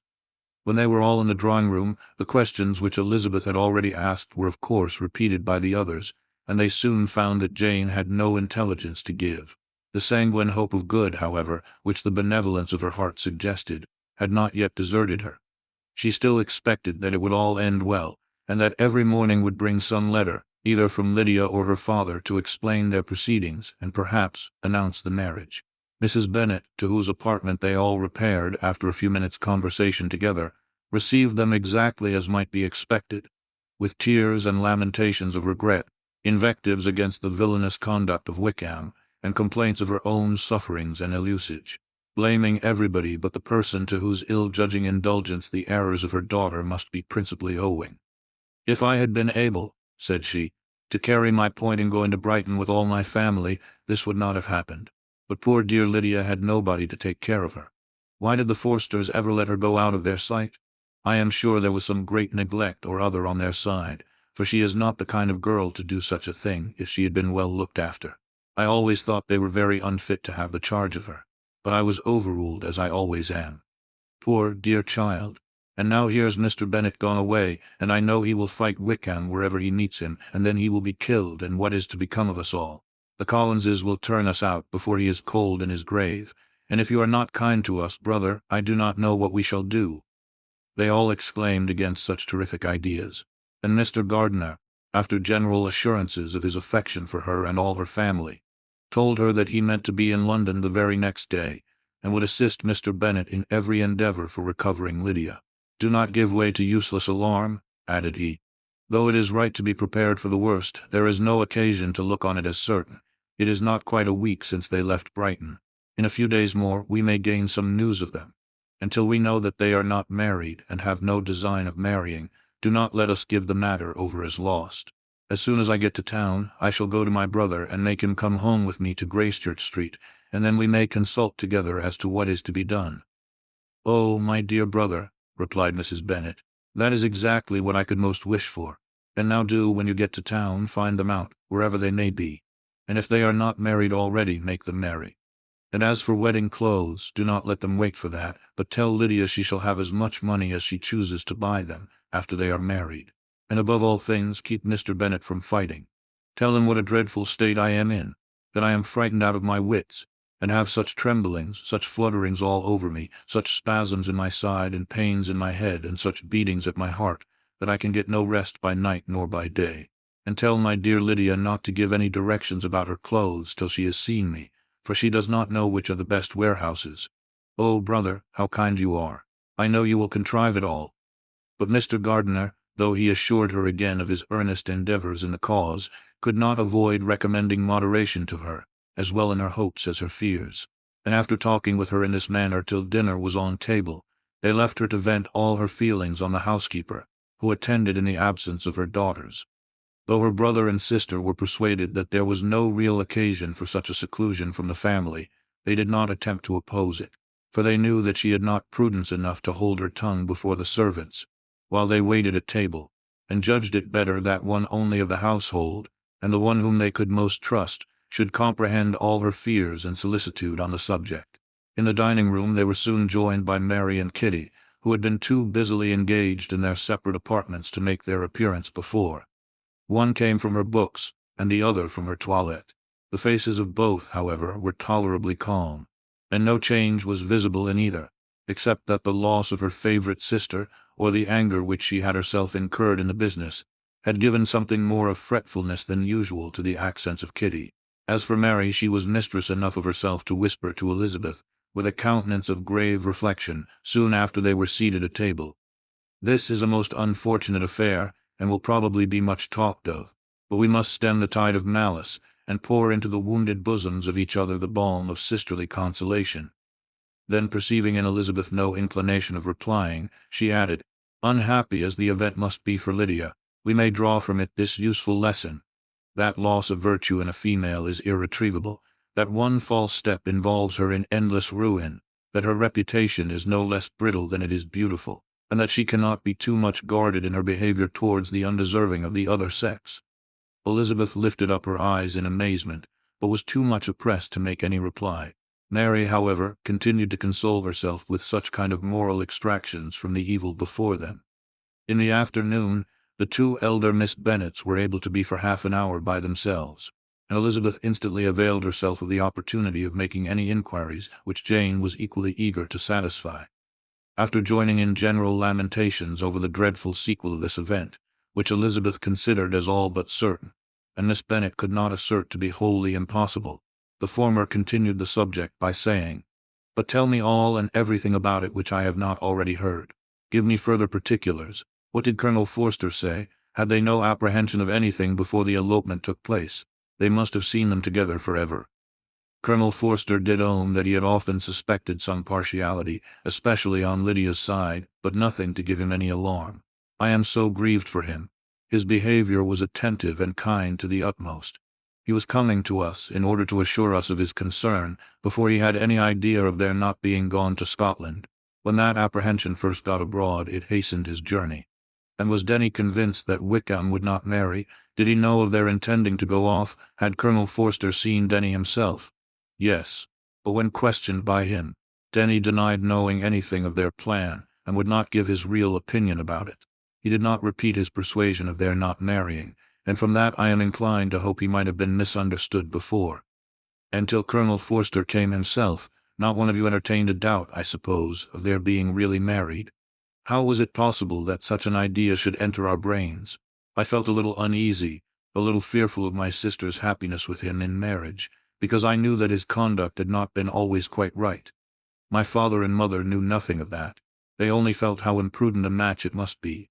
Kitty then owned, with a very natural triumph on knowing more than the rest of us, that in Lydia's last letter she had prepared her for such a step. She had known, it seems, of their being in love with each other many weeks.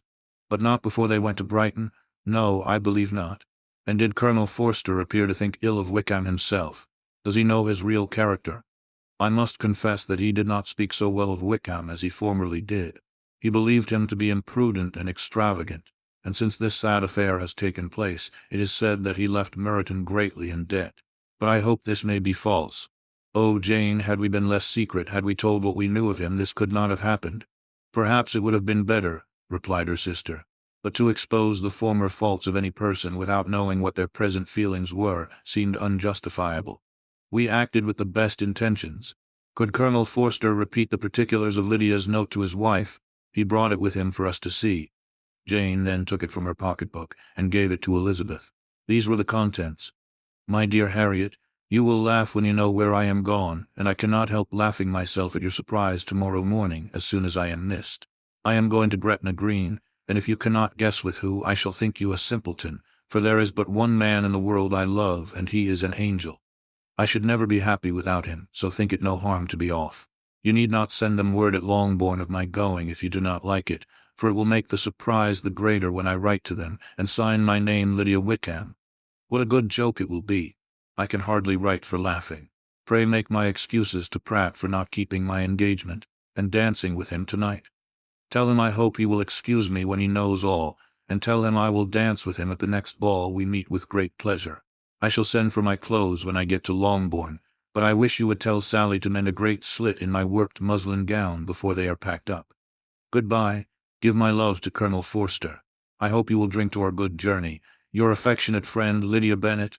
Oh, thoughtless, thoughtless Lydia, cried Elizabeth when she had finished it. What a letter is this to be written at such a moment, but at least it shows that she was serious in the object of her journey. Whatever he might afterwards persuade her to, it was not on her side a scheme of infamy. My poor father, how he must have felt it! I never saw anyone so shocked.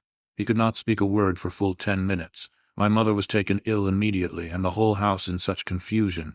Oh, Jane, cried Elizabeth, was there a servant belonging to it who did not know the whole story before the end of the day? I do not know. I hope there was, but to be guarded at such a time is very difficult. My mother was in hysterics, and though I endeavored to give her every assistance in my power, I am afraid I did not do so much as I might have done. But the horror of what might possibly happen almost took from me my faculties. Your attendance upon her has been too much for you. You do not look well. Oh, that I had been with you. You have had every care and anxiety upon yourself alone. Mary and Kitty have been very kind, and would have shared in every fatigue, I am sure, but I did not think it right for either of them. Kitty is slight and delicate, and Mary studies so much that her hours of repose should not be broken in on. My Aunt Phillips came to Longbourn on Tuesday, after my father went away, and was so good as to stay till Thursday with me. She was of great use and comfort to us all, and Lady Lucas has been very kind. She walked here on Wednesday morning to condole with us, and offered her services or any of her daughters if they could be of use to us. She had better have stayed at home, cried Elizabeth. Perhaps she meant well, but under such a misfortune as this one cannot see too little of one's neighbors. Assistance is impossible, condolence insufferable. Let them triumph over us at a distance and be satisfied. She then proceeded to inquire into the measures which her father had intended to pursue, while in town, for the recovery of his daughter. He meant, I believe, replied Jane, to go to Epsom, the place where they last changed horses, see the postilions, and try if anything could be made out from them. His principal object must be to discover the number of the hackney coach which took them from Clapham. It had come with a fare from London, and as he thought the circumstance of a gentleman and ladies removing from one carriage into another might be remarked, he meant to make inquiries at Clapham. If he could anyhow discover at what house the coachman had before set down his fare, he determined to make inquiries there, and hoped it might not be impossible to find out the stand and number of the coach. I do not know of any other designs that he had formed, but he was in such a hurry to be gone, and his spirits so greatly discomposed, that I had difficulty in finding out even so much as this. Chapter 48. The whole party were in hopes of a letter from Mr. Bennet the next morning, but the post came in without bringing a single line from him.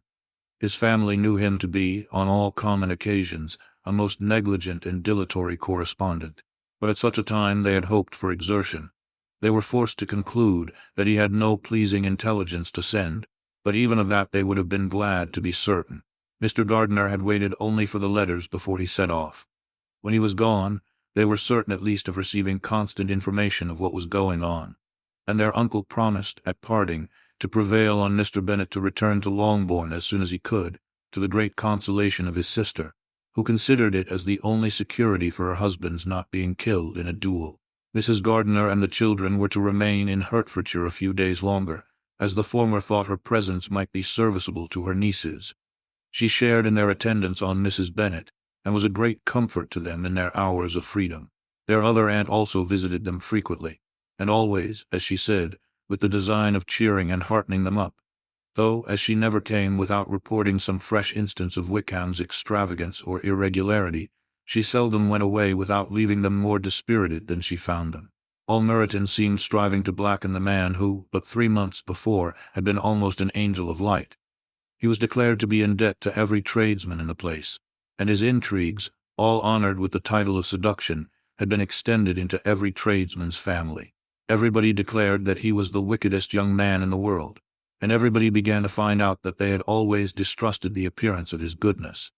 Elizabeth, though she did not credit above half of what was said, believed enough to make her former assurance of her sister's ruin still more certain. And even Jane, who believed still less of it, became almost hopeless, more especially as the time was now come, when, if they had gone to Scotland, which she had never before entirely despaired of, they must in all probability have gained some news of them. Mr. Gardiner left Longbourn on Sunday. On Tuesday his wife received a letter from him. It told them that on his arrival he had immediately found out his brother and persuaded him to come to Gracechurch Street, that Mr. Bennet had been to Epsom and Clapham before his arrival, but without gaining any satisfactory information, and that he was now determined to inquire at all the principal hotels in town, as Mr. Bennet thought it possible they might have gone to one of them on their first coming to London, before they procured lodgings. Mr. Gardiner himself did not expect any success from this measure, but as his brother was eager in it, he meant to assist him in pursuing it. He added that Mr. Bennet seemed wholly disinclined at present to leave London, and promised to write again very soon. There was also a postscript to this effect. I have written to Colonel Forster to desire him to find out, if possible, from some of the young man's intimates in the regiment, whether Wickham has any relations or connections who would be likely to know in what part of the town he has now concealed himself. If there were anyone that one could apply to, with a probability of gaining such a clue as that, it might be of essential consequence. At present we have nothing to guide us. Colonel Forster will, I dare say, do everything in his power to satisfy us on this head. But on second thoughts, perhaps Lizzie could tell us what relations he has now living better than any other person. Elizabeth was at no loss to understand from whence this deference for her authority proceeded, but it was not in her power to give any information of so satisfactory a nature as the compliment deserved. She had never heard of his having had any relations, except a father and mother, both of whom had been dead many years. It was possible, however, that some of his companions in the shire might be able to give more information, and though she was not very sanguine in expecting it, the application was a something to look forward to. Every day at Longbourn was now a day of anxiety, but the most anxious part of each was when the post was expected. The arrival of letters was the first grand object of every morning's impatience. Through letters, whatever of good or bad was to be told would be communicated, and every succeeding day was expected to bring some news of importance. But before they heard again from Mr. Gardiner, a letter arrived for their father, from a different quarter, from Mr. Collins, which, as Jane had received directions to open all that came for him in his absence, she accordingly read. And Elizabeth, who knew what curiosities his letters always were, looked over her and read it likewise. It was as follows: My dear sir, I feel myself called upon by our relationship and my situation in life to condole with you on the grievous affliction you are now suffering under, of which we were yesterday informed by a letter from Hertfordshire. Be assured, my dear sir, that Mrs. Collins and myself sincerely sympathize with you, and all your respectable family, in your present distress, which must be of the bitterest kind, because proceeding from a cause which no time can remove. No arguments shall be wanting on my part that can alleviate so severe a misfortune, or that may comfort you under a circumstance that must be, of all others, most afflicting to a parent's mind.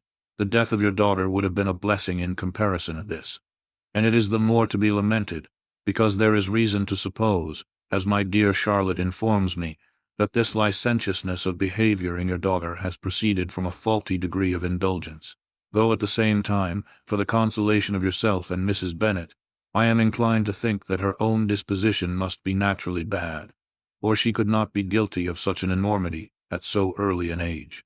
Howsoever that may be, you are grievously to be pitied, in which opinion I am not only joined by Mrs. Collins, but likewise by Lady Catherine and her daughter, to whom I have related the affair.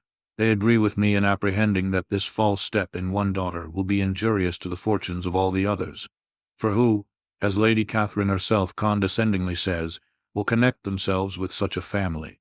And this consideration leads me, moreover, to reflect, with augmented satisfaction, on a certain event of last November. For had it been otherwise, I must have been involved in all your sorrow and disgrace. Let me advise you then, my dear sir, to console yourself as much as possible, to throw off your unworthy child from your affection for ever, and leave her to reap the fruits of her own heinous offense. I am, dear sir, etc., etc. Mr. Gardiner did not write again till he had received an answer from Colonel Forster, and then he had nothing of a pleasant nature to send. It was not known that Wickham had a single relation with whom he kept up any connection, and it was certain that he had no near one living. His former acquaintance had been numerous, but since he had been in the militia, it did not appear that he was on terms of particular friendship with any of them. There was no one, therefore, who could be pointed out as likely to give any news of him, and in the wretched state of his own finances, there was a very powerful motive for secrecy, in addition to his fear of discovery by Lydia's relations, for it had just transpired that he had left gaming debts behind him to a very considerable amount. Colonel Forster believed that more than £1,000 would be necessary to clear his expenses at Brighton. He owed a good deal in the town, but his debts of honor were still more formidable. Mr. Gardiner did not attempt to conceal these particulars from the Longbourn family. Jane heard them with horror. "A gamester!" she cried. "This is wholly unexpected. I had not an idea of it." Mr. Gardiner added in his letter that they might expect to see their father at home on the following day, which was Saturday. Rendered spiritless by the ill success of all their endeavors, he had yielded to his brother-in-law's entreaty that he would return to his family, and leave it to him to do whatever occasion might suggest to be advisable for continuing their pursuit. When Mrs. Bennet was told of this, she did not express so much satisfaction as her children expected, considering what her anxiety for his life had been before. "What, is he coming home, and without poor Lydia?" she cried. "Sure he will not leave London before he has found them. Who is to fight Wickham, and make him marry her if he comes away?" As Mrs. Gardiner began to wish to be at home, it was settled that she and her children should go to London at the same time that Mr. Bennet came from it. The coach, therefore, took them the first stage of their journey, and brought its master back to Longbourn. Mrs. Gardiner went away in all the perplexity about Elizabeth and her Derbyshire friend, that had attended her from that part of the world. His name had never been voluntarily mentioned before them by her niece, and the kind of half-expectation which Mrs. Gardiner had formed of their being followed by a letter from him had ended in nothing. Elizabeth had received none since her return that could come from Pemberley. The present unhappy state of the family rendered any other excuse for the lowness of her spirits unnecessary. Nothing, therefore, could be fairly conjectured from that, though Elizabeth, who was by this time tolerably well acquainted with her own feelings, was perfectly aware that, had she known nothing of Darcy, she could have borne the dread of Lydia's infamy somewhat better. It would have spared her, she thought, one sleepless night out of two. When Mr. Bennet arrived, he had all the appearance of his usual philosophically composure. He said as little as he had ever been in the habit of saying, made no mention of the business that had taken him away, and it was some time before his daughters had courage to speak of it. It was not till the afternoon, when he joined them at tea, that Elizabeth ventured to introduce the subject, and then, on her briefly expressing her sorrow for what he must have endured, he replied, "Say nothing of that. Who should suffer but myself? It has been my own doing, and I ought to feel it." "You must not be too severe upon yourself," replied Elizabeth. "You may well warn me against such an evil. Human nature is so prone to fall into it. No, Lizzie, let me once in my life feel how much I have been to blame. I am not afraid of being overpowered by the impression. It will pass away soon enough. Do you suppose them to be in London?" "Yes, where else can they be so well concealed? And Lydia used to want to go to London," added Kitty. "She is happy, then," said her father dryly, "and her residence there will probably be of some duration." Then, after a short silence, he continued, "Lizzie, I bear you no ill will for being justified in your advice to me last May, which, considering the event, shows some greatness of mind." They were interrupted by Miss Bennet, who came to fetch her mother's tea. "This is a parade," cried he, "which does one good. It gives such an elegance to misfortune. Another day I will do the same. I will sit in my library in my nightcap and powdering gown and give as much trouble as I can, or perhaps I may defer it till Kitty runs away." "I am not going to run away, Papa," said Kitty fretfully. "If I should ever go to Brighton, I would behave better than Lydia." "You go to Brighton? I would not trust you so near it as Eastbourne for £50. No, Kitty, I have at least learnt to be cautious, and you will feel the effects of it.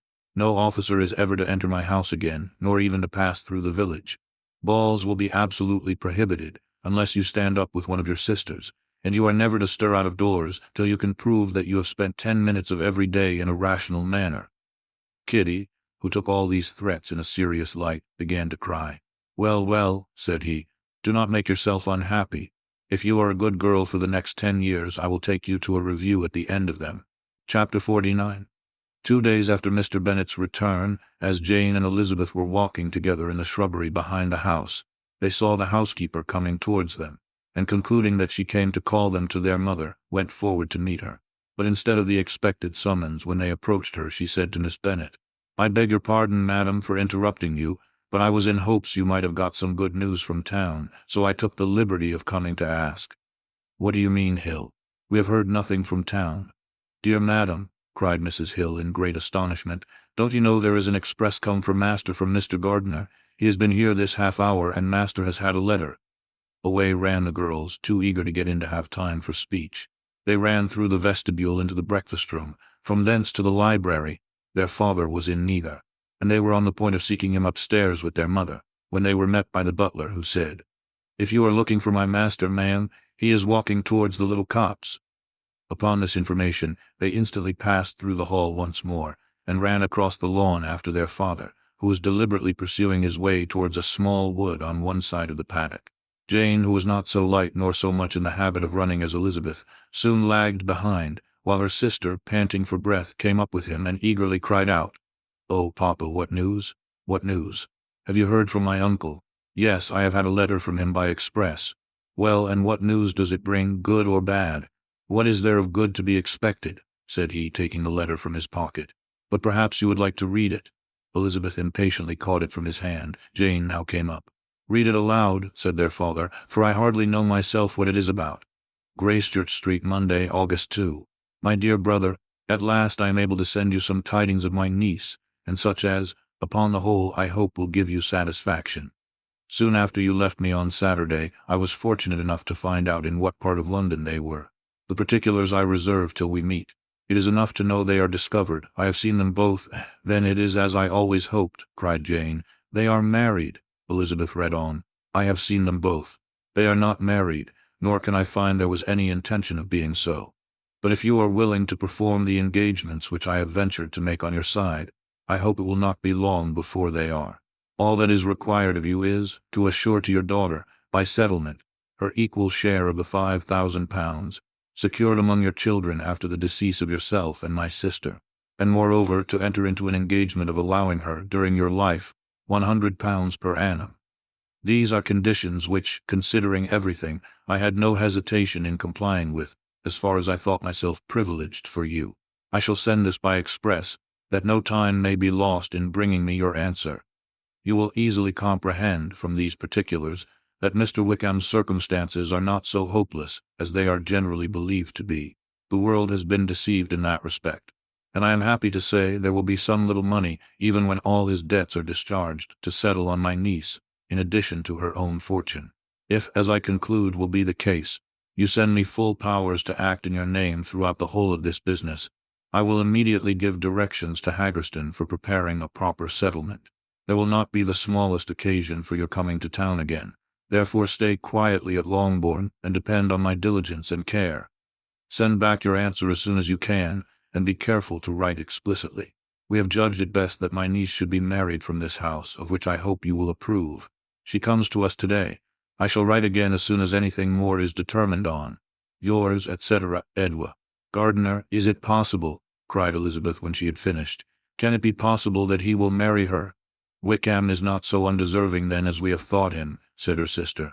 "My dear father, I congratulate you." "And have you answered the letter?" said Elizabeth. "No, but it must be done soon." Most earnestly did she then entreat him to lose no more time before he wrote. "Oh, my dear father," she cried, "come back and write immediately. Consider how important every moment is in such a case." "Let me write for you," said Jane, "if you dislike the trouble yourself." "I dislike it very much," he replied, "but it must be done." And so saying, he turned back with them and walked towards the house. "And may I ask," said Elizabeth, "but the terms, I suppose, must be complied with." "Complied with? I am only ashamed of his asking so little." "And they must marry, yet he is such a man." "Yes, yes, they must marry, there is nothing else to be done, but there are two things that I want very much to know. One is, how much money your uncle has laid down to bring it about, and the other, how I am ever to pay him." "Money, my uncle?" cried Jane. "What do you mean, sir?" "I mean that no man in his proper senses would marry Lydia on so slight a temptation as 100 a year during my life and 50 after I am gone." "That is very true," said Elizabeth, "though it had not occurred to me before. his debts to be discharged and something still to remain. Oh, it must be my uncle's doings. Generous, good man, I am afraid he has distressed himself. A small sum could not do all this. No, said her father, Wickham's a fool if he takes her with a farthing less than £10,000. I should be sorry to think so ill of him in the very beginning of our relationship. £10,000. Heaven forbid! How is half such a sum to be repaid? Mr. Bennet made no answer, and each of them, deep in thought, continued silent till they reached the house. Their father then went to the library to write, and the girls walked into the breakfast-room. "And they are really to be married?" cried Elizabeth as soon as they were by themselves. "How strange this is, and for this we are to be thankful, that they should marry. Small as is their chance of happiness, and wretched as is his character, we are forced to rejoice. Oh, Lydia!" "I comfort myself with thinking," replied Jane, "that he certainly would not marry Lydia if he had not a real regard for her. Though our kind uncle has done something towards clearing him, I cannot believe that £10,000 or anything like it has been advanced. He has children of his own and may have more. How could he spare half £10,000? "If we are ever able to learn what Wickham's debts have been," said Elizabeth, "and how much is settled on his side on our sister, we shall exactly know what Mr. Gardiner has done for them, because Wickham has not sixpence of his own. The kindness of my uncle and aunt can never be requited. Their taking her home, and affording her their personal protection and countenance, is such a sacrifice to her advantage as years of gratitude cannot enough acknowledge. By this time she is actually with them. If such goodness does not make her miserable now, she will never deserve to be happy. What a meeting for her when she first sees my aunt!" "We must endeavor to forget all that has passed on either side," said Jane. "I hope and trust they will yet be happy. His consenting to marry her is a proof, I will believe, that he has come to a right way of thinking. Their mutual affection will steady them, and I flatter myself they will settle so quietly, and live in so rational a manner, as may in time make their past imprudence forgotten." "Their conduct has been such," replied Elizabeth, "as neither you nor I nor anybody can ever forget. It is useless to talk of it." It now occurred to the girls that their mother was in all likelihood perfectly ignorant of what had happened. They went to the library, therefore, and asked their father whether he would not wish them to make it known to her. He was writing, and without raising his head, coolly replied, "Just as you please. May we take my uncle's letter to read to her? Take whatever you like and get away." Elizabeth took the letter from his writing-table, and they went upstairs together. Mary and Kitty were both with Mrs. Bennet. One communication would, therefore, do for all. After a slight preparation for good news, the letter was read aloud. Mrs. Bennet could hardly contain herself. As soon as Jane had read Mr. Gardiner's hope of Lydia's being soon married, her joy burst forth, and every following sentence added to its exuberance. She was now in an irritation as violent from delight as she had ever been fidgety from alarm and vexation. To know that her daughter would be married was enough. She was disturbed by no fear for her felicity, nor humbled by any remembrance of her misconduct. "My dear, dear Lydia," she cried, "this is delightful indeed. She will be married. I shall see her again. She will be married at 16. My good, kind brother, I knew how it would be. I knew he would manage everything. How I long to see her, and to see dear Wickham too. But the clothes, the wedding clothes. I will write to my sister Gardiner about them directly. Lizzie, my dear, run down to your father and ask him how much he will give her. Stay, I will go myself. Ring the bell, Kitty, for Hill. I will put on my things in a moment. My dear, dear Lydia, how merry we shall be together when we meet." Her eldest daughter endeavored to give some relief to the violence of these transports, by leading her thoughts to the obligations which Mr. Gardiner's behavior laid them all under. "For we must attribute this happy conclusion," she added, "in a great measure to his kindness. We are persuaded that he has pledged himself to assist Mr. Wickham with money." "Well," cried her mother, "it is all very right. Who should do it but her own uncle? If he had not had a family of his own, I and my children must have had all his money, you know, and it is the first time we have ever had anything from him except a few presents. Well, I am so happy. In a short time I shall have a daughter married, Mrs. Wickham. How well it sounds! And she was only 16 last June. My dear Jane, I am in such a flutter that I am sure I can't write. So I will dictate, and you write for me. We will settle with your father about the money afterwards, but the things should be ordered immediately." She was then proceeding to all the particulars of calico, muslin, and cambric, and would shortly have dictated some very plentiful orders, had not Jane, though with some difficulty, persuaded her to wait till her father was at leisure to be consulted. One day's delay, she observed, would be of small importance, and her mother was too happy to be quite so obstinate as usual. Other schemes, too, came into her head. "I will go to Meryton," said she, "as soon as I am dressed, and tell the good news to my sister Phillips. And as I come back I can call on Lady Lucas and Mrs. Long. Kitty, run down and order the carriage. An airing would do me a great deal of good, I am sure. Girls, can I do anything for you in Meryton? Oh, here comes Hill. My dear Hill, have you heard the good news? Miss Lydia is going to be married, and you shall all have a bowl of punch to make merry at her wedding." Mrs. Hill began instantly to express her joy. Elizabeth received her congratulations amongst the rest, and then, sick of this folly, took refuge in her own room, that she might think with freedom. Poor Lydia's situation must at best be bad enough, but that it was no worse, she had need to be thankful. She felt it so, and though in looking forward neither rational happiness nor worldly prosperity could be justly expected for her sister, in looking back to what they had feared only 2 hours ago, she felt all the advantages of what they had gained. Chapter 50.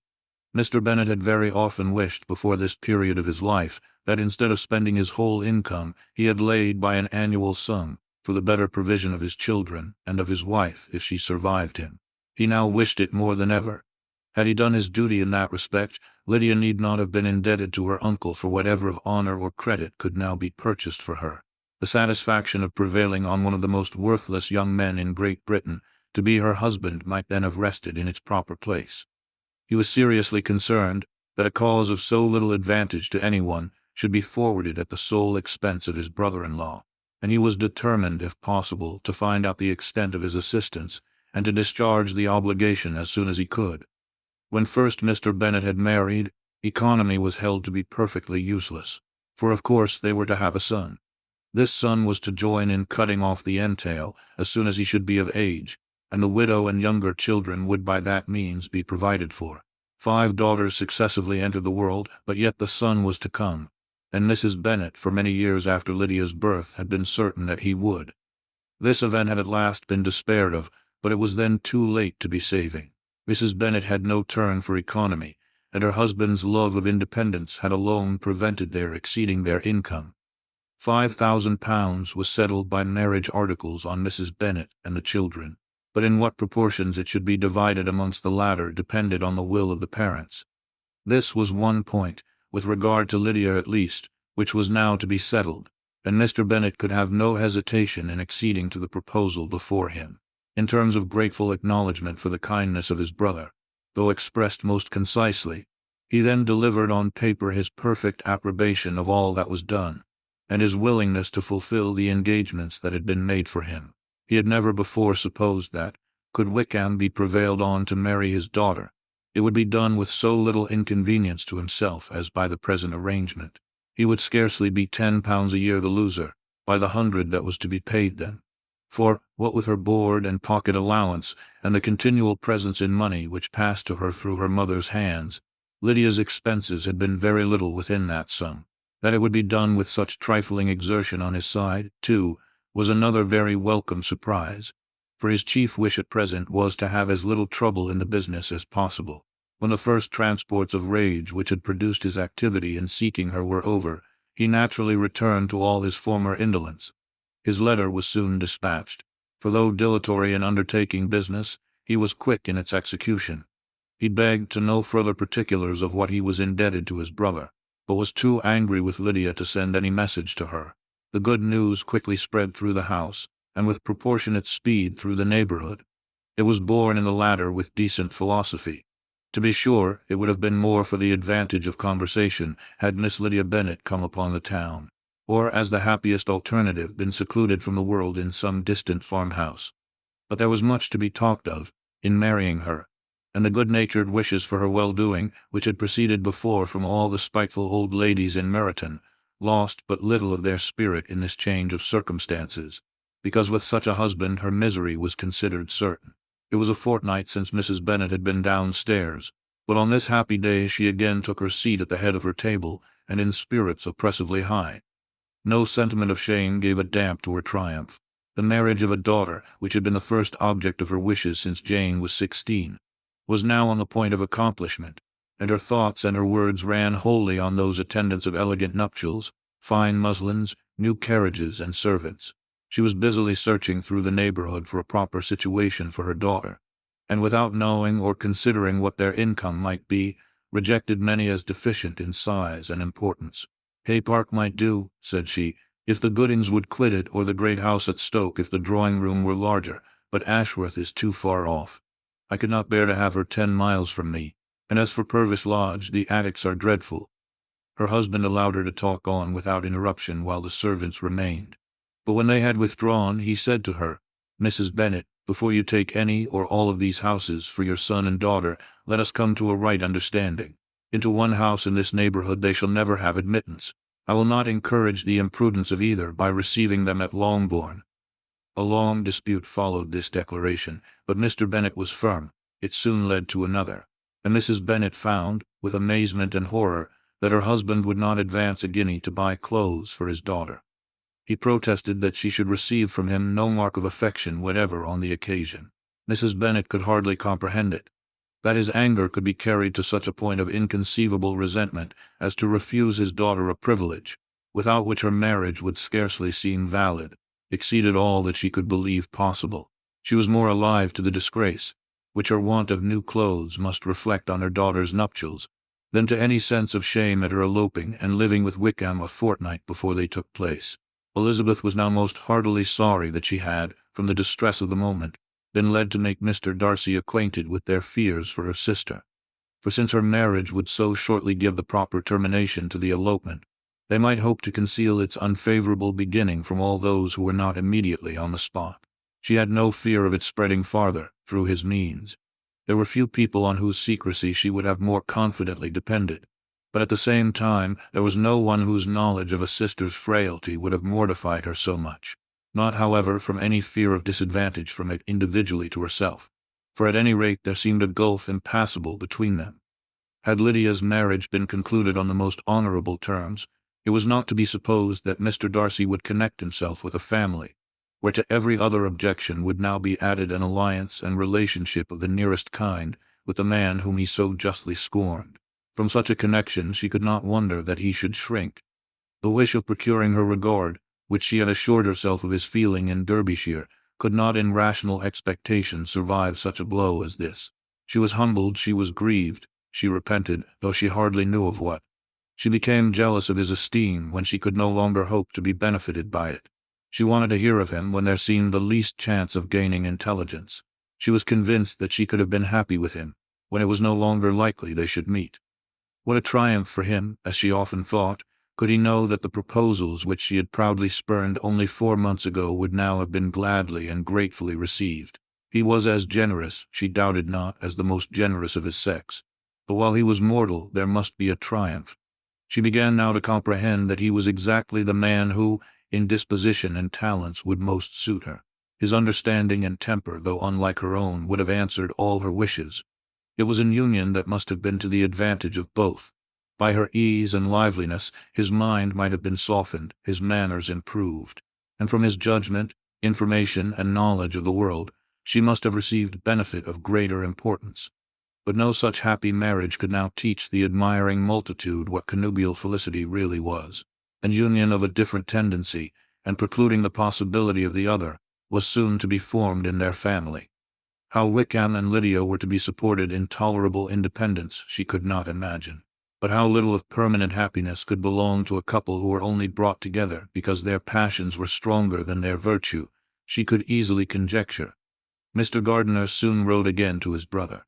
To Mr. Bennet's acknowledgments he briefly replied, with assurances of his eagerness to promote the welfare of any of his family, and concluded with entreaties that the subject might never be mentioned to him again.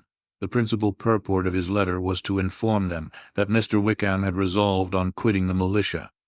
It was greatly my wish that he should do so, he added, as soon as his marriage was fixed on, and I think you will agree with me, in considering a removal from that corps as highly advisable, both on his account and my niece's. It is Mr. Wickham's intention to go into the regulars, and among his former friends there are still some who are able and willing to assist him in the army. He has the promise of an ensigncy in General's regiment, now quartered in the north. It is an advantage to have it so far from this part of the kingdom. He promises fairly, and I hope among different people, where they may each have a character to preserve, they will both be more prudent. I have written to Colonel Forster, to inform him of our present arrangements, and to request that he will satisfy the various creditors of Mr. Wickham in and near Brighton with assurances of speedy payment, for which I have pledged myself. And will you give yourself the trouble of carrying similar assurances to his creditors in Meryton, of whom I shall subjoin a list, according to his information. He has given in all his debts. I hope at least he has not deceived us. Haggerston has our directions, and all will be completed in a week. They will then join his regiment, unless they are first invited to Longbourn, and I understand from Mrs. Gardiner that my niece is very desirous of seeing you all before she leaves the south.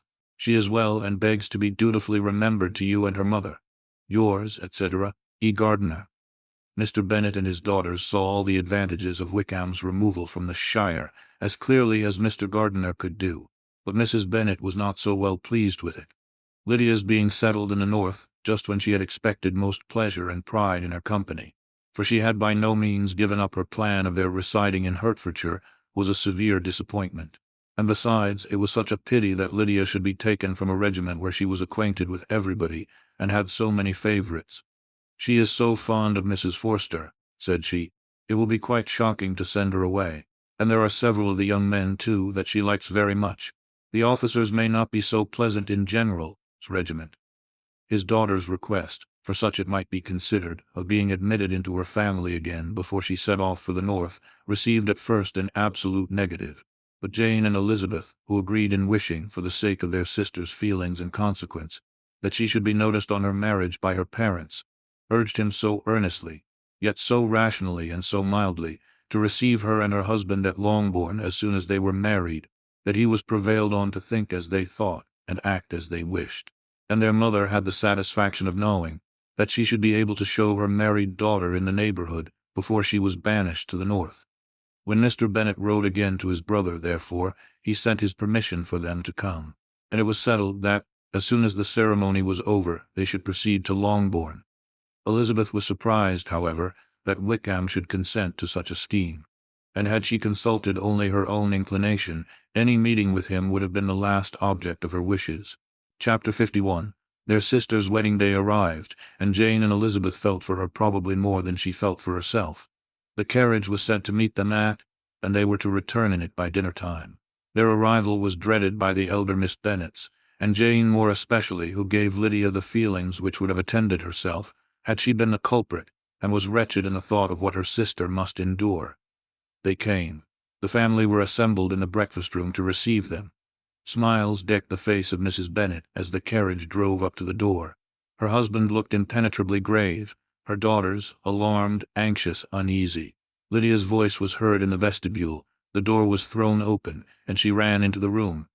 Her mother stepped forwards, embraced her, and welcomed her with rapture, gave her hand with an affectionate smile to Wickham, who followed his lady, and wished them both joy with an alacrity which showed no doubt of their happiness. Their reception from Mr. Bennet, to whom they then turned, was not quite so cordial. His countenance rather gained in austerity, and he scarcely opened his lips. The easy assurance of the young couple, indeed, was enough to provoke him. Elizabeth was disgusted, and even Miss Bennet was shocked. Lydia was Lydia still, untamed, unabashed, wild, noisy, and fearless. She turned from sister to sister, demanding their congratulations, and when at length they all sat down, looked eagerly round the room, took notice of some little alteration in it, and observed with a laugh that it was a great while since she had been there. Wickham was not at all more distressed than herself, but his manners were always so pleasing that, had his character and his marriage been exactly what they ought, his smiles and his easy address, while he claimed their relationship, would have delighted them all. Elizabeth had not before believed him quite equal to such assurance, but she sat down, resolving within herself to draw no limits in future to the impudence of an impudent man. She blushed, and Jane blushed, but the cheeks of the two who caused their confusion suffered no variation of color. There was no want of discourse. The bride and her mother could neither of them talk fast enough, and Wickham, who happened to sit near Elizabeth, began inquiring after his acquaintance in that neighbourhood, with a good-humoured ease, which she felt very unable to equal in her replies. They seemed each of them to have the happiest memories in the world. Nothing of the past was recollected with pain. and Lydia led voluntarily to subjects which her sisters would not have alluded to for the world. "Only think of its being 3 months," she cried. "Since I went away, it seems but a fortnight, I declare, and yet there have been things enough happened in the time. Good gracious! When I went away, I am sure I had no more idea of being married till I came back again, though I thought it would be very good fun if I was." Her father lifted up his eyes. Jane was distressed. Elizabeth looked expressively at Lydia. But she, who never heard nor saw anything of which she chose to be insensible, gaily continued, "Oh, mamma, do the people hereabouts know I am married today? I was afraid they might not. And we overtook William Gooding in his curricle, so I was determined he should know it. And so I let down the side glass next to him, and took off my glove and let my hand just rest upon the window frame, so that he might see the ring, and then I bowed and smiled like anything." Elizabeth could bear it no longer. She got up and ran out of the room, and returned no more till she heard them passing through the hall to the dining parlor.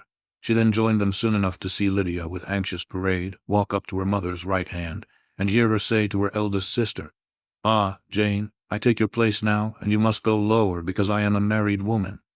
It was not to be supposed that time would give Lydia that embarrassment from which she had been so wholly free at first. Her ease and good spirits increased. She longed to see Mrs. Phillips, the Lucases, and all their other neighbors, and to hear herself called Mrs. Wickham by each of them. And in the meantime she went after dinner to show her ring and boast of being married to Mrs. Hill and the 2 housemaids. "Well, mamma," said she, when they were all returned to the breakfast-room, "and what do you think of my husband? Is not he a charming man? I am sure my sisters must all envy me. I only hope they may have half my good luck. They must all go to Brighton. That is the place to get husbands. What a pity it is, mamma, we did not all go." "Very true, and if I had my will we should. But my dear Lydia, I don't at all like your going such a way off. Must it be so?" "Oh, Lord, yes, there is nothing in that. I shall like it of all things. You and Papa and my sisters must come down and see us. We shall be at Newcastle all the winter, and I dare say there will be some balls, and I will take care to get good partners for them all." "I should like it beyond anything," said her mother. "And then when you go away, you may leave 1 or 2 of my sisters behind you, and I dare say I shall get husbands for them before the winter is over." "I thank you for my share of the favor," said Elizabeth, "but I do not particularly like your way of getting husbands." Their visitors were not to remain above 10 days with them. Mr. Wickham had received his commission before he left London, and he was to join his regiment at the end of a fortnight. No one but Mrs. Bennet regretted that their stay would be so short, and she made the most of the time by visiting about with her daughter and having very frequent parties at home. These parties were acceptable to all. To avoid a family circle was even more desirable to such as did think than such as did not. Wickham's affection for Lydia was just what Elizabeth had expected to find it, not equal to Lydia's for him.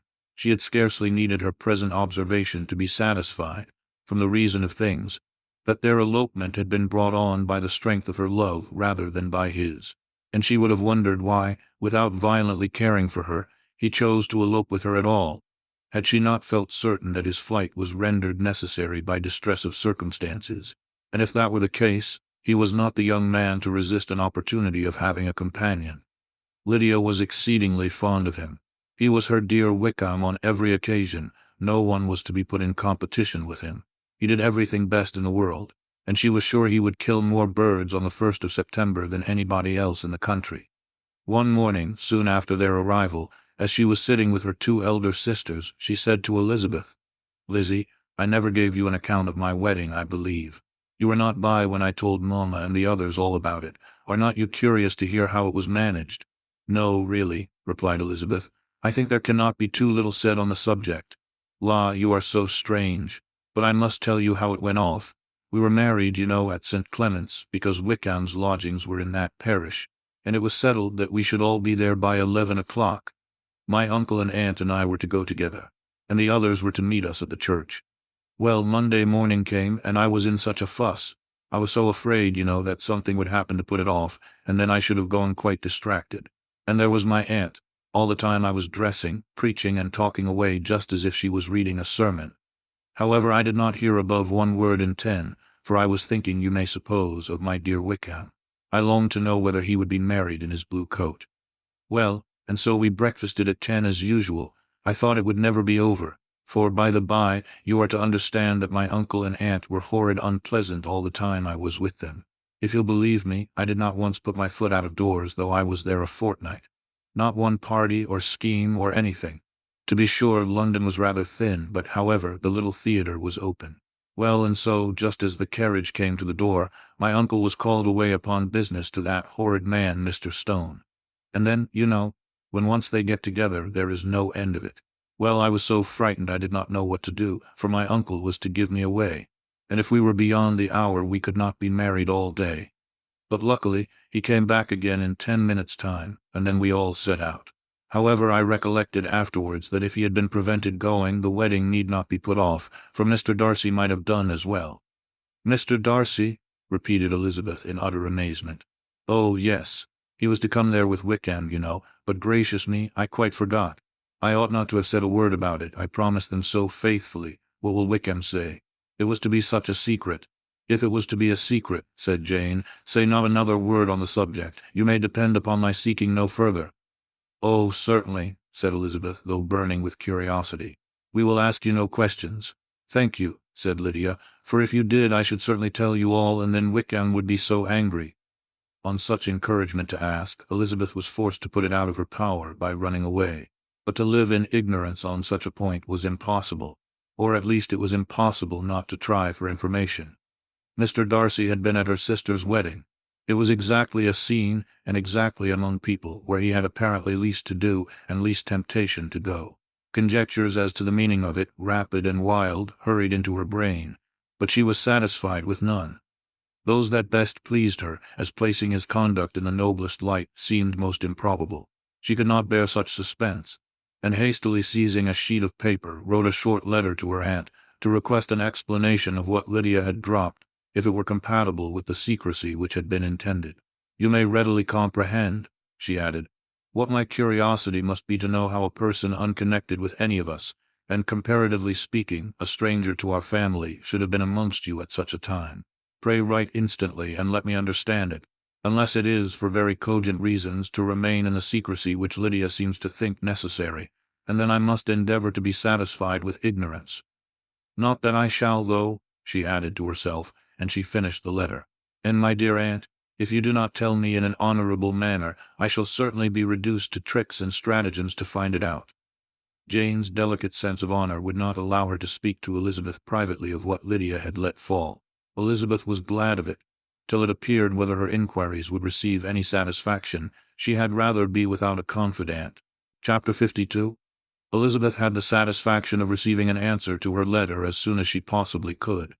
She was no sooner in possession of it than, hurrying into the little copse, where she was least likely to be interrupted, she sat down on one of the benches and prepared to be happy, for the length of the letter convinced her that it did not contain a denial.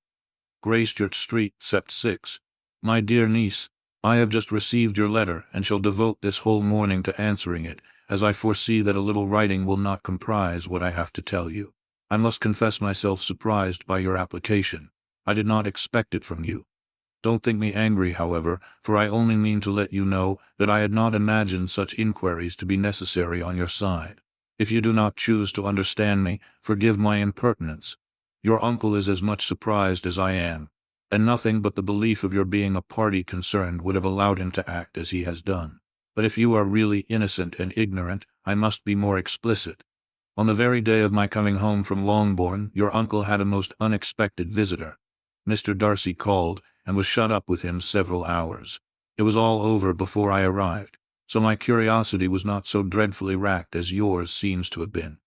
He came to tell Mr. Gardiner that he had found out where your sister and Mr. Wickham were, and that he had seen and talked with them both. Wickham repeatedly, Lydia once. From what I can collect, he left Derbyshire only one day after ourselves, and came to town with the resolution of hunting for them.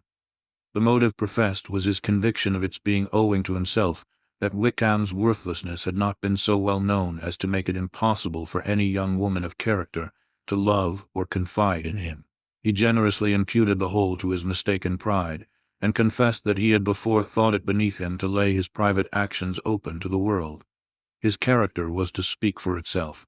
He called it, therefore, his duty to step forward and endeavor to remedy an evil which had been brought on by himself. If he had another motive, I am sure it would never disgrace him. He had been some days in town before he was able to discover them, But he had something to direct his search, which was more than we had, and the consciousness of this was another reason for his resolving to follow us. There is a lady, it seems, a Mrs. Young, who was some time ago governess to Miss Darcy, and was dismissed from her charge on some cause of disapprobation, though he did not say what. She then took a large house in Edward Street, and has since maintained herself by letting lodgings. This Mrs. Young was, he knew, intimately acquainted with Wickham, and he went to her for intelligence of him as soon as he got to town. But it was 2 or 3 days before he could get from her what he wanted. She would not betray her trust, I suppose, without bribery and corruption, for she really did know where her friend was to be found. Wickham, indeed, had gone to her on their first arrival in London, and had she been able to receive them into her house, they would have taken up their abode with her. At length, however, our kind friend procured the wished-for direction. They were in Street. He saw Wickham, and afterwards insisted on seeing Lydia. His first object with her, he acknowledged, had been to persuade her to quit her present disgraceful situation and return to her friends as soon as they could be prevailed on to receive her, offering his assistance as far as it would go. But he found Lydia absolutely resolved on remaining where she was. She cared for none of her friends. She wanted no help of his. She would not hear of leaving Wickham. She was sure they should be married some time or other, and it did not much signify when. Since such were her feelings, it only remained, he thought, to secure and expedite a marriage, which, in his very first conversation with Wickham, he easily learnt had never been his design. He confessed himself obliged to leave the regiment on account of some debts of honor which were very pressing, and scrupled not to lay all the ill consequences of Lydia's flight on her own folly alone. He meant to resign his commission immediately, and as to his future situation he could conjecture very little about it. He must go somewhere, but he did not know where, and he knew he should have nothing to live on. Mr. Darcy asked why he did not marry your sister at once. Though Mr. Bennet was not imagined to be very rich, he would have been able to do something for him, and his situation must have been benefited by marriage. But he found, in reply to this question, that Wickham still cherished the hope of more effectually making his fortune by marriage, in some other country. Under such circumstances, however, he was not likely to be proof against the temptation of immediate relief. They met several times, for there was much to be discussed. Wickham, of course, wanted more than he could get, but at length was reduced to be reasonable. Everything being settled between them, Mr. Darcy's next step was to make your uncle acquainted with it, and he first called in Gracechurch Street the evening before I came home. But Mr. Gardiner could not be seen, and Mr. Darcy found on further inquiry that your father was still with him, but would quit town the next morning. He did not judge your father to be a person whom he could so properly consult as your uncle, and therefore readily postponed seeing him till after the departure of the former. He did not leave his name, until the next day it was only known that a gentleman had called on business. On Saturday he came again. Your father was gone, your uncle at home, and as I said before, they had a great deal of talk together. They met again on Sunday, and then I saw him too. It was not all settled before Monday. As soon as it was, the express was sent off to Longbourn, but our visitor was very obstinate. I fancy, Lizzie, that obstinacy is the real defect of his character after all. He has been accused of many faults at different times, but this is the true one. Nothing was to be done that he did not do himself, though I am sure, and I do not speak it to be thanked, therefore say nothing about it. Your uncle would most readily have settled the whole. They battled it together for a long time, which was more than either the gentleman or lady concerned in it deserved. But at last your uncle was forced to yield, and instead of being allowed to be of use to his niece, was forced to put up with only having the probable credit of it, which went sorely against the grain. And I really believe your letter this morning gave him great pleasure, because it required an explanation that would rob him of his borrowed feathers, and give the praise where it was due. But Lizzie, this must go no further than yourself, or Jane at most. You know pretty well, I suppose, what has been done for the young people. His debts are to be paid, amounting, I believe, to considerably more than £1,000, another 1,000 in addition to her own settled upon her, and his commission purchased. The reason why all this was to be done by him alone was such as I have given above. It was owing to him, to his reserve and want of proper consideration, that Wickham's character had been so misunderstood, and consequently that he had been received and noticed as he was. Perhaps there was some truth in this, though I doubt whether his reserve or anybody's reserve can be answerable for the event. But in spite of all this fine talking, my dear Lizzie, you may rest perfectly assured that your uncle would never have yielded, if we had not given him credit for another interest in the affair. When all this was resolved on, he returned again to his friends, who were still staying at Pemberley. But it was agreed that he should be in London once more when the wedding took place, and all money matters were then to receive the last finish. I believe I have now told you everything. It is a relation which you tell me is to give you great surprise. I hope at least it will not afford you any displeasure. Lydia came to us, and Wickham had constant admission to the house. He was exactly what he had been when I knew him in Hertfordshire. But I would not tell you how little I was satisfied with her behavior while she stayed with us, if I had not perceived, by Jane's letter last Wednesday, that her conduct on coming home was exactly of a piece with it, and therefore what I now tell you can give you no fresh pain. I talked to her repeatedly in the most serious manner, representing to her the wickedness of what she had done, and all the unhappiness she had brought on her family. If she heard me, it was by good luck, for I am sure she did not listen. I was sometimes quite provoked, but then I recollected my dear Elizabeth and Jane, and for their sakes had patience with her. Mr. Darcy was punctual in his return, and as Lydia informed you, attended the wedding. He dined with us the next day, and was to leave town again on Wednesday or Thursday. Will you be very angry with me, my dear Lizzie, if I take this opportunity of saying, what I was never bold enough to say before, how much I like him? His behavior to us has in every respect been as pleasing as when we were in Derbyshire. His understanding and opinions all please me. He wants nothing but a little more liveliness, and that, if he marry prudently, his wife may teach him. I thought him very sly. He hardly ever mentioned your name, but slyness seems the fashion. Pray forgive me if I have been very presuming, or at least do not punish me so far as to exclude me from P. I shall never be quite happy till I have been all round the park. A low phaeton with a nice little pair of ponies would be the very thing, but I must write no more. The children have been wanting me this half hour. Yours very sincerely, N. Gardiner. The contents of this letter threw Elizabeth into a flutter of spirits, in which it was difficult to determine whether pleasure or pain bore the greatest share. The vague and unsettled suspicions which uncertainty had produced, of what Mr. Darcy might have been doing to forward her sister's match, which she had feared to encourage, as an exertion of goodness too great to be probable, and at the same time dreaded to be just, from the pain of obligation, were proved beyond their greatest extent to be true. He had followed them purposely to town. He had taken on himself all the trouble and mortification attendant on such a research, in which supplication had been necessary to a woman whom he must abominate and despise, and where he was reduced to frequently meet, reason with, persuade, and finally bribe the man whom he always most wished to avoid, and whose very name it was punishment to him to pronounce. He had done all this for a girl whom he could neither regard nor esteem.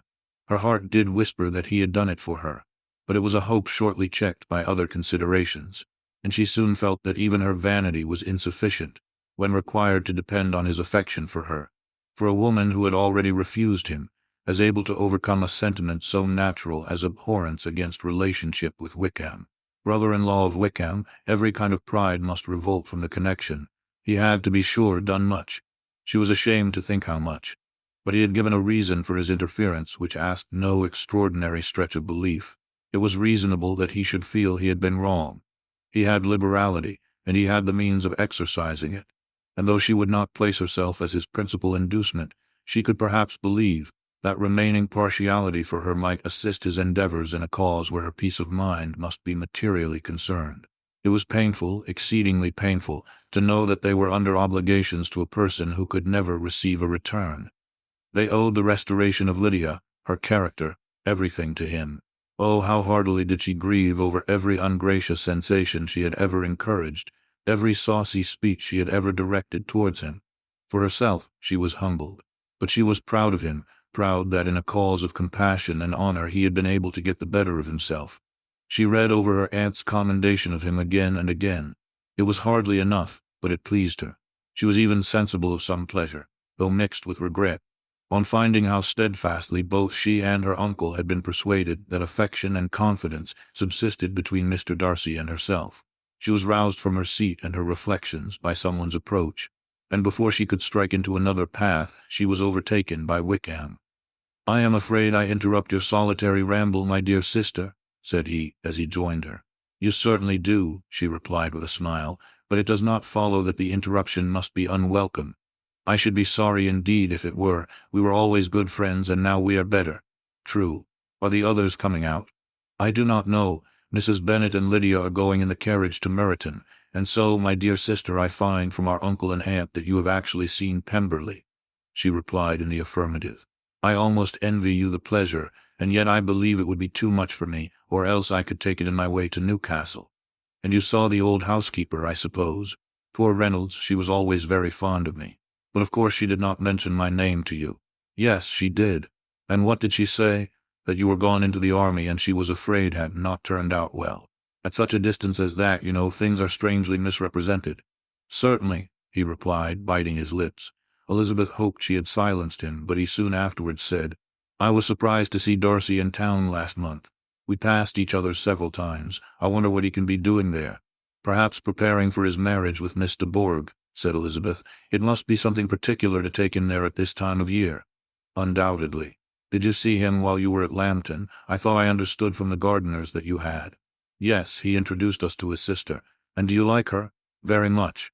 I have heard indeed that she has uncommonly improved within this year or two. When I last saw her she was not very promising. I am very glad you liked her. I hope she will turn out well. I dare say she will. She has got over the most trying age. Did you go by the village of Kimpton? I do not recollect that we did. I mention it because it is the living which I ought to have had. A most delightful place, excellent parsonage house. It would have suited me in every respect. How should you have liked making sermons? Exceedingly well. I should have considered it as part of my duty, and the exertion would soon have been nothing. One ought not to repine, but to be sure it would have been such a thing for me. The quiet, the retirement of such a life would have answered all my ideas of happiness. But it was not to be. Did you ever hear Darcy mention the circumstance when you were in Kent? I have heard from authority, which I thought as good, that it was left you conditionally only, and at the will of the present patron. You have. Yes, there was something in that. I told you so from the first, you may remember. I did hear, too, that there was a time when sermon-making was not so palatable to you as it seems to be at present, that you actually declared your resolution of never taking orders, and that the business had been compromised accordingly. You did, and it was not wholly without foundation. You may remember what I told you on that point, when first we talked of it. They were now almost at the door of the house, for she had walked fast to get rid of him, and unwilling for her sister's sake to provoke him, she only said in reply with a good-humored smile, Come, Mr. Wickham, we are brother and sister, you know. Do not let us quarrel about the past. In future I hope we shall be always of one mind. She held out her hand.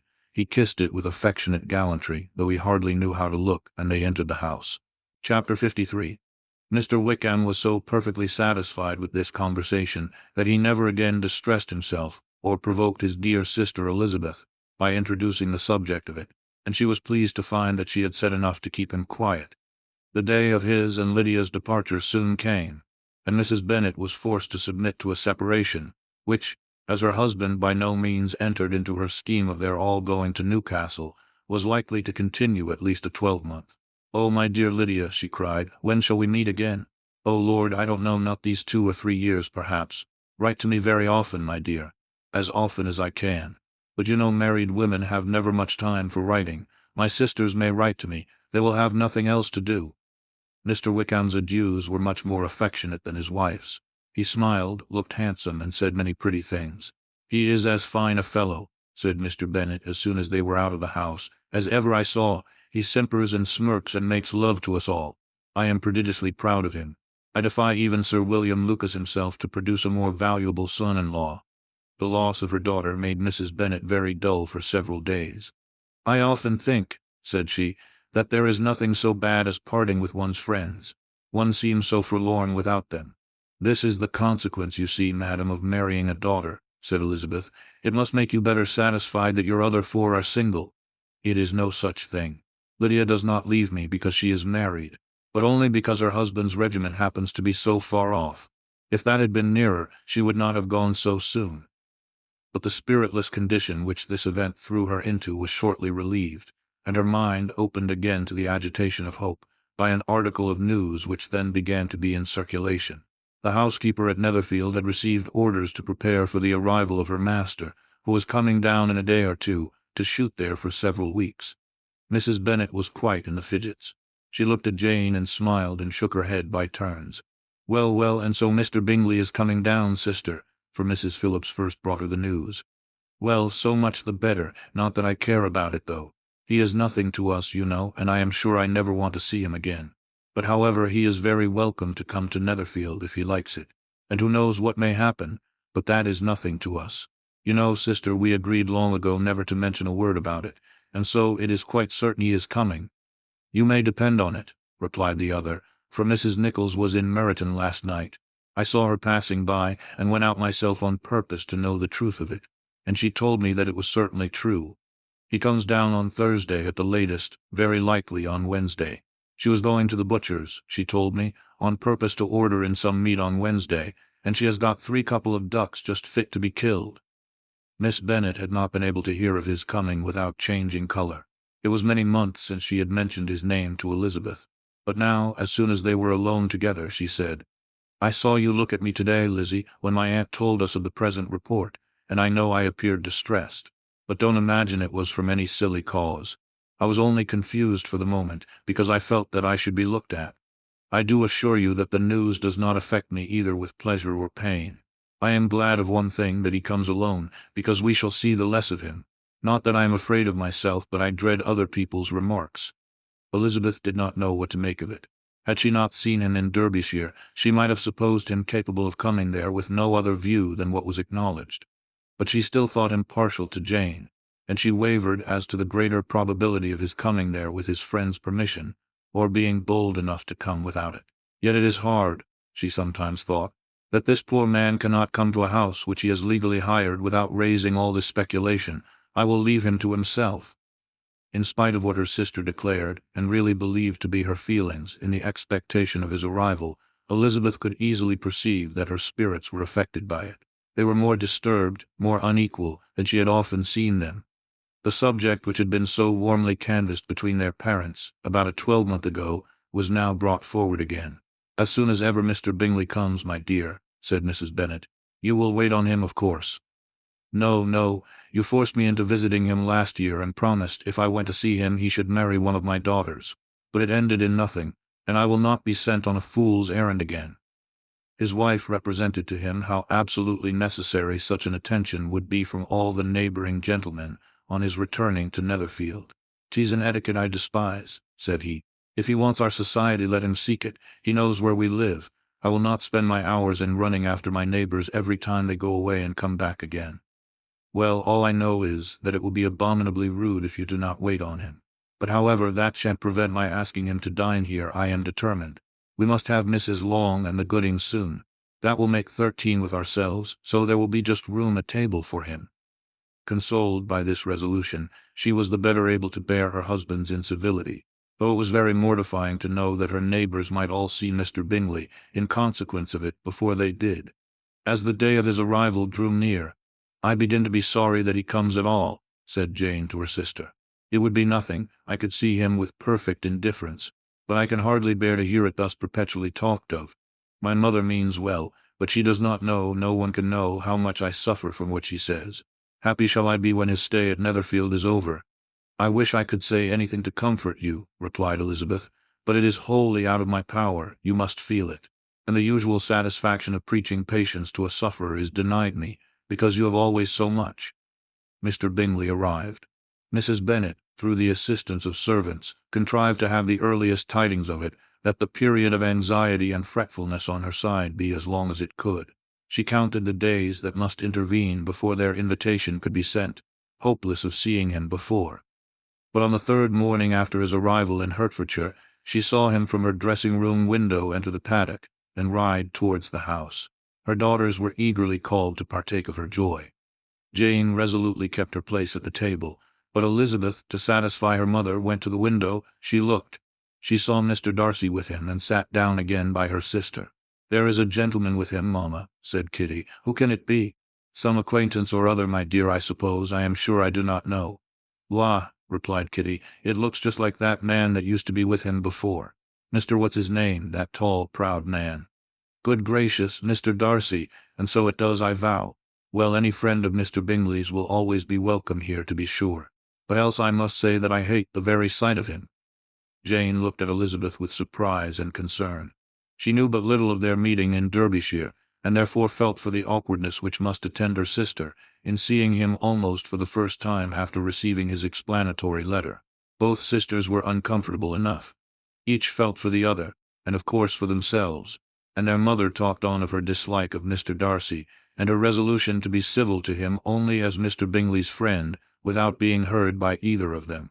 But Elizabeth had sources of uneasiness which could not yet be suspected by Jane, to whom she had never yet had courage to show Mrs. Gardiner's letter, or to relate her own change of sentiment towards him. To Jane, he could be only a man whose proposals she had refused, and whose merits she had undervalued. But to her own more extensive information, he was the person to whom the whole family were indebted for the first of benefits, and whom she regarded herself with an interest, if not quite so tender, at least as reasonable and just, as what Jane felt for Bingley. Her astonishment at his coming to Netherfield, to Longbourn, and voluntarily seeking her again, was almost equal to what she had known on first witnessing his altered behavior in Derbyshire. The color which had been driven from her face returned for half a minute with an additional glow, and a smile of delight added luster to her eyes, as she thought for that space of time that his affection and wishes must still be unshaken. But she would not be secure. "Let me first see how he behaves," said she. "It will then be early enough for expectation." She sat intently at work, striving to be composed, and without daring to lift up her eyes, till anxious curiosity carried them to the face of her sister as the servant was approaching the door. Jane looked a little paler than usual, but more sedate than Elizabeth had expected. On the gentleman's appearing, her color increased, yet she received them with tolerable ease, and with a propriety of behavior equally free from any symptom of resentment, or any unnecessary complaisance. Elizabeth said as little to either as civility would allow, and sat down again to her work, with an eagerness which it did not often command. She had ventured only one glance at Darcy. He looked serious as usual, and she thought, more as he had been used to look in Hertfordshire, than as she had seen him at Pemberley. But perhaps he could not in her mother's presence be what he was before her uncle and aunt. It was a painful, but not an improbable, conjecture. Bingley she had likewise seen for an instant, and in that short period saw him looking both pleased and embarrassed. He was received by Mrs. Bennet with a degree of civility which made her two daughters ashamed, especially when contrasted with the cold and ceremonious politeness of her courtesy and address of his friend.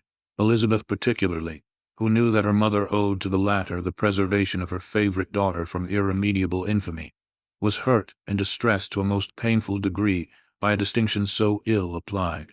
Darcy, after inquiring of her how Mr. and Mrs. Gardiner did, a question which she could not answer without confusion, said scarcely anything. He was not seated by her. Perhaps that was the reason of his silence, but it had not been so in Derbyshire. There he had talked to her friends when he could not to herself. But now several minutes elapsed without bringing the sound of his voice, and when occasionally, unable to resist the impulse of curiosity, she raised her eyes to his face, she as often found him looking at Jane as at herself, and frequently on no object but the ground. More thoughtfulness and less anxiety to please than when they last met were plainly expressed. She was disappointed and angry with herself for being so. "Could I expect it to be otherwise?" said she. "Yet why did he come?" She was in no humor for conversation with anyone but himself, and to him she had hardly courage to speak. She inquired after his sister, but could do no more. "It is a long time, Mr. Bingley, since you went away," said Mrs. Bennet. He readily agreed to it. "I began to be afraid you would never come back again. People did say you meant to quit the place entirely at Michaelmas. But however, I hope it is not true. A great many changes have happened in the neighborhood since you went away. Miss Lucas is married and settled, and one of my own daughters. I suppose you have heard of it. Indeed, you must have seen it in the papers. It was in the Times and the Courier, I know, though it was not put in as it ought to be. It was only said, lately George Wickham, Esquire, to Miss Lydia Bennet, without there being a syllable said of her father, or the place where she lived, or anything. It was my brother Gardiner's drawing up too, and I wonder how he came to make such an awkward business of it." "Did you see it?" Bingley replied that he did, and made his congratulations. Elizabeth dared not lift up her eyes. How Mr. Darcy looked, therefore, she could not tell. "It is a delightful thing, to be sure, to have a daughter well married," continued her mother. "But at the same time, Mr. Bingley, it is very hard to have her taken away from me. They are gone down to Newcastle, a place quite northward it seems, and there they are to stay I do not know how long. His regiment is there. for I suppose you have heard of his leaving the shire and of his being gone into the regulars. Thank heaven, he has some friends, though perhaps not so many as he deserves." Elizabeth, who knew this to be levelled at Mr. Darcy, was in such misery of shame that she could hardly keep her seat. It drew from her, however, the exertion of speaking, which nothing else had so effectually done before, and she asked Bingley whether he meant to make any stay in the country at present. "A few weeks, he believed. When you have killed all your own birds, Mr. Bingley," said her mother, "I beg you will come here and shoot as many as you please on Mr. Bennet's manor.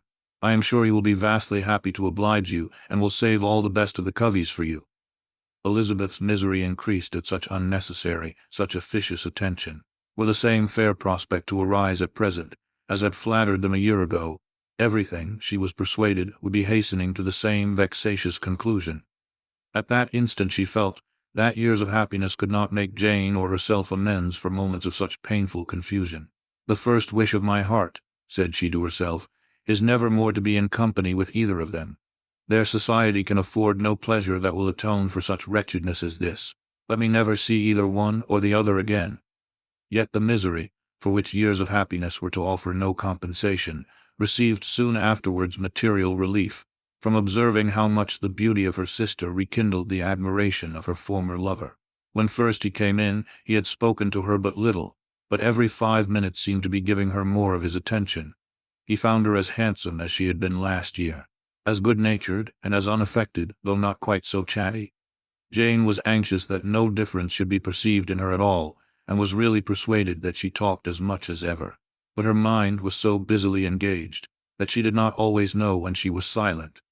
When the gentlemen rose to go away, Mrs. Bennet was mindful of her intended civility, and they were invited and engaged to dine at Longbourn in a few days' time. "You are quite a visit in my debt, Mr. Bingley," she added, "for when you went to town last winter you promised to take a family dinner with us as soon as you returned. I have not forgot, you see, and I assure you I was very much disappointed that you did not come back and keep your engagement." Bingley looked a little silly at this reflection, and said something of his concern at having been prevented by business. They then went away. Mrs. Bennet had been strongly inclined to ask them to stay and dine there that day, but though she always kept a very good table, she did not think anything less than 2 courses could be good enough for a man on whom she had such anxious designs, or satisfy the appetite and pride of one who had 10,000 a year. Chapter 54. As soon as they were gone, Elizabeth walked out to recover her spirits, or, in other words, to dwell without interruption on those subjects which must deaden them more. Mr. Darcy's behavior astonished and vexed her. "Why, if he came only to be silent, grave, and indifferent," said she, "did he come at all?" She could settle it in no way that gave her pleasure. "He could be still amiable, still pleasing to my uncle and aunt when he was in town. And why not to me? If he fears me, why come hither? If he no longer cares for me, why silent? Teasing, teasing man, I will think no more about him." Her resolution was for a short time involuntarily kept by the approach of her sister, who joined her with a cheerful look which showed her better satisfied with their visitors than Elizabeth. "Now," said she, "that this first meeting is over, I feel perfectly easy. I know my own strength, and I shall never be embarrassed again by his coming. I am glad he dines here on Tuesday. It will then be publicly seen that on both sides we meet only as common and indifferent acquaintance." "Yes, very indifferent indeed," said Elizabeth laughingly. "Oh, Jane, take care. My dear Lizzie, you cannot think me so weak as to be in danger now. I think you are in very great danger of making him as much in love with you as ever." They did not see the gentleman again till Tuesday, and Mrs. Bennet in the meanwhile was giving way to all the happy schemes which the good humour and common politeness of Bingley, in half an hour's visit, had revived. On Tuesday there was a large party assembled at Longbourn, and the two who were most anxiously expected, to the credit of their punctuality as sportsmen, were in very good time. When they repaired to the dining-room, Elizabeth eagerly watched to see whether Bingley would take the place which, in all their former parties, had belonged to him by her sister. Her prudent mother, occupied by the same ideas, forbore to invite him to sit by herself. On entering the room he seemed to hesitate, but Jane happened to look round and happened to smile. It was decided. He placed himself by her. Elizabeth, with a triumphant sensation, looked towards his friend. He bore it with noble indifference, and she would have imagined that Bingley had received his sanction to be happy, had she not seen his eyes likewise turned towards Mr. Darcy with an expression of half-laughing alarm.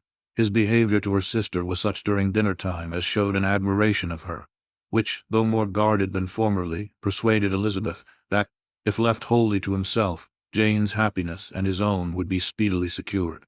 Though she dared not depend upon the consequence, she yet received pleasure from observing his behavior. It gave her all the animation that her spirits could boast, for she was in no cheerful humor.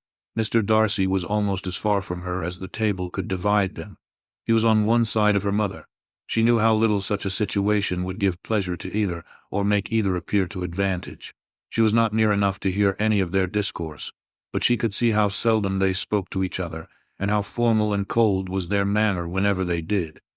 Her mother's ungraciousness made the sense of what they owed him more painful to Elizabeth's mind, and she would, at times, have given anything to be privileged to tell him that his kindness was neither unknown nor unfelt by the whole of the family.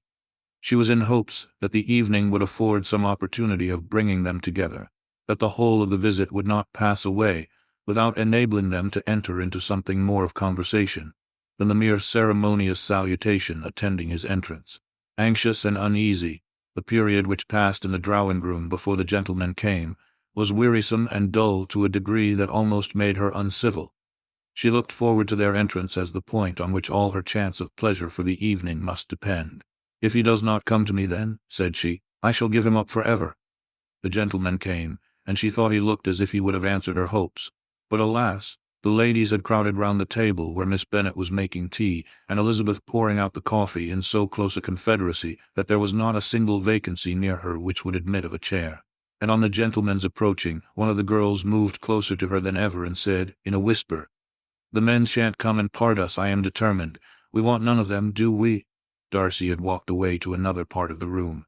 She followed him with her eyes, envied everyone to whom he spoke, had scarcely patience enough to help anybody to coffee, and then was enraged against herself for being so silly.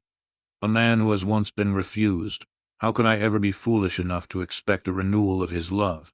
Is there one among the sex who would not protest against such a weakness as a second proposal to the same woman? There is no indignity so abhorrent to their feelings. She was a little revived, however, by his bringing back his coffee cup himself, and she seized the opportunity of saying, "Is your sister at Pemberley still?" "Yes. She will remain there till Christmas." "And quite alone? Have all her friends left her?" "Mrs. Annesley is with her. The others have been gone on to Scarborough these 3 weeks." She could think of nothing more to say, but if he wished to converse with her, he might have better success. He stood by her, however, for some minutes in silence, and at last, on the young ladies whispering to Elizabeth again, he walked away. When the tea things were removed and the card tables placed, the ladies all rose, and Elizabeth was then hoping to be soon joined by him, when all her views were overthrown, by seeing him fall a victim to her mother's rapacity for whist players, and in a few moments after seated with the rest of the party. She now lost every expectation of pleasure. They were confined for the evening at different tables, and she had nothing to hope but that his eyes were so often turned towards her side of the room as to make him play as unsuccessfully as herself. Mrs. Bennet had designed to keep the 2 Netherfield gentlemen to supper, but their carriage was, unluckily, ordered before any of the others, and she had no opportunity of detaining them. "Well, girls," said she as soon as they were left to themselves, "what say you to the day? I think everything has passed off uncommonly well, I assure you. The dinner was as well dressed as any I ever saw. The venison was roasted to a turn, and everybody said they never saw so fat a haunch. The soup was 50 times better than what we had at the Lucases last week, and even Mr. Darcy acknowledged that the partridges were remarkably well done. And I suppose he has 2 or 3 French cooks at least. And my dear Jane, I never saw you look in greater beauty. Mrs. Long said so too, for I asked her whether you did not. And what do you think she said besides? Ah, Mrs. Bennet, we shall have her at Netherfield at last? She did indeed. I do think Mrs. Long is as good a creature as ever lived, and her nieces are very pretty behaved girls and not at all handsome. I like them prodigiously." Mrs. Bennet, in short, was in very great spirits. She had seen enough of Bingley's behavior to Jane to be convinced that she would get him at last, and her expectations of advantage to her family, when in a happy humor, were so far beyond reason, that she was quite disappointed at not seeing him there again the next day, to make his proposals. "It has been a very agreeable day," said Miss Bennet to Elizabeth. "The party seems so well selected, so suitable one with the other. I hope we may often meet again." Elizabeth smiled. Lizzie, you must not do so. You must not suspect me. It mortifies me. I assure you that I have now learnt to enjoy his conversation as an agreeable and sensible young man without having a wish beyond it. I am perfectly satisfied from what his manners now are that he never had any design of engaging my affection.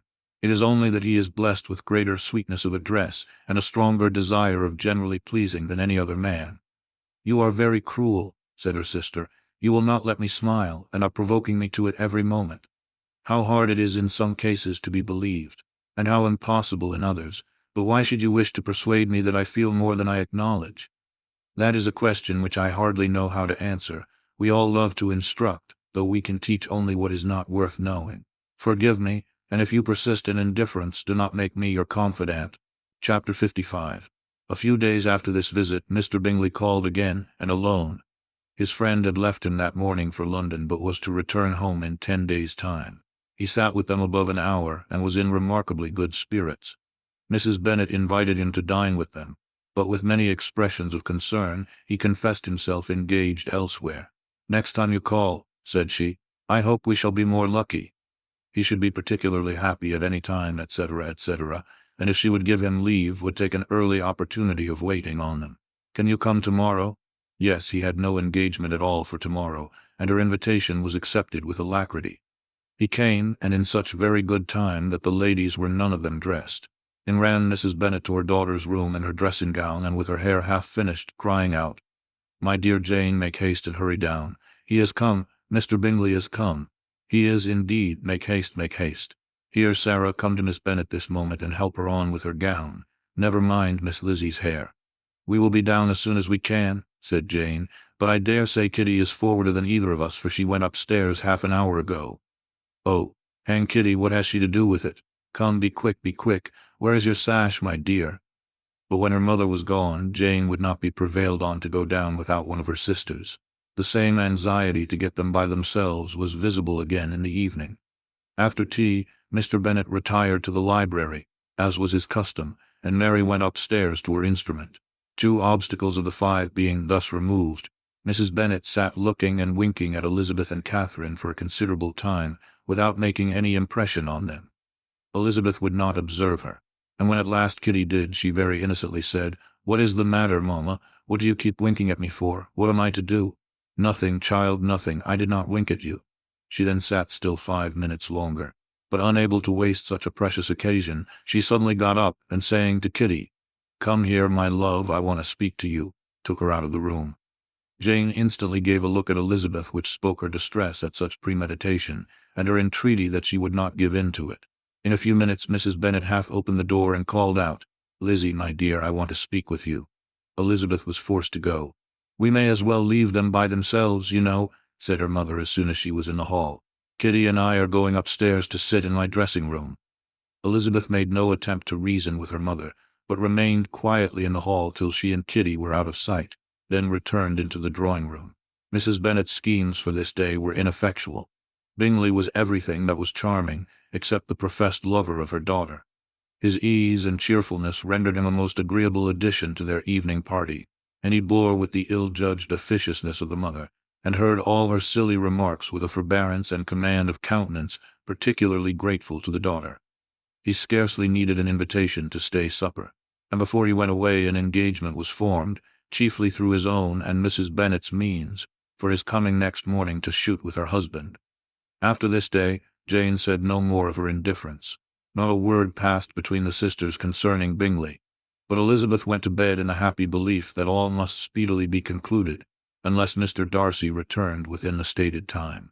Seriously, however, she felt tolerably persuaded that all this must have taken place with that gentleman's concurrence.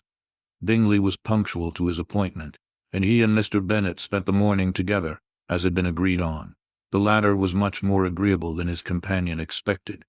There was nothing of presumption or folly in Bingley that could provoke his ridicule or disgust him into silence, and he was more communicative and less eccentric than the other had ever seen him. Bingley, of course, returned with him to dinner, and in the evening Mrs. Bennet's invention was again at work to get everybody away from him and her daughter. Elizabeth, who had a letter to write, went into the breakfast-room for that purpose soon after tea, for as the others were all going to sit down to cards, she could not be wanted to counteract her mother's schemes. But on her returning to the drawing-room when her letter was finished, she saw, to her infinite surprise, there was reason to fear that her mother had been too ingenious for her. On opening the door, she perceived her sister and Bingley standing together over the hearth, as if engaged in earnest conversation. And had this led to no suspicion, the faces of both, as they hastily turned round and moved away from each other, would have told it all. Their situation was awkward enough, but hers, she thought, was still worse. Not a syllable was uttered by either, and Elizabeth was on the point of going away again when Bingley, who as well as the other had sat down, suddenly rose, and whispering a few words to her sister, ran out of the room. Jane could have no reserves from Elizabeth, where confidence would give pleasure, and instantly embracing her, acknowledged with the liveliest emotion that she was the happiest creature in the world. "'Tis too much," she added, "by far too much. I do not deserve it. Oh, why is not everybody as happy?" Elizabeth's congratulations were given with a sincerity, a warmth, a delight which words could but poorly express. Every sentence of kindness was a fresh source of happiness to Jane, but she would not allow herself to stay with her sister, or say half that remained to be said, for the present. "I must go instantly to my mother," she cried. "I would not on any account trifle with her affectionate solicitude, or allow her to hear it from anyone but myself. He is gone to my father already. Oh, Lizzie, to know that what I have to relate will give such pleasure to all my dear family. How shall I bear so much happiness?" She then hastened away to her mother, who had purposely broken up the card party, and was sitting upstairs with Kitty. Elizabeth, who was left by herself, now smiled at the rapidity and ease with which an affair was finally settled, that had given them so many previous months of suspense and vexation. "And this," said she, "is the end of all his friend's anxious circumspection, of all his sister's falsehood and contrivance, the happiest, wisest, and most reasonable end." In a few minutes she was joined by Bingley, whose conference with her father had been short and to the purpose. "Where is your sister?" said he hastily as he opened the door. "With my mother upstairs. She will be down in a moment, I dare say." He then shut the door, and coming up to her, claimed the good wishes and affection of a sister. Elizabeth honestly and heartily expressed her delight in the prospect of their relationship. They shook hands with great cordiality, and then, till her sister came down, she had to listen to all he had to say of his own happiness and of Jane's perfections.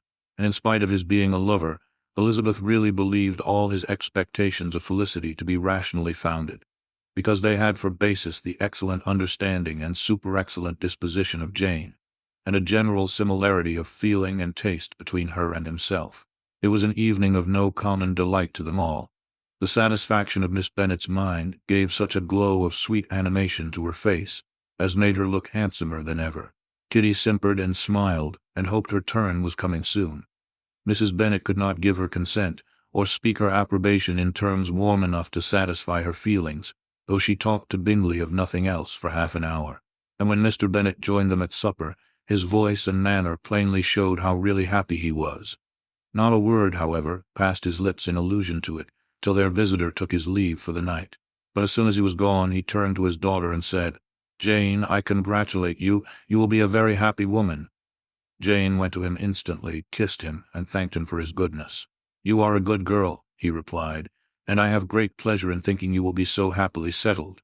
I have not a doubt of your doing very well together. Your tempers are by no means unlike.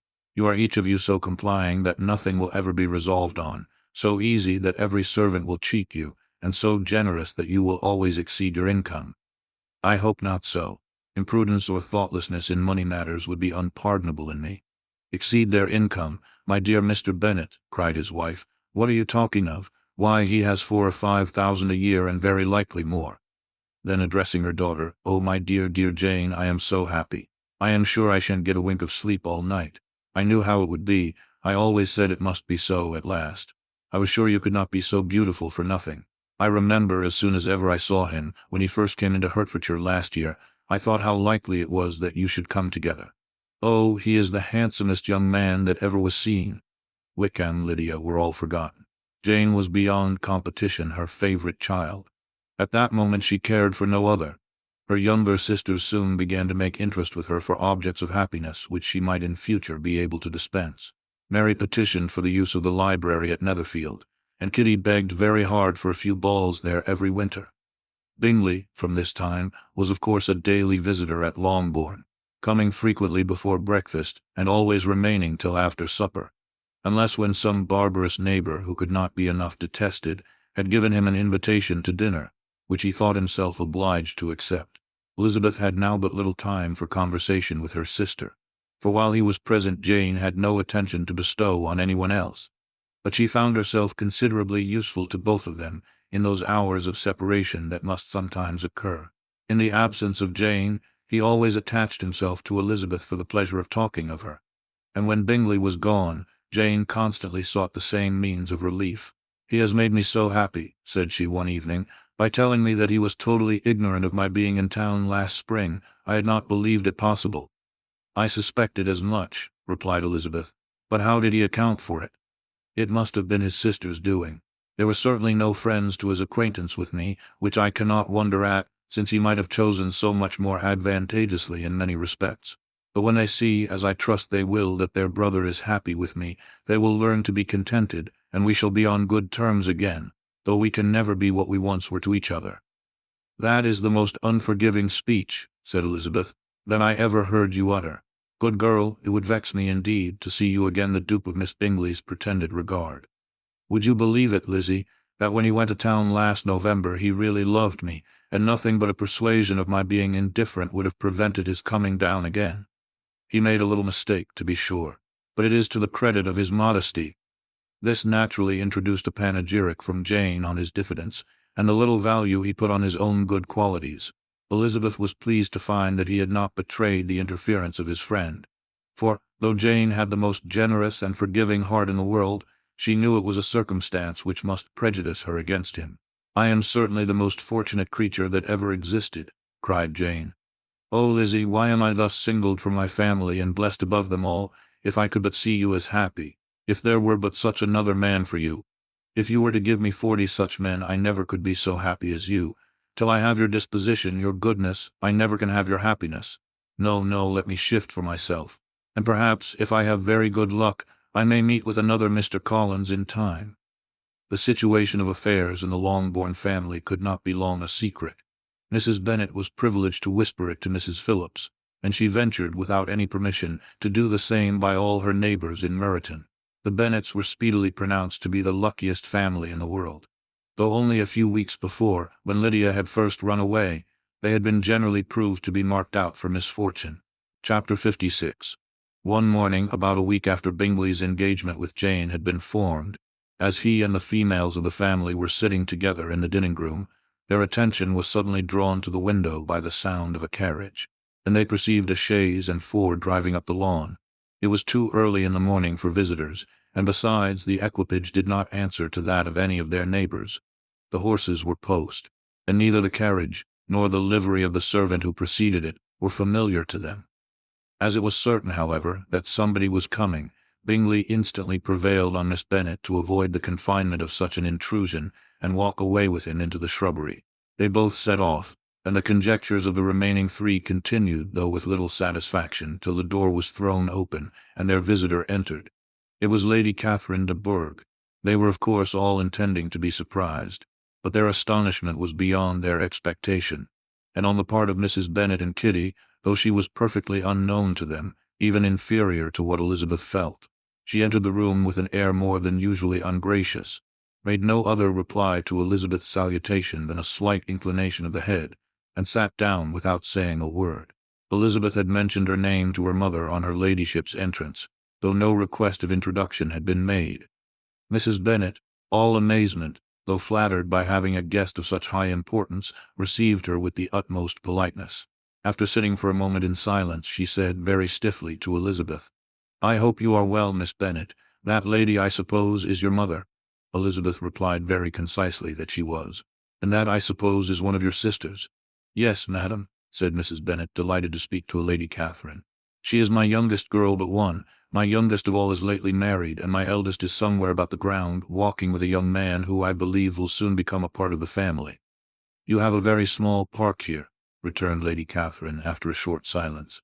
"It is nothing in comparison of Rosings, my lady, I dare say, but I assure you it is much larger than Sir William Lucas's. This must be a most inconvenient sitting-room for the evening in summer.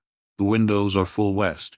Mrs. Bennet assured her that they never sat there after dinner, and then added, "May I take the liberty of asking your ladyship whether you left Mr. and Mrs. Collins well?" "Yes, very well. I saw them the night before last." Elizabeth now expected that she would produce a letter for her from Charlotte, as it seemed the only probable motive for her calling. But no letter appeared, and she was completely puzzled. Mrs. Bennet, with great civility, begged her ladyship to take some refreshment. But Lady Catherine very resolutely, and not very politely, declined eating anything, and then rising up said to Elizabeth, "Miss Bennet, there seemed to be a prettyish kind of a little wilderness on one side of your lawn. I should be glad to take a turn in it if you will favor me with your company." "Go, my dear," cried her mother, "and show her ladyship about the different walks. I think she will be pleased with the hermitage." Elizabeth obeyed, and running into her own room for her parasol, attended her noble guest downstairs. As they passed through the hall, Lady Catherine opened the doors into the dining parlour and drawing-room, and pronouncing them, after a short survey, to be decent-looking rooms, walked on. Her carriage remained at the door, and Elizabeth saw that her waiting-woman was in it. They proceeded in silence along the gravel walk that led to the copse. Elizabeth was determined to make no effort for conversation with a woman who was now more than usually insolent and disagreeable. "How could I ever think her like her nephew?" said she, as she looked in her face. As soon as they entered the copse, Lady Catherine began in the following manner. "You can be at no loss, Miss Bennet, to understand the reason of my journey hither. Your own heart, your own conscience must tell you why I come." Elizabeth looked with unaffected astonishment. "Indeed, you are mistaken, madam. I have not been at all able to account for the honor of seeing you here." "Miss Bennet," replied her ladyship in an angry tone, "you ought to know that I am not to be trifled with. But however insincere you may choose to be, you shall not find me so. My character has ever been celebrated for its sincerity and frankness, and in a cause of such moment as this, I shall certainly not depart from it. A report of a most alarming nature reached me 2 days ago. I was told that not only your sister was on the point of being most advantageously married, but that Miss Elizabeth Bennet would, in all likelihood, be soon afterwards united to my nephew, my own nephew, Mr. Darcy. Though I know it must be a scandalous falsehood, though I would not injure him so much as to suppose the truth of it possible, I instantly resolved on setting off for this place, that I might make my sentiments known to you." "If you believed it impossible to be true," said Elizabeth, coloring with astonishment and disdain, "I wonder you took the trouble of coming so far. What could your ladyship propose by it? At once to insist upon having such a report universally contradicted." "Your coming to Longbourn to see me and my family," said Elizabeth coolly, "will be rather a confirmation of it, if indeed such a report is in existence." "If, do you then pretend to be ignorant of it? Has it not been industriously circulated by yourselves? Do you not know that such a report is spread abroad?" "I never heard that it was." "And can you likewise declare that there is no foundation for it?" "I do not pretend to possess equal frankness with your ladyship.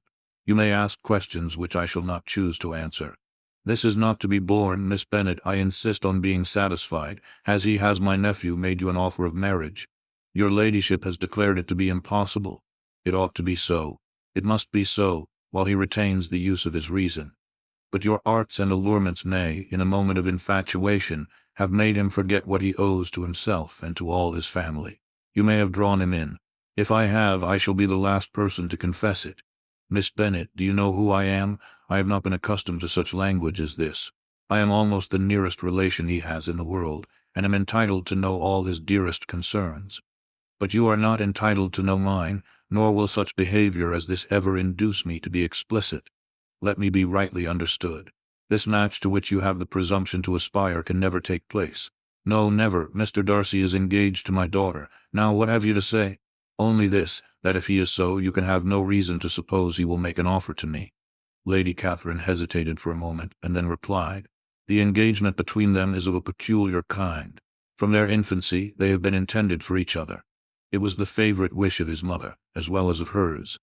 While in their cradles we planned the union. And now, at the moment when the wishes of both sisters would be accomplished, is their marriage to be prevented by a young woman of inferior birth, of no importance in the world, and wholly unallied to the family? Do you pay no regard to the wishes of his friends, to his tacit engagement with Miss de Bourgh? Are you lost to every feeling of propriety and delicacy? Have you not heard me say that from his earliest hours he was destined for his cousin?" "Yes, and I had heard it before. But what is that to me? If there is no other objection to my marrying your nephew, I shall certainly not be kept from it by knowing that his mother and aunt wished him to marry Miss de Bourgh. You both did as much as you could in planning the marriage. Its completion depended on others. If Mr. Darcy is neither by honor nor inclination confined to his cousin, why is not he to make another choice? And if I am that choice, why may not I accept him? Because honor, decorum, prudence, nay, interest, forbid it. Yes, Miss Bennet, interest, for do not expect to be noticed by his family or friends if you wilfully act against the inclinations of all. You will be censured, slighted, and despised by everyone connected with him. Your alliance will be a disgrace, your name will never even be mentioned by any of us.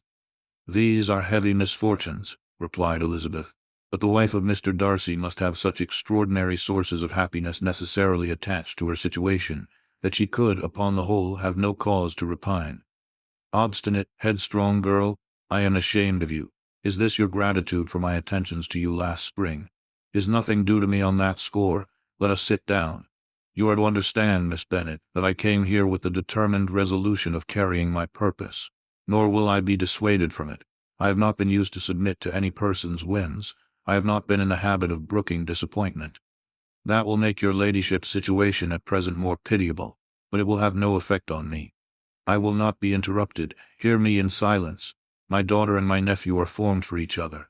They are descended on the maternal side from the same noble line, and on the father's from respectable, honorable, and ancient, though untitled, families.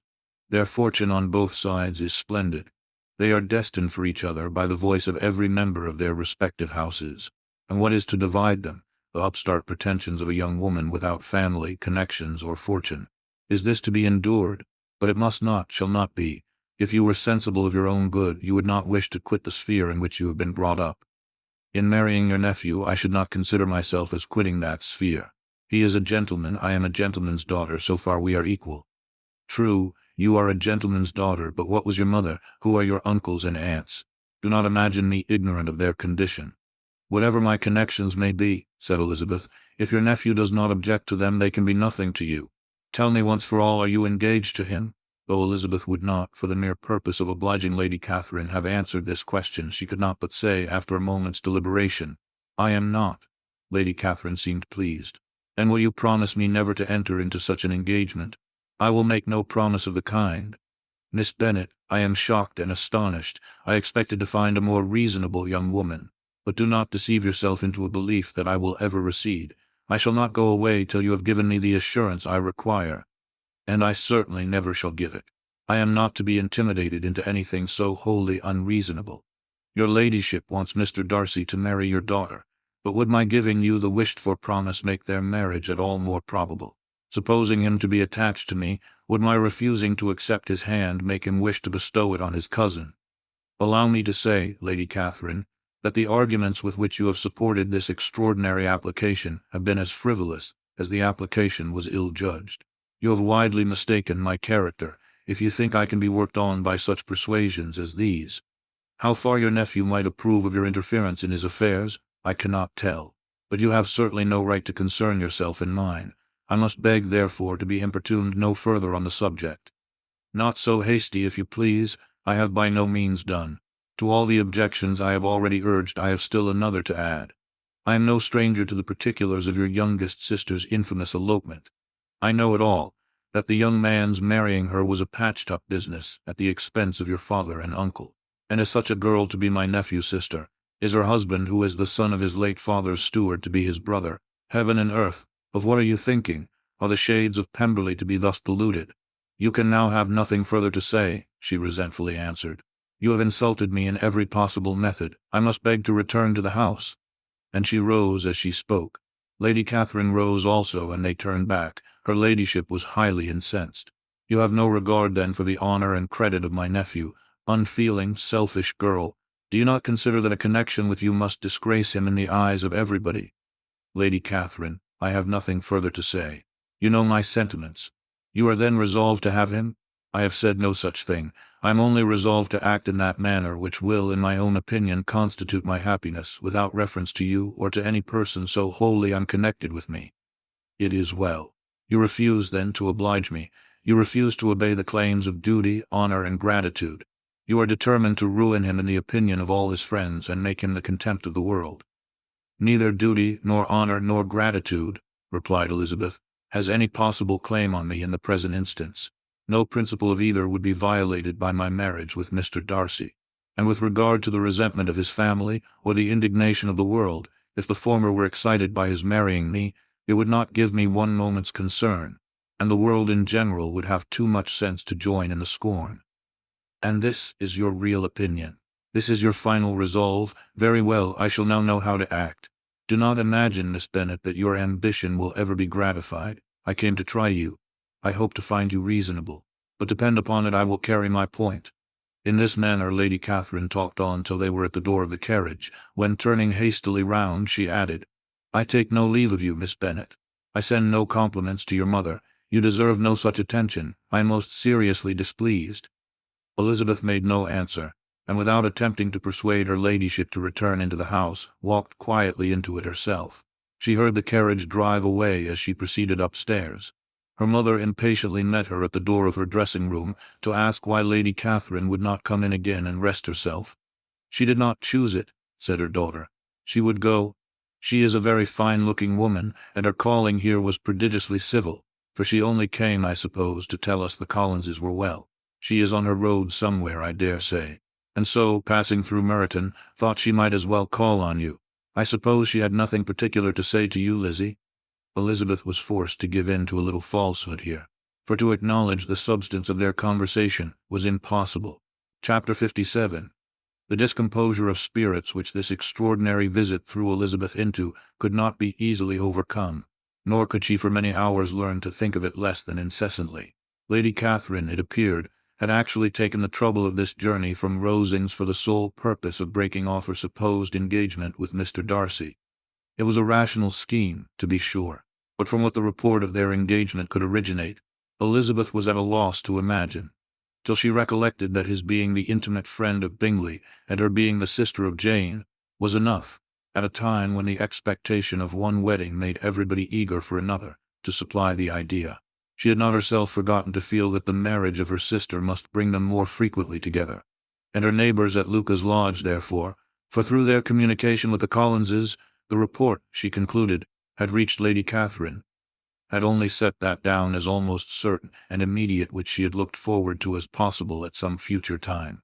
In revolving Lady Catherine's expressions, however, she could not help feeling some uneasiness as to the possible consequence of her persisting in this interference.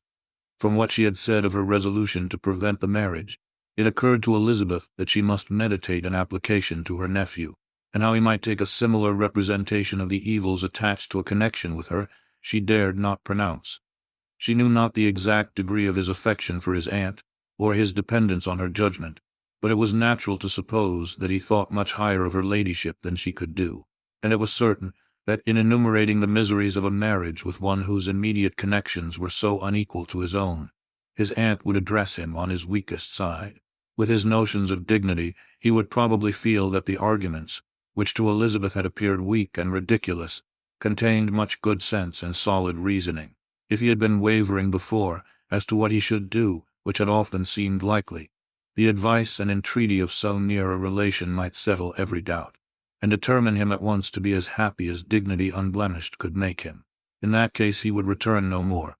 Lady Catherine might see him in her way through town, and his engagement to Bingley of coming again to Netherfield must give way. If, therefore, an excuse for not keeping his promise should come to his friend within a few days, she added, I shall know how to understand it. I shall then give over every expectation, every wish of his constancy. If he is satisfied with only regretting me when he might have obtained my affections and hand, I shall soon cease to regret him at all. The surprise of the rest of the family, on hearing who their visitor had been, was very great, but they obligingly satisfied it with the same kind of supposition which had appeased Mrs. Bennet's curiosity, and Elizabeth was spared from much teasing on the subject. The next morning, as she was going downstairs, she was met by her father, who came out of his library with a letter in his hand. "Lizzie," said he, "I was going to look for you. Come into my room." She followed him thither, and her curiosity to know what he had to tell her was heightened by the supposition of its being in some manner connected with the letter he held.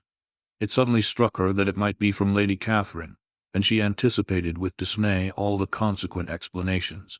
She followed her father to the fireplace, and they both sat down. He then said, "I have received a letter this morning that has astonished me exceedingly. As it principally concerns yourself, you ought to know its contents. I did not know before that I had 2 daughters on the brink of matrimony. Let me congratulate you on a very important conquest." The color now rushed into Elizabeth's cheeks in the instantaneous conviction of its being a letter from the nephew, instead of the aunt, and she was undetermined whether most to be pleased that he explained himself at all, or offended that his letter was not rather addressed to herself, when her father continued, "You look conscious. Young ladies have great penetration in such matters as these, but I think I may defy even your sagacity to discover the name of your admirer. This letter is from Mr. Collins." "From Mr. Collins. And what can he have to say?" "Something very much to the purpose, of course. He begins with congratulations on the approaching nuptials of my eldest daughter, of which, it seems, he has been told by some of the good-natured, gossiping Lucases. I shall not sport with your impatience by reading what he says on that point. What relates to yourself is as follows. Having thus offered you the sincere congratulations of Mrs. Collins and myself on this happy event, let me now add a short hint on the subject of another, of which we have been advertised by the same authority. Your daughter Elizabeth, it is presumed, will not long bear the name of Bennet, after her eldest sister has resigned it, and the chosen partner of her fate may be reasonably looked up to as one of the most illustrious personages in this land. Can you possibly guess, Lizzie, who is meant by this? This young gentleman is blessed, in a peculiar way, with everything the heart of mortal can most desire: splendid property, noble kindred, and extensive patronage. Yet in spite of all these temptations, let me warn my cousin Elizabeth, and yourself, of what evils you may incur by a precipitate closure with this gentleman's proposals, which, of course, you will be inclined to take immediate advantage of. Have you any idea, Lizzie, who this gentleman is? But now it comes out. My motive for cautioning you is as follows. We have reason to imagine that his aunt, Lady Catherine de Bourgh, does not look on the match with a friendly eye. Mr. Darcy, you see, is the man. Now, Lizzie, I think I have surprised you. Could he, or the Lucases, have pitched on any man within the circle of our acquaintance, whose name would have given the lie more effectually to what they related?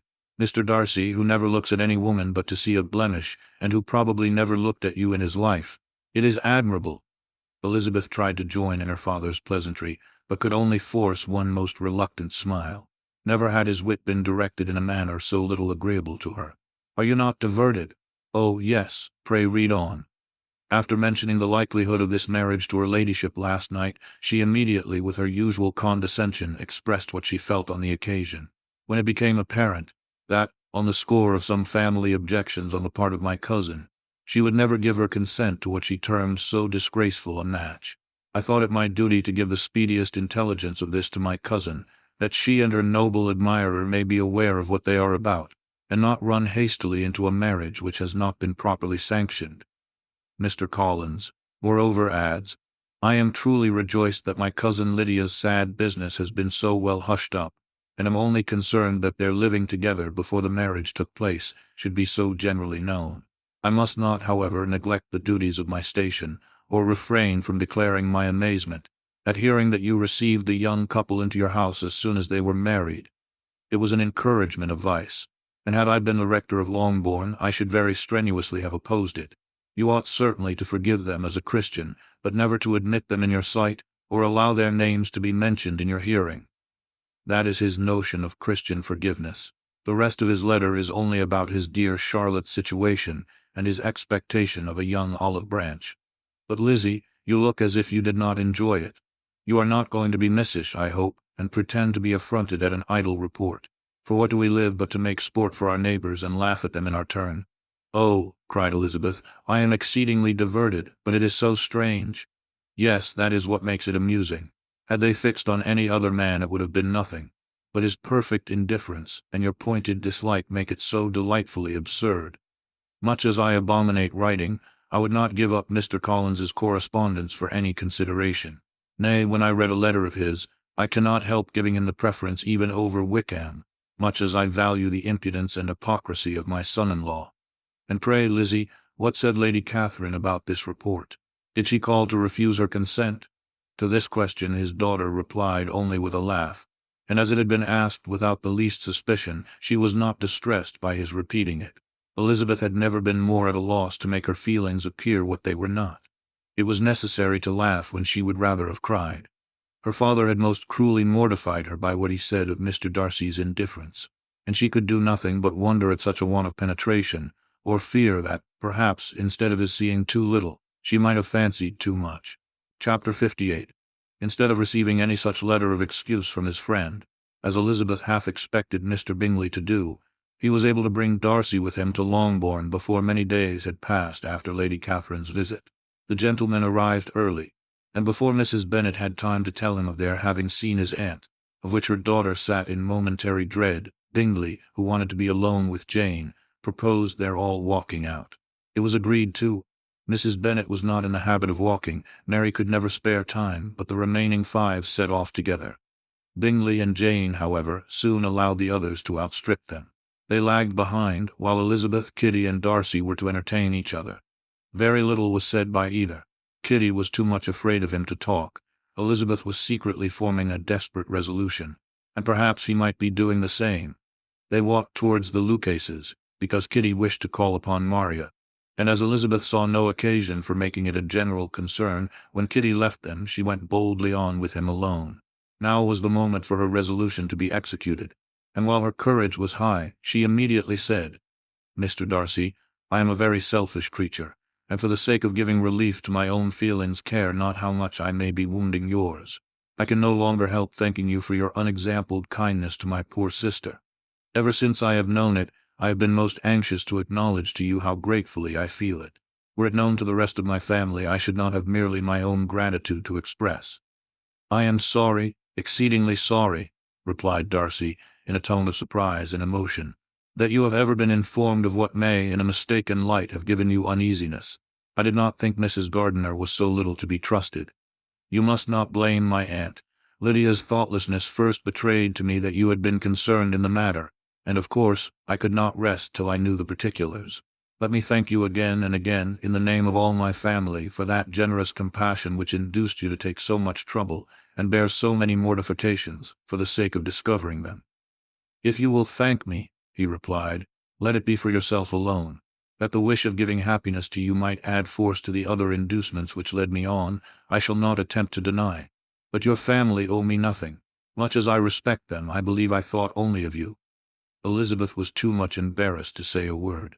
After a short pause, her companion added, "You are too generous to trifle with me. If your feelings are still what they were last April, tell me so at once. My affections and wishes are unchanged, but one word from you will silence me on this subject forever." Elizabeth, feeling all the more than common awkwardness and anxiety of his situation, now forced herself to speak, and immediately, though not very fluently, gave him to understand that her sentiments had undergone so material a change since the period to which he alluded, as to make her receive with gratitude and pleasure his present assurances. The happiness which this reply produced was such as he had probably never felt before, and he expressed himself on the occasion as sensibly and as warmly as a man violently in love can be supposed to do. Had Elizabeth been able to encounter his eyes, she might have seen how well the expression of heartfelt delight diffused over his face became him. But though she could not look, she could listen, and he told her of feelings which, in proving of what importance she was to him, made his affection every moment more valuable. They walked on without knowing in what direction. There was too much to be thought, and felt, and said, for attention to any other objects. She soon learnt that they were indebted for their present good understanding to the efforts of his aunt, who did call on him in her return through London, and there relate her journey to Longbourn, its motive, and the substance of her conversation with Elizabeth, dwelling emphatically on every expression of the latter, which, in her ladyship's apprehension, peculiarly denoted her perverseness and assurance, in the belief that such a relation must assist her endeavours to obtain that promise from her nephew which she had refused to give. But unluckily for her ladyship, its effect had been exactly contrariwise. "It taught me to hope," said he, "as I had scarcely ever allowed myself to hope before. I knew enough of your disposition to be certain that had you been absolutely, irrevocably decided against me, you would have acknowledged it to Lady Catherine frankly and openly." Elizabeth colored and laughed as she replied, "Yes, you know enough of my frankness to believe me capable of that. After abusing you so abominably to your face, I could have no scruple in abusing you to all your relations. What did you say of me that I did not deserve?" For though your accusations were ill-founded, formed on mistaken premises, my behavior to you at the time had merited the severest reproof. It was unpardonable. I cannot think of it without abhorrence. We will not quarrel for the greater share of blame annexed to that evening, said Elizabeth. The conduct of neither, if strictly examined, will be irreproachable. But since then we have both, I hope, improved in civility. I cannot be so easily reconciled to myself. The recollection of what I then said, of my conduct, my manners, my expressions during the whole of it, is now, and has been many months, inexpressibly painful to me. Your reproof, so well applied, I shall never forget. Had you behaved in a more gentlemanlike manner? Those were your words. You know not, you can scarcely conceive how they have tortured me. Though it was some time, I confess, before I was reasonable enough to allow their justice. I was certainly very far from expecting them to make so strong an impression. I had not the smallest idea of their being ever felt in such a way. I can easily believe it. You thought me then devoid of every proper feeling. I am sure you did. The turn of your countenance I shall never forget, as you said that I could not have addressed you in any possible way that would induce you to accept me. Oh, do not repeat what I then said. These recollections will not do at all. I assure you that I have long been most heartily ashamed of it. Darcy mentioned his letter. Did it, said he, did it soon make you think better of me? Did you, on reading it, give any credit to its contents? She explained what its effects on her had been, and how gradually all her former prejudices had been removed. I knew, said he, that what I wrote must give you pain, but it was necessary. I hope you have destroyed the letter. There was one part, especially the opening of it, which I should dread your having the power of reading again. I can remember some expressions which might justly make you hate me. The letter shall certainly be burnt, if you believe it essential to the preservation of my regard. But though we have both reason to think my opinions not entirely unalterable, they are not, I hope, quite so easily changed as that implies. When I wrote that letter, replied Darcy, I believed myself perfectly calm and cool, but I am since convinced that it was written in a dreadful bitterness of spirit. The letter perhaps began in bitterness, but it did not end so. The ado is charity itself, but think no more of the letter. The feelings of the person who wrote and the person who received it are now so widely different from what they were then, that every unpleasant circumstance attending it ought to be forgotten. You must learn some of my philosophy. Think only of the past as its remembrance gives you pleasure. I cannot give you credit for any philosophy of the kind. Your retrospections must be so totally void of reproach that the contentment arising from them is not of philosophy, but, what is much better, of ignorance. But with me it is not so. Painful recollections will intrude, which ought not to be repelled. I have been a selfish being all my life in practice, though not in principle. As a child I was taught what was right, but I was not taught to correct my temper. I was given good principles, but left to follow them in pride and conceit. Unfortunately an only son, for many years an only child, I was spoiled by my parents, who, though good themselves, my father particularly, all that was benevolent and amiable, allowed, encouraged, almost taught me to be selfish and overbearing, to care for none beyond my own family circle, to think meanly of all the rest of the world, to wish at least to think meanly of their sense and worth compared with my own. Such I was from 8 to 8 and 20, and such I might still have been but for you, dearest, loveliest Elizabeth. What do I not owe you? You taught me a lesson, hard indeed at first, but most advantageous. By you I was properly humbled. I came to you without a doubt of my reception. You showed me how insufficient were all my pretensions to please a woman worthy of being pleased. Had you then persuaded yourself that I should? Indeed I had. What will you think of my vanity? I believed you to be wishing, expecting my addresses. My manners must have been in fault, but not intentionally, I assure you. I never meant to deceive you, but my spirits might often lead me wrong. How you must have hated me after that evening. Hate you? I was angry perhaps at first, but my anger soon began to take a proper direction. I am almost afraid of asking what you thought of me when we met at Pemberley. You blamed me for coming. No, indeed, I felt nothing but surprise. Your surprise could not be greater than mine in being noticed by you. My conscience told me that I deserved no extraordinary politeness, and I confess that I did not expect to receive more than my due.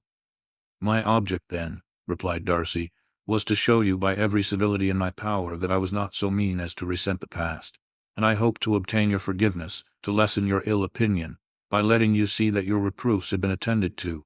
How soon any other wishes introduced themselves, I can hardly tell, but I believe in about half an hour after I had seen you.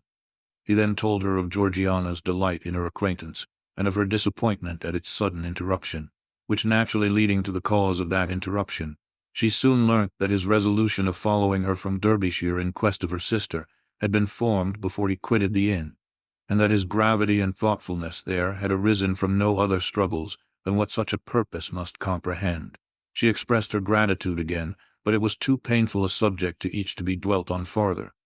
After walking several miles in a leisurely manner, and too busy to know anything about it, they found at last, on examining their watches, that it was time to be at home. What could have become of Mr. Bingley and Jane was a wonder which introduced the discussion of their affairs. Darcy was delighted with their engagement. His friend had given him the earliest information of it. "I must ask whether you were surprised," said Elizabeth.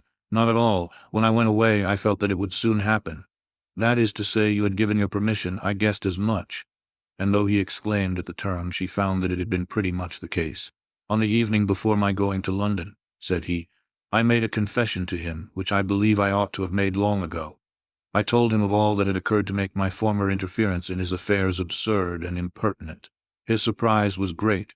He had never had the slightest suspicion. I told him, moreover, that I believed myself mistaken in supposing, as I had done, that your sister was indifferent to him, and as I could easily perceive that his attachment to her was unabated, I felt no doubt of their happiness together." Elizabeth could not help smiling at his easy manner of directing his friend. "Did you speak from your own observation," said she, "when you told him that my sister loved him, or merely from my information last spring?" "From the former. I had narrowly observed her during the 2 visits which I had lately made her here, and I was convinced of her affection. And your assurance of it, I suppose, carried immediate conviction to him." "It did. Bingley is most unaffectedly modest. His diffidence had prevented his depending on his own judgment in so anxious a case, but his reliance on mine made everything easy. I was obliged to confess one thing, which for a time, and not unjustly, offended him. I could not allow myself to conceal that your sister had been in town 3 months last winter, that I had known it, and purposely kept it from him. He was angry, but his anger, I am persuaded, lasted no longer than he remained in any doubt of your sister's sentiments. He has heartily forgiven me now." Elizabeth longed to observe that Mr. Bingley had been a most delightful friend, so easily guided that his worth was invaluable, but she checked herself. She remembered that he had yet to learn to be laughed at, and it was rather too early to begin. In anticipating the happiness of Bingley, which of course was to be inferior only to his own, he continued the conversation till they reached the house. In the hall they parted. Chapter 59. "My dear Lizzie, where can you have been walking to?" was a question which Elizabeth received from Jane as soon as she entered the room, and from all the others when they sat down to table. She had only to say in reply that they had wandered about till she was beyond her own knowledge. She colored as she spoke, but neither that nor anything else awakened a suspicion of the truth. The evening passed quietly, unmarked by anything extraordinary. The acknowledged lovers talked and laughed, the unacknowledged were silent.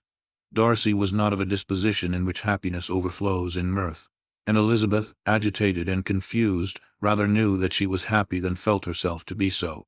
For besides the immediate embarrassment, there were other evils before her. She anticipated what would be felt in the family when her situation became known. She was aware that no one liked him but Jane, and even feared that with the others it was a dislike which not all his fortune and consequence might do away.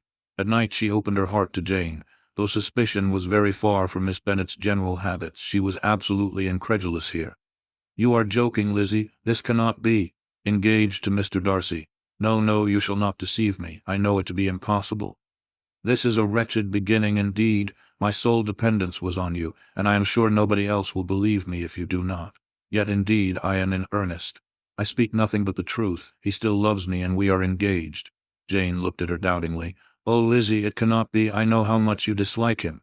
"You know nothing of the matter. That is all to be forgot. Perhaps I did not always love him so well as I do now, but in such cases as these a good memory is unpardonable.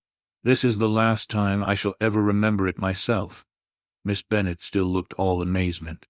Elizabeth again and more seriously assured her of its truth. "Good heaven, can it be really so? Yet now I must believe you," cried Jane. "My dear, dear Lizzie, I do congratulate you.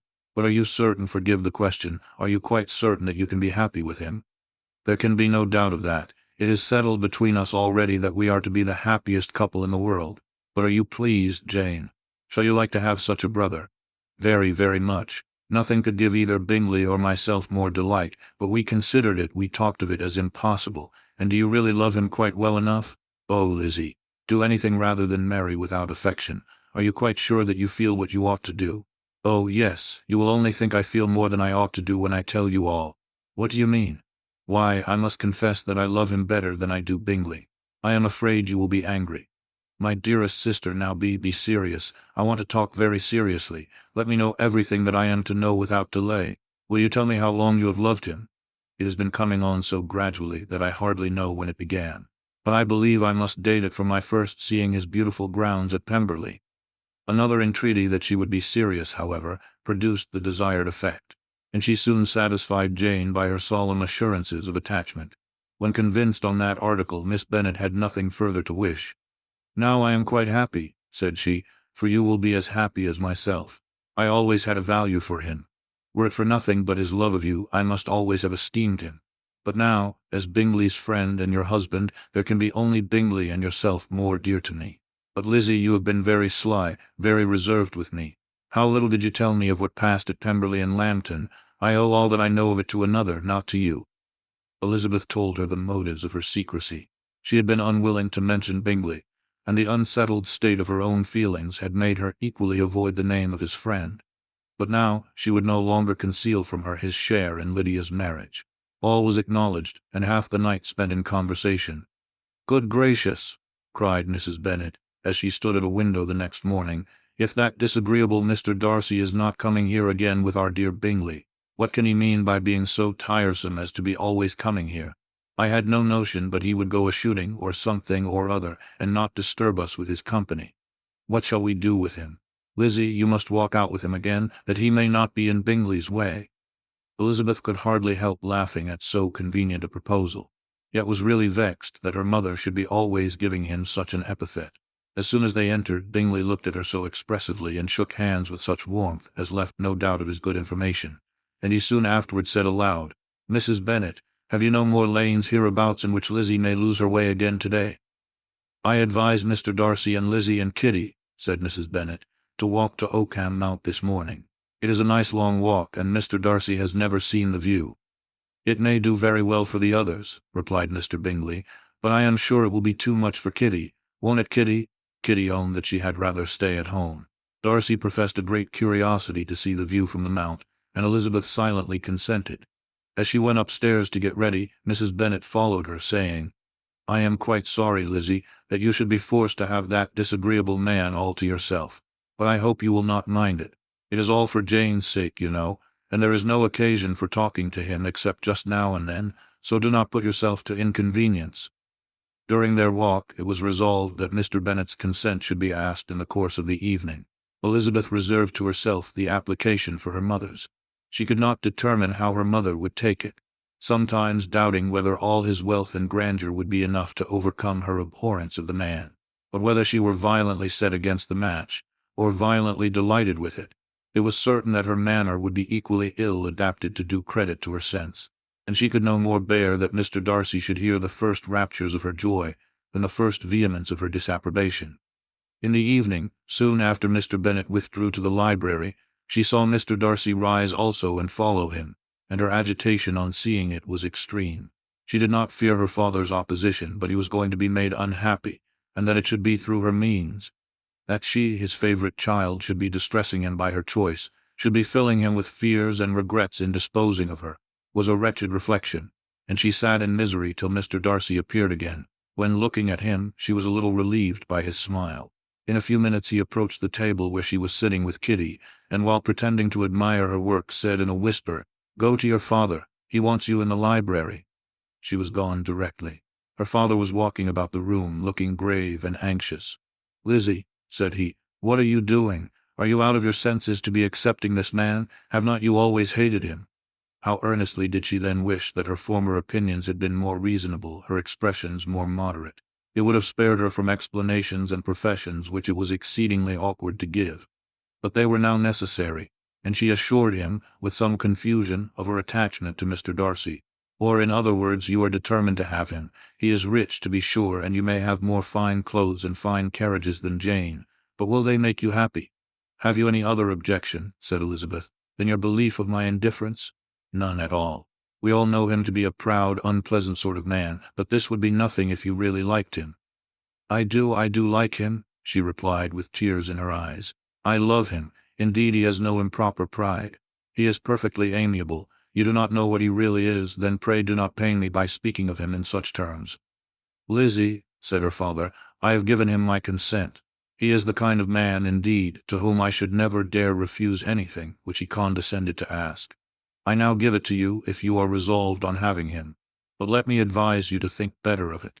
I know your disposition, Lizzie. I know that you could be neither happy nor respectable unless you truly esteemed your husband, unless you looked up to him as a superior. Your lively talents would place you in the greatest danger in an unequal marriage. You could scarcely escape discredit and misery.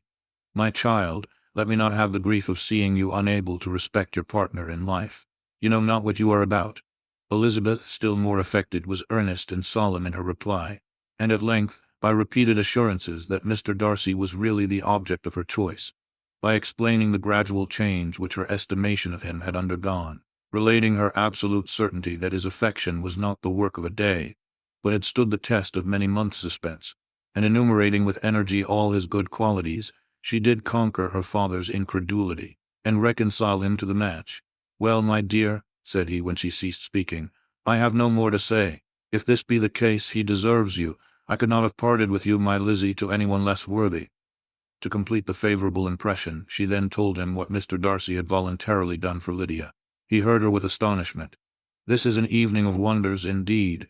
And so Darcy did everything, made up the match, gave the money, paid the fellow's debts, and got him his commission. So much the better.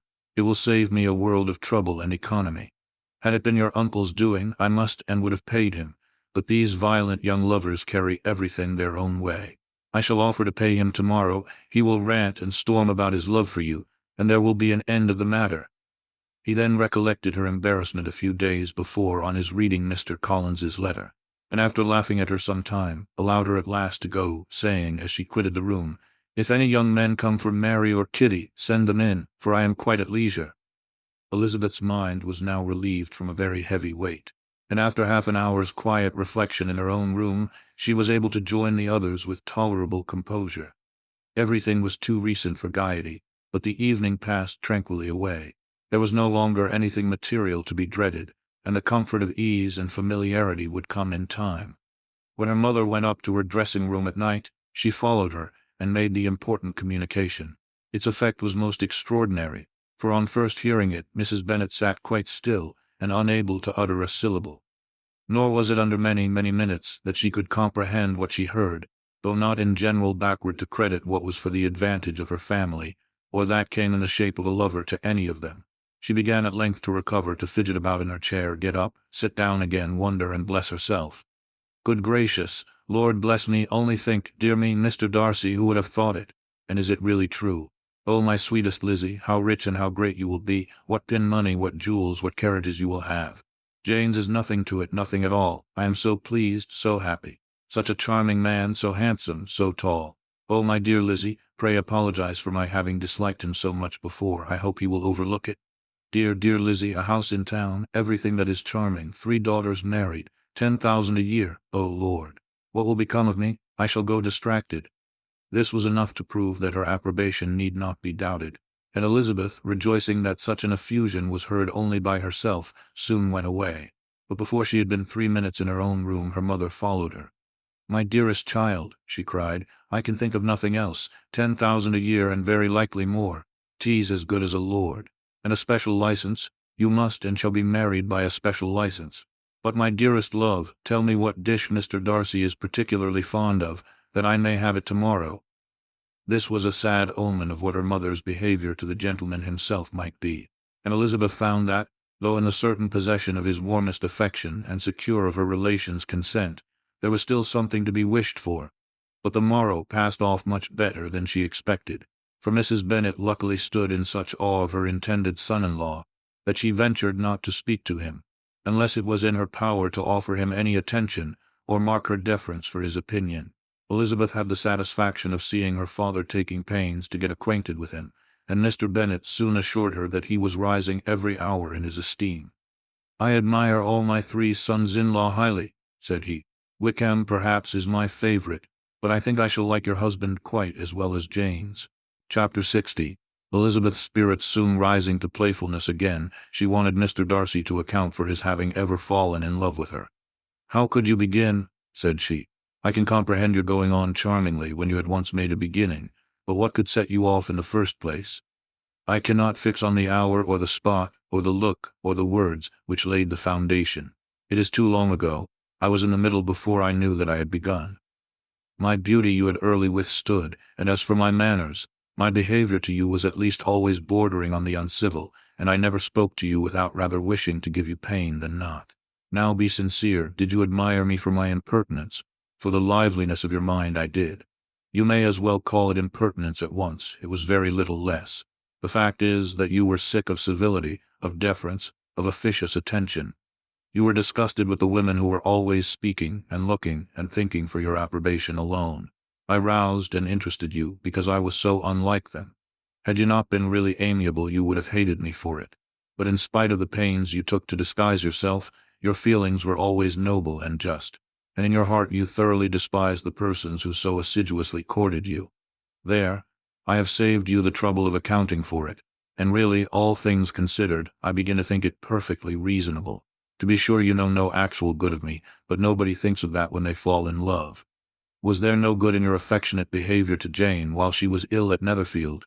Dearest Jane, who could have done less for her? But make a virtue of it by all means. My good qualities are under your protection, and you are to exaggerate them as much as possible. And in return, it belongs to me to find occasions for teasing and quarreling with you as often as may be. And I shall begin directly, by asking you what made you so unwilling to come to the point at last. What made you so shy of me when you first called and afterwards dined here? Why, especially when you called, did you look as if you did not care about me? Because you were grave and silent and gave me no encouragement. But I was embarrassed, and so was I. You might have talked to me more when you came to dinner. A man who had felt less might. How unlucky that you should have a reasonable answer to give, and that I should be so reasonable as to admit it. But I wonder how long you would have gone on if you had been left to yourself. I wonder when you would have spoken if I had not asked you. My resolution of thanking you for your kindness to Lydia had certainly great effect. Too much, I am afraid, for what becomes of the moral if our comfort springs from a breach of promise, for I ought not to have mentioned the subject. This will never do. You need not distress yourself, the moral will be perfectly fair. Lady Catherine's unjustifiable endeavors to separate us were the means of removing all my doubts. I am not indebted for my present happiness to your eager desire of expressing your gratitude. I was not in a humor to wait for an opening of yours. My aunt's intelligence had given me hope, and I was determined at once to know everything. Lady Catherine has been of infinite use, which ought to make her happy, for she loves to be of use. But tell me, what did you come down to Netherfield for? Was it merely to ride to Longbourn and be embarrassed? Or had you intended any more serious consequences? My real purpose was to see you, and to judge, if I could, whether I might ever hope to make you love me. My avowed one, or what I avowed to myself, was to see whether your sister was still partial to Bingley, and if she were, to make the confession to him which I have since made. Shall you ever have courage to announce to Lady Catherine what is to befall her? I am more likely to want time than courage, Elizabeth. But it ought to be done, and if you will give me a sheet of paper it shall be done directly. And if I had not a letter to write myself, I might sit by you and admire the evenness of your writing, as another young lady once did. But I have an aunt, too, who must not be longer neglected. From an unwillingness to confess how much her intimacy with Mr. Darcy had been overrated, Elizabeth had never yet answered Mrs. Gardiner's long letter.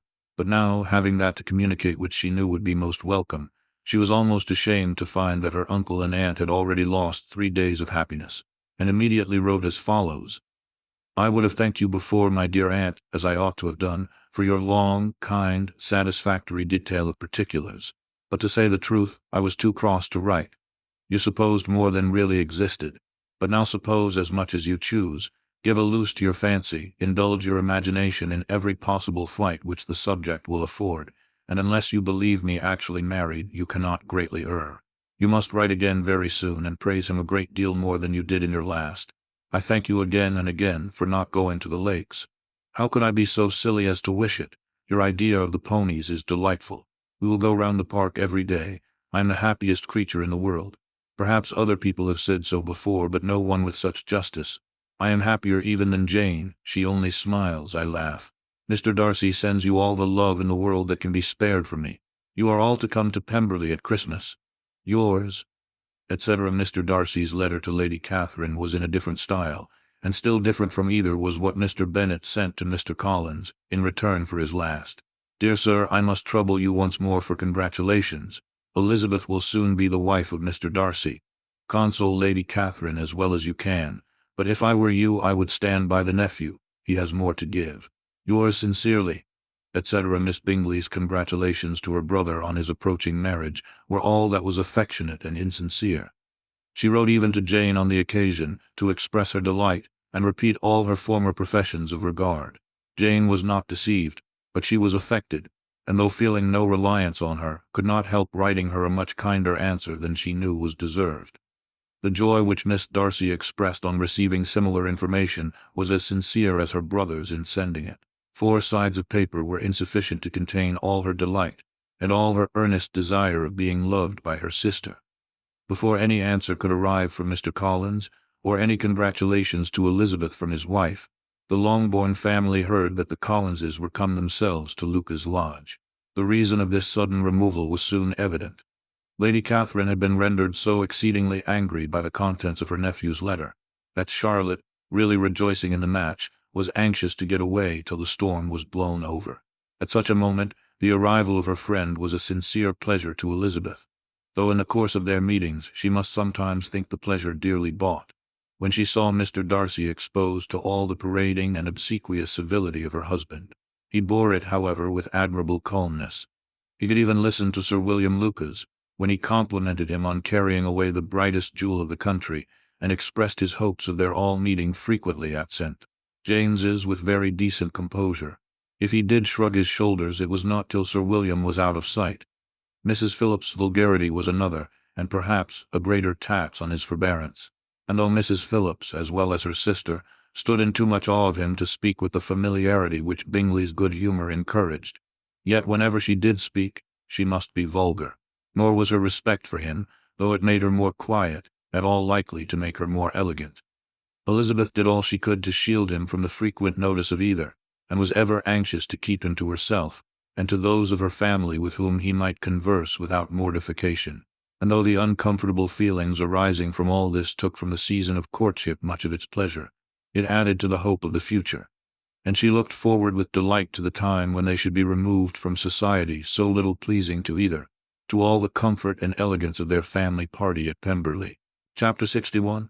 Happy for all her maternal feelings was the day on which Mrs. Bennet got rid of her 2 most deserving daughters. With what delighted pride she afterwards visited Mrs. Bingley, and talked of Mrs. Darcy, may be guessed.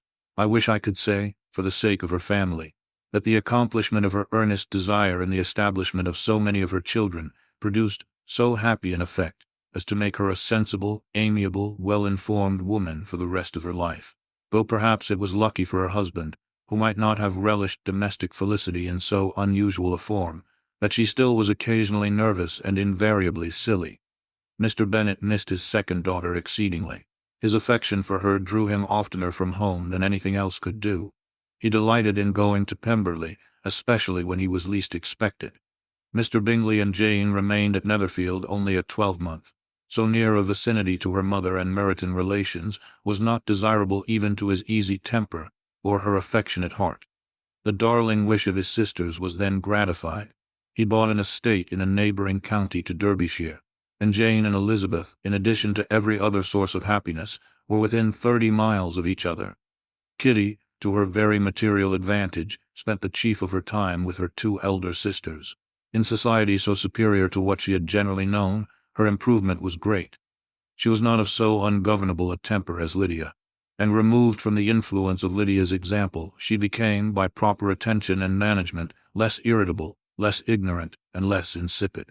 From the further disadvantage of Lydia's society she was of course carefully kept, and though Mrs. Wickham frequently invited her to come and stay with her, with the promise of balls and young men, her father would never consent to her going.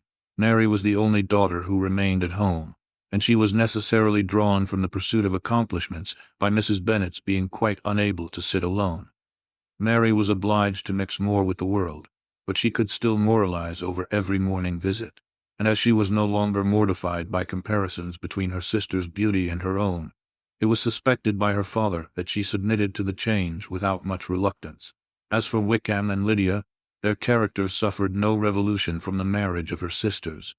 He bore with philosophy the conviction that Elizabeth must now become acquainted with whatever of his ingratitude and falsehood had before been unknown to her, and in spite of everything, was not wholly without hope that Darcy might yet be prevailed on to make his fortune.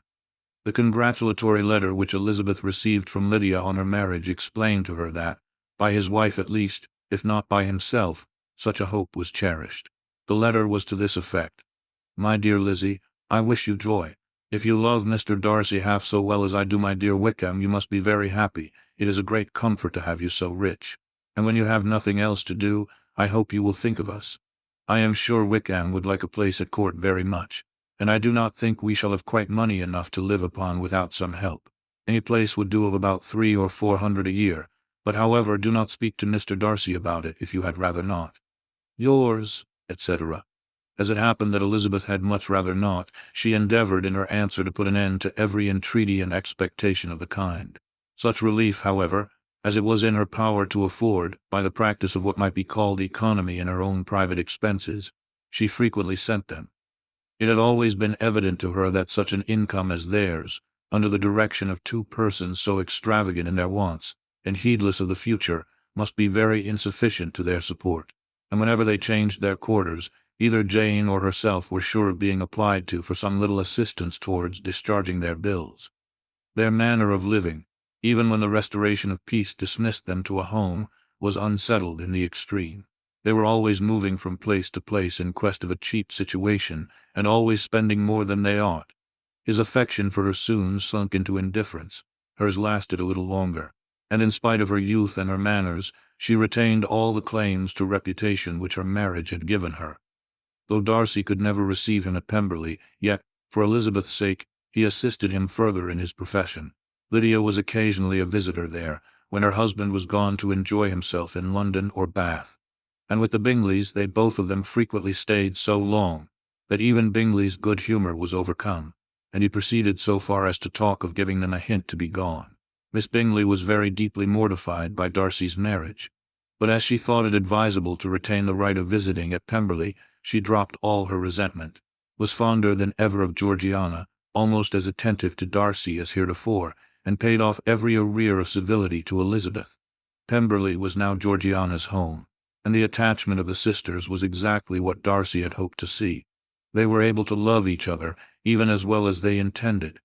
Georgiana had the highest opinion in the world of Elizabeth, though at first she often listened with an astonishment bordering on alarm at her lively, sportive manner of talking to her brother.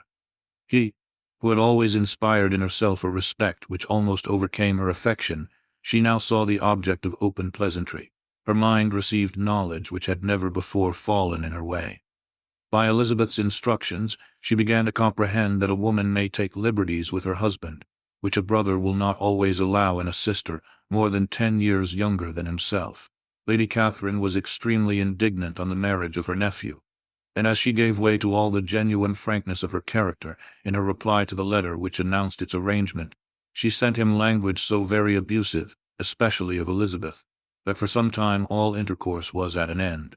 But at length, by Elizabeth's persuasion, he was prevailed on to overlook the offence and seek a reconciliation, and after a little further resistance on the part of his aunt, her resentment gave way either to her affection for him or her curiosity to see how his wife conducted herself, and she condescended to wait on them at Pemberley, in spite of that pollution which its woods had received, not merely from the presence of such a mistress, but the visits of her uncle and aunt from the city. With the Gardiners they were always on the most intimate terms. Darcy, as well as Elizabeth, really loved them, and they were both ever sensible of the warmest gratitude towards the persons who, by bringing her into Derbyshire, had been the means of uniting them.